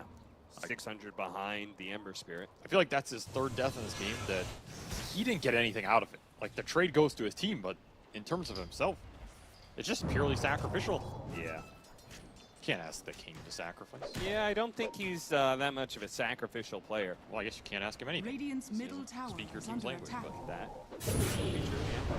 Today is going to be found. They really got to be careful. These pickoffs are happening constantly now. Slight chains into arrows, slight chains into Mystic Flare. I really like Skyra this match, just for the pickoff potential. I think it's one of these supports that always gives you early game kill threat, which because these kills are worth a lot, it kind of just guarantees you eventually get at least one item and some levels out of it. And I think that's just nice to have. As long as your draft doesn't get punished for having Skywrath in your lineup like a squishy backliner. Yeah, what do you mean by that? How do you need to shore that up? Do you want Skywrath fight or frontline? I mean, these supports that generally only offer you aggressive potential sometimes backfire because you don't get a save out of it, you don't get some AoE control. Their scale can be a bit misleading. Like at a certain point when the defensive items come out for Aster, Skywrath falls off very hard. This hero sucks versus 4-staff. It's terrible versus Glimmer Cape. Pipe kind of owns the hero, right? Greaves, Lotus Orbs, all these Dispels, get rid of the silence. That's always been the problem with Skywrath. It's like the Silencer boat. I think Silencer's a bit more robust in terms of he provides a lot more AoE and global ability. But Skywrath is just terrible for utility, so you have to make sure the early game is really good so you can push past that. But it seems like if the kills are worth more and the early game is more reliable, then I like this hero more than I used to, at least conceptually. It's like a little bit of a risk, but the reward pays off more because kills so it's worth a lot. It's a bit easier to justify picking this hero because at least you're getting the payoff. Like here's Sumail, still no defensive item. He's just gone. Yep. Guaranteed. I will say, I think one note about this matchup, by the way, let's not forget that Sumail played with Liquid for a significant period of time. That's true. And I know a lot of the Liquid guys really like Sumail. They liked playing with him quite a bit. They had a lot of fantastic things to say about him. I know Insania in particular really likes Sumail. So, I mean, I'll say one thing. They probably know a little bit about how Sumail likes to play, likes to think about the game. It feels like they are targeting him hardcore. Yeah, they know if you gank it 5 times, he's going to be pissed off. Yeah, exactly. And that is what they did. They ganked him 5 times in a row. And he's probably pretty mad. Dire's middle Pipe does come out for XXS here. This Underlord is a very powerful hero because it can bring your team back in these 5-on-5s. And XXS, he's top of the board here. He is the strongest hero on the map. Level 12 as well with max action for him. I mean, the 5-on-5 has got to be insane right now for Aster if they can find it. There's a pipe on Zai, but I don't think his pipe is as good as XXS's here. When you have Pugnasuck behind the Storm, who's pretty tanky. Monet, also, if you take a 4-on-4 for Aster, Monet with the Battle Fury is going to be pretty happy in this period. I guess Mickey is also pretty happy with that Midas. Do you think maxed out Atrophy Aura was the play, out of curiosity? Because I feel like Pit is really good, and the Atrophy Aura isn't that effective this game. They do have Kinetic Field, which kind of guarantees the second Pit, and maybe it just gives you enough lockdown to kill these cores anyway. Atrophy is also pretty nice in these fights, just for the extra right click, and if you ever win a fight, it helps you convert on the tier 1s. It's a trade-off. I'm okay with this build. I think extra pit points really early game rarely matter. It's like pretty minimal increased duration. We're talking about 1.2 to 1.8 for 3 levels. That is, it's hard to justify a lot of time. Especially if you're not going the Atos build, which he's not. Mech will be finished as well. Very even game. He has a shield rune on the Ember Spirit, so it's not going to be that easy with the Static Storm to be able to kill them, but they're going to try. Sure enough, the shield rune gets him through a lot of that damage. Another Slight dodges the glimpse. That's the one thing about that matchup. You do need to try and use the glimpse early while he's still silenced. Otherwise, Remnant or Slight is going to give an escape option against that ability. Now Aster just 5, Snare to Nisha, unable to do anything. Yeah, they can't stop him.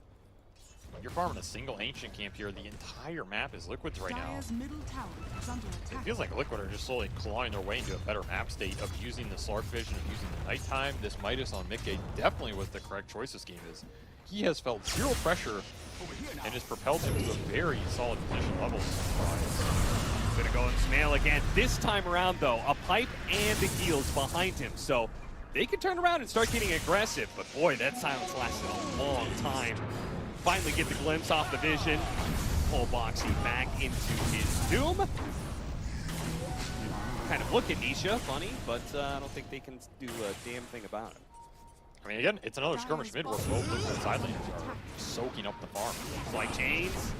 Man, not only is this Ember Spirit just free to run around wherever he wants, but he's getting kills right in front of the 3 or 4 man of Aster. They're gonna get the punish onto Insania. Looks like the pipe provides a small bit of tankiness, but not nearly enough. Yeah, that's why you love Aurora right there. Get that big boy right clicks in. Monet is trying to trade with Mickey against his will. This is not a fair fight. No, it's not. Yeah, the distance, he can leap away. He's good. Well, maybe he's good. Slight Chains not yet ready. Nisha hunting. Nisha has Quelling Blade. You gotta be careful with these slights. Yeah. That is a guaranteed stun. He's good. Yeah, if he's good and if he's fast and if he kind of already knows which tree you're on. Oh, they found him anyway. Okay. They do. Goodbye, Monet. You have been too greedy. I mean, this is just... Oh, he died to neutral. So punishing. Oh, he did. That is rough. I mean, every single time, it's like they're getting some sort of core kill and then the support gets left behind. Liquid's fine with that. Even worse if the support dies to the neutrals instead. Something about the way Aster is trying to play this map is not working for them. Liquid are just taking huge advantage of it because the Brood is not being touched.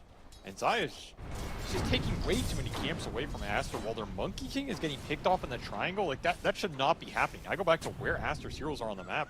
You got to create some space for this Monkey, not let him just get kicked like that when you're giving up so many camps in the first place. This is kind of just a disaster. They're going to make another smoke with Smail, who has damage but no offensive or defensive item yet, and they're just going to find nothing. While Monet goes back to hitting Ancients. Liquid definitely just out. Maybe they can get Brood. One's Could be back, fine. kinetic field. Oh, damn it. They need this kill. Where's the Storm Spirits? He's mid. Did bring him with us. And that actually means, if anything, Zai could maybe get a kill on one of these supports with all these spiders he's got. They got to be careful. I mean, what is happening on the map right now? I'm not really sure. They're continuing to chase after Zai, but I think Zai knows they can't kill him. Like, why are you smoking with the Underlord? Right? Yeah. This doesn't make sense. Because the Underlord can gate to your smoke plays. Yeah, the Underlord is supposed to be the one who connects globally His while he gate's on defends cooldown, one but of these lanes. I would put him versus the Brood. I would let him match the Brood in the jungle and make 3-man smoke elsewhere. Smail's almost killing Nisha. In fact, he does kill Nisha mid. Okay. This game is very strange. I'm not 100% sure what's happening, but people are dying as Monet looks to return to the grave. Yeah, he's going back. Nice find by Mickey. Playing super aggressive up here with that aggro. Nice body blocking from XXS, but again, by himself, very limited. Look at that jump. Oh, Smail, if he kept going, he would have landed on Mickey, and it could have been a sick kill, but it also would have left him with no mana. It'll leave him with no mana anyway, as Pavis saves Insania's life versus his old friend here. Smail will get resource back up. Oh, man, fast nullifier for Zai? Yeah, it's a very interesting itemization. He just wants to remove some of the auras and the decrep from the game.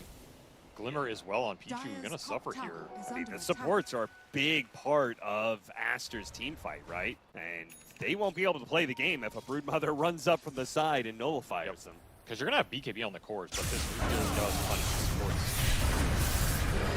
So we'll get some revenge on Boxy here, who has been a pest to him all game. Well, he doesn't get the last hit. That's true, but he needs the last hit, man. His net worth is suffering. This does not feel great in this game. This is not one of those snowball storm games. This is we play for that mid-late game storm. I still think he can have decent potential in the team fights just because Liquid have no BKB lockdown here. Yeah. So this BKB timing for Monet and Sumail is going to be really important, especially if you can steal a Roshan out of it.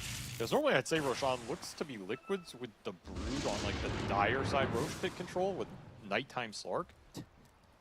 But if you can force it during a day period and just abuse the Wukong Underlord with the Pugna Ward down, that is also pretty powerful and hard for Liquid to run into. Middle tower is under attack. Lotus, that might help things a little bit. Remove the chains, remove the silence. And remove the Rod of Atos for Insane. He's a chonky boy. Yeah, he's thick as hell. I think he could even be more from this game. I think Aster missed a lot of the mid-game map efficiency here. Yeah, the part where he's like kind of running around towards mid, but not really getting anything done. This is 4-0 and 4. But this Midas Slark just went to town, and he has not been pressured at all as Mikke continues to explode. Yeah, why they haven't spoke to Mikke's side of the map once, I think. Maybe he just felt it's too hard with the pressures being exerted from the Nisha 3-man hit squad, but he's almost level 18. He is level 18. That's crazy. Mail needs a save. Bulbacut gets him with a Force Staff, a little bit of a heal, but it's not enough. The Mystic Seal plus the Nullifier go to them. I mean, it is a great static store. They need the Monkey King, though, to be able to follow this one up. It lands right in the middle of the two supports. We'll be able to get that. Plus the glimpse back on Zai. If they could kill a core out of this, it would all be very much worth it. Gonna turn with the BKB. Yeah, Mikke's back into it. Chains on the 2, and they managed to get a Pounce plus a Cut Tree onto the Monkey King. So he's out of this fight for a bit. Getting around the margins here. Picho is going to be chased underneath the tower. Monet tries to save him and will be successful. Think about playing the wall right now. XXS right next to him. Can they get the control onto Zai? A glimpse back, perhaps? It's not available. Glimmer Cape goes down. Mana. He got the mana. Oh, that one. Thankfully. Jeez, they could not let Zai get away with this. Surely he's going to die, right? Sumail respawn will secure it. Yeah. Nullifier definitely did work there. He's going to look for another jump on the rune. It's a regen. Oh, you got it. Gabe, thank you very much. Got the rune. Can he control him up long enough for the pit to come in? XXS is here. Hits it with the pit. The Firestorm. The damage, it's enough. Sumail was back into the game. He may not have gotten that kill. But he gets 289 for the assist, and he got 1,000 gold, I think, or something close to it earlier for that other kill. Finish up his BKB. He won't even need Baboka to regen back up, and that right click from XXS. That Denisha 30, man. That was a plus 300 atrophy aura right click at the end because he got it all off the kills. This hero hits hard for a utility-based core. Yeah, if he's just sticking around team fights where heroes are dying. It's a pretty solid fight for Aster in the end, but you can definitely tell that Liquid's timing here with the BKB on Nisha and that Nullifier on Zai definitely messed with the support utility value. It took him a long time to wear through that period and stall it out. Boom. See you later, son. Nisha definitely played a bit too greedy there in that fight, though. There was no reason to try and kill that Storm. Stupendous. Send a message. Yeah. Scanning. I think they've sent that message a few times. I'm not sure. I think Sumail's gotten the message. Maybe he hasn't responded yet, but he's definitely received it. That's probably you could see the double check mark. You know he's read it. You know he received it, but he didn't respond. Just left it on read. Yeah. That's the story of my life right there. Hey, Sumail, you want to build a team? Left on read. Left on red. Who says left on read? I don't know. I'm just saying it, man. Stop making fun of my pronunciation. 17-23, Liquid. They have been winning this game for a while, but it does feel like that last fight has been a bit of a slip-up. They're not that far ahead in net worth.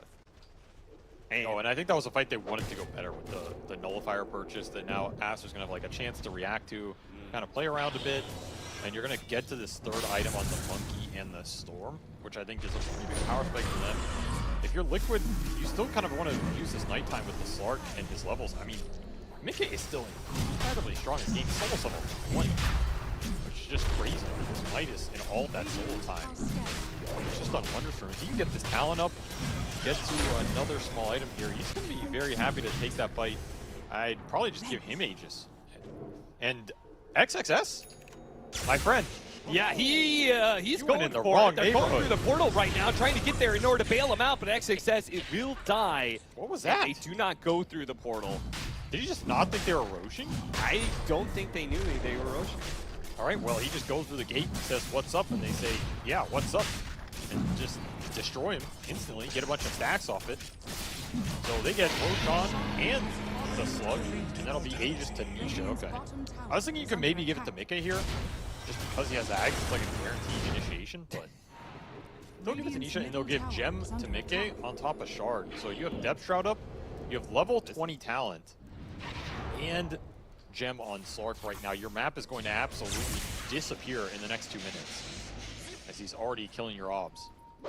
The vision is just going to be a nightmare to play into right now for Aster. They're going to have to clump a bit more, which means you're really going to get out-farmed.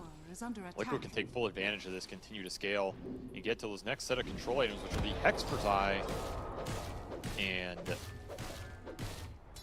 Kai Assange. I think I would feel a lot better about the scaling for Aster if Storm Spirit wasn't so low on net worth. Because I think they actually, if him and Pishu have a good amount of net worth, if they both get Aghanim Scepter, their team fight is insane. And they could actually have answers to the Slark, but I feel like if you don't get Disruptor Ags and you don't ever get that setup from the Storm Spirit, might just be dependent on your shot. Yeah. Moka's gonna get found. Gonna get away. Ooh. Ooh. Yeah. Yeah, Awesome show him who's boss. Okay, he's gone. Got a few extra seconds out of it. Yeah, made him work for it. Whoops, on the BKB. Well, forced the BKB. That was an early BKB. Yeah, it was. I may be afraid of like a Boundless Strike snap into the first. It had to be. They're going to wear through it, and now he's on the run. Still has Depth Shroud, but that's it. Got Sumail's BKB out of it, so I guess it was even overall. That also felt a little premature. Both teams, I guess, being a little bit jumpy. Why are they so jumpy, man?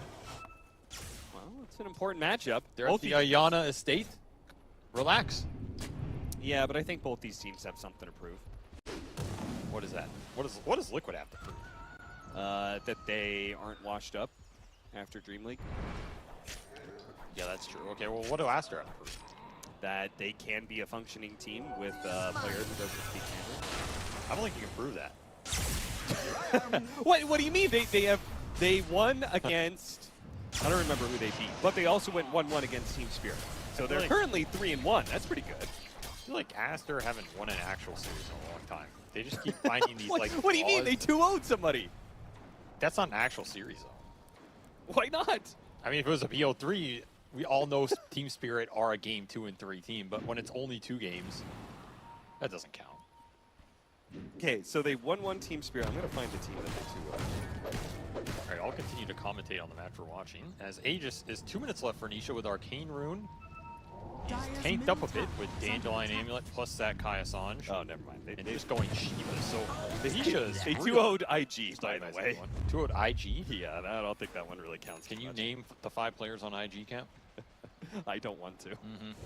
Emo, and Emo. It's the only player I care about. Quick smoke from Aster. Gonna find nothing here. I still think their read of the map this game has been off. Taking huge advantage of it. Some of that has been the Liquid pressure too. Give them props for identifying the pressure point they wanted to really lean on, which was this Storm elimination from the game, and they did that. And it created a lot of space for their cores on the sides of the map. Now up to 8k gold lead. Level advantage also in their favor. And they finished up this Hex on Zai, so the control is there between his Nullifier and Hex. It's gonna be a problem. Instantly put the juice on the Kind of baiting a little bit. Does Sumail get off the BKB? I think they just need to get out of this fight, though. It's not looking that great. Sumail's trying to finish off Zion. They get the glimpse back onto him, and they do manage to finish him off. But now the Storm Spirit no longer has that BKB, and the supports will tear him apart. Meke does take a lot of damage, though. Damn. Yeah, Chase is on here. He can get some glimpses. Nisha's in the back with Arcane Rune. They are surviving him. Few more seconds for another glimpse. Don't need it for the Insania kill. Well, if they can get some vision here, a gate to try and find it. I don't know if they're going to be able to get the punish. That's a pretty long jump. Yeah, they get up to Boxy. They use the BKB, and they'll at least get that. Really was a very poorly timed Poundless Strike, but it doesn't matter. You're still a star. Double kill for you. Yeah, I'll push him up to #1 here all of a sudden. This Monkey King is getting to be a problem. They don't have the best answers for just man-fighting him, especially in the Wukong. And their burst is not great because their burst is reliant on the spell damage, which if you get BKB off, like we saw there, doesn't matter, right? Like, okay, you get Storm to 300 HP, but once you boss BKB, nobody's doing anything to him. That was a big turning point in that fight. Big point in this game, because I think if Liquid crushed that fight with that Hex, you're potentially just looking at a Rax and like a 15k gold lead. And that's too much to surmount here. But Aster survived it. Buy time for this Monkey King Butterfly to go to work. And they're still looking for a glimpse on the map. Okay. Got him with a glimpse. He's gone. Yeah, no BKB, and he doesn't get off his ultimate. That is a huge find right now. 80 seconds with no Slark on the map. Did he still have the gem as well? He did. So that is a gem gained by Aster, but more importantly, taken away from the Slark. They lost so many wards to that in the last 10 minutes here. Really big pickup in terms of the map control, especially when you're looking towards this next Roshan, which was Liquid's to get, Liquid's to claim and Liquid's to end the game with. Not so certain now. You're going to be able to contest this with a double Dispel Monkey King, level 20 plus now as well with his talent. An Elven Tunic on top of Butterfly. That is why that Bloodthorn came out from Mickey. They're trying to deal with the evasion stacking here on the lane. I mean, the panel was talking about the evasion from the Brood on the lane, but now it's the Monkey King who has proven too hard to hit here. It seems like potentially both you and the panel could be. Let's not jump to conclusions as Sumail jumps stuff when we should, but no follow-up. Staff, Lotus Orb, a lot of resources to be able to get him out there. Zai taking a tier 3, he's but Aster are committing. They're going to get the full lane of barracks. Are they going to get caught, though, on their way out? Smail going to try and run some interference. XXS actually boldly going forward. He's ready to go. Whenever his team can get back here, they can go on the Broodmother, but for now, they're just trying to get away safely. Finally, the Monkey King can join in here and start going for the kill on his Zai, while XXS is going to go through the gates here. They're going to show up. Zai is going to be in big-time trouble. Glimpse back now that XXS is here, and he is dead. All he got out of it was a range barracks, too. Still looking for Baboka, and they should find him here. Oh, no, he has the gem. Oh, drop the gem off. Hide it. Nobody see it. Oh, Insania's saw it. Should have hit it in the tree somewhere. Yeah, I think he was hoping to put it further in, but didn't work. Well, unfortunate for Aster that they could not rescue that. They do have a gem of their own, so there's some parity here. And honestly, just getting a lot of the Liquid deep wards off the map during this time period is pretty nice. Because if we look at the map now, there's 2 obs bottom for Liquid, but these are not the ones they wanted in the state of the game. And that lead has gotten dropped down to 2K. A lot of that is on Monet, so this game kind of rests on whether the Monkey King lives or dies. Especially if he gets bursted off a Hex or something. But if you don't burst Monet off a Hex, he has Manta and BKB, so double Dispel. Like, you can't just silence this Monkey and do anything to him anymore. And he's looking for that level 25 talent. Additional Wukong ring would be, massive in a game that is coming down to who wins the next Roshan. Yeah, for me, that was the other part. You said, like, whether or not they burst down Monet, or whether or not Monet's Wukong's command is actually, like, in the right area. But if he gets to level 25, it's all but guaranteed it's going to have massive teamfight impact. And that's where you can just get to the pit on Aster.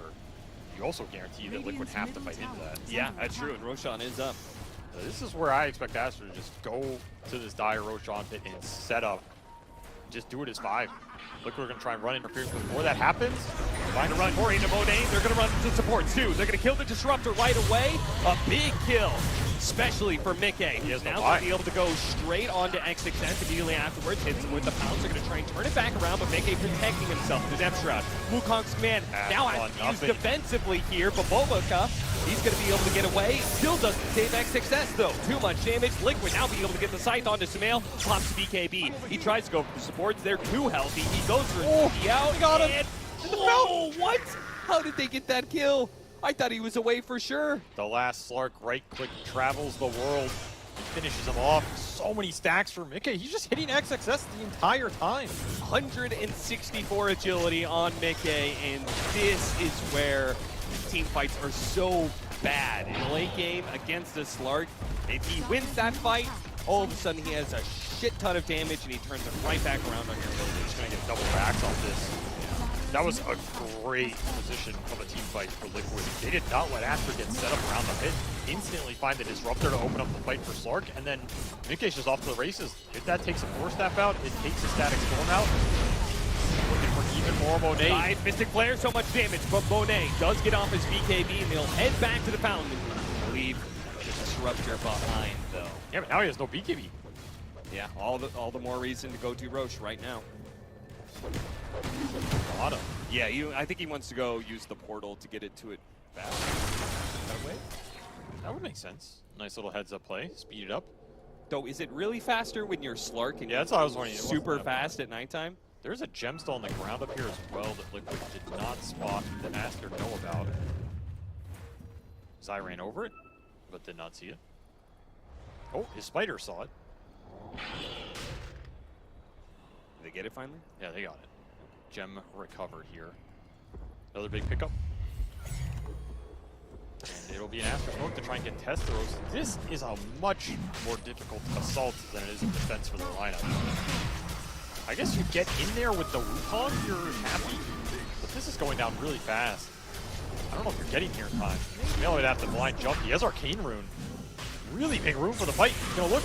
Liquid spreading out a little bit. The jump inside the pit. Gets the vision, spots Nisha. Nisha going to use his BKB while Mikkei goes straight for Monet. Look, the Wukong's command is already out. Eventually his ult is going to wear on Mikkei as well. So he turns to Volka, goes to the support and does manage to get that one. Meanwhile, Sumail locked in by the change, but doesn't get hit by the bounce. He gets away. XXS opening a portal to try and get out of here. Does manage to do so. The Pounds can't hold him. Cannot lock him away from that one while Monet hops away through the trees. So Liquid do have control of the pit, should be able to get second row. There's just no control for Aster. Yeah. They can't see Mikkei for the entire fight thanks to old BKB and Death Shroud.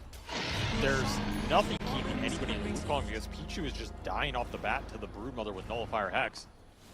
And you don't really have a good stun. You have like a single Vortex pull, that's it.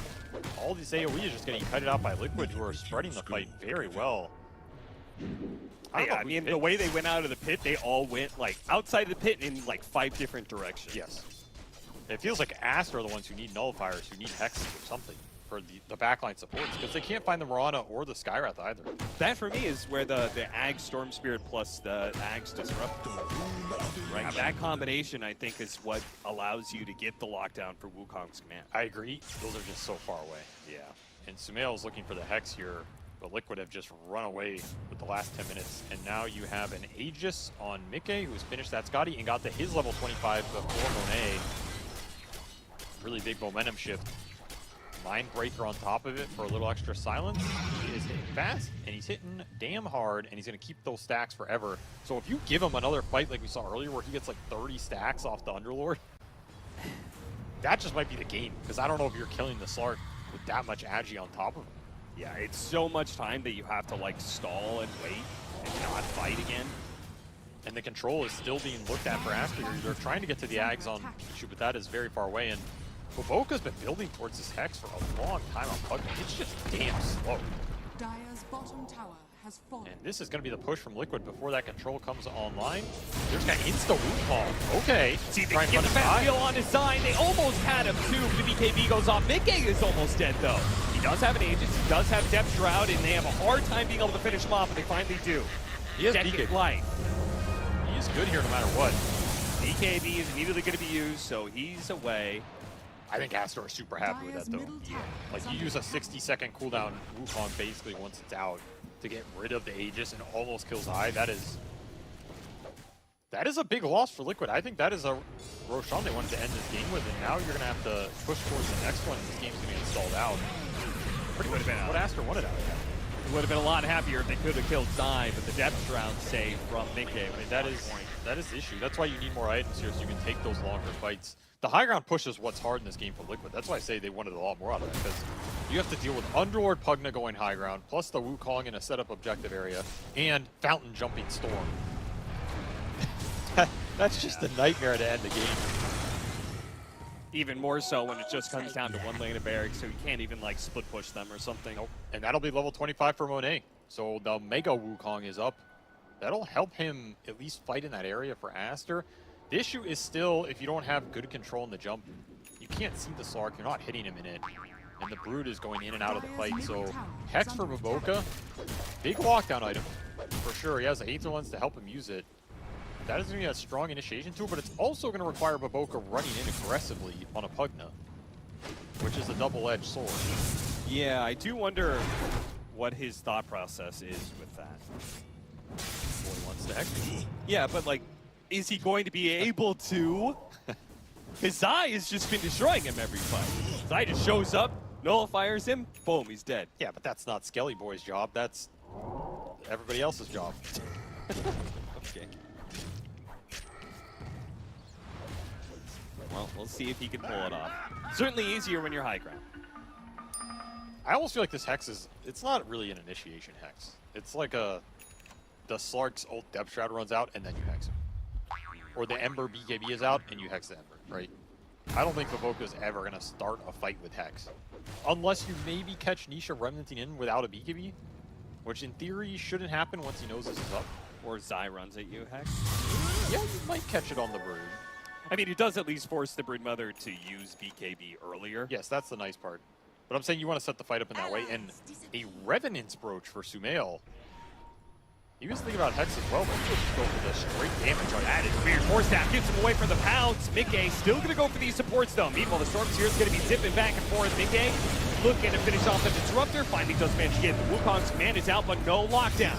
Once again, Liquid able to play the edges of this one almost immediately. Glimpse back, he's going to be able to grab. Oh, they got him with the grab at the same time.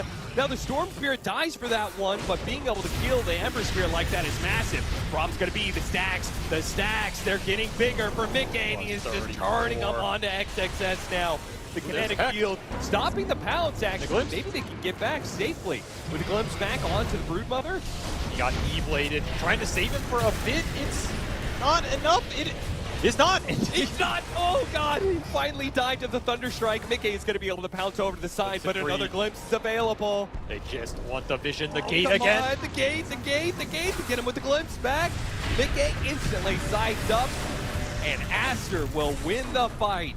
It was a draw it out. Close call, but it win. Those kills are so close for Aster to get, and if Liquid can get out of that, heal up and re-engage, they may be happy. But man, buyback from Pichu instrumental there. We see how much work he did with those glimpses once the BKBs are out. You're not going to have that buyback every fight. There's a reason Mickey has been focusing the Disruptor every engagement. Like, it secures all those big core kills at the end. Glimpse on the Ember to kill him in the Wukong off double stack crit. Maybe a little lucky, but they probably would have got him anyway. I mean, also the grab from Sumail was at the same time as he got glimpse back. Secured the really nice. Sacrificed his life, by the way. That is what a true core player does. Then they got the glimpse on the Brood to finish him off, and the glimpse on the Slark. So that is the control lining up here for Aster. Daedalus at the perfect time for Monet definitely pays off. He did not have buyback for that. Risky purchase. And now he might even be able to get a refresher, which will seriously, like, they had an issue there, killing things inside of the Wukong's command for a minute.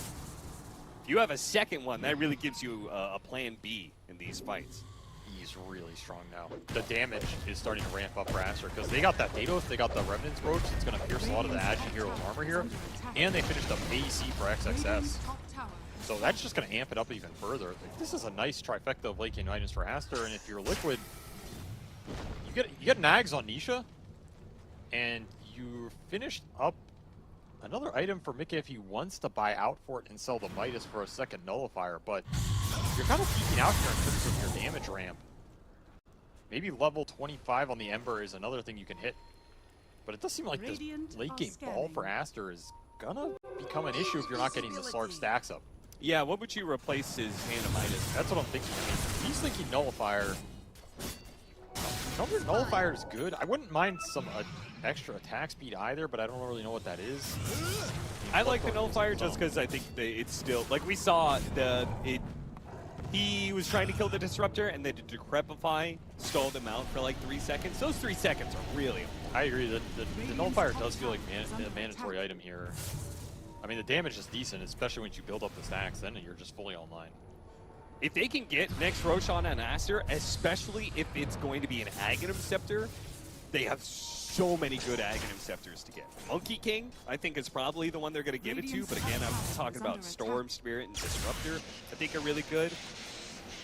I mean, just imagine this Monkey King with even more statues around. They've wanted to roach the whole game, right? Yeah. They're just waiting for Liquid to mess up a little so they can get it. Liquid have been pretty disciplined. They're going to push in this bottom lane and threaten the last racks here. So that's going to force Aster to respond. You have to be careful with these pushes with the glimpse. You can trade a BKB for it, but you don't want to have to. Yeah, they don't really have... I mean, they have the game, but they don't have, like, a Boots of Travel hero to be able to, like, deal with the push, but still be able to join in the fight. And we're getting to the point where the most important thing in this game is buybacks and where that Roshan happens. We have all the core buybacks up except for Sumail here. He's still struggling to keep his net worth up. It's going to be so awkward. Roshan's going to spawn, but I think they're going to be in some sort of standoff, and it might actually switch sides. It's a weird spot to fight for Aster. ENG just jumping straight in, immediately using the BKB and going for the Disruptor. Force Staff gets him away, but he's able to pursue with another pounce, and they'll finish him off. That's going to be a dieback for the 5 position. They are going on the Skyrim Mage at the same time. Looks like Mickey is going to be locked down. Pops his BKB though. Oh man, there are a lot of stacks going on Mickey right now, but the heals are coming through from Boboka on the high ground. Insany's going to try and deal with them. Finds Boboka, but he get a Force Staff down to low ground. Mickey is still healthy and still getting more and more stacks, and this fight is getting harder and harder for Aster. They cannot have the control anymore. Monet is actually going to be swept up in this. Too many heroes from Liquid. They run him over. 5-acts available for Aster, but it's looking like they have to forfeit this Roshan to Liquid. Man, Nisha did so much damage in that fight. It's insane. I also want to point out this Stormcrafter. I don't know how much damage Stormcrafter did in that fight, but I feel like I saw it proc like 10 times. 3-second cooldown on this spell. He's just remnanting in over the top of everybody. This thing procs off cooldown. You're getting 2 Shiva's guards off as well. Crazy damage coming out from the Lake King Ember. It really helps Mickey stick in these engagements and just start building these stacks up. And really good target prioritization, Liquid, and a great area for them to fight in. Again, not letting Aster just set up on an objective. They get Zai out of the Wukong, but that's it. And he has instant buyback here, so he's able to return. Zai also gave up his life to go on Boboka, who he sights him, and that stops any potential save on the Disruptor. And the Disruptor has to fly, so they knew if Ishu's out, he's out for good, and now they're fighting for the barracks. Mickey, he still has stacks here. They're going to use their buybacks. Mickey goes in for the dive, and he's going to be psyched up. They got him through the Dark Path, but they couldn't focus him, and XXS is in trouble, man. Mickey, even if he doesn't get a kill out of this, he has gotten so many stacks up. And Moonlight Shadow is really helping him going in and out of these fights. Disruptor is back up here for Aster, so if you're Liquid, you gotta care about glimpses, but Mickey does not care about anything, man. The attack speed is out of control. Goes for the back, but instantly psyched up. Sumail gets off his BKB. Once again, trying to target the... Oh, what is going on? They're going for the throne? What a play! Oh, the gate! Aster, they can't actually win this fight, but they could go for the throne. They don't have Wukong. Now they're gonna try and go back. Wait, the gate's out. They're committed. Yeah, they're committed. They have to stick around, but at the same time, Mickey has so much damage. He has way too many stacks. Through the throne, you're right. Too many stacks. An attempt by Aster to turn the game around. A hell of a move. Was that but necessary? It doesn't work. I don't think they were winning that fight against Mickey. I actually think it was necessary. He had too many stacks. I don't know, man. I feel like you might be... I mean, I don't know where the Wukong got dropped. I guess he didn't have it for the last exchange, which is why they went for the throne. Yeah. If Liquid don't have Glyph there, I actually think they lost. But, yeah, you have to know they have Glyph because there's no point at any other time in this game that they would have used it. I also think they would lose if they had Aghanim Scepter on the Monkey King, right? Because then you position on the tier 4, you drop the statues. Yeah, he would have had 3 souls. It adds up a lot more damage. That's hard. That's a hard call. That was a very interesting play, though. I kind of respect it. It might have been the higher win probability, especially if they'd done it a little sooner with the gate. That's a very tough call to make, but a cool call at the end of the game. And I mean, hell of a game from Mickey. I still think Aster gave him way too much space with this Midas Slark to just get insane levels, and he's just clearing through them late game. Nisha, 63,000 hero damage as well. The tri-lane mid for Liquid creates a pressure point that abuses the hell out of Sumail, who only finishes 5 and 9. Got nothing going on in that game. Yeah, that's really what it came down to. The Ember snowballs, the Storm didn't. And the King falls. He does indeed. He falls in game 1 anyway. But I do think Aster, like we talked about some of their problems, it felt like they had a little bit of a misread of the map situation and stuff. The map was, that 10 minutes, like the 15 to 25 was just awful. the smoke with the Unlord with Storm showing mid is, that play like never works, I think. You don't have to damage. It feels very off. Something was wrong for Aster, whereas Liquid were super happy in that exchange. Yeah, so I think because of that, I feel optimistic about Aster going into game 2 and being able to have like a better early game, just because I'm sure they felt the same way as we did, but we'll see whether or not the panel feels the same way about us as we head back to them. Thank you very much, Cap and SVG. That was a fantastic opening game to this 2-game series, and definitely a lot of faith in Aster here after that game. Even though they didn't end up winning it, they came very, very close. I do want to get this out of the way first. Do we feel like they made the right call, Jack, going for the throne on the side of Aster rather than trying to fight back on their base? Kind of a desperation move at that point. I don't think there was any other, like, they're talking about the stacks that Mickey had. I don't think they can win that fight, especially if they didn't have Wukong at the end. There's no way. Just don't have a choice at that point. It's too late. Yeah, I totally agree with that. It's kind of like the only way they can win the game at that point. But I want to go back to early game and like mention that the laning went smoothly for Liquid, but I think it could have been even better if they keep playing on the Broodmother lane, but instead like the Monkey King got so much advantage with the Disruptor because they started playing on the mid lane so early, and the Ember didn't even like have chains at that point, so they couldn't really connect with the spells on the Storm Spirit, and because they were doing that, their side lanes were kind of losing. And they didn't have as much of a early game as I expected them to have, with opening the top tower, the Broodmother, and just like translating to their jungle, and then start playing with the Ember to get more advantage out of it. And the second part I want to mention is that like even though Monkey won his lane and Slark didn't, he still like was better on the networks than the Monkey King, surprisingly.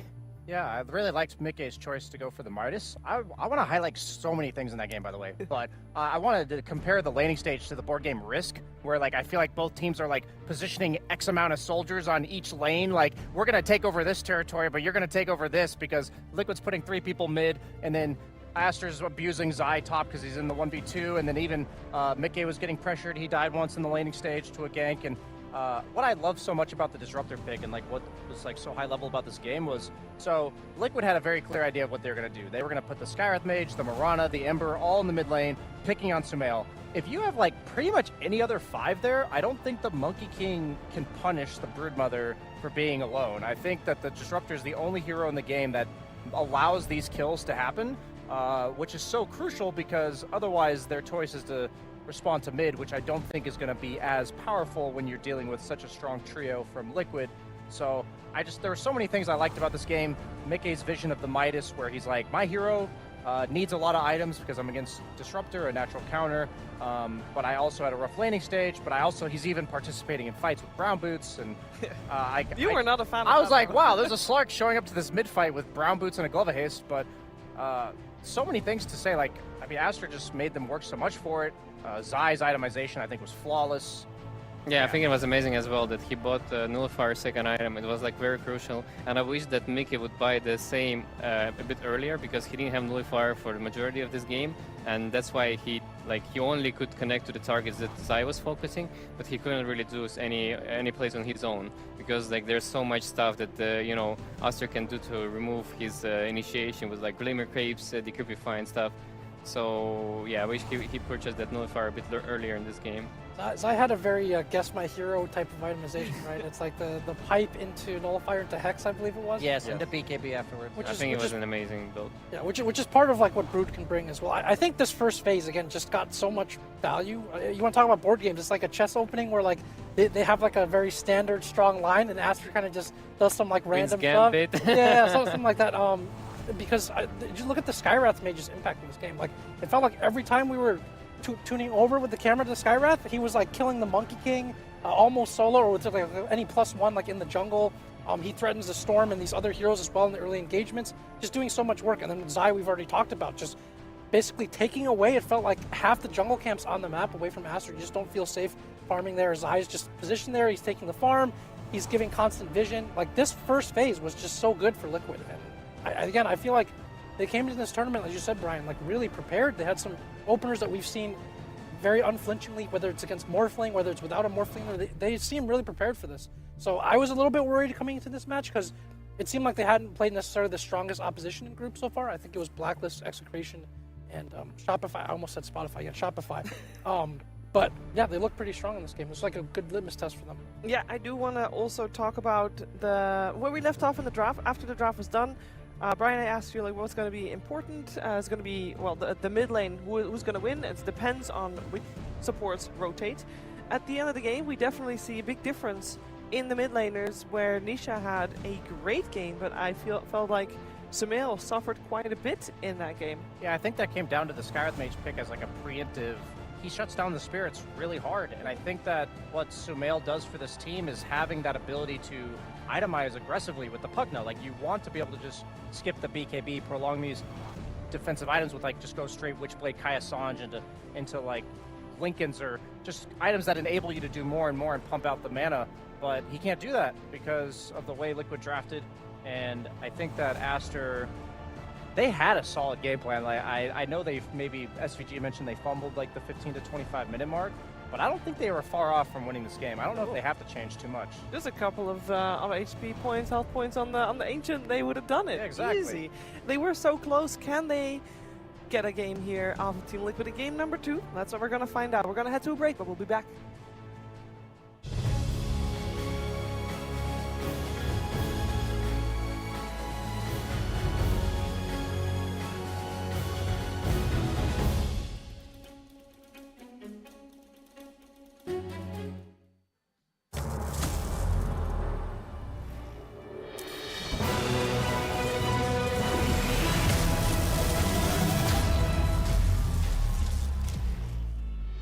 Use your skills in the gaming. 1xBet.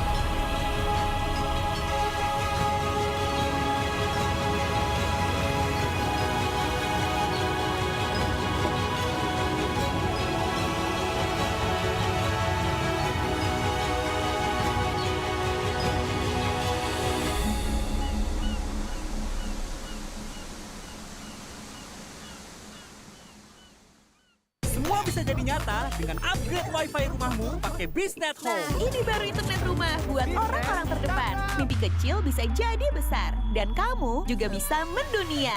Jadi, siap wujudkan semua jadi nyata.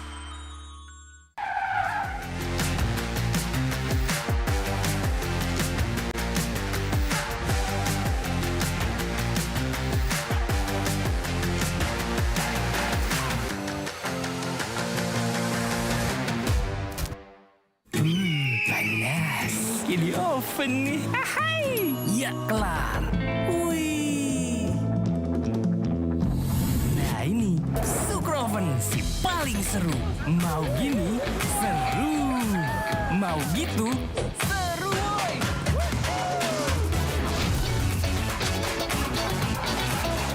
Mau lagi, terus aja lagi. Super Oven seru roll di oven.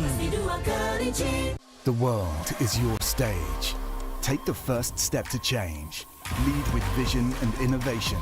Perfect your strategy and make your goals reality. Así que vaya. Get in the game. Make it count.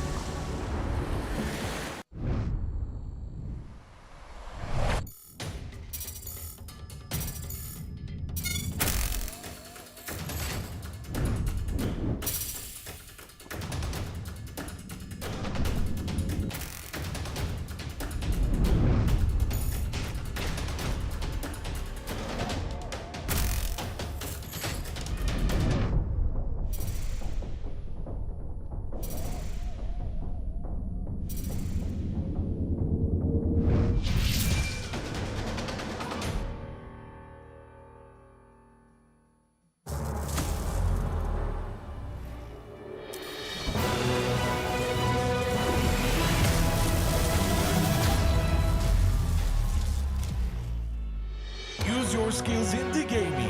1xBet.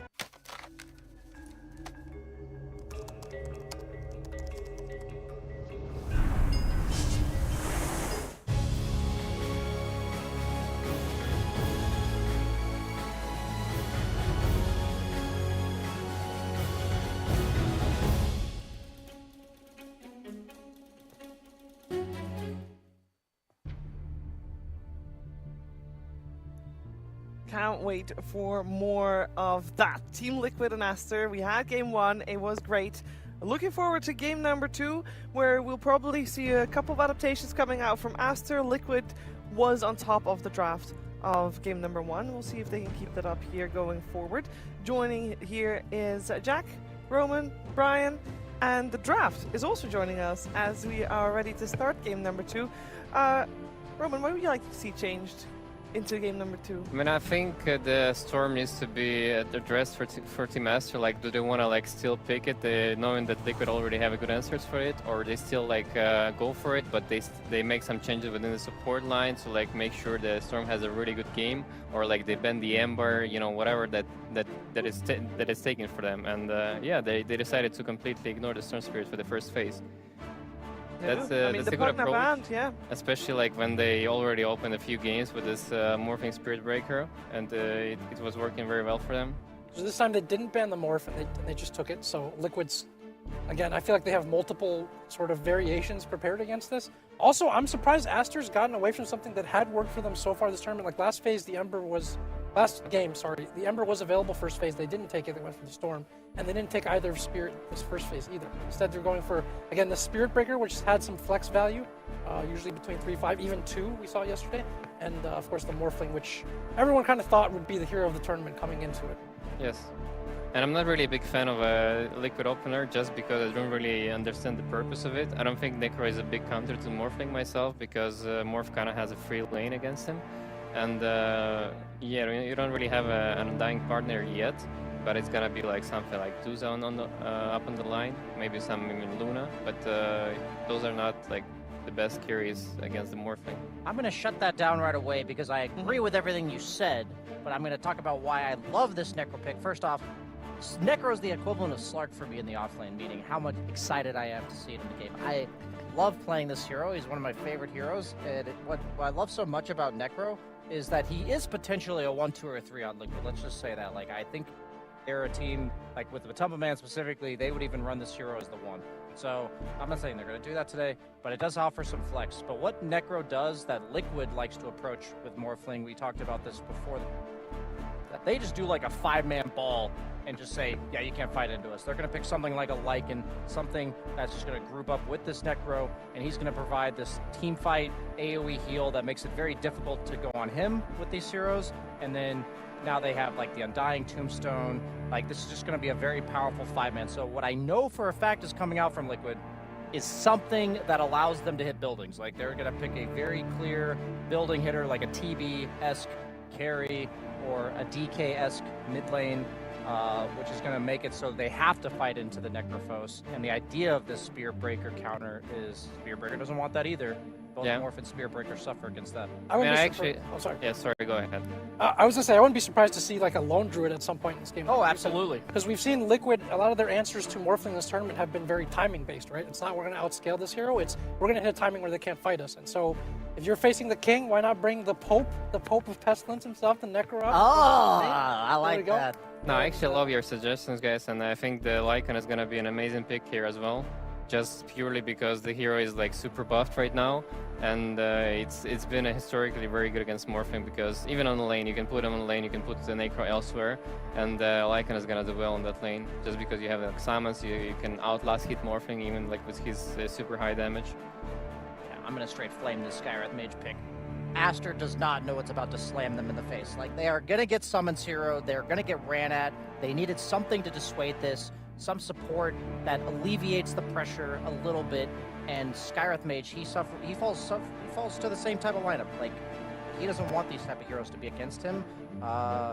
I think they're a little bit too all in on the single target. I think they were thinking if like Liquid picks that sort of deal, like Storm's still in the pool, so they're like deny picking the Skywrath Mage. I think that's the idea behind this, but I don't know. I feel like they're not prepared at all for what's about to come. Yeah, they're thinking about spirits for sure. But I agree with the fact that they don't have like a really deep push mechanics right now. So if Team Liquid is gonna group up and go for after towers and objectives like this game, Team Aster don't really have a good way of like delaying the game for this Morphling to come online. There's a draw ranger that they already used against Morphling, which is one of the best carries by far, dealing with the Morphling because you just get through the armor easily. I love it because it's already a good pair with the Undying. It gives you a strong lane. You're gonna get counterpicked on the 18th, but it's already making like a very solid lane that you can't really easily counterpick. It is bad against Storm though, in a vacuum. Drow, one of her worst matchups is Storm Spirit. Really? Yeah, but she had a silence. It seems like it'd be the opposite, but like one of the few heroes that can reconnect onto you after a Hurricane Pike disengage. So it just makes it difficult for Drow's aura to ever be active, which means she's not really doing damage. Like if Storm Spirit just buys a BKB and goes on you, it's not necessarily that he's killing you, but he's removing the dynamic that if you don't go on Drow, she's killing the rest of you. I like this Darkseer pick a lot, actually. I think one of the best ways to deal with Drow is to just dive her, and so they're probably going to do some creep cut shenanigans where they dodge the lane for a bit, and then they're going to double creep wave at some point. They're going to single pull the large camp and dive Drow around level 4 or 5. Generally works very well against Drow. Yeah, I agree. Drow is usually suffering against Darkseer, especially like with the Spirit Breaker. Yes, she can like remove his charge with the Gust, but still, like if you get an angle on her and then just run with the shields down, Undying even cannot protect the Drow easily. What do you think about this Clockwork? I don't think it's amazing versus Morph. It's like okay against Sky. I think they should put actually Clockwork with Drow on the safe lane and go with Undying and Necro against the Morph lane. I think it would be amazing for them. Okay, I can see that working. Because Undying doesn't really do much against Spirit Breaker Darkseer lane, which they like, they want to cut waves all the time, and Clockwork can actually punish stop that a it. lot better. Yes. Yeah, Clockwork, I think of when I see him as a support, is much more of a like peel attention away from your carry. Like he wants to be a distraction. It's like one of the best heroes where you try to go on the carry and he's like, no, I'm over here. He's going to disrupt it with the hook into cogs. He very much, I would say what's the word? He like separates the fight. He makes it more chaotic. He's like a deep positioner. Yeah. Right? He's not like a straight up like saver or whatever, but they also like, they just don't really have much lockdown at all. So like he offers some disable at least. As you mentioned, like you go on the Drow, this guy comes in and kind of just disrupts that. Yeah. The one thing I'm worried for the Liquid lineup right now is that they only have like one stun, which is like Clockwork Cook into cogs. And other than that, if Team Aster is like gonna play, delay the push and like separate them and play the fights where they kite Liquid lineup, they can actually like, win this game pretty easily. Liquid went like a completely different direction. By the way, I was like hyping up that they were just gonna all in push this, and I feel like they're going more timing based around maybe 25 minutes. They're thinking like Morphling's got 1 or 2 items, maybe he doesn't quite have the Ags yet. I think pretty much all of Liquid's lineup is a 2-item lineup. Like for the supports, 1 or 2 small items. For the cores, they need 2 items. So they're gonna hope like Morphling is usually a 3-item carry. He needs like Manta, Ags plus 1 item. So I'm wondering like, does this Darkseer disrupt that timing enough?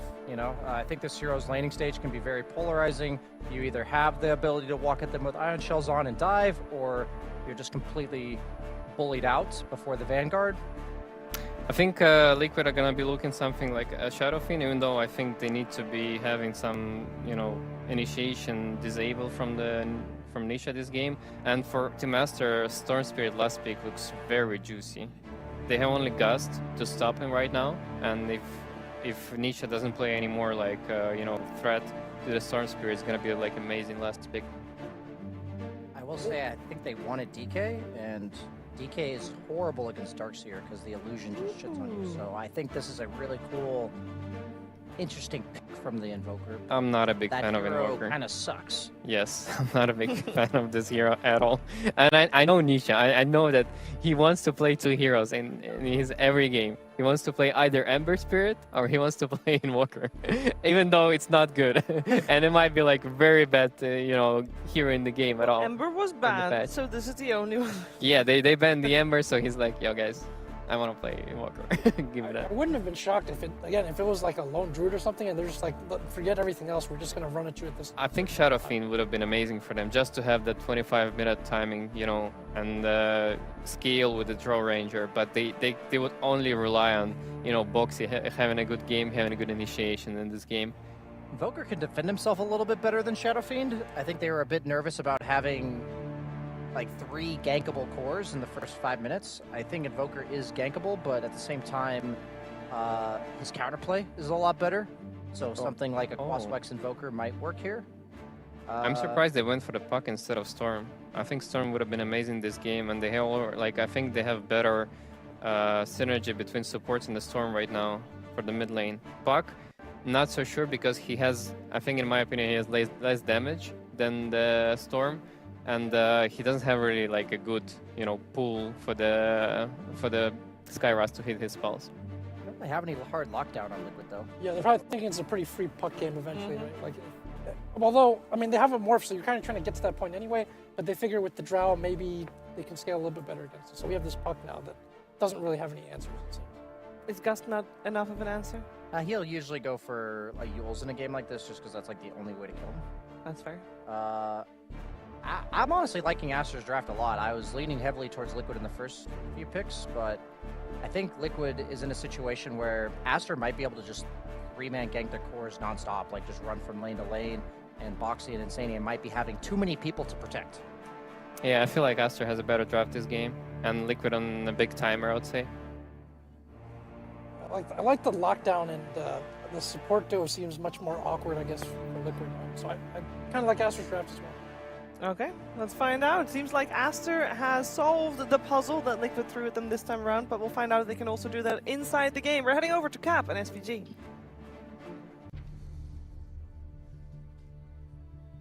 An early Necrophos pick, which, Avery, you had some suggestions on how to be able to defeat that hero. Thought about Shadow Demon. Yeah. That hero wasn't actually picked up, but do you think they actually addressed the Necrophos? I mean, kind of, because their draft has a crap ton of magical damage. Darkseer was actually one of the best heroes versus Necro stats-wise for a long time. Okay. One of those like secret counters because he builds Pipe, he builds Sustain, and then you just like double shell get on Necro and he can't really do anything and he dies. I don't know if it's that good nowadays. I think the Necro Shard helps turn a lot of these magic overwhelming lineups because it's an extra Death Pulse and Sustain, which helps them a lot. It's like a small disjoint. So that part I'm not 100% sure about. I feel like if you see Necro, you just pick Shadow Demon or Oracle and the hero disappears. That's how I've always felt in Dota. I think the Oracle one is less good, but the Shadow Demon one is just unplayable. You purge this hero, his hero is gone. If he ults somebody, you save them. You get the stacks up on him that he can't remove. The lane is fine because he just shoves it into you, and or you can pull and he can't really dive into the stacks. I would have liked the Shadow Demon pick. The downside is if you get pushed down, that hero becomes a liability, but I feel like Skywrath is also a liability if you got pushed down. I don't know. I think Liquid got, like, they kind of got away with the opening Necro, but then they ended up with Invoker, and so maybe that solves everything for Aster. Yeah, in a way. I don't believe in Invoker this patch. I really don't. Yeah. I have not seen anybody pull this hero off convincingly. Again, on paper, the Invoker is great here, because the Quaswex owns Darkseer. It's a hero they needed. Like, if this were an old Invoker patch, it's a top S tier pick. Like, all of his Invoker spells and scalability here with the Drow behind him are amazing. Because he gives you the tempo in the early game with Quaswex Tornado, Dispelling Shell, and EMP being really annoying for Aster. And then late game, he's going to get buffed up by Drow and just be swinging like a truck into these kind of low armor cores outside of the Morphling. You're super happy with that if you're Liquid. But is this an Invoker patch? I don't think so. So he's kind of just gimped by the patch notes. So that's going to be something for Nisha to overcome here. And yeah, I think Aster's draft is more straightforward, but I do think if this game goes a bit late, then Liquid are favored with the Drow Invoker eventually kicking in with Necro Sustain. It's going to be awkward. Skywrath Mage, they did do a ranged hero with the Darkseer, but against Undying, it works very well, and they're going to be able to get First Blood for X6S, so it would already pay. Wow, okay. Just made it look easy there. Level 1. Do not often see Undying dying level 1. But he will, and that is to a Darkseer lane, so very happy with that. And this is actually something I thought Aster were going to do, is put the Skywrath up here, because I think the waves 1 through 5, so about the first 2.5 minutes for the Breaker Darkseer are pretty bad versus the Undying. You pretty much have to pull, which is never that good, honestly. But I think the minute 3 on is really good for the Darkseer Breaker. So in theory, why not put the Skywrath up here to help you win the early waves for Darkseer, and then just put Breaker through the gate around the 3 minutes, get a gank off, or just put it up there, and you can even just switch the Skywrath to bottom. Yeah, I think that's my favorite part about playing Spirit Breaker right now when you play it support is just go through the gate, instantly charge. Once you're on the other side of the gate, you're behind them, especially if you're playing in the safe lane and you move to the opposing safe lane, you're automatically behind the carry. It feels like a great position to be in. It's one of the things that made Undying first pick. Yeah. It's the fact that the Undying gate gank is one of the strongest for an early support. Yeah, the behind the back tombstone. That is like, what do you do versus that, right? And since these kills are worth more, they pay off. So that is one of the reasons we're seeing these melee supports come back a little. It's the same thing with the Elder Titan that we've seen LGD play a lot. One of the early moves that LGD does with that Elder Titan is they send him through the gate. Sometimes with the Spirit across the map, but sometimes just without it is enough. That aspect I like for these melee 5s. I think it's going to bring some of them back if you can hook up that rotation. But that rotation is also kind of dependent on putting your safe laner position where he can be self-sustaining. And I don't know if that's on the table for Insania here. Like, this lane is constantly going to get shoved in. The dive potential is there on the Mickey in the early game. So it's probably going to be a static laning phase for Liquid. But so far, they're pretty happy with that as they have taken a lead in all 3 CSs. Yeah, Mickey in particular is being a bit of a dick. 11 denies. That is punishing a Darkseer pick heavily. So it's a good thing they got that first blood because they're certainly losing out on the CS in that top lane.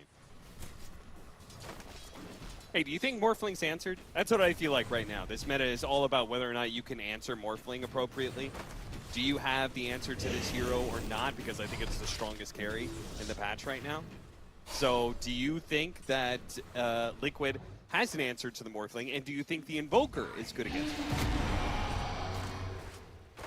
I do think they have the answers eventually, yes. But it's dependent on Drow getting farmed and being able to stand her ground, which is a big question. Because you can Morphling Ag steal Drow and remove a lot of agi attack speed. And yes, Mickey will clean up the 0 armor of Evoca here. That Tombstone, still effective. Like, in theory, Liquid's lineup answers the Morphling, but yeah, as you said, Morphling seems to just not care about a lot of these matchups if he gets to his items. I mean, for me, I felt like their draft was, like, hyper-focused on countering Morphling, right? Like, Necrophos is a huge counter to that hero because, you know, the hero obviously plays around being able to go into max strength, so percentage-based damage like that is really good. And then the Drow Ranger just cuts through your armor if you're full agi. So it's kind of like you've covered both the full agi Morphling and the full strength. Nice. It's definitely nice. Nisha will get popped here off of the Boko rotation. We saw Boxy take down Pichu earlier. Nice little solo kill for him on the clock. Yeah, that is nice. That is a lot of extra solo XP going towards the Keen Goblin here. Yeah, support that really likes to be able to get to that fast level 3. Much more of a damage threat, but Zai is, they just need the adaptive strike. They need the vision for it. Where is he? Where is he? Oh, man, that's rough. He even dropped a ward to try and get the vision sooner. Oh, Sunstrike. Ooh, close call. I mean, they have Sunstrike Rocket Flare. That's something you're going to think about this game. There's like a lot of random global damage that can come through on this Morph who's going to very low HP. That one will also miss, so Monet gets away as Zai will have to walk the base. Did go Earn, he's going Vessel on the Necro to also help deal with the Morph and the Sustain here. It's going to be pretty nice. I think Aster are looking for 1 or 2 more ganks on this Invoker if they can get him. This is an X-Sword Invoker, not that Quaswex. As Tombstone not dropped actually. They just did not get the Blood Grenade kill top. And here's that gate rotation from Pichu. A little later than I would have expected top, but if they can still connect it on the Drow, they're going to be happy with it. Here comes the charge into the Ion Shell, which he has a second Ion Shell already ready to go. Yeah, and they've got the Surge to be able to run him down underneath the tower if needed, but it's not. Now they'll deal with the Tombstone as well. At least Bobica died, so they do get a bit of a trade-off. And it looks like they're pressuring the Morphling quite a bit. Probably not going to die, but is probably not going to get any CS while having a more strength this much. It's the downside of that gank, but I think this is worth it. Like, I think you're happy to trade some HP and a couple CS on Monet. If he doesn't get Sunstruck down to 2 HP. Dude, that's so close. Wishes his Invoker was 1 level higher in this game. They will find the Breaker, though. And this tower's taking a lot of damage off the Catapult. Got a coil on the Invoker. Yeah, this is the second kill. That waiting out the leash, trying to run, but he's dead. Oh man, this Invoker's not having a fun one, even if the side lanes are being won by Liquid. Meanwhile, on the carousel of destruction down here. Yeah, he just keeps on going round and round this tower, trying to survive, trying to morph into more strength, but he's out. He's out of strength. This tower's dead. I mean, Aster found the ganks I was talking about, but they paid a very big price not dealing with this Catapult bottom. Just stays there for 2 minutes, slays a tier 1 for free, and you got earn charges on Zai, who's going to hit 6 off this wave as well. This Necro pick is doing work in the early game, that is for sure, and now a Sunstrike will connect and another kill. Look at that. Level 6 now for the Necrophos at 7 minutes with the tower down. Zai is going to be really big this game. He is indeed. This is a hero he also likes to play, and I think fits his style well. Like, if I'm going to pick one offlaner to play first phase Necro in the world, I feel like I'm probably taking Zai. Yeah. He does have a really good, like, I think of Zai's strengths, I think of him as just being a guy who kind of like survives very well. Radiant structures are fortified. That silence was not timed that well. I think he will be able to gust his way out of there. I thought you were talking about the gust. I was like, oh, I thought that was pretty good timing. Radiant's middle tower. I mean, it's going to be important to remove this gust so that the charge can connect. Yeah. Even on the Invoker, too, like remove the cold snap, remove some of these charge cancels. It's an important part of how Aster want to engage these fights. An 8-minute power rune will be that shield run and Insane who drops unique high ground tombstone here. Yeah, I haven't seen that tombstone position before. The coil is going to keep him around so they can get that kill. Tomb plus kill. A lot of gold. I mean, Sumail has definitely had more help this game than last time, and he has reaped the reward pulling ahead of Nisha on that extra Invoker, but you would kind of expect this as well. I just don't know if the trade-off has been worth it. Like, Aster have paid a big price on their side lanes in devoting the resources mid here, as opposed to where Liquid just benefited on all 3 lanes from it last time. Yeah, I mean, the excuse me, the Necrophos doing so well is not going to play well with the Morphling. No, he's also going to be able to counteract some of these aggressive Darkseer moves. But if you get mid-tower off this, then I think you're okay with it if you're Aster. As long as you can man up and secure this objective, open up the space, and then at some point start combining with your Darkseer and using his strength with the Breaker. Like, the Morph will do okay alone here. And the thing they're trying.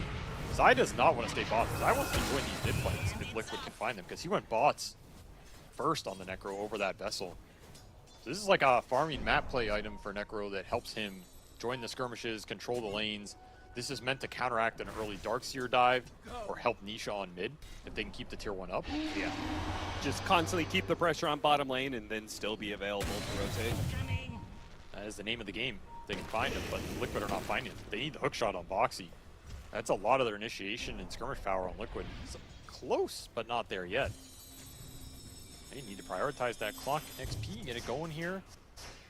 And then you can, you know, hook Cog into Sunstrike into maybe a Necrobot. That sounds pretty good. That'll be another coil. Keep finding these kills. Finish up that Witchblade, they'll be pretty happy, but maybe the kill isn't so easy. Unable to get it, and they keep the ward alive by dropping the hammer on him. Oh, Bot's paying off pretty fast here. Already gets a stack. Happy to join that fight. This will free up space for Monet.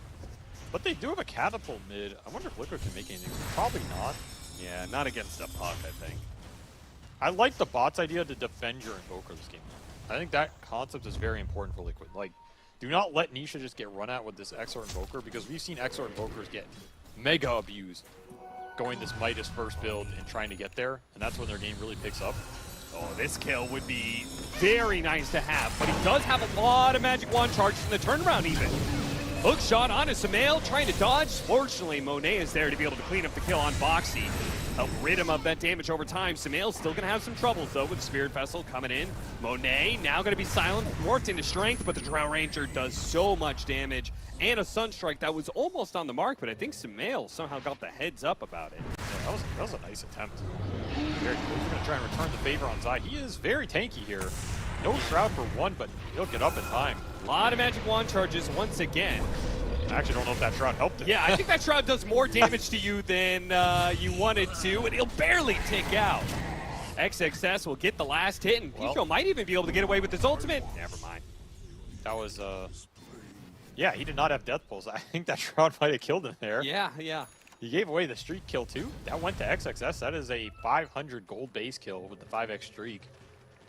So Darkseer living the life there. That'll help get him to the eventual pipe, though he's going to go mech first.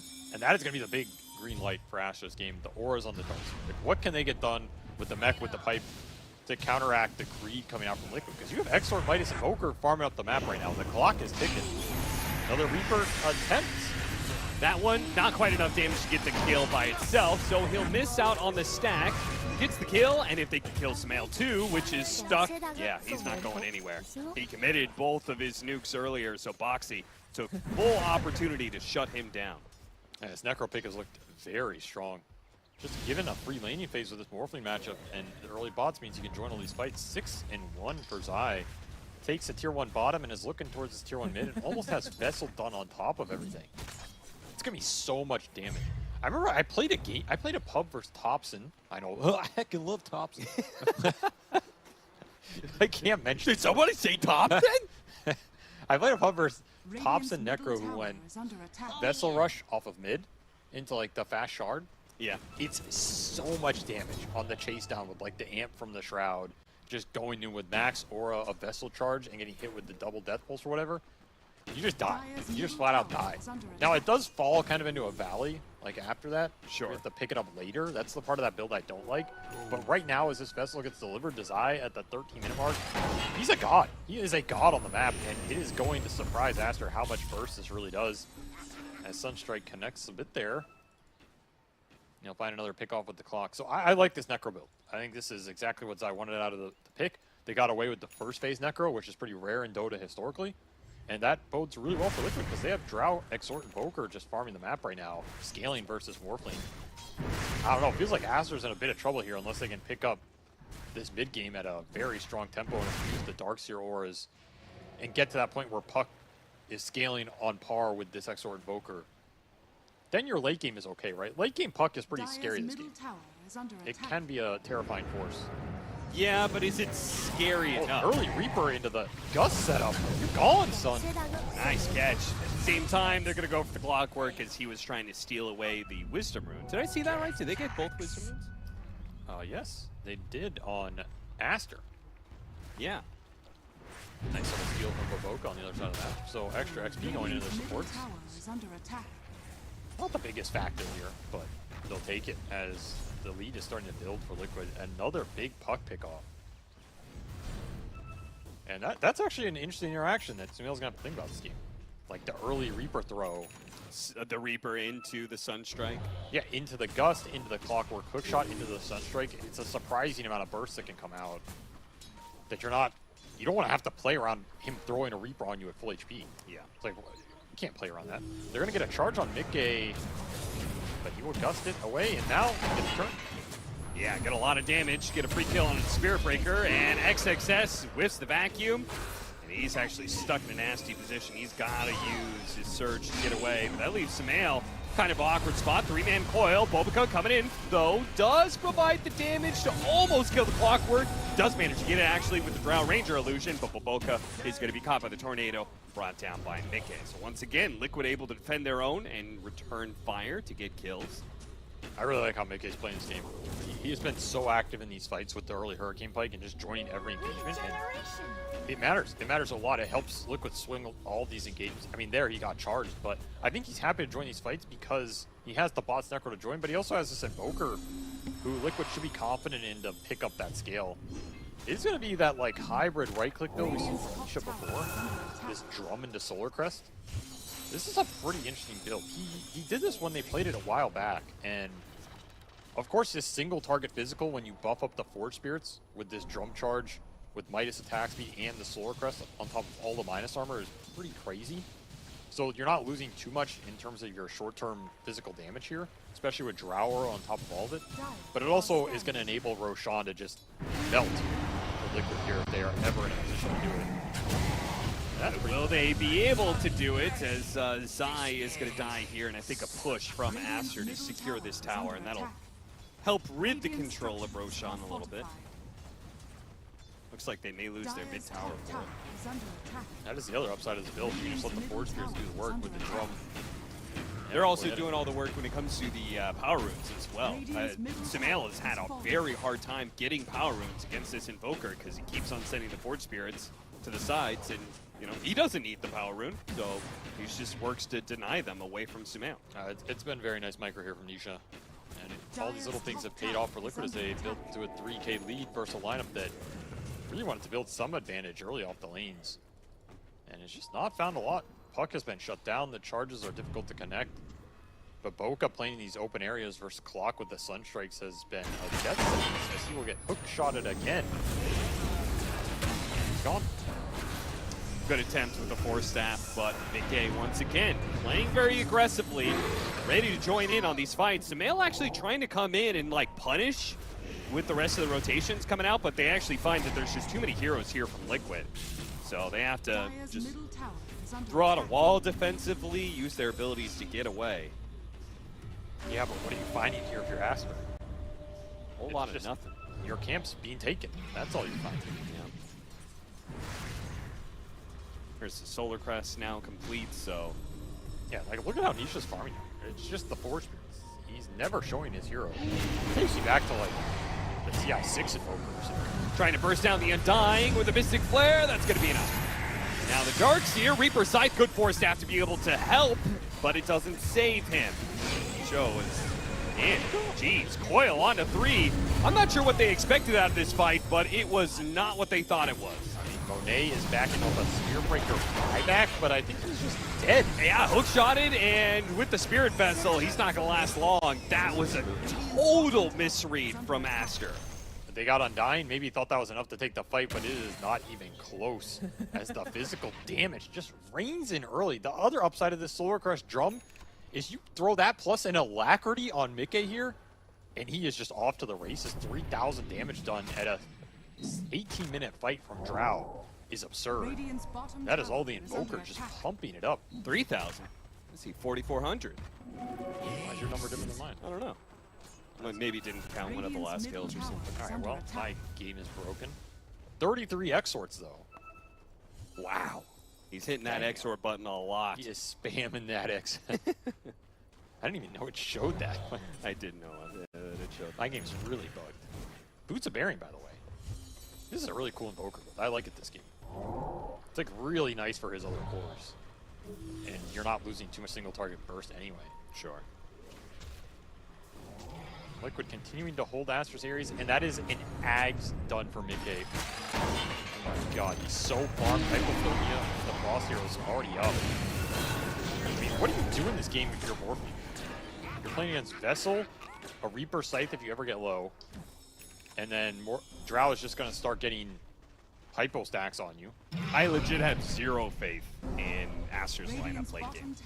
Because maybe Puck does scale, but the Morphling is like the most countered I've seen a Morphling be countered in this tournament or last. So you're saying that Monet somehow carries this game off of Ags? That his hero is just absolutely broken? Yes, but I think we already knew that, but he would be even more broken than I thought. Okay, that's fair. And here's the Roshan that should go down incredibly fast.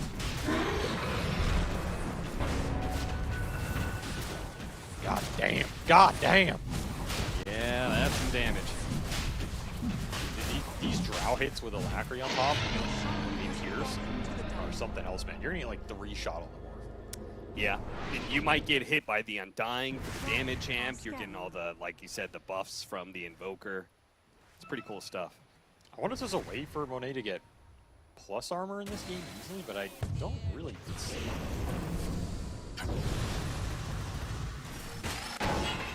Well, that was ambitious. It was ambitious. It's going to fail. He's going to give Zai another Reaper Scythe stack. Why not? I think they're very comfortable with this game. The way he just threw that Scythe down, like he wanted the stack. He knows that's a free kill. He's not afraid of Aster. They don't need Scythe to fight.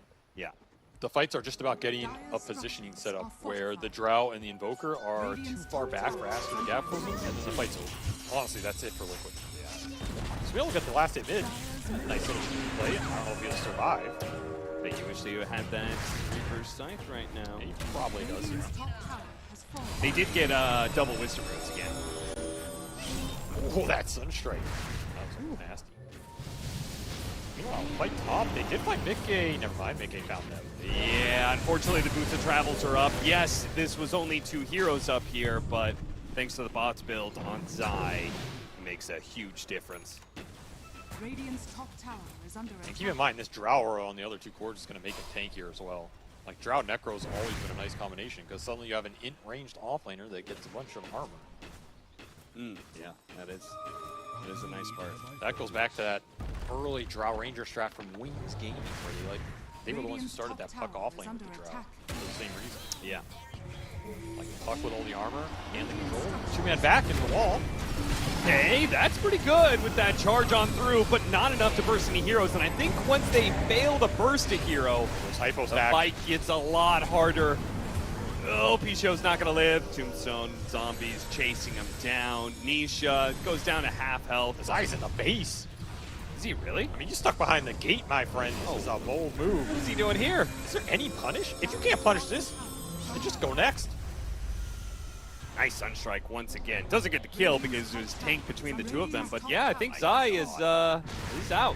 He's good. He had no BKB. And he's gonna take the Tormentor. A little shard for Insania, so now there's grab ally for Skywrath or a coil. Anything else in the game that might have given Aster a chance to go for? Yeah, that really is dwindling. I mean, if you can't kill him off of that vacuum, charge off the vacuum with the waveform over the top, like if you can't kill one of those cores, then your damage has run out. That's it. I don't think they ever had it. Yeah.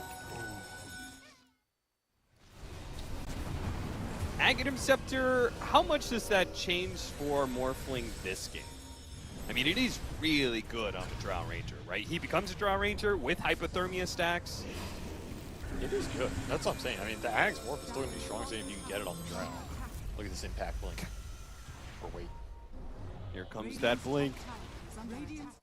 Whoa! Clutched it perfectly. Later, nerds, and later, Monet. First Reaper Scythe on the Morphling. It's enough? It does do enough. And the BKBs are up for Liquid. So now you can begin high ground attempts. Pretty much invincible here on all 3 of their cores. There is not a lot through BKB. That is a downside of these Darkseer lineups if you do not snowball early. I mean, XXS is honestly still at an okay game. There was just no snowball. I mean, he is 5-1. It does not feel like it.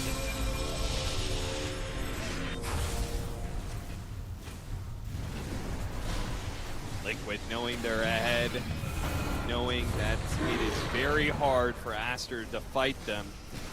They're just gonna force down a lane of barracks, it looks like. The Morphling's coming back up, but are they really gonna stop? They still have 30 seconds left on the Aegis after all. Might as well push for the melee. Nice silence. Yeah, that was a really great response. Beautiful wall with the charge on through on 4 heroes as well. But again, limited on the damage. Picho probably going to die for this one as Zai blinks in aggressively to be able to get that kill. Got nothing off that. Yeah. I mean, unfortunately, Sumail, I think he maybe already used some of his spells. Wasn't able to combo off of the charge. He was getting harassed by the clock, and yeah, he just wasn't able to get in there with a coil silence. I think maybe you can take the fight off that. Otherwise, Mickey just clears through all these illusions. He's doing way too much damage. Hypothermia is going to help with those pops and just split the arrows. And that is a Rax down. Didn't even have to commit BKBs here. All 3 still up for Liquid off that push. I don't know. There has to be something to help XXS on these follow-ups. He's actually finding the openings, but there's just no damage. I don't want to make too big of a deal out of it, but I do feel like that's a communication issue, right? If XXS sees opportunities to go in, you have to be there to follow up if you're Sumail, right? I mean, in that scenario, the follow-up is it's not going to win you the fight, but at least you have potential to like get the BKBs out, and then you can maybe kill them on the return or something.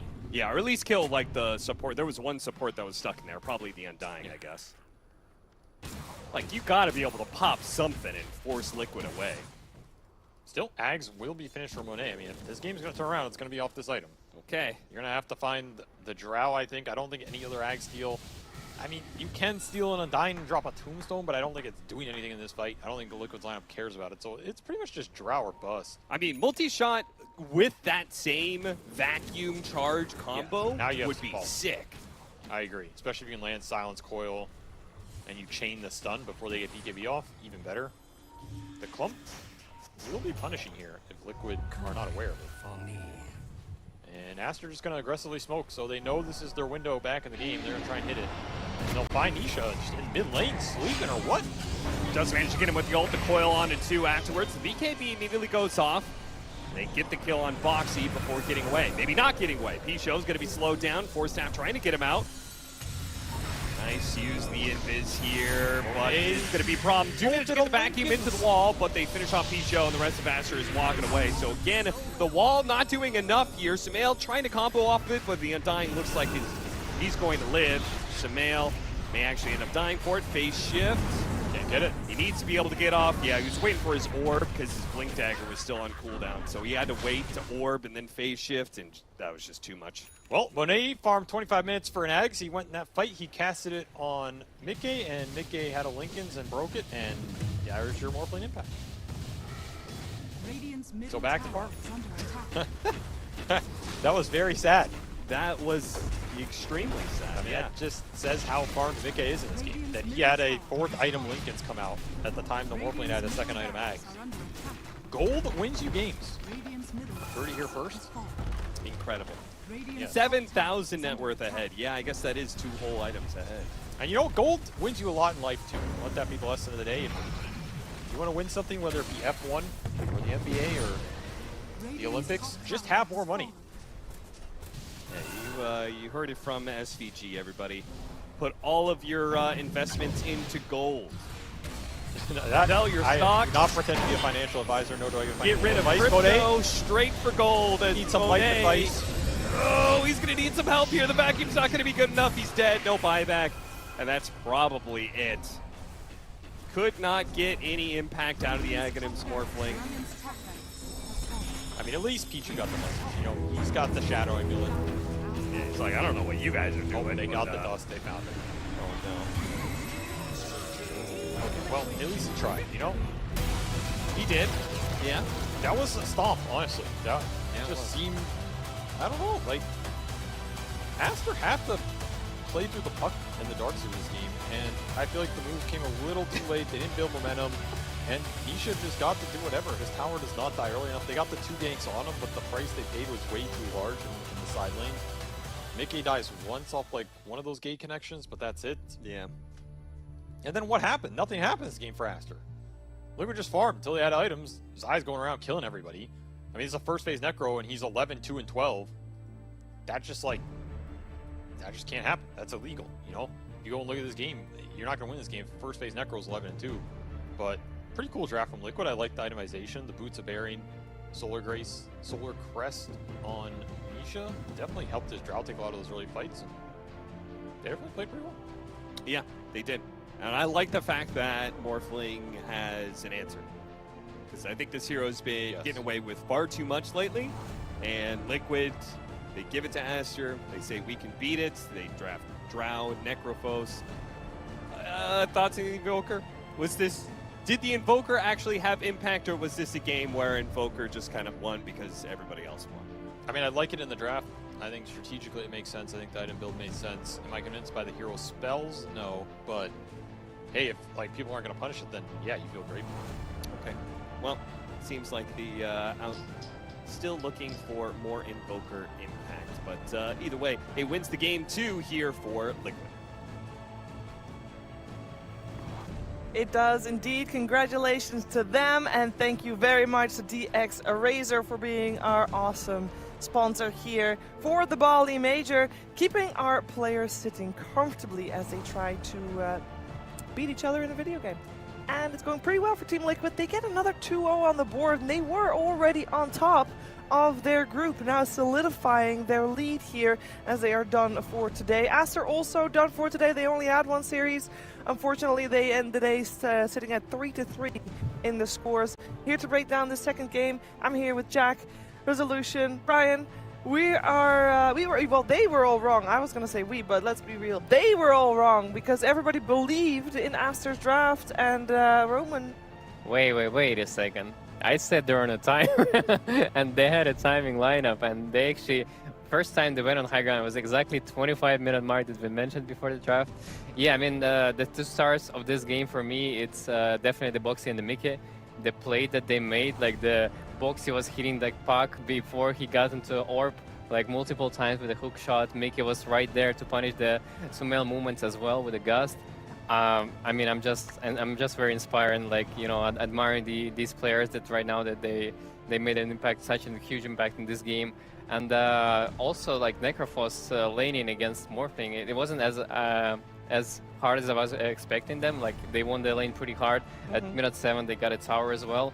And it might be because, like, Morphling has a really, like, a weak partner in the lane, because Spirit Ray can't really provide that much to win the lane for the Morph. But also, like, it might be a good answer overall for the Morphling.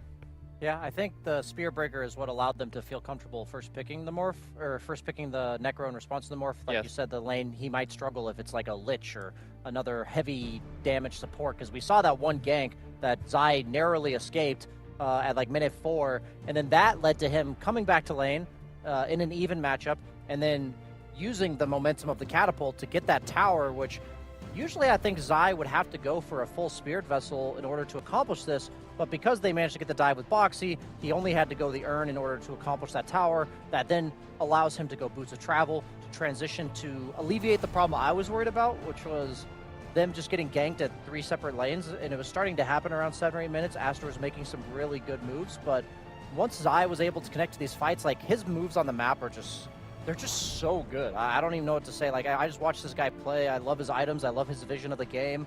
I love just everything about the way he, as a leader, I feel like completes the way Liquid plays the map. And I think Aster, they kind of just got outclassed in like the mid game, both games. Yeah, exactly. Outclassed is the name of the game, I would say, for this series. And it felt like they were playing like 3FI and Niche, like, and Insani, it was just like supports behind, you know, they're just like giving auras and buffs for the Mickey to just, you know, like finish the game. Don't pick the Waterman against Team Liquid, I Yeah. guess. And also they like, Morph has been popular other times. They have always been a big Morph team, right? Like, that's one of Mickey's signature heroes, I would say. So Nisha too. Right, so I feel like if they have, again, flex cores who can play this hero, and they don't believe in it, they're not first phasing it, then they're probably onto something, which is like they think that it's very beatable, exploitable, and we've seen that throughout this tournament already. They've demonstrated multiple ways to be able to do that. But I think other than, I mean, I think number one, I don't think we expected the lanes to go that poorly for Aster. Like, they were getting out CS badly in lane. They came back, were able to get some kills behind like Puck, and obviously the momentum of charging with Spirit Breaker as well. But then the mid game, things kind of fell apart. They just took that disastrous fight bottom. It just felt like kind of like a chain feed. The buyback. I feel like Liquid is clicking really, really well right now because they're, again, the mid game, they make better decisions. These fights, like, they just look much more crisp than Aster in this entire series when it came to those mid game engagements. And they get away with the 2-0 here, so 2 more points for them on the board, and that also concludes all our games for Group A. Don't worry, more Dota coming your way, because after the break that we're about to head into, we are gonna be watching PSG.LGD taking on Gaimin Gladiators, so get your snacks ready. We'll be back back soon with more Bali Major.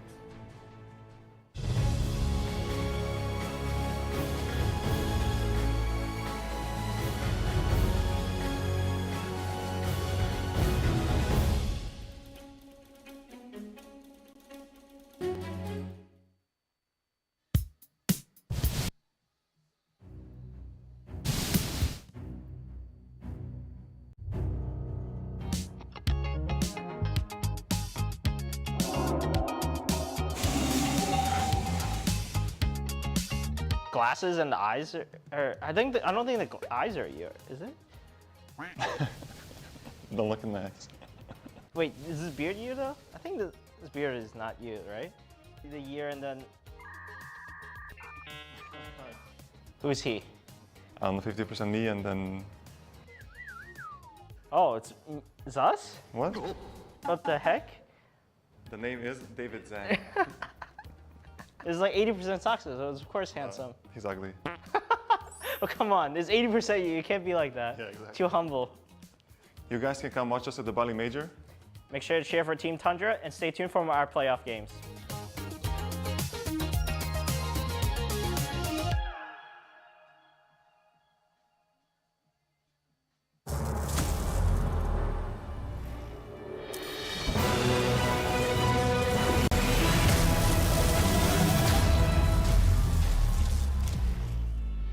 Use your skills in the gaming. 1xBet.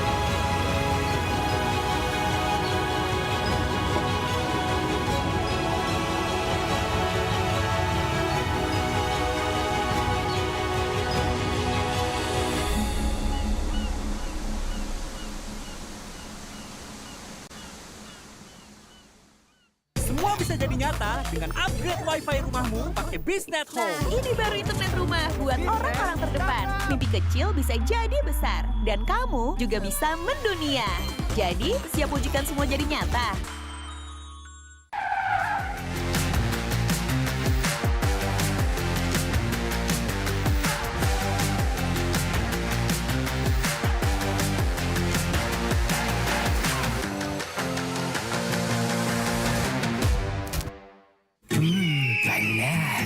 Di oven nih. Hai, ya kelar. Wih. Nah ini Sugar Oven si paling seru. Mau gini seru. Mau gitu seru. Woy.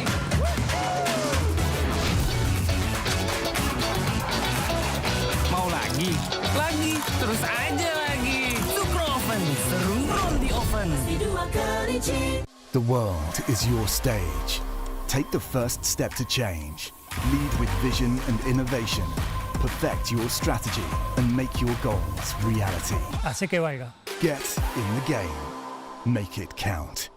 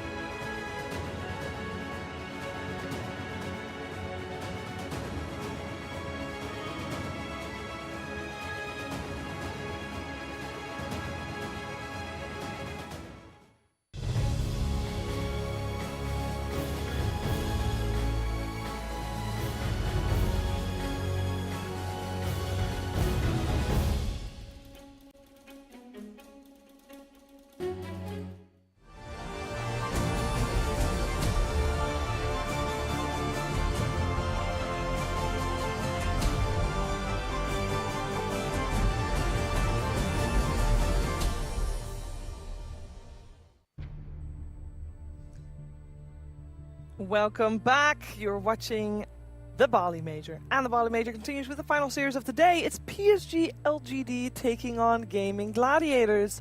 This is a series where the only thing I'm expecting is that it's going to be a good series. I have no idea what else is going to happen because both of these teams have played very different styles of Dota. We've had the longest game, second longest game ever on LAN, played by Gaimin Gladiators, over 2 hours of gameplay. They also have played one of the shortest games, sub 15 minutes, so who knows what comes out of that. And PSG.LGD has had moments of glory and also here and there somewhat a miss. So who knows what's going to happen? Maybe my panel knows the answer. I'm joined by Jack, Roman, and Brian. And I just want to straight up know, Roman, what do you think this is going to happen with this series? Because it could go anywhere. I mean, I completely agree with you because these two teams are pretty similar to me at this point because like both of them, they play in a very similar style. They have similar heroes, even like their players have similar hero pools. So it's gonna be like very, very interesting to see who's gonna comes out on top of the series and who's gonna be, you know, like the king. These teams just played in Dream League. I think if LGD has like a sort of Achilles heel weakness, I think it's sometimes the lanes just explode and they lose, like earlier against EG. That's what happened very quickly as well. So I think that's something to watch out for in the series. Also, Gaimin has had a very interesting tournament. Aside from the quickest and the fastest and longest games that we've seen in a long time, they're bringing this opener kind of back from like Lima mode. It's like the IO Lesh. We've seen them do that a couple times this tournament. Plus the Broodmother, which I think is rising in stock for both of these teams and many other teams throughout the tournament. So I'm very interested in seeing what happens in the first phase. When this team played in Dream League, there was a Primal Beast first phase, there was a Chen, there's a lot of stuff that was just coming out of that first phase. Obviously, a lot of respect for Zhao 8 from Gaimin as well, with like how he drafts and stuff. So I want to see how the lanes go between these teams, and I want to see if Gaimin is just like, all right, let's activate mode Lima and just bring it back. So far, every time they've met each other at a major, and somehow they always end up in the same group this year at a major. So we've got a lot of data to go off of. But it's been Gaimin Gladiators. They've been 2-0ing them. Brian, it's been a rough road for PSG.LGD. I was going to say, these teams have similar playstyles like later on in the game, like Rezo said, but I think the way they approach their timings is very different. I think that LGD, you mentioned, they're kind of exploitable in lanes, and Gaimin, on the other hand, like you look at one of their openings they lost with earlier, it's Undying Enchantress support duo. Like, if that doesn't tell you they want to win the lanes, I don't know what does. Undying was position 3 that game. Well, it looks like a support. But yes. Like, the idea being is like they're just planning on running you over with like a Ace having 1 or 2 aura items, Quinn being on a momentum-based mid like Ember or Lesh, and then Duraccio being on more of an enabling carry where he's either strong in lane or he is self-sufficient in the mid game so they can play more around Quinn. That's what I'm concerned about for LGD. I think that's why they have such a struggle in this matchup as a team, because of this dynamic that Gaimin really punishes that weak lane.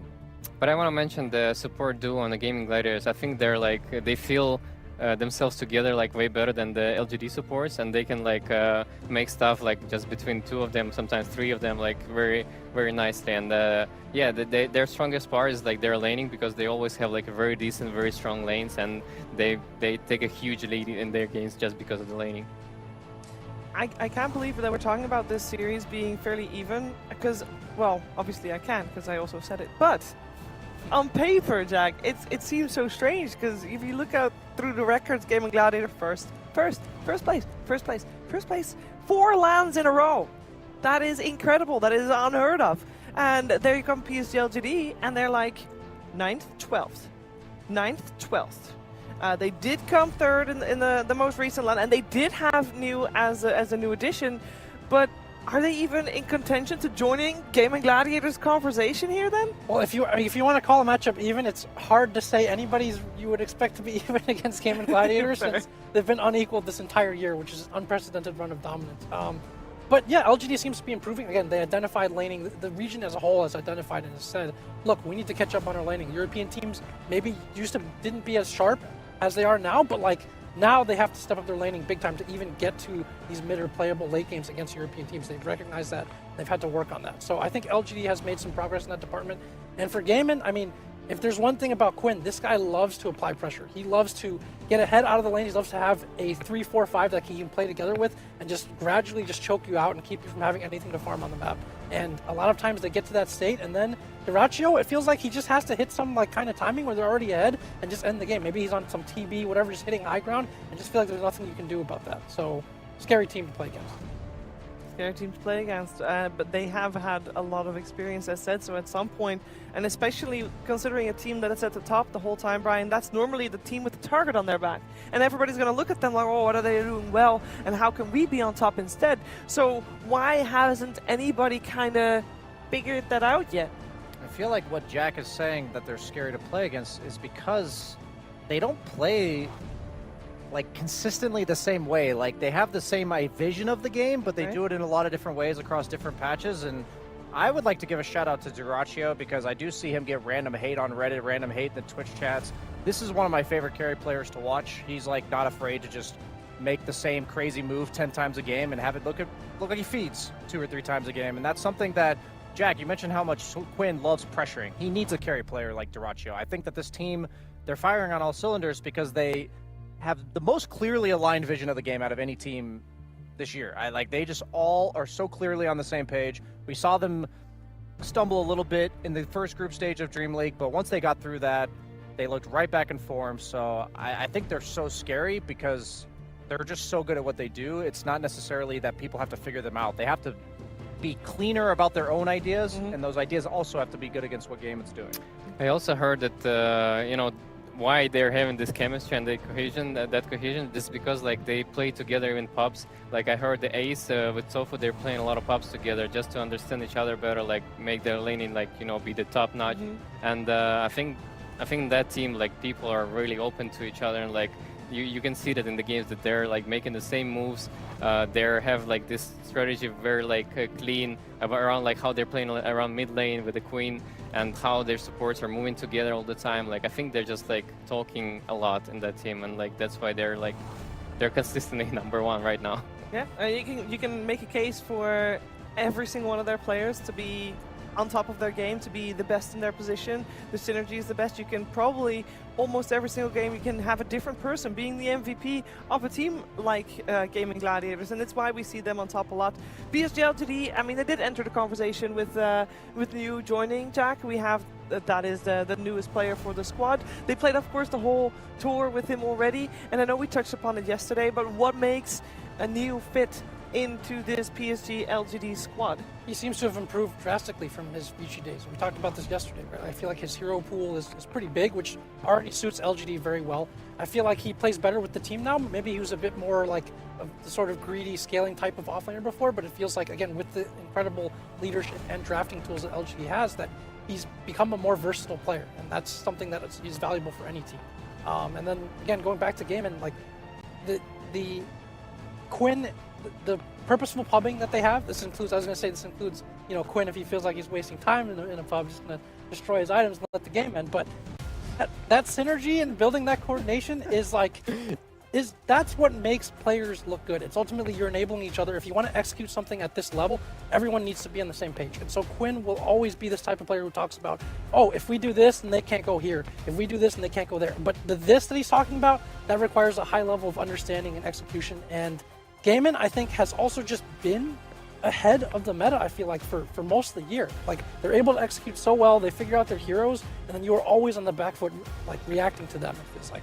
Yet they are not undefeated. So we see the group standings here. Of course, they're in Group B, and they're both sitting on a 4-2, which is not bad. It's very good. Top 4 is where you want to be because those teams move forward to the upper bracket. 5th and 6th go to the lower bracket, and the rest is all obviously eliminated. So that is the scariest part to be in. But both Gaimin and PSG, they're pretty good right now in the spot. But of course, you want to be in the top of your group, as that is where you get to choose your opponents. And also Gaimin Gladiators has had that luxury both at Lima Major, the Berlin Major. They topped their group and they got to choose their opponents. We're going to find out if they can make it their way to the top of the group again, because they have already suffered 2 losses. One was, I don't know, for any other team, losing an over 2-hour game could be mentally breaking, Brian. That seems like such a, there could be there's so many things, there's so much pressure and stress going on there. For any other team, I'd say that is tough to overcome. I don't know. I think Gaimin's probably one of the best teams to overcome that kind of game because I remember interviewing Quinn at Dream League. He was just talking about how much this team, they process the game afterwards. They all hate losing, and it's not a matter of getting mad at each other. They are so passionate as a unit of not losing that a game like that, I feel like, would fuel them even more than they already are to be like, why did we lose this game? How do we avoid something like this happening again? Sometimes you might even just say, that's a crazy-ass game. That's never going to happen again. We don't have to worry about it. Just let it go. Anybody could win the game at 2.5 hours into the game. I'll just say that I have nothing but good things to say about this team, but I'm so excited about this matchup as a whole because LGD, we mentioned everything about them synergizing better with New. I want to see, as a team, now that they're looking in top form, what they've concocted against this idea that Gaimin has created, because they're the best team at like counter-picking what the opponent likes to do. Well, we're going to find that out in a second as the draft is coming your way pretty soon. Of course, both of these teams have played already. The scores for both of them were 1-1, where PSG.LGD tied against Evil Geniuses and Gaimin Gladiators tied against Bleed Esports. And here we are. We got Gaimin Gladiators on the Radiant side with second pick. That is unusual, I believe, as normally we see second pick on the Dire side, because that is normally the priority as well as Radiant. So it feels like Gaimin Gladiators got something here. But that does mean that PSG.LGD, Roman, probably wanted to have first pick, I think, over Dire. What would be a strategy that would fit around first pick? Like, is there like a certain hero that you think they want to secure? I don't know. Maybe they're just aiming for the Morphling, like everybody else is aiming to get that hero. But I wanted to add on topic about the 2-hour game. I think going on TI, it's very important to have that experience in your pocket, because on TI there's many games that can be like super long, and it's painful in the moment losing those type of games. But if you win those, you don't learn as much as if you lose those. And I think this team is gonna like be able to get a lot from just losing this game, going over it, and like, getting that experience for the TI stage, like how they want to approach long games like this. They get even stronger. I mean, you're talking about bouncing back. Celery made a tweet afterwards, right? Because he broke those Chen records. And you're just like, yeah. Look, sometimes your team's just too heavy. There's only so much I can do. Obviously, they were not taking it too poorly anyway. So there was still the IO Lesh here, and then obviously the other sort of meta answer, the Morph +1, maybe Disappearing Break or something like that. What do you think about this Beastmaster to open for LGD? They have picked Beastmaster only once so far this tournament, and I noticed that every time they have had first pick, they've elected to choose a different hero. Like, they haven't had the same opening a single time, unlike we saw with Gaimin, who had the IO Lesh multiple times, and they pretty much always first picked the Enchantress. So I'd have to imagine that they know Morphling's coming out. So maybe they plan to pair it with right-clicking core like Drow, something like this that can shut down that Morphling similar to what we saw last series. Yeah, I mean, there are other possibilities that they can flex this Beastmaster to the mid lane, and that's why they were able to, have that Beastmaster first pick and get countered by Morphling, because Morphling is already having good lane against Beastmaster, so I'm not sure, like, what is their plan if they're not switching it to the mid lane to deal with the Morph. Have they done that before? I don't think they have. Okay. But Worth I know, considering for sure. Yeah. I just know that other teams that have been doing that. For example, Entity I saw in the DPC, they were doing it a lot with the Beastmaster. Yeah, and Skywrath was obvious choice to get some pressure on the Morphing early on with the silence and being a strong lane that puts the pressure on him. I mean, it's just a very spamming lane overall, Beastmaster Sky, but I'm not sure if it's gonna still be able to force the Morphing out of lane that easily. Yeah, got an Underlord banned out now as well by PSG.LGD. I kind of feel like the Pugna pick by Gaimin Gladiators, surely that will force PSG.LGD to also ban out the Storm Spirit. Yeah, but I think they have multiple heroes that can pair with the Pugna on their side. I think Leshrac is one of the best too, with the Storm for them. And they love that hero as well. I think LGD is going to prioritize banning out heroes that make it difficult for Beastmaster's ball to function. So I think of Underlord as a great example. Pangolier might be another thing they consider. A Quinn special. Basically, they need a way to infiltrate all of these summons, because not only do you have a Beastmaster who is somewhat of a backlining offlaner, but you also have Skywrath Mage at this point. What they don't have is jump. And I don't know if you necessarily want it to be something like a Storm, just because he would struggle immensely against the Skywrath Mage silence for about 20 to 25 minutes of this game. So I would love for them to have something like the Pangolier that can do that without, like, they pop their spells before they go in, so the Skywrath Mage silence isn't as potent. Yeah, I think the tempo from LGD at the start of this draft is already really strong. Obviously, the silence from Skywrath, the Ancient Seal, has such high value early on against a lot of heroes, including these two. But also, if you look at the Pugna Skywrath difference, you already have LGD has a better partner for their mid already.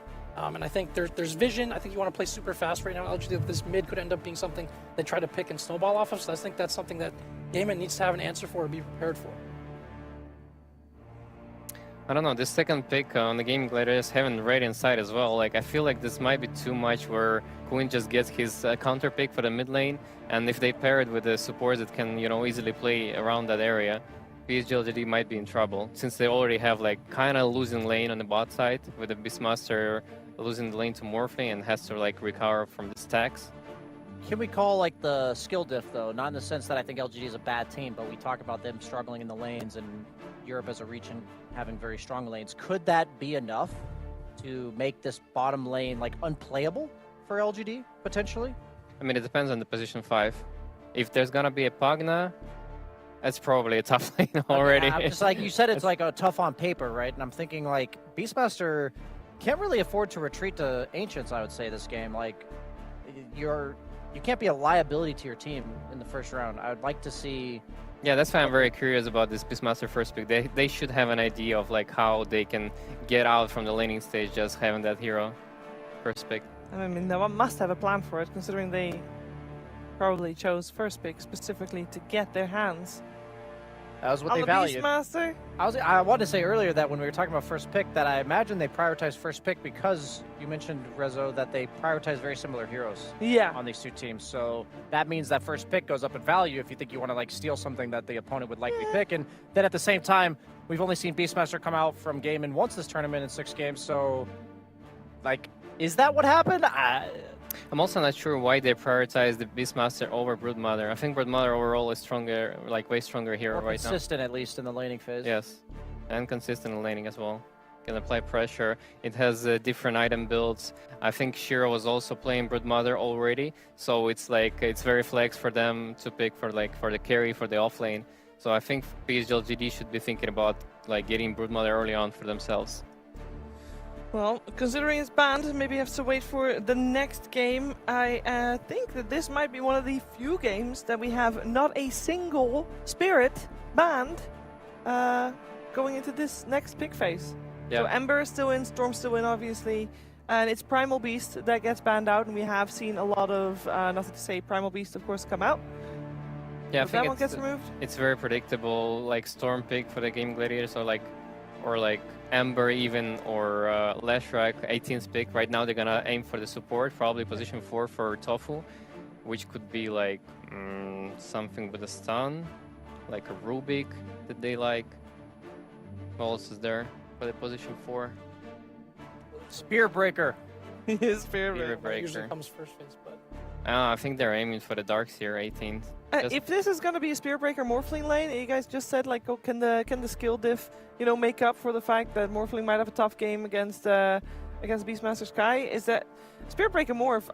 I know it's not a completely weak lane, but it's not gonna crush. I hope they don't do that. I hope the Spearbreaker's 4. Yeah, and then the Pugna with the Morph. Yeah, I'd much rather have a Pugna. Just draw some attention away from the Skywrath Mage. Make him pelt you instead of the Morphling with all of his spells. And even though Spearbreaker's a decent soak, he's not exactly like eventually he won't be able to keep the Skywrath Mage's attention. Yeah, he doesn't provide as much damage as they need for that lane to be able to, you know, force Beastmaster out of lane and, like, completely kill him. And I think they just gonna wait for the LGD to support to show their lane, so they can choose, like, whether Pugna needs to go against Skywrath Mage or he needs to go and help the Ace out. There's a Spirit and Elder Titan. I do like that one. Yeah, they're having a lot of success as one of the only teams picking this hero. Like, there must be something. That's their morph answer. Yeah. And then, like, we talked about the Spirits. I think that was a very good sound spot to pick a Spirit either way, because again, you have the Skywrath, so regardless of what the other support is, I feel like you already have better help for your mid and you discourage them from picking a Spirit as well. So grab this Ember, again, play through the mid, let this guy, like with nothing to say, create a lot of tempo for you. And then you're talking about the side lane. Like, I do think that you do want Pugna there if you feel that that punishes the Beastmaster more. Because you don't want the Beastmaster to feel like, okay, he's against a Spirit Breaker, and then when the Skywrath leaves, he's kind of okay by himself to like still soak XP and get some farm. I think you want to punish him if he tries to do that. Yeah, for sure. I would just love a Pangolier. I know it's not that great against Ember, but I think they need a guy that's magic immune that goes in. So either a hero that rushes BKB and goes in, so maybe like the old Quinn Monkey King. I don't know. Like I feel like this match is really hard for Gaimin to get the fights they want right now. You've got so much counter initiation. Even the slight chains combo into Skywrath Mage. Like, who enters the fight? Ooh! Oh, there we go. Does Huskar enter the fight? Okay, so what that does is he does buy a BKB somewhere around like minute 20, but he just dumps on Ember. Yeah. And my concern is that LGD does have some mid-game bursts, like before the Armlet. When I say mid-game, like late laning stage, 6 minutes or so before the Armlet comes out, that's going to be a really crucial window. Like, can the Elder Titan Skywrath Mage bring him down? Because that's how we see Huskar lose. He's going to crush Ember in the 1v1. That's like nothing either of these players can do will change that. I don't think it's possible to throw it as Huskar, and I don't think it's possible to outplay it as Ember.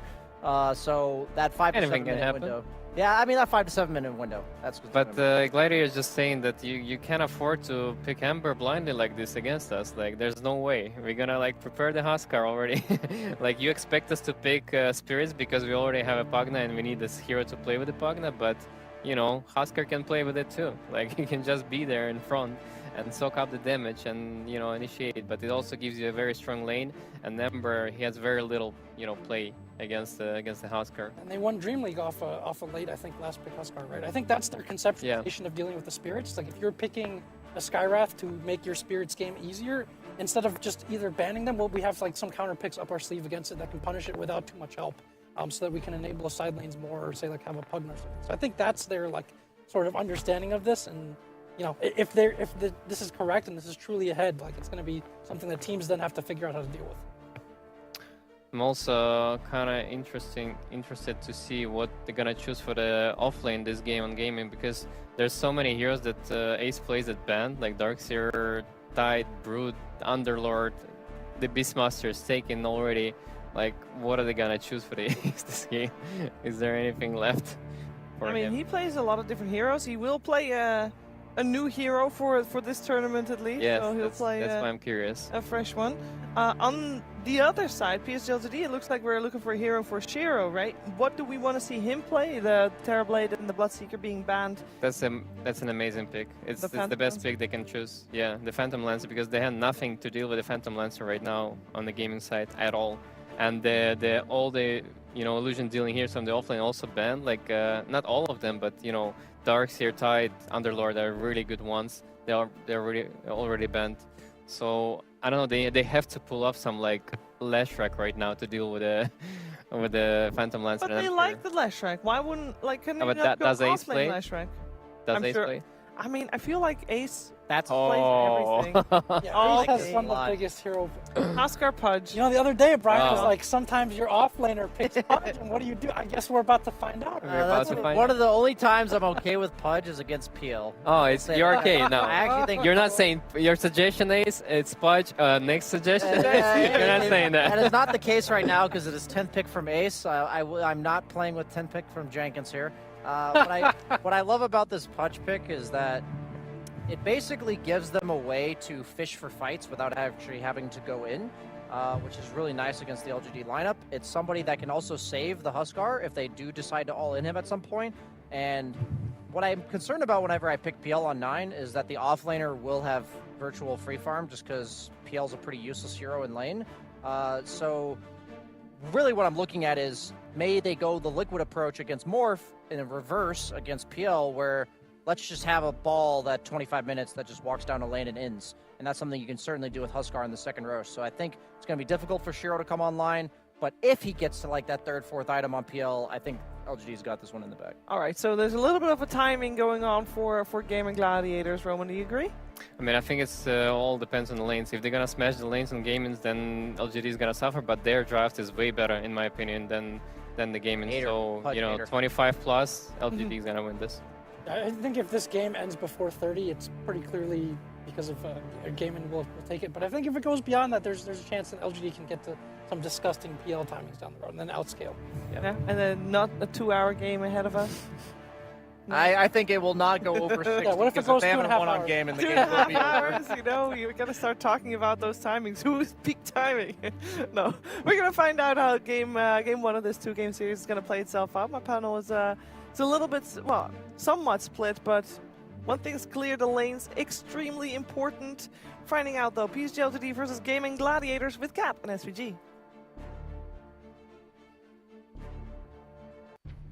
I have to say, I was really looking forward to this series. I think this is two of the best teams here at the tournament. I think they've shown that at Dream League, both being able to get top 4. This is the lower bracket finals matchup, but to have a Pudge off lane, a first time for Ace, that makes it just a little bit extra special, doesn't it? He's never played the hero before in competitive. Yeah.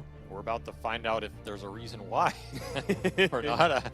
I mean, surely the reason why is that Pudge is garbage for 95% of Dota's history.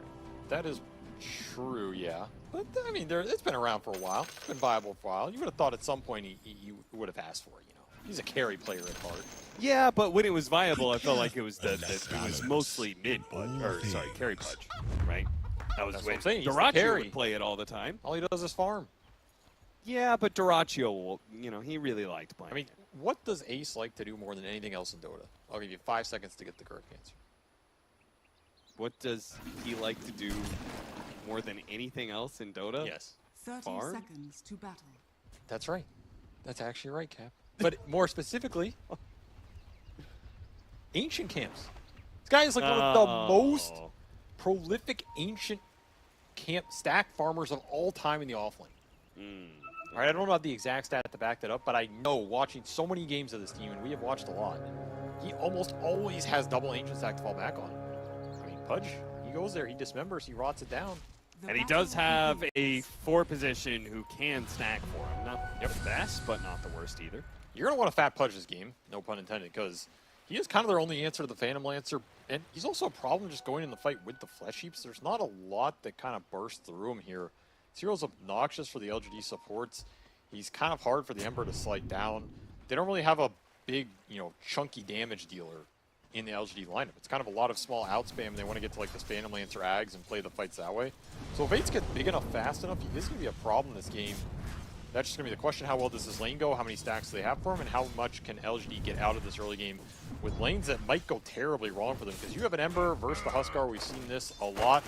This is probably the most comfortable matchup for Quinn in terms of that like cheese counter pick.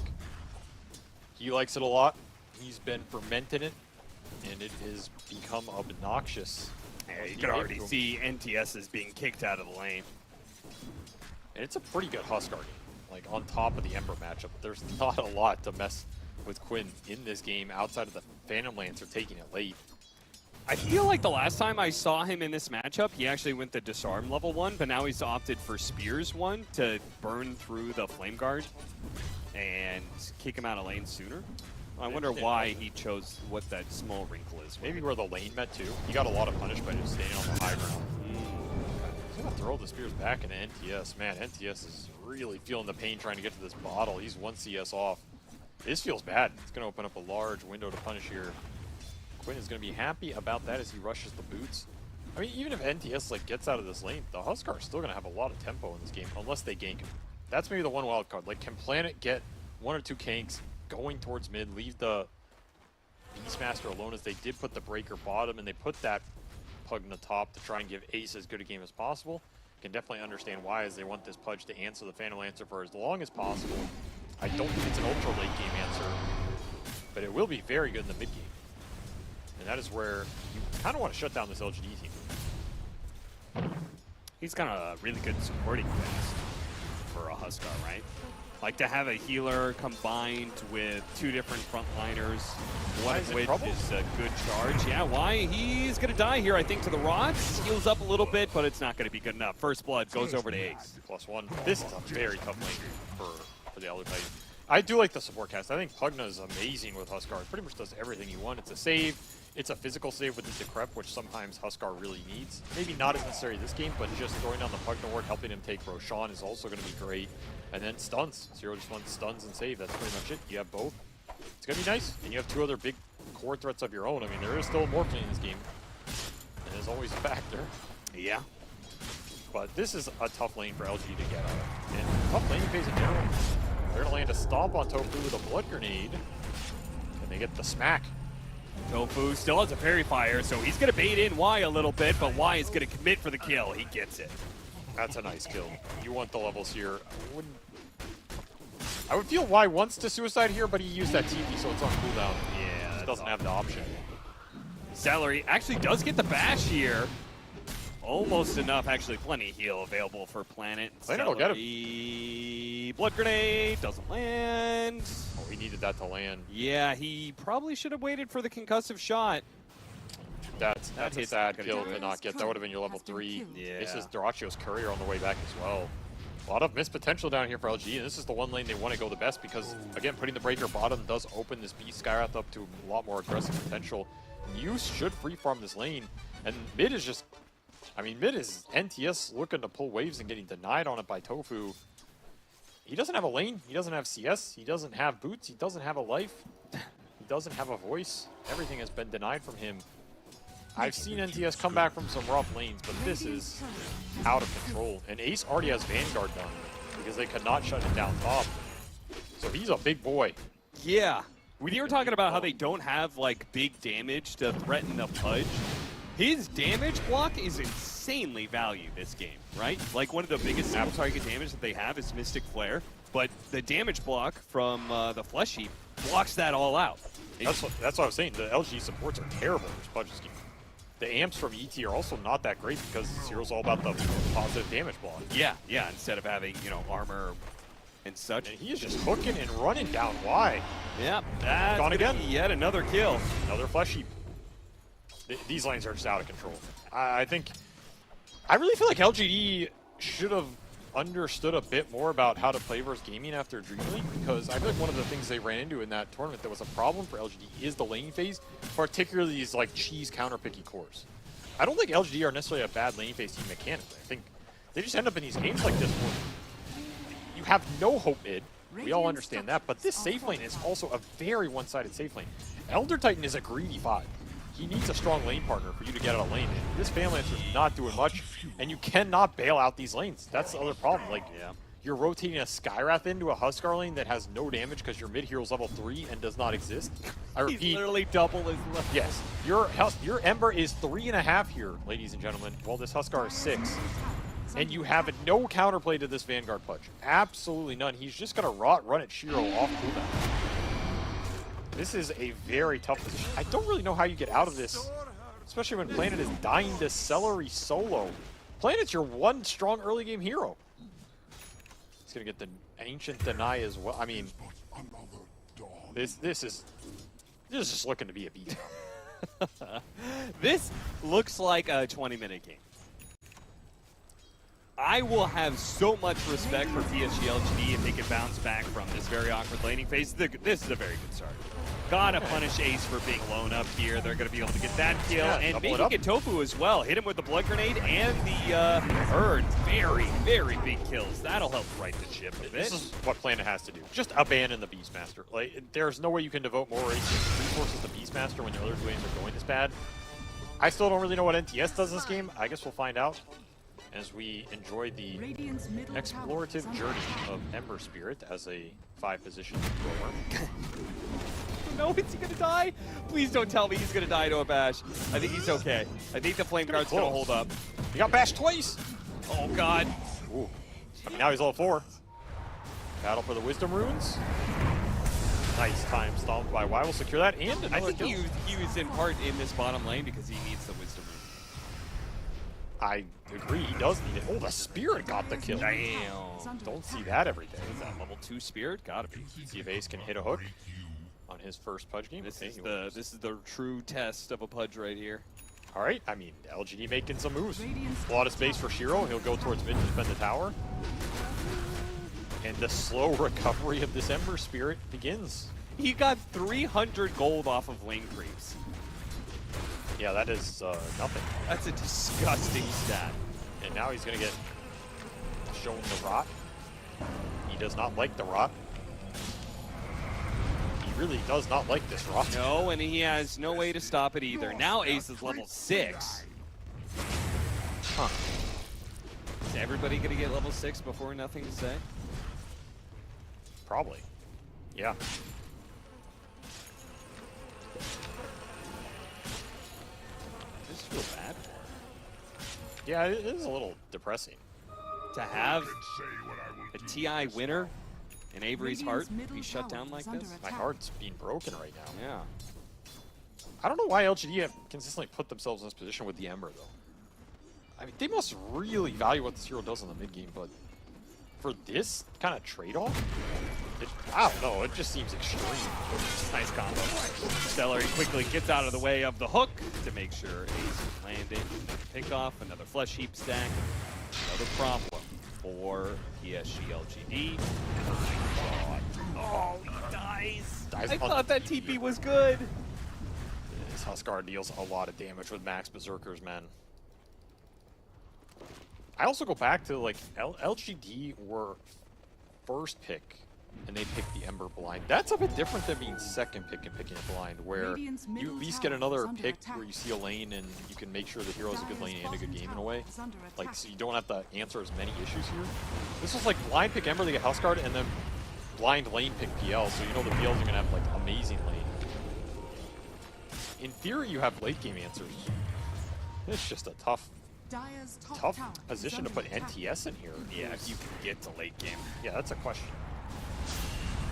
We're going to go on Y again. He's pretty speedy here. Level 3 Spirit. He does like this max Spirit build. Nice chain stops the connection there of the charge, which in turn would have set up the hook. Let's go back in.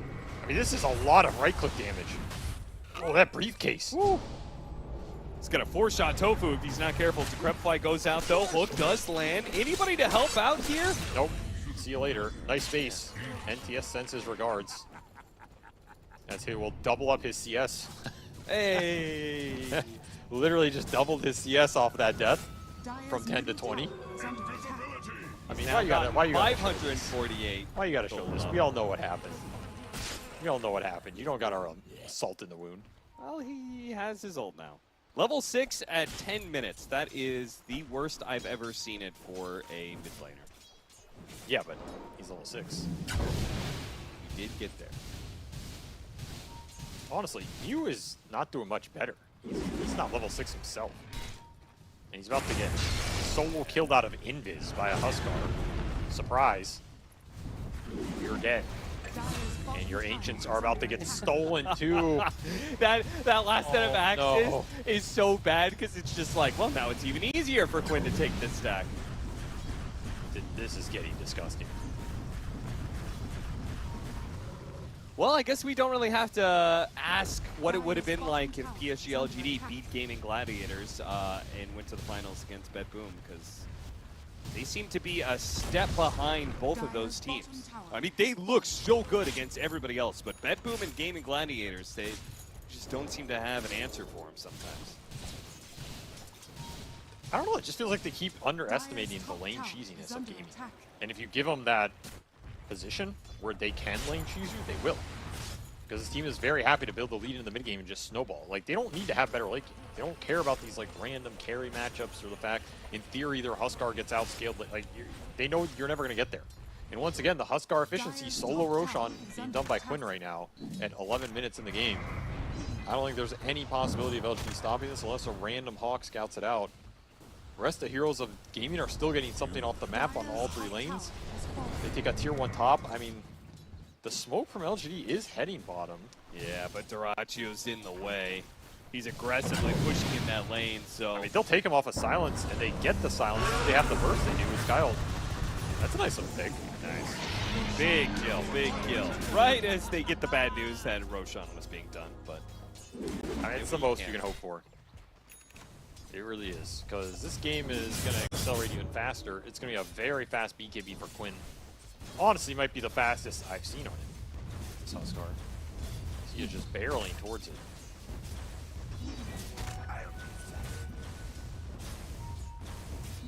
That's so scary because it means he's going to have like this crazy good mid-game timing BKB. And there's nothing you can do about it. Where it's going to be like 20 minutes in, you're going to have like a 9-second BKB Ags on Huskar. There goes nothing to say. He did not even get the shielder off. Oh, he had a shielder.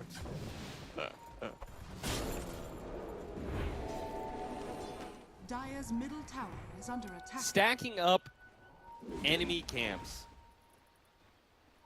Yeah, Camps deep on their side of the map because you can farm them. I think Mew is dead again as well. Yeah. He can maybe TP. Just pray that he doesn't get bashed. It wouldn't have worked anyway, so I guess he knew. And that is BKB done for Quinn with a dominating streak at 13.5. Okay, well. This used to be a game Dire's of Dota. middle tower is under attack. Did it? I mean, the first like 30 seconds, it was looking pretty good. Yeah? You mean the 30 seconds like when they were running out of base? Yeah, you know, Yeah. 3 runes. LG were looking great.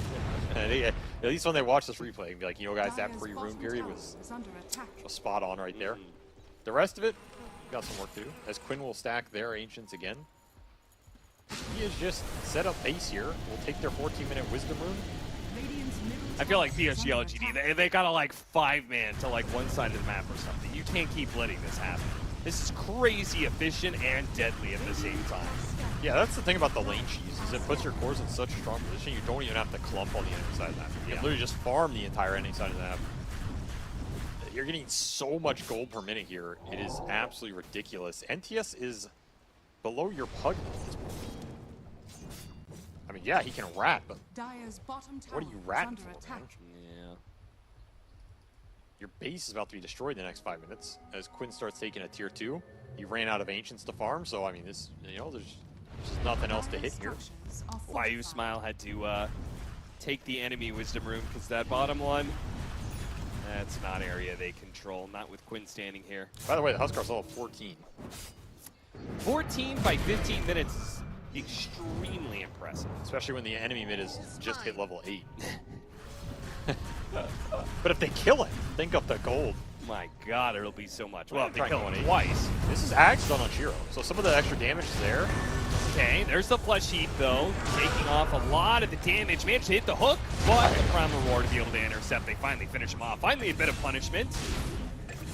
And fortunately, it gets turned right back around. Quinn showed up to the fight, pretty nicely timed. Why? Oh, that's not gonna work for you, bud. Or is it? Or is it? Well, he doesn't have a TP, so he's gonna be. He can hide. Oh, did you? Oh, out of vision. Oh, the blast isn't quite there, but Durachi will catch him. I mean, yeah, but think of the space for nothing to say right now. That's true. He Think might of just the get a space. one creep win. He just farmed a whole Mithril. Oh, the Axe is gonna hit him. Oh! Wait, does he not have the Axe yet on Huskar? No, he went. Ags? You think he's that farmed? Bro, he went beat. He's not that out of control. Oh, I thought he was rushing. No, he stopped for a bots. Oh, pick up the bots blink. It was Ags on Shiro that I was talking about. Oh, okay. So the Phantom Lancer Ags definitely helps these fights. I do like this item. It is very strong, but he had to rush it over the Diffusal or Yasha first, which means his farm rate isn't as good on the map. I'm actually impressed that Dota Plus still gives this 22% to the favor of PSG.LGD. I mean, it knows it is a good Phantom Lancer. Yeah, and he is getting that farm. I mean, let's be real. If Gaimin somehow throw like 2 full fights, this game does get weird for them. Yeah, no doubt. I don't know if that's possible, but in theory, it could have happened. I mean, NTS is being annoying down here, and they're kind of falling for the bait. They are bringing cores to try and kill this Ember, who I don't think is a threat in this game. Yeah. Yeah. It would take a very long game for him to come back and be a real factor. Almost 2 hours long game, perhaps?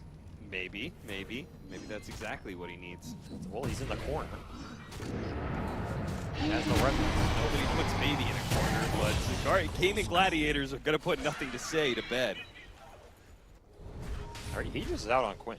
You can't all in this Huskar. I mean, the Huskar can die this game, actually. It's not that hard if you land a Roar Earth Splitter on him. Because there's like a mini Decrep save, but that's not necessarily guaranteed to save Huskar from all the magic damage if he doesn't get BKB off. So this isn't a game that Quinn can just run in 1v5 without mages.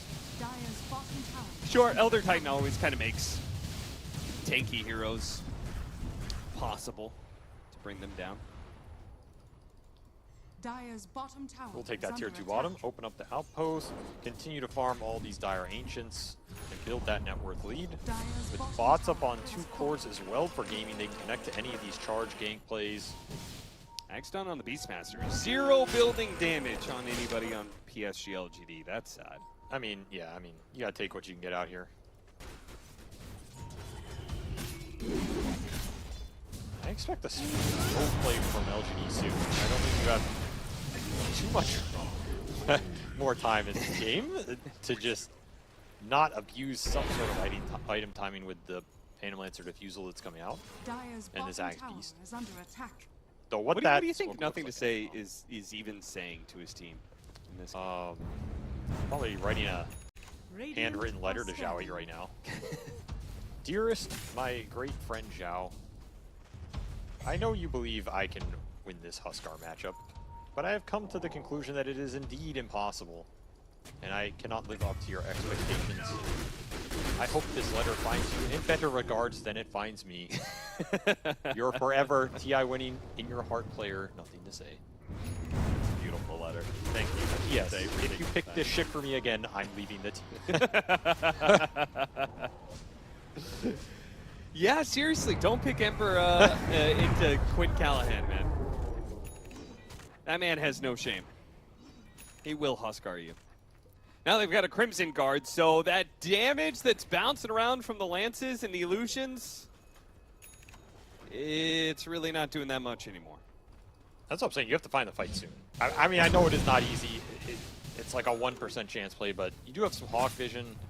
Maybe you can catch Gaimin split up on the map, which they have in our game, and get something off of it going. Because, I don't know, the current state of this game is just getting worse and worse for you. Y is building a BKB, which I actually absolutely respect here. Because I think Y's interpretation of this game is if I don't go in with a BKB high-level spirit and punch somebody to death, we're not winning. And I kind of agree with that assessment. I mean, it's also incredibly ambitious when his entire net worth put together still would not be able to buy a BKB. No, but I mean, what other item is he buying in this game that does anything? Like Drum? Is Drum changing a team fight? No. Maybe a Force Staff. I don't know. He has Max Spirit. Like, the Max Spirit ET is good for his punch. Because that's like some chonky damage, you know? Yeah. I mean, it's good versus Huskar, too. Yeah. It's actually quite good if he gets the BKB. He might just be able to run in and like punch the Huskar to death off the door. Yeah, could be. Could be. Because let's face it, Aura's not doing anything for me here. It's these little things that maybe win you games you should, you know?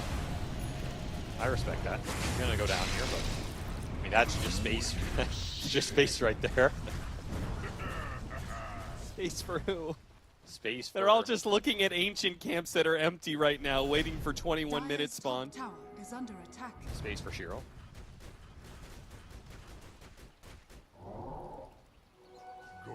Alright, NTS finished Maelstrom. The Opium is building up. Aghanim Scepter almost done for Duraccio, which he is struggling a little bit with this Tormentor. Yeah, does he actually get this here? He'll get there slower and slower and slower at the very end, but by God, he will get there. I mean, they lost Tofu for it. Yeah. I feel like that's a good trade for LGD. They're going to smoke up off that kill advantage. It's time to make some magic happen. Maybe shred that letter you were going to send after the game. Do you believe in magic? I don't know about this magic, but genuinely I do, yeah. Will they find anything off this smoke? It appears not. They see Quinn on a Hawk. Oh, double damage. Double damage and Hawk Vision? Oh, you gotta like re-smoke this or something. This is way too good an opportunity to pass. If you find the Huskar solo into like the next Roche spawn, that is the dream scenario. The second Hawk comes out. God, they might just be The able magic. to do something amazing. The LGD magic. I mean, how do they stop BKB though? It doesn't matter. You just try and all in him. Oh, he TP'd. No. No, not like this. Oh, he TP'd back to the tier 1. He knew. Oh, Knew it was God. coming. And now they're gonna smoke on you. The magic was a lie. There is no magic. Life is just a painful series of failures until you GG out and wait for your Phantom Lancer to get slotted. Who's the Phantom Lancer in your life? What? The guy I'm waiting for to do something that never does? Yeah. I think you can answer that. Jack? That was a pretty good answer. No, I was going to say it was Quinn, but obviously now he is delivered. I thought about Quinn as well. You waited for him to do something, and yeah, it's like one of those games. He keeps farming, you keep having this hopium, then you give up. You like leave your PC to get a drink. You come back, you like team wipe them somehow. You're like, what the hell? this guy's owning. He is indeed owning. As they have won every tournament this year and continue their beast mode track here with another 7-0 Huskar game for Quinn. License to kill. Indeed, he has that license as Duraccio, little help from Celery, continues NTS's death spree. 1-6 for the man. Got him. Yeah, and New's not doing much daggers all around. Well, LGD did not find that fight into the Roshan that was the true hopium of this game. It'll now be a high ground defense scenario. Their high ground defense is pretty good, though. Like, the Lancer spam, you kind of just have to jump the PL, which I guess they have the Blink Dagger Pudge to do. Yeah, they do. They're not too afraid of that with Aegis, Blink Dagger, Huskar, who's going to finish Shivas here as well. He is very tanky.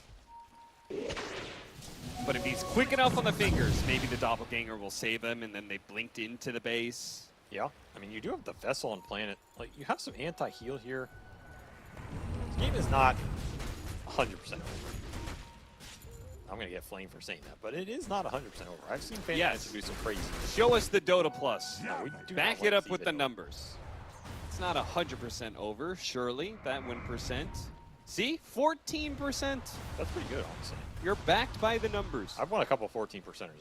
I knew it was going to be high because when it showed it earlier, I was like, really, the game isn't that much different from where it was at like 10 minutes ago. You know, when you said that sentence, my brain registered it as I knew Zhao 8 was high. So where are you going with this one? That's pretty direct. I drafted Ember Spirit. Then I got high. Then I got high.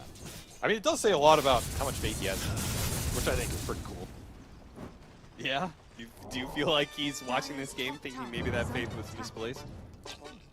No. I mean, because I honestly don't think there's much the players could do about this situation that they were Not really, honestly, no. Like, I don't actually blame them too much.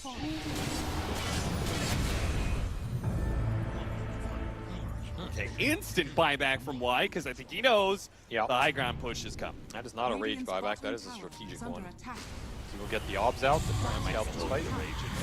All right, look at him go! And Y is dead again. Rival roared, Y's gonna die again, but he gets off the Earth Splitter. That might just save the Beastmaster. No, he can't make it to the fountain. Denied by Celery. Hits him with another strike, but they can play for the Lances. That is exactly how you're supposed to take this high ground fight from me.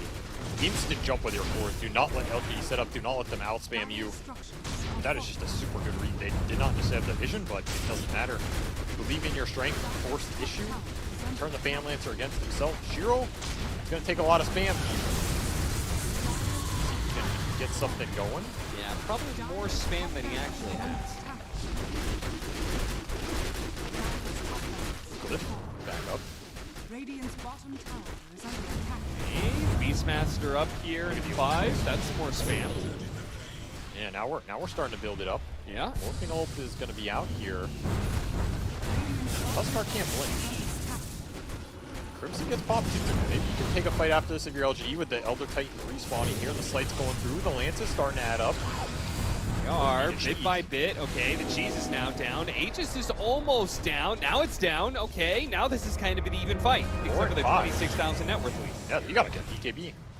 Okay. So there's that high ground when everybody's up for LG. It's not that straightforward for Gaimin unless you just jump in. Yeah. They get a ranged racks out of that, a Glyph, an Elder Titan buyback. But this game does not end. This game does not end. And Shiro continues to find his farm. Do you think that defense made the win % go up a little bit for LGD? In my heart, yes. Imagine LGD had everybody there. I don't even know if that's... Like, it's not a great fight for sure, but you're going to pop that Huskar Aegis deep in your base. They're just trying to down get some Lincolns here. Shiro, nothing to say.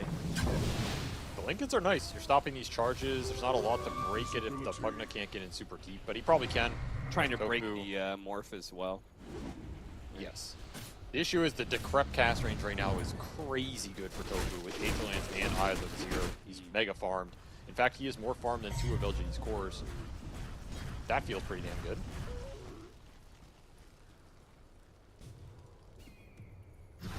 I just want to see Elder Titan BKB, honestly. Yeah, I don't have a way to be able to click on the heroes, but I do have a way to look at the net worth. And he's only gotten 600 net worth since I last looked at it. Yeah, but he had the dieback, bro. I mean, come on.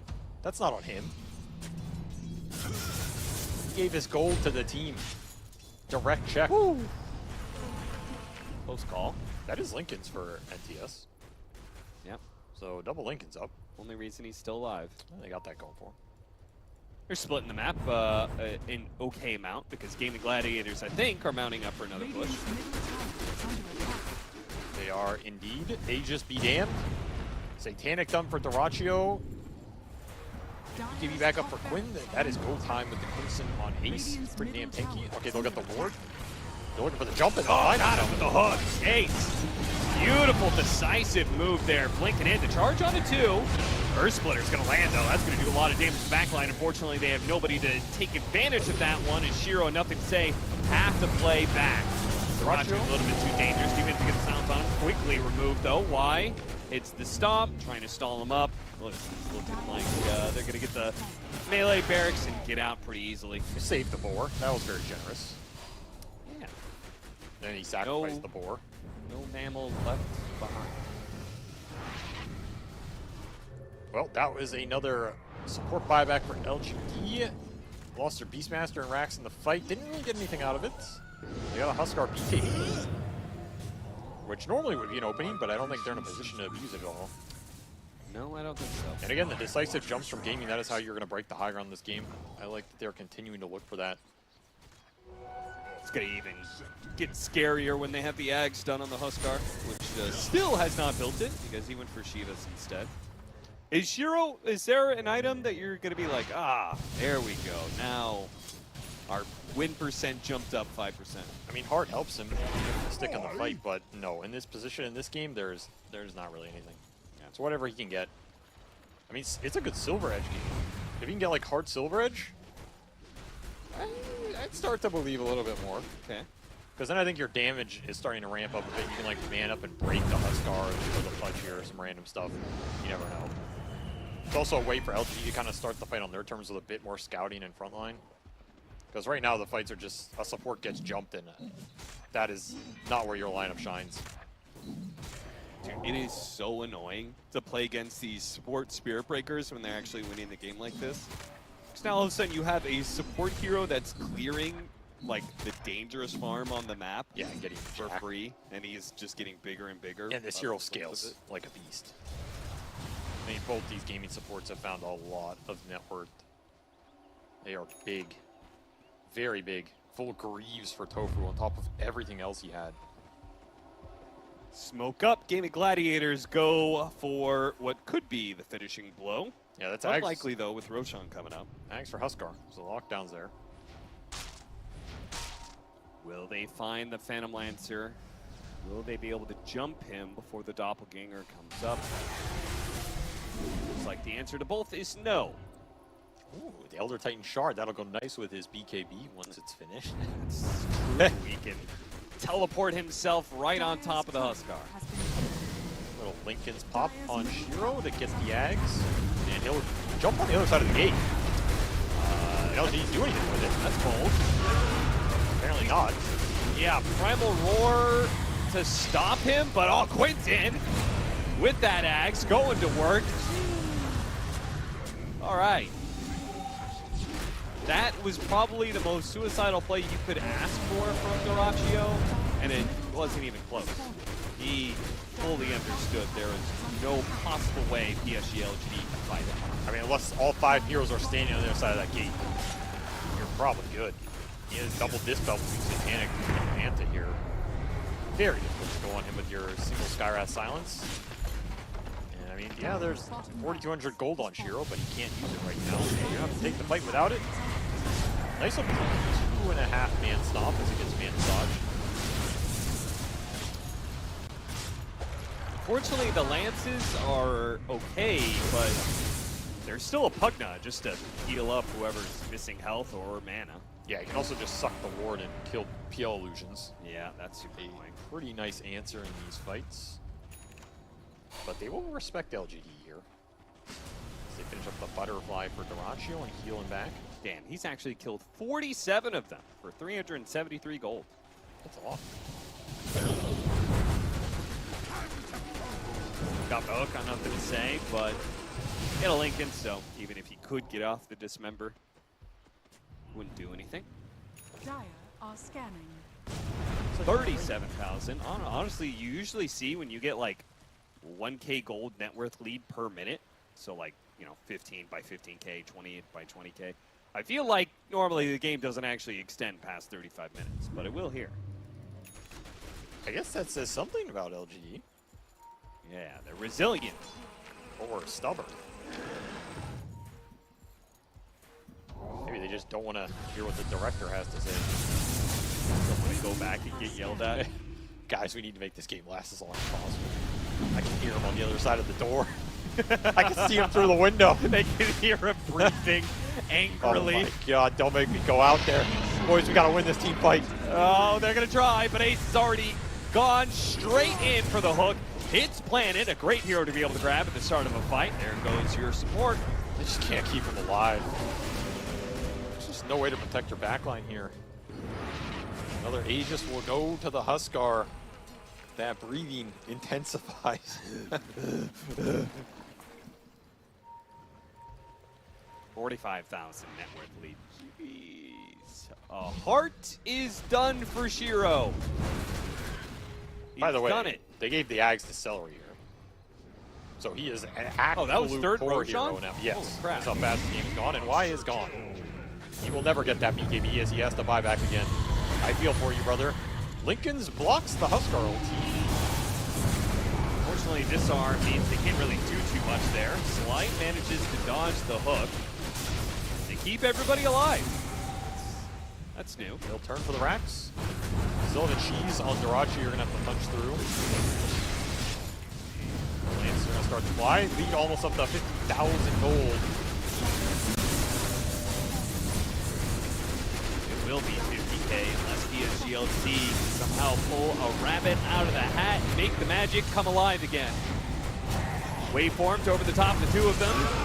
Go straight for New. Now he does throw out a roar, unfortunately doesn't hit anything, just hit an illusion there. Nice Earth Splitter does give it to Ace a little bit low. They're going to come in for the kill, but boy, stops taking damage with the Crimson Guard, plus New going right through with the charge as well.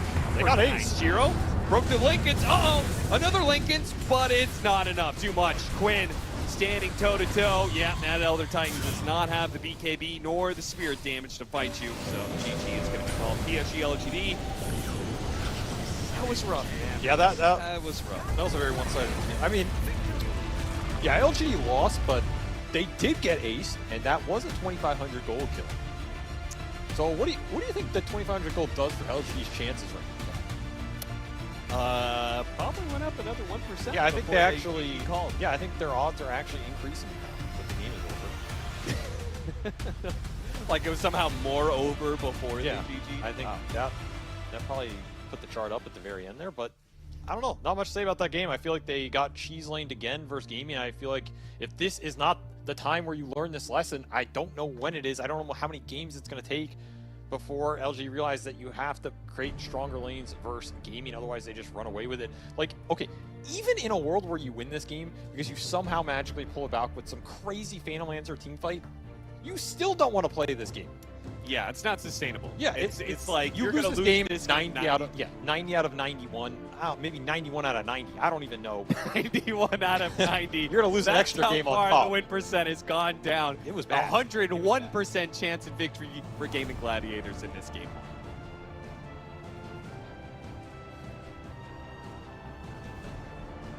Well, the game went on a little bit longer probably than it needed to, but we all knew that PSG.LGD were playing for the late game. My panel said it before, you know, if this game gets a late game, they're gonna crush it. Trust me. They couldn't get there. They held on for a long time, but at the end of the day, what can you really do against a lineup that Gaimin Gladiators had? What can you really do against the Quinn Huskar, against your Ember Spirit? That's where it all went wrong. That's where it all went awry for PSG.LGD. We're going to break the game down further here with my panel. It's Brian, it's Roman, it's Jack. Jack, this game was not close whatsoever.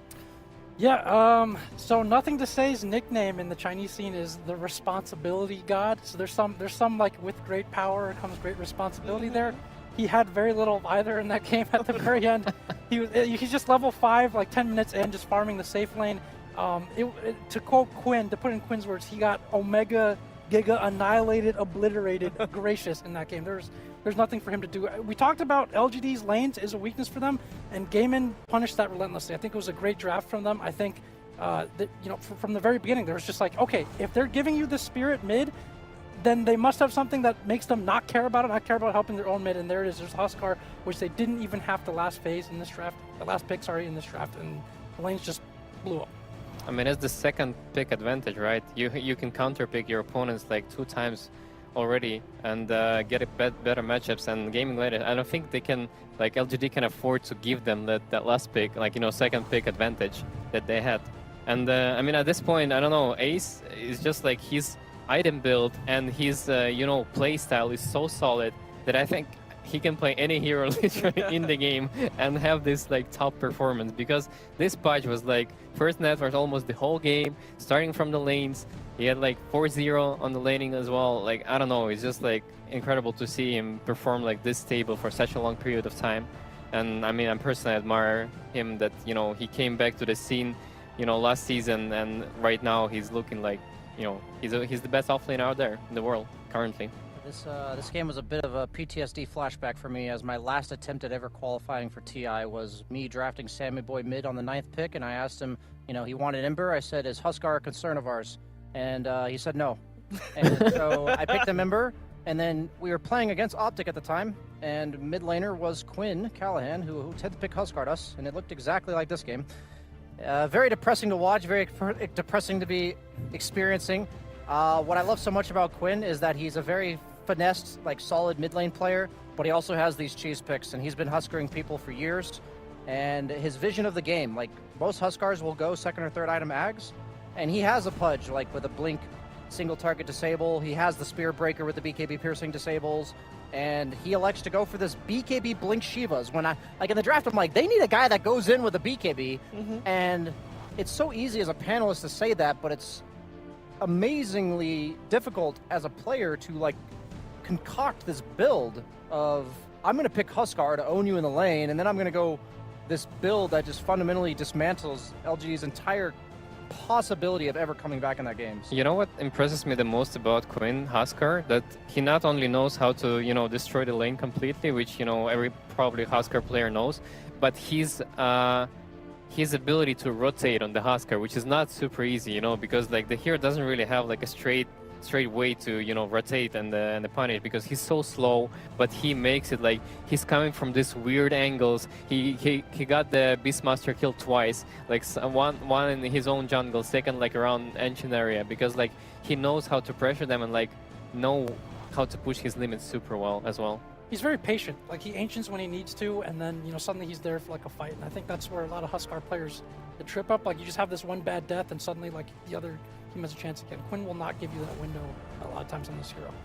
there's a lot to learn from a game like this, but the big lesson is to not get Huskard potentially, you know, at least be prepared for it and maybe, I don't know, throw a counter curveball or something like that, I don't know. But PSG.LGD, they're going to try to fight their hardest to get a win out of our next game, which is coming your way after a break.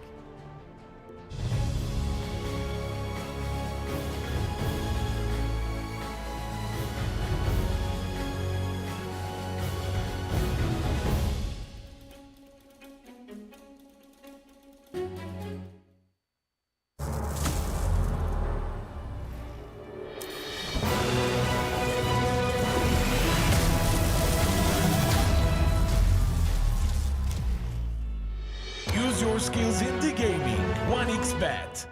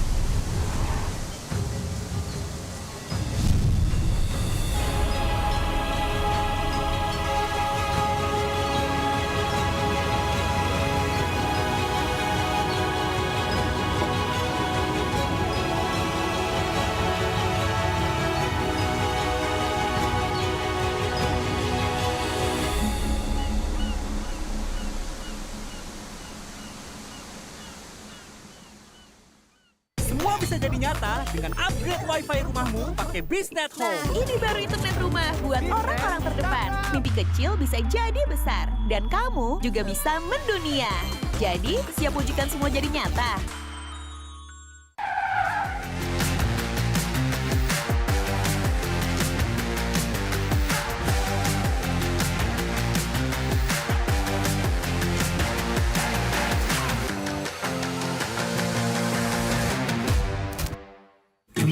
Panas. Di oven nih. Hai. Ya kelar. Wih. Nah ini Super Oven si paling seru. Mau gini seru. Mau gitu seru woy.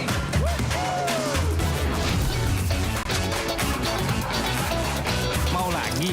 Lagi. Terus aja lagi. Super Oven. Seru from the oven. The world is your stage. Take the first step to change. Lead with vision and innovation. Perfect your strategy and make your goals reality. Así que vaya. Get in the game. Make it count.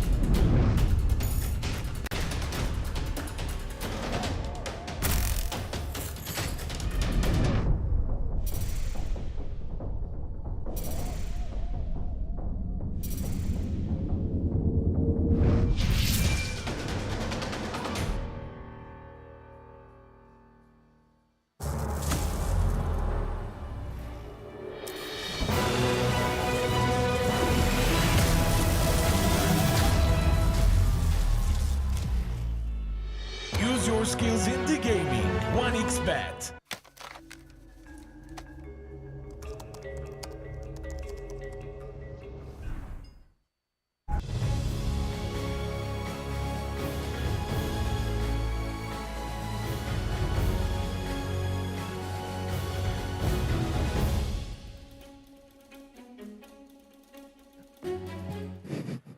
Maybe we should get our coconuts. Hello, welcome back.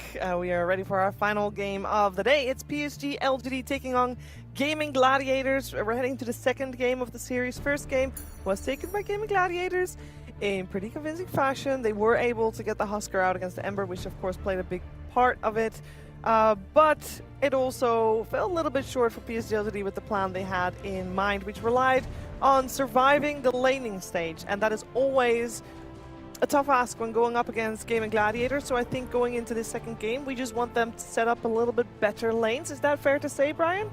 Yeah, I mean that's about as good as I can ask for. Maybe if you're going to take first pick, got to be careful if that first pick core is counterable, because usually that 8th pick, the 4th overall pick is the only time on first pick that you get the counter pick. I mean, honestly, in the last game, they got countered with 3 cores on 3 lanes because they first picked the Beastmaster. And the Beastmaster could not do a thing. It did not. We did not really see why they went for that first pick. We don't know exactly sure. Of course, they could have just really wanted to have Dire, which is unusual. But potentially, maybe they were aiming to have an easier Roche timer around the 20-minute mark, which is not normally something you want to do. You want to go for around the 15-minute mark. Maybe they just respected too much Ace Beastmaster and they didn't want to get away. But I do think, who has the first pick? LGD again. LGD first pick, but this time they're on the Radiant side, so they must have prioritized that one. Gaimin Gladiators second pick again, but on the Dire side. And, yeah, I'm not sure about that one. I mean, I agree with your point. I agree with Avery's point that they need to stronger their lanes somehow. But at the same time, if you do heavily commit to the lanes, Gaimin Gladiators is still the beast at it, right? So you're gonna kind of play into their field that they know best. Which I would like to LGD keep pursuing their strategies, because this is their strength of a team, because they can create this very strong lineup and they know how to counter the heroes inside of the in the mid game, but they do need to get away with laning. And I mean, I would suggest to them to take a second pick for that, because it makes you look at the draft and counter pick the enemies, but they keep doing the same thing and they pick Beastmaster again. Okay, so I think with this, because the bans were exactly the same as well, there was something we missed. What do they want out of this Beastmaster pick? Because it feels like they really value that very highly. They don't want to give it away. Could be as well. Well, the start is going to be the same thing, right? Because you pick the Beastmaster, there's a Morph +1, the lane's already good for you. And then with second pick on Gaimin Gladiators, I think the way this Morph works on second pick is a lot of teams, you pick either a flex that goes 1 or 3, or you save your offlane pick for last. Because you already have Morph that isn't afraid of too many lanes. That's why it's such a first pickable hero. And then when the enemy team has to pick a core later in their draft to deal that matches up well with the Morphlings, out of the carry position, then you have a late offlane pick that can punish that as well. So I don't think that's too different in this game, but I think maybe where LGD thought they might have messed up is obviously that mid pick, because they didn't even have to lose to a last pick Huskar to just get that lane absolutely smashed. Yeah. And that might not be the only hero that Gaimin can do that with. I could see a Quap or something else being a good answer against some of those heroes too. So I think that's probably where they thought they messed up, and of course there's the anti-mage as well. So yeah, we got Spirit Breaker, obviously was picked up last time, but not in this position. The anti-mage in the first phase, though, Brian, is that something that you like to see, or? Absolutely not. I've looked at all the games so far. It's 0-4 on all the ones that I've seen or looked at the draft for. And when I say 0-4, I'm saying anti-mage specifically on this pick. That seems to be where most teams are picking it as a response to the Morph. Because it will get banned out in the second round, it does scale very well against Morphling. Let's not beat around the bush here. It scales well, but Morphling wins its lane, and Anti-Mage does not.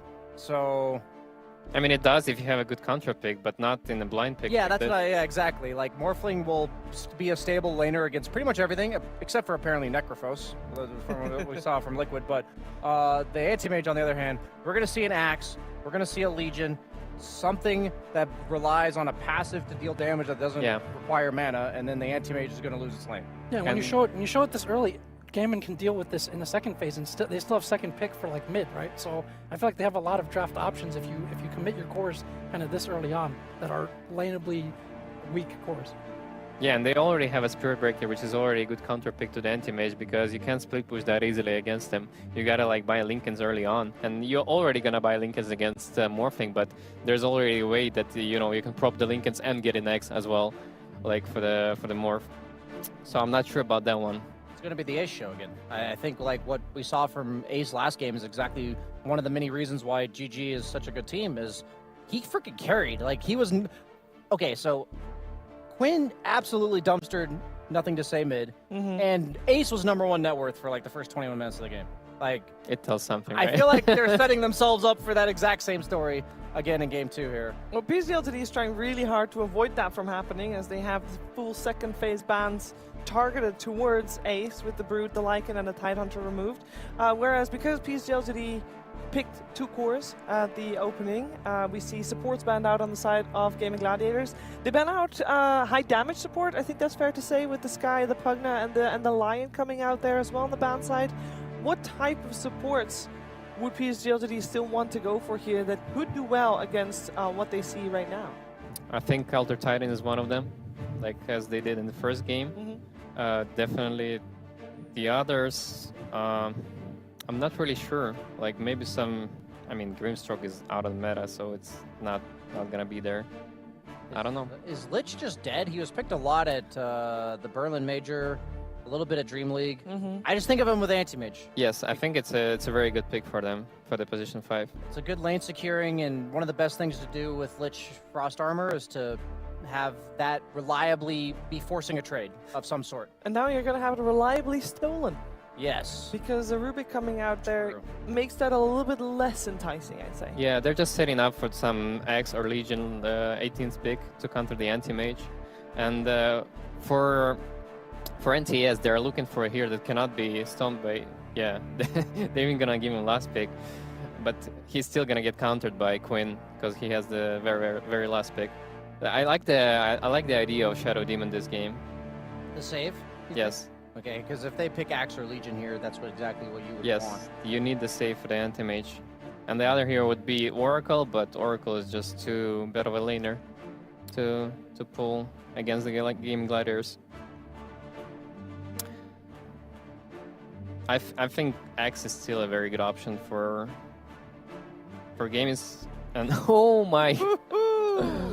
I think people sometimes forget about this because, well, first of all, Meepo has not been in the meta, but Ace used to be one of the people that you mention when you think about Meepo players. You think about Abed, and you think about Ace. Those were the two that people at some point that were the only 2 pro players that picked and played Meepo at that high level. Yeah.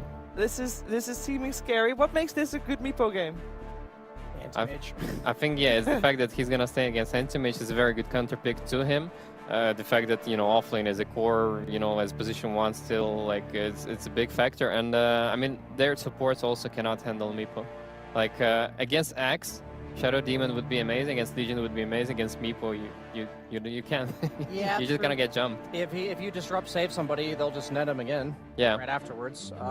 I mean, I'll admit I don't know too much about Meepo. We don't see this hero very often for like the last 2 years, so I'd imagine there's a reason for this.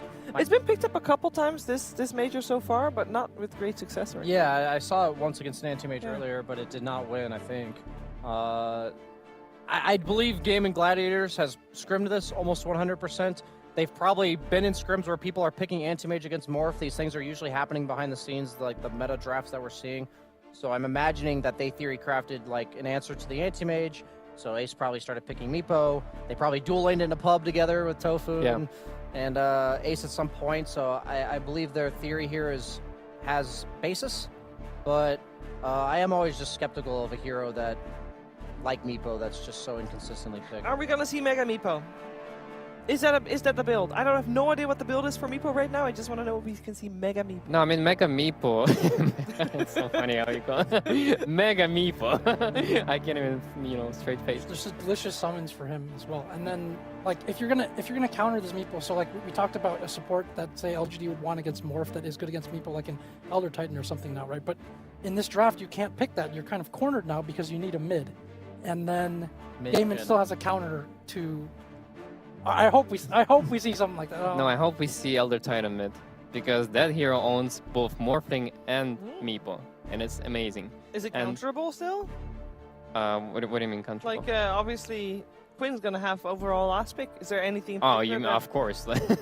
You can get Huskard again for what I know, Oh no. And I'm not sure that NTS plays it. I'm just saying that it's very good hero for this game.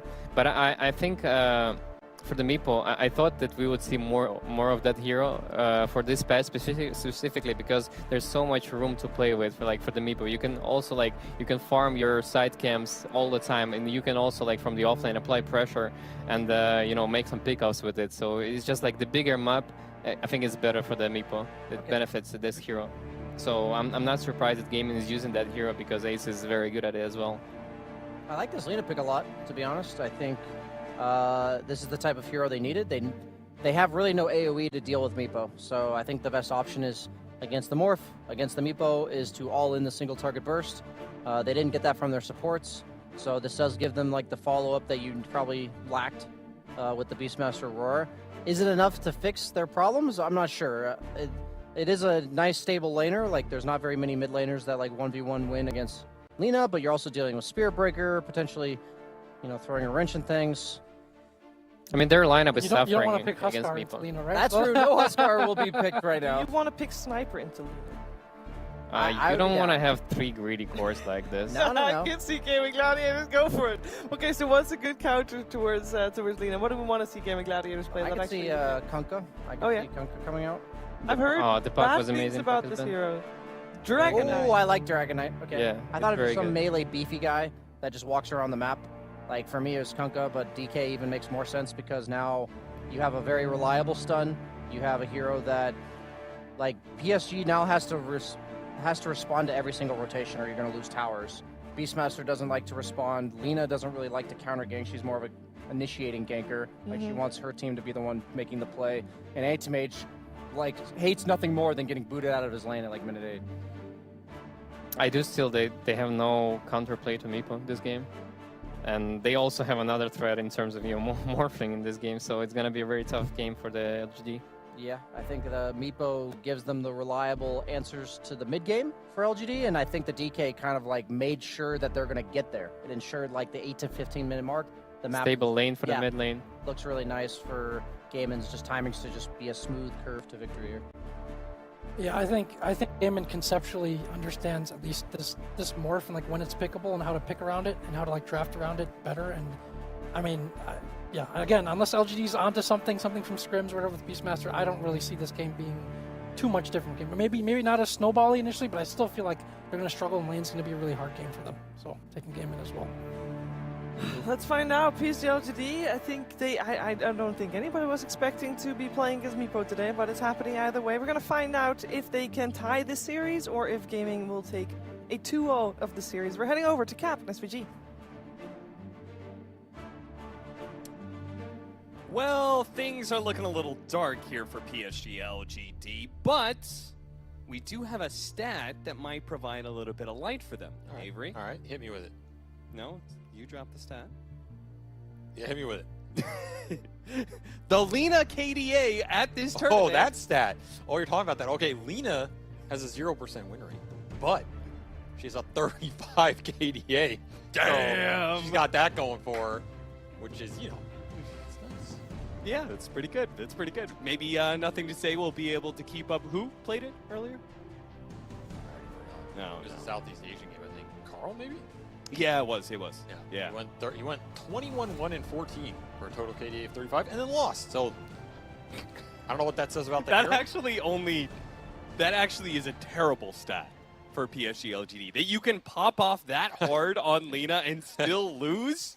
I think we're gonna need to see something similar, to be honest, because this looks like an absolutely free Meepo game. None of these cores do anything to him. In fact, the worst matchup for Anti-Mage, stats-wise, is Meepo. It's about a 10% difference, which is ginormous. That is, like, absolutely unplayable. AM has no ability to interact with Meepo at any stage of the game, really. Outside of maybe they can do okay in the first few levels on the lane. But then you're looking at the AoE from LGD, and it's axes and, like, an LSA. First Blood will definitely help, though. Yeah. NTS, please. Shiro's okay too. Yeah, I think Shiro's probably maybe your preferred because ultimately Shiro does have to get big enough that he could deal with the Meepo, so he needs to be able to get like Manta fairly quickly, right? But also he needs to be strong enough to contest the Morphling, which is part of the reason why we're seeing AM picked up right now. That was a very aggressive run by Tofu. He wanted this ward behind the tower. Maybe they probably want to do some courier sniping. Eliminate a lot of the regen off the AM Chen lane, especially if he can control the sentry battle, if he wants to block camps, things like this. It is a very nice ops. But he will pay with the first blood, the runes get traded out evenly. And this is also nice. They're getting a lot of damage on Ace. So this is really good for LGD. The way they can win this game is if they kind of do really well in lanes and remove the tempo from the Gaimin lineup with the Meepo and the Dragon Knight. The nice thing about the DK pick for Gaimin is it kind of forces Lina to stay mid, otherwise DK just takes your tower. And Lina doesn't want to stay mid versus DK. Lina kind of wants to go and like kill the Meepo once, or maybe cheekily kill this Morphling or control runes or something, or dominate a lane matchup. So that's where NTS, what he chooses to do this game is super important because Quinn will be ready to punish him on that mid lane with a free tower if he leaves it, and well, at least this is the first one. Yeah, that's true. You already got that first blood, so the tri-lane gank from Gaming Gladiators will get the kill on Y, but not the biggest loss in the world. It's kind of an interesting play from Gaimin. I mean, it's some decent XP into their supports, but because it's not first blood, it's not that worthwhile in a way, right? I feel like you're losing a lot of regen on Durachu during this period. You're giving 3 waves to Neo up here, and then when the breaker comes back top, like your pull is guaranteed. Block Planet got a free D ward and a block on the camps. I feel like LGD are really happy with that exchange overall because it puts their offlane in a really decent position. Do you think any part of that could be getting Dyrachio to 2 quickly? Like they don't want to take any experience from him? Maybe, but I don't think Dyrachio's levels are that impactful in this game. If there's one hero that LGD have answered, it should be the Morph. Okay. And I don't think the Breaker Morph can punish this Beastmaster lane.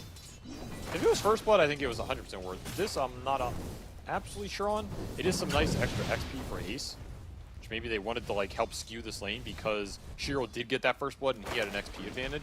Yeah, okay, I can kind of dig that. So they want to like shift it back a little bit at least so it's not as damaging down here. But Shiro he's going to have a fast start in this game. And that is a good sign for LGD as they want the AM to at least be as strong as possible so you can go fight the other cores in this game and stay away from the Meepo when the ransack eventually comes, as it comes for everybody. It's going to be ransacking a whole lot. It's a pretty free Meepo game. Okay, do you think that Axe Lina, though, can be an answer to Meepo? I mean, I guess. Yeah, right? It's like insane amount of single target damage. Sure, but there's a lot of heroes that do single target damage, and Meepo does not care about them. You just dig down, you get the Mega Meepo going. The one spell interaction I'm actually curious about is Disseminate on Mega Meepo. Oh. In theory, it's good, right? You have this like 5-6k HP body that gets disseminated sometimes, and Meepo never buys spell immunity. Yeah. So like Disseminate is guaranteed to just work on the Mega Meepo no matter what and just spread that damage around. So then when you're offloading all the single target damage into Mega Meepo, you don't actually feel that bad because it's getting disseminated. That kind of sounds interesting to me. Yeah, I mean, I think even without Mega Meepo, I feel like it's not the worst either. Just in general with the Lina, right? No, it's going to be a decent spell here. I would kind of be interested to see if Planet skills this game. Of course, his other skills are also very nice. I'm also curious if Disruption on Mega Meepo creates a Meepo with stats equal to the Mega Meepo. Oh yeah, that is weird. What the hell happens to that, you know? Mega Meepo Disruption. These are the things that I hope the Valve janitor thought of before he pushed that patch. I guess maybe we'll find out. I feel like it just creates regular Meepo illusions, but either way, I haven't seen a whole lot of Mega Meepo. Nobody. When we do see the Meepo, they'll get the shard, but I feel like it's still kind of mostly the old Meepo build. Maybe it's just because most of the time when the Meepo's been picked up, the game is over by like 30, 35 minutes, but it's definitely not a rushed item from any of the Meepo's that I've seen. NTS gonna try and block off that blood grenade. Ooh, that is a big kill for Quinn. Yeah, that is very nice. He's just a little too far up the river trying to get a water rune, and he has no help. Just goes down to level 1 fire. You're missing so many range creeps here too. Yeah, even Planet being pushed away so he can't even get the CS. He's going to try and pull the creep wave out from underneath the tower so the Lina can get here to get something, but Satan was one of them when he got denied, but this is trouble because now you're going to have a DK who hits 6 first, and you're going to have that gank back online for Gaimin if they want to try and take advantage of it. This DK is really creating some space for Gaimin off the laning phase that otherwise wasn't that good for them. Like, LGD is, for once, winning the lanes versus Gaimin Gladiators here. A tough feat for them all, I want to say all year, but they've only really been in 2 tournaments, so the last 2 events, they have accomplished it. Now you must do the other 10 things you need to do to beat this team. But that's step 1. Well, I think they got step 1, but simultaneously failed step 1.5, which was don't let Quinn get a lead out of his laning phase, you know? Like, maybe the other one, the other side lanes, but Quinn still has the momentum. Sure, but I mean, he's a Dragon Knight. I'll take him having a lead on a Dragon Knight over like a lead on a Huskar or a Leshrac or something. Yeah, I guess that's true. This hero's not that terrifying in terms of the rate of Snowball. I mean, Quinn has had some pretty strong late game Dragon Knight performance. Oh yeah, the late game DK is terrifying this game, but you have like some disruption for him. You can break him with an SD Ags later. You have some counter. I mean, I don't know. There's just a Meepo in this game. That's the weird part. Like, we're talking about all these things like LGD has to address them, but then there is going to be the Meepo that is the biggest problem of them all, and the hardest to address. Y has done a decent job with some of these creeps, though. He's running around with mana creep. He also sent his Harpy through the gate, so the Harpy's helping to win top here. Oh, that's it. So he runs around trying to mana burn mid and deal with this DK ult. He'll take it up for the boys. He says, "Get that mana burn going. I hope you remember what I did for you." Stick charge. Yeah, oh, maybe he's good. Tofu. Oh, they got him in the end. Oh, he got his courier with the DK illusions. Oh, that's nice. And he's going to pull the wave off to try and get this catapult killed, which will force Quinn to tank the tower. That level advantage coming in really big. Again, 3 heroes crashing mid for Gaimin. LGD having issues responding to this move in all the games. And NTS is just dead again, I think. They're going to go on him underneath the tower. These supports very poor at being able to immediately stop this kind of play. Maybe they can kill Quinn, though, with enough poison stacks. They're getting up there. Hits. Raindrop. Oh, it's not quite enough.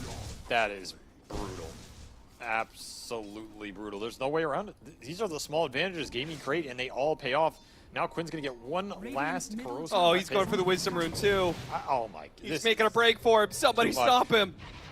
I mean, at least you're going to get the turnaround kill, but that was worth it. That was absolutely worth it because you're level starving a Chen and a Shadow Demon when they are versus a Meepo lineup. You're setting up the buffet that Ace is going to come in and use those meal tickets on. This early game was looking so good for LGD too. Yeah, and it's just already falling apart before the Meepo's even really a factor. Oh, he is rushing Axe. That's going to be the first time I've seen this. I mean, it is very strong. You get this fling, you get the Mega Meepo. It's a lot of damage, a lot of survivability. A lot of stats off the Ags as well. This item is not bad on it. I think the alternative build is like the Dragon Lances and the Blink. So if he doesn't feel like he needs the early Blink aggression, yeah, we'll see what he can do with this Ags.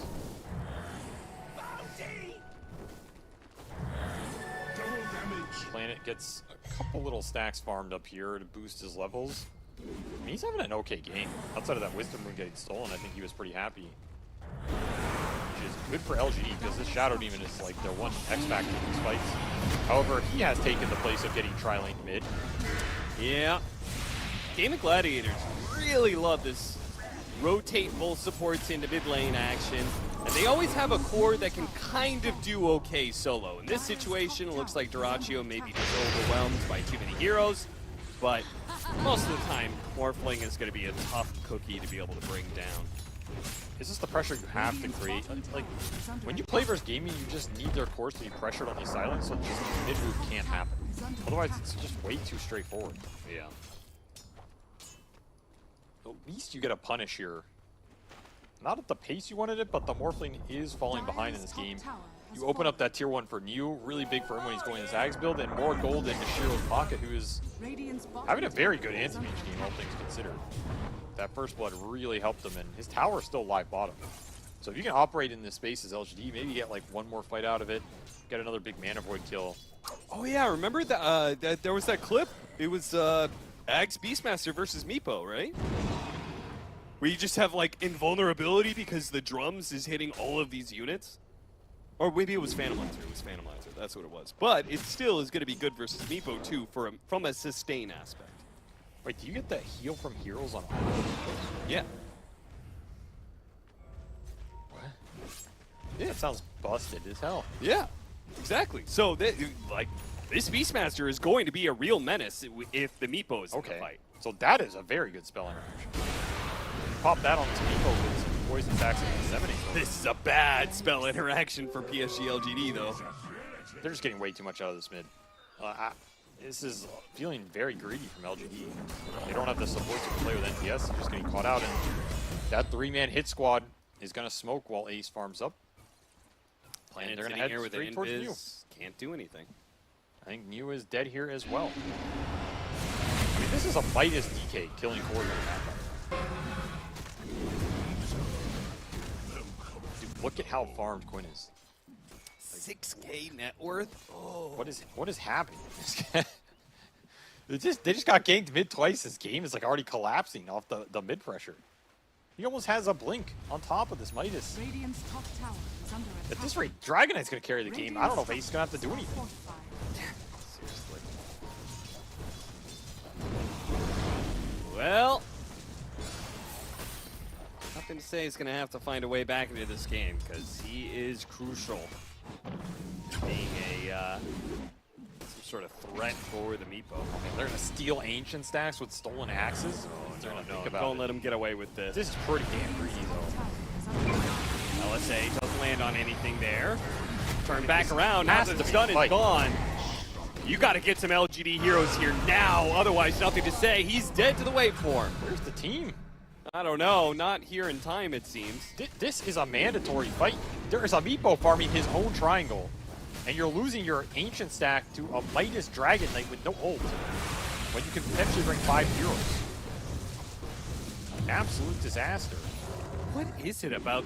Like, LGD looked so damn good in some of those Dream League games against other teams, but then, like, they just would get shit stomped by Betboom and Gaimin Gladiators. It's because their early game is not up to par. Like, that's where they lose these games. Betboom and Gaimin are probably 2 of the strongest laning teams in the world.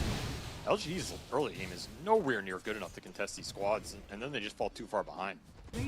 It's not just about the laning either. It's like the first 10 minutes. Are you contesting the power roots? Are you combating the ganks mid?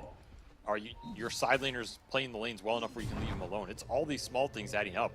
Like the wisdom rune steals, right? Sure. Yeah. And then you just get in these positions where these little things add up and these games start to feel really difficult. I mean, Quinn is just... He's almost doubling up your Beastmaster at 12 minutes. He has Blink and Midas and almost level 12. This is an insane pace for a hero that doesn't offer that much damage and should not have this sort of tempo. Dire Like, are scanning. LGD have not been close to touching the Meepo, by the way. There is still a Meepo. Dire's bottom tower is under attack. Yeah, he's also level 11. Yeah, he's also way above the anti-mage. LGD got to start to find something. This is spiraling almost in a worse way than game 1. Because game 1, you knew your lanes were going to get cheesed. Yeah. Here they did okay. It's just they haven't been able to make it boost. Their support duo has not offered a whole lot. It's kind of slow and low damage. You also don't have the same kind of high ground defense, and I also think that these heroes on the side of Gaimin Gladiators are capable of ending the game more, like, faster, more conclusively, you know? When Meepo reaches a certain peak, it's just like, it is over. Radiant's middle tower The high ground is definitely on the menu here. There's another quick 3-man smoke.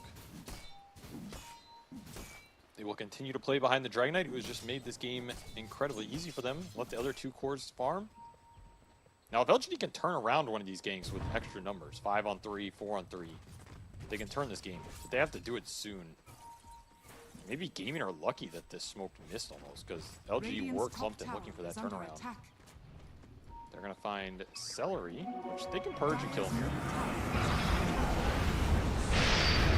Okay, good pick off. Nobody around from Gaimin Gladiators to stop this one. They almost look like they still want to fight, despite losing their Spirit Breaker. Yeah, Tofu. Shiro comes forward, tries to get him, but unfortunately the Spell Steal grabbed the Blink. It's an aggressive Blink. He does have Frost Armor from Ogre here. That's why Shiro feels invincible right now and trying to make something up for the team, but the lockdown is just not there. So Gaimin, they lose a hero, but they get the 5-man reaction while Dyrachyo clears through the enemy triangle. Yeah, when Shiro's trying to work on Battle Fury like that, joining in on any fight, he really wants it to be a part of the kill, but it just doesn't happen.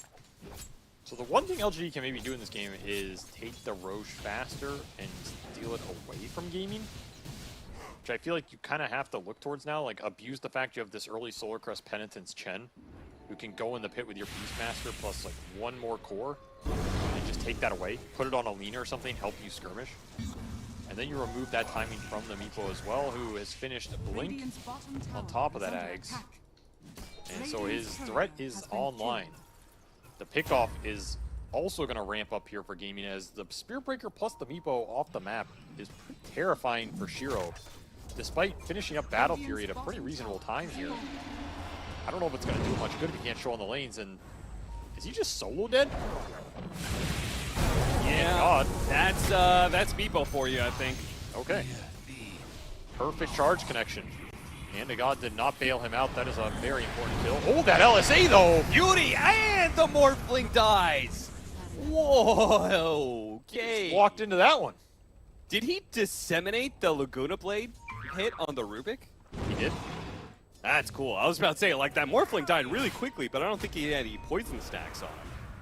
That was just the bouncing disseminate damage. I mean, he was super low morphed as well. He was like pure action. Yeah. But he did get disseminated for 90 magical damage. Wow. Wow, 90 extra. Did the tick. Well, that's a good pickup for LGD. And for NTS, who was having issues finding anything in this series. Need to watch that again. Yeah, so he hits him with both nukes. Dyrachyo, yeah, that's that final little bit of damage to kill him. Super nice. Exactly what you're looking for with the early Lina Morphling interaction. Get some revenge for your anti-mage here, because that map was falling apart, and they might find Ace. Meepo. Oh, that was the one with the blink. Oh no! Feels so bad. I think if that was any other Meepo, they can set that up with disruption into the Centaur Stomp. Yeah. Then again, he does have that Aghanim Scepter, so you catch that one Meepo, and then you do some damage, and then it becomes some monstrosity. By the way, that is Black King Bar done for the Dragon at 17 minutes here. Huh. Yeah. Well, good luck. Time to write another letter to Zhao 8, I think. Zhao 8's like, what do you want? I gave you Lina versus Dragonite this time. You can't complain about that matchup. Yeah, but he got ganked. So every time you get ganked in a mid laner, you can automatically complain. Well, yeah. Well, he can write a letter to his supports then. That's true. A lot of letters going to be written tonight. So LGD will have some early games to analyze here. Ag's done for you. We'll see how strong this interaction is. If Gaimin decide to clump up on him, they can save, bail him out. Frost Armor still being up for LGD is also pretty damn nice here in these early fights. This is kind of where they want to put something together. They have Drum and Solar Crest as well. And he is leveling the Disseminate on Planet. How do you start the... I mean, do you just walk in as new? You kind of have to bait somebody, right? Yeah. And turn around with the Disruption. I feel like he needed to go on the creep wave. Because otherwise, this becomes a little too obvious. I mean, keep in mind, Gaimin are still farming when this standoff happens. They have Dyrachyo showing bottom, and they have Ace farming up enemy jungle with his Meepo. This is the benefit of Meepo. You can be ready for the fight and still taking farm away from the map. LGD know this, so they're going to TP bottom and try and look for the pick off. They have a ward on Ace's Meepos down here. Can they get there in time, though, without being seen? This is a tough angle. I mean, this is super nice because they're walking through a ward with this smoke. Just So too Ace slow. might have thought he was okay, but no, he gets out. I guess they were exploring that area. They saw they were all gone from that corner of the map, so I think they had an inkling that they went through the portal. Rachio here, but it's not the setup running here. into it with a Chen. Yeah, it's not going to do anything. So now the opening for Roche exists for Gaimin. They'll walk into it and claim it here very quickly. That's a tough call from LG. I mean, if that smoke lands, you get the Meepo, then maybe you get the Roche off it too. It's just such a long route. The alternative, I guess, was manning up for the Roshan. That fight is a tough fight as well. But you needed one of the two. You got neither. You're going to settle for a tier 1 mid.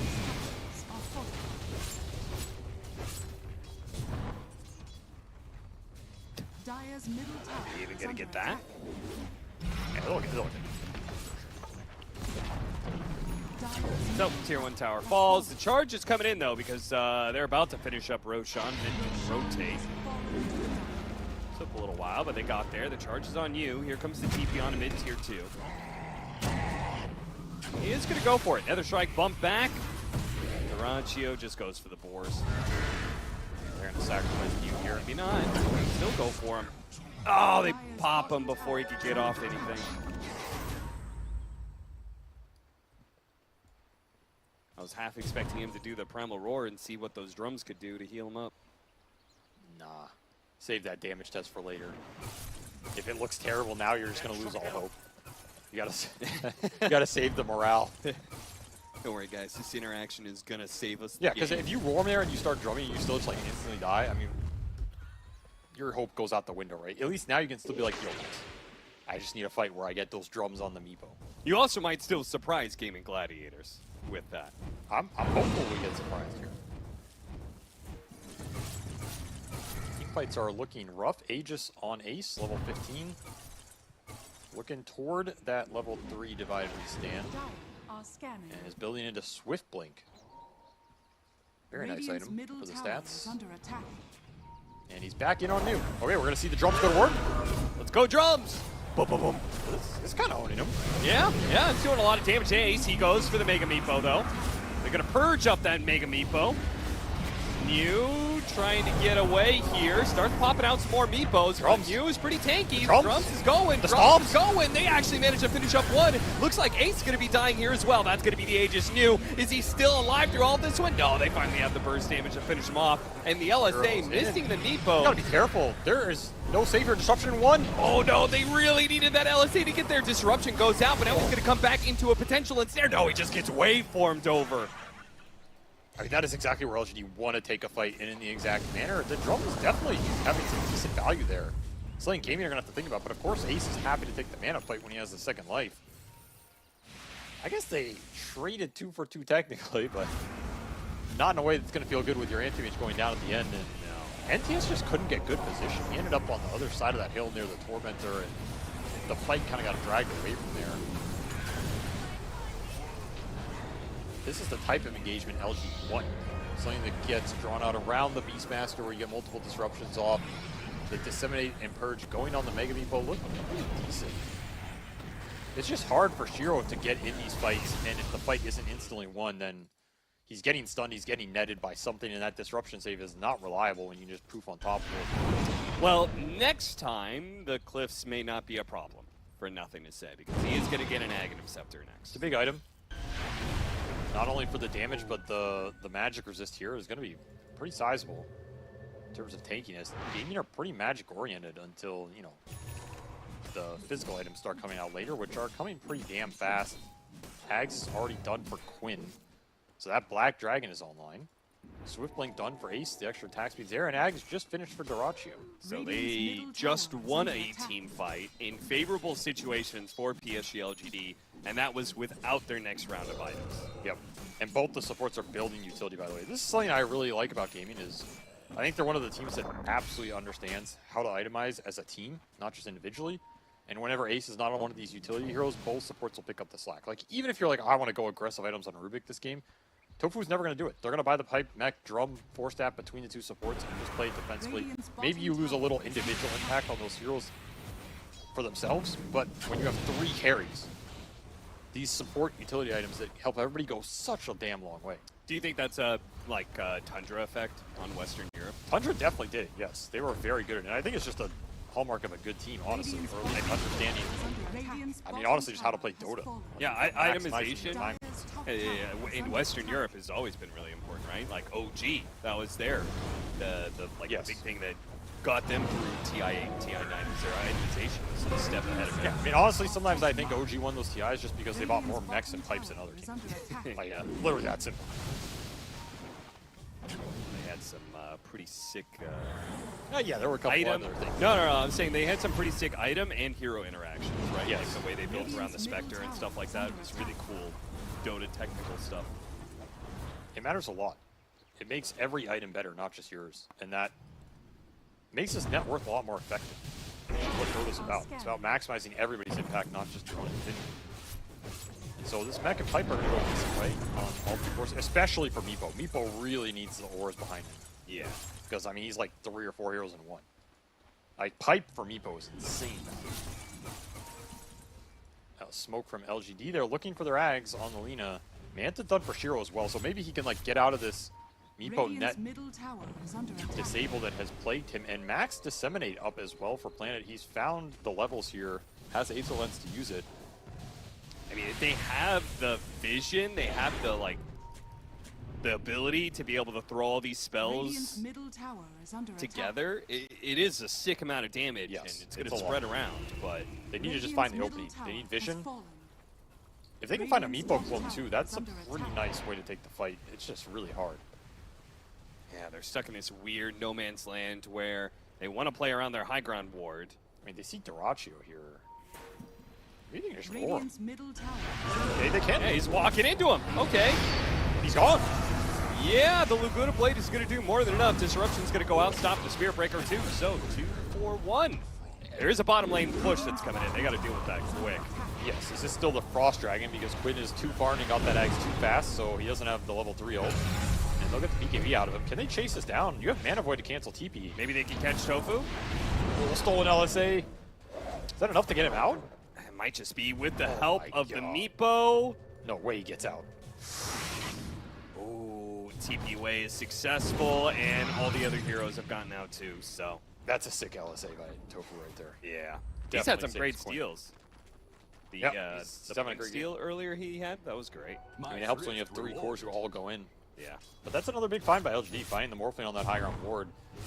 Honestly, their team fight doesn't look that bad if they can start the fight on a core, right? Because that core is basically dead. There's no hard save here for Gaimin. There's no Rubik shard up yet. And they're playing pretty greedy on the map, which often happens with Meepo. That part about their lineup, I think. I don't know, this game looks winnable in a weird way. Yeah. Like way more than the last one. Show me the win percent. What are the numbers in this game? Because I do agree. It looks like a possible comeback. I also think the LG heroes are deceptively tanky. Solid 25%. Yeah, that's pretty good. Like, you have Crimson Ags Beast, who's going to be healing and creating this barrier. You have the Anti-Mage with the resistances, which are not getting broken by anything. And then you have Shadow Demon, or you have a Chen buffing it all up, right? Yeah. They're going to test that tankiness here. Start mana burning him. That's trouble. That's big trouble. Oh, he gets off the disruption, but I think he gets out. Die. Oh, he actually got out. And he jukes him. Not far enough, though. Oh, no. Duracio's going to find him somewhere in the trees. He's out of Spots him, and yeah, I was about to say, he had to be completely burned out. I was surprised he had enough mana to be able to blink away in the first place. Gaimin just ready and waiting. Misstep a little bit, you get all your mana burned. It's a sad way to go. The Morphling turning into you and making you pay. And there's just not that save there close enough. Spacing for LGD was not on point.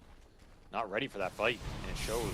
You have to be willing to turn that very fast. You also, like, really need BKBs in this game, but you just can't afford them. Yeah. BKB is another way you can counteract Meepo. It is very strong versus Hero. You remove a lot of his damage control and burst ability, but Ace already has Hex as well, so maybe that's not a foolproof solution here. If Gaimin start the fight on LGD, I think it's impossible. We need fights like we saw earlier where they find a core and just start with a roar or an LSA or something like this. Which is definitely not easy. Nothing to say is almost level 18. It's also very close to getting the mantle. But the chain stuff was just perfect. Maybe if Planet was able to get that at like the start of the initiation, could have been an okay fight, but Dire's bottom tower is under it's attack. called nothing to say. Radiant's top tower is Spotted there. So he's got a level 18. Isn't level 20 like Laguna Blade damage? Spelling. Spelling. That's a pretty big talent. I'm gonna try and go on you, but the disruption is there this time. But I don't think he enjoyed coming out of that. No. Radiant's top tower He did is it. under attack. That Meepo pick was pretty nasty.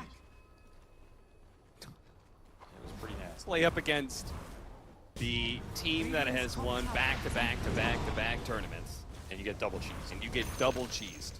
Yeah, that's a tough one. That's a tough one. AC done for Quinn as well, so you're gonna buff up the Meepos with the armor. Radiant structures. All right, let's see what LGD can do in terms of defense here. As Butterfly finish for Shiro, this is about as good as it's gonna get.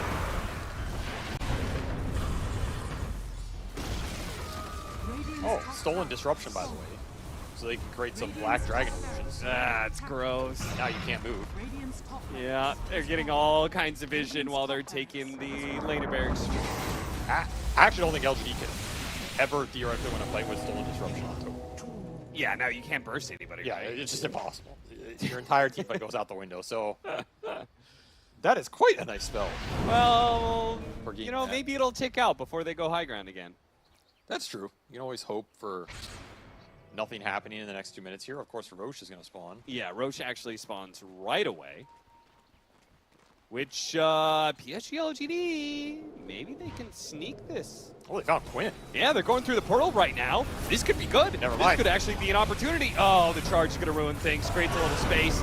Still a pretty decent fight. Yeah, though. Brother Roar going out. They finish off Tofu. That's all right. Quinn using his BKB, but not getting much out of it. Now, Y is going to be in trouble as Duraccio shows up. There goes that Laguna Blade to finish off the Spirit Breaker. Turning back in, Duraccio. Man to dodge. LSA doesn't get hit by that one. Playing the edges of the fight now, trying to kite this out, but Ace is going to start locking down heroes, and that's trouble unless the LSA, maybe they can fight the Meepo, trying to burn him quickly. The Mana Void's not going to be enough. He quickly hops away, but the charge was on him already. Now they got the Dragon Tail onto the Lina as well. Both the cores being controlled up, and Planet can do nothing to save either one of them.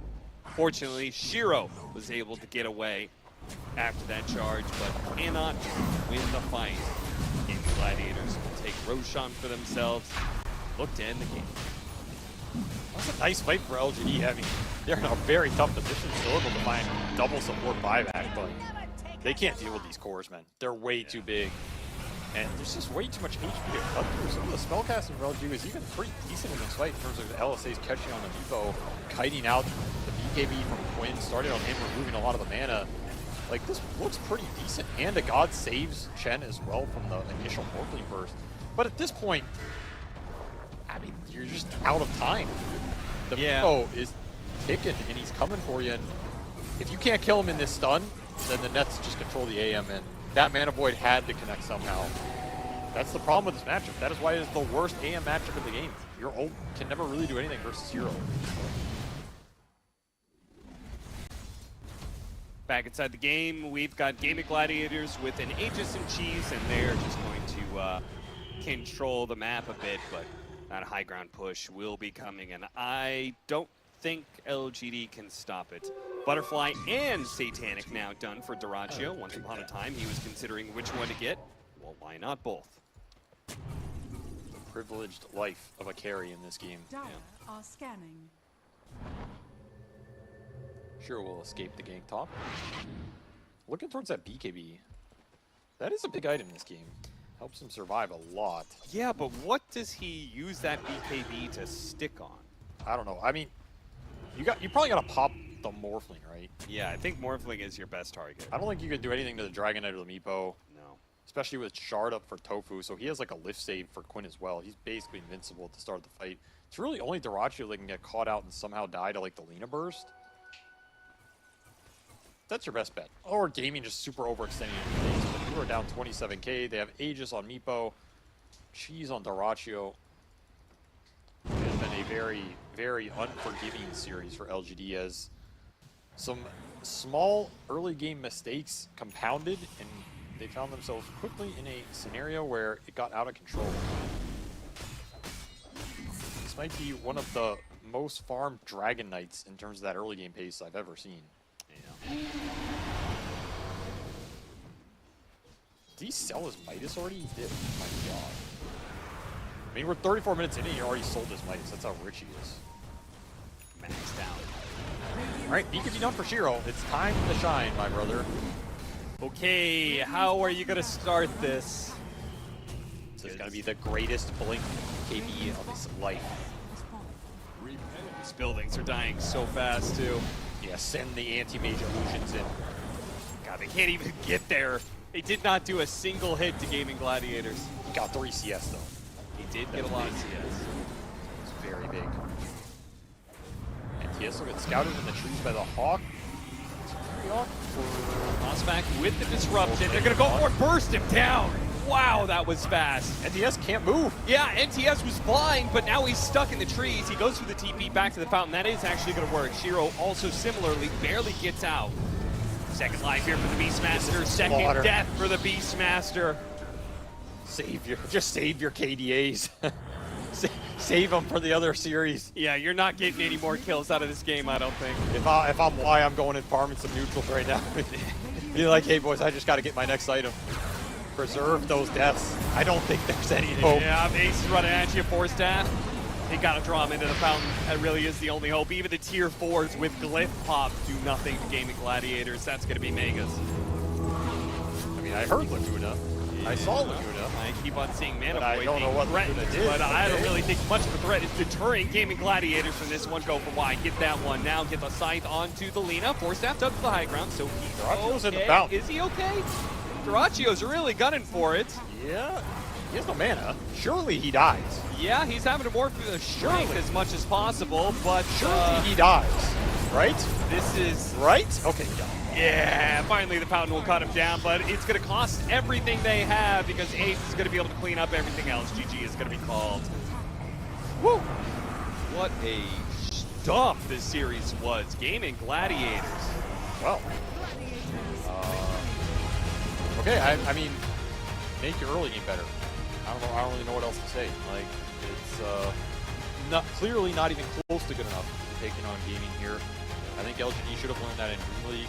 I mean, maybe they did. Like, this is still a relatively new team at the upper levels of international play. You can't fault them too much. Like, you're not going to come in and just have everything be perfect and have this giant flash in the pan that everything is working on all cylinders. So that is definitely the area that needs the most improvement here for LGD, and Gaming looking pretty solid. This is a scary team. You have to worry about the early game, you have to worry about the lanes, you have to worry about the mid game and late game, you have to worry about who's going to carry the game, who you're trying to answer, and you have to worry about the cheese picks on top of it all, as you got Huskard and you got Meatbode. I mean, is Ace Low and Druid coming next? Probably. It might just be. Gaming Gladiators are running with some serious steam, and they're pulling out the cheese everywhere, and it's only making them look scarier as time goes on, as they're coming into Bali, being champions already. I wonder if they're going to be able to make it the full 3-0. It's kind of looking like they're going to be serious contenders. PSG.LGD, though, a lot to work on as they end this series with a 0-2 against Gaimin. The trend continues. The trend continues, which is the trend that for the third major in a row, PSG.LGD and Gaming Gladiators are seated into the same group, and Gaming Gladiators 2-0s PSG.LGD. I do feel like probably this must have been one of the more dominating 2-0s that they've had against PSG.LGD.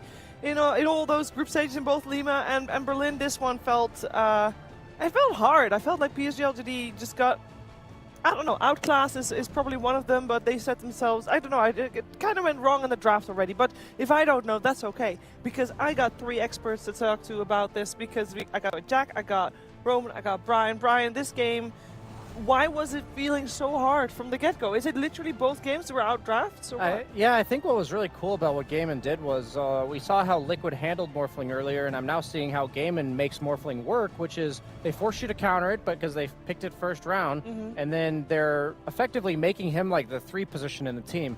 Both of these games, he's been third in the net worth amongst the Gaming Gladiator cores at like the 25-minute mark on Duraccio, and that's nothing to do with his hero. Like, they're picking carry offlaners and carry mids. They're picking Meepo and Pudge offlane. They picked Huskar and DK mid, DK with a Midas, which I really like because it like kind of makes your mid game timings a lot faster. It accelerates everything, and so yeah, I just think that they really had LGD's number because they had the Morphling. LGD had an idea of how to deal with it, and then it's just like, oh, it's just not the carry. Like, this isn't our win condition anymore. I like what you mentioned during the game. Is the heroes in which order they were picked. They were like second, third net first, and the first net first in the game. Like, Morphling was picked first. He was third for them. Then goes the Meepo, and then there was the DK first. But I mean, Queen was actually like so good in this game. He was like first net first on DK. He was winning Lina hard. They created so much pressure out of him on the mid lane as well. And it's like, I mean, his performance in this series was absolutely stunning.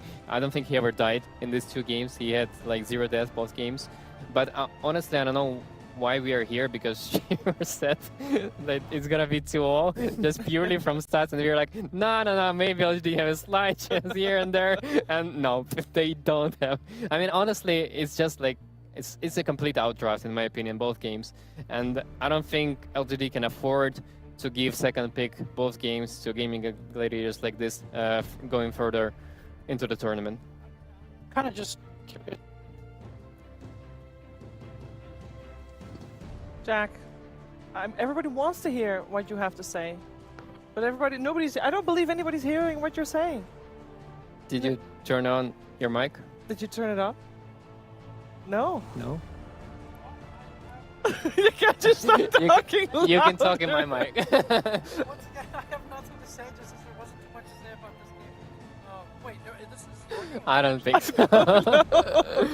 Alright, you can just sit there. We can talk. He'll just sit there. I mean, that's what we all did here. We all just sat here and watched Gaimin Gladiators demolish PSG.LGD, because it did feel like an uphill battle the whole way through. And indeed, it wasn't just Quinn that never died, also Ace never died. And, you know, the big chance, we heard our commentary team talk about it, the big fight where maybe there was a chance for a comeback, because that was all that PSG.LGD was waiting out for, right? That one fight that would allow them to get the comeback. And maybe there was a chance when they came through the portal on the bot lane for the Roche fight. Maybe that was a chance. And PSG.LGD, they got 2 kills, but guess what? They were on the supports. And that's just, like, they used everything on those supports, Roman, and then you just don't have anything left in the tank. Yeah, I also love the build from Ace this game. He went straight up for the X, and I thought it was kind of like a mistake, because you can go stats and they have like only single target lineup, so they can't really burst him. But like the way this Axe works is like, even if you commit for this one Meepo, he just puts it on his shoulder, and like there's no way you can deal with it anymore. Like, this is just brilliant. I love this. I love this pickup. Yeah, what do you think about that, Jack? No. Yeah. Jack, you just embrace it. You're here for the icon. He's all good. We got standings on our screen first, though, because there was, of course, a series in Group B. Better yet, it was the final series of Group B. All the series have now concluded. Gaimin Gladiators with the series, they 2-0'd. Both of these teams started as a 4-2, so now 6-2 for Gaimin Gladiators, where PSG.LGD will now be 4-4, tied with Nouns for 4th, 5th. And they'll have to see if they can climb their way back to the top 4 tomorrow. Top 4 is, of course, where you want to be, because that is upper bracket, whereas 5th, 6th is lower bracket, so you're not eliminated, and bottom 3 is a little bit rough. I do want to touch upon the games that we haven't watched in a little bit, because, of course, we see a couple of teams struggle really hard, especially in Group E, both EG and Bleed struggling quite a bit there. Brian? Yeah, I had heard that EG was looking a little shaky in scrims, so I had imagined there's just something going wrong with this team towards the tail end of Dream League, because they looked pretty solid in the group stage 1, and then as the tournament progressed, I feel like it's been like a gradual decline. Maybe this new patch, they're struggling to find ideas, but one thing I would like to highlight, because coming into this tournament, people were questioning, is Western Europe still the strongest region? I don't know, I feel like they were probably all like on vacation in Hawaii or something during Dream League, because I'm looking at the top 3 teams in each group. 4 of the Western European teams out of 4 are in there on both groups, so dominating once again. I mean, this is Eastern Europe and Western Europe, literally top 6 teams in the tournament right now. And Nouns, 4-4, baby. Let's go, NA. We did have, I saw on social media that Matthew from Evil Geniuses is having quite the stomach bug at the moment, so he's struggling health-wise a little bit. So maybe that also has an impact on their performance. We'll see if they can climb back up a little bit later on. But Roman, tomorrow there's another full day of Dota 2, and here's the schedule for it. It's gonna be hard to find your attention because this is only the schedule for the mainstream. There's of course 4 streams going on at the same time. But Roman, imagine you only had the luxury of watching one game. Which one would it be? I mean, you already want to know what I'm watching. 9 Pandas against the Betboom. Wow! But I'm shocked. I mean, the Betboom are looking like super solid right now. They removed me. They finally got these, pure.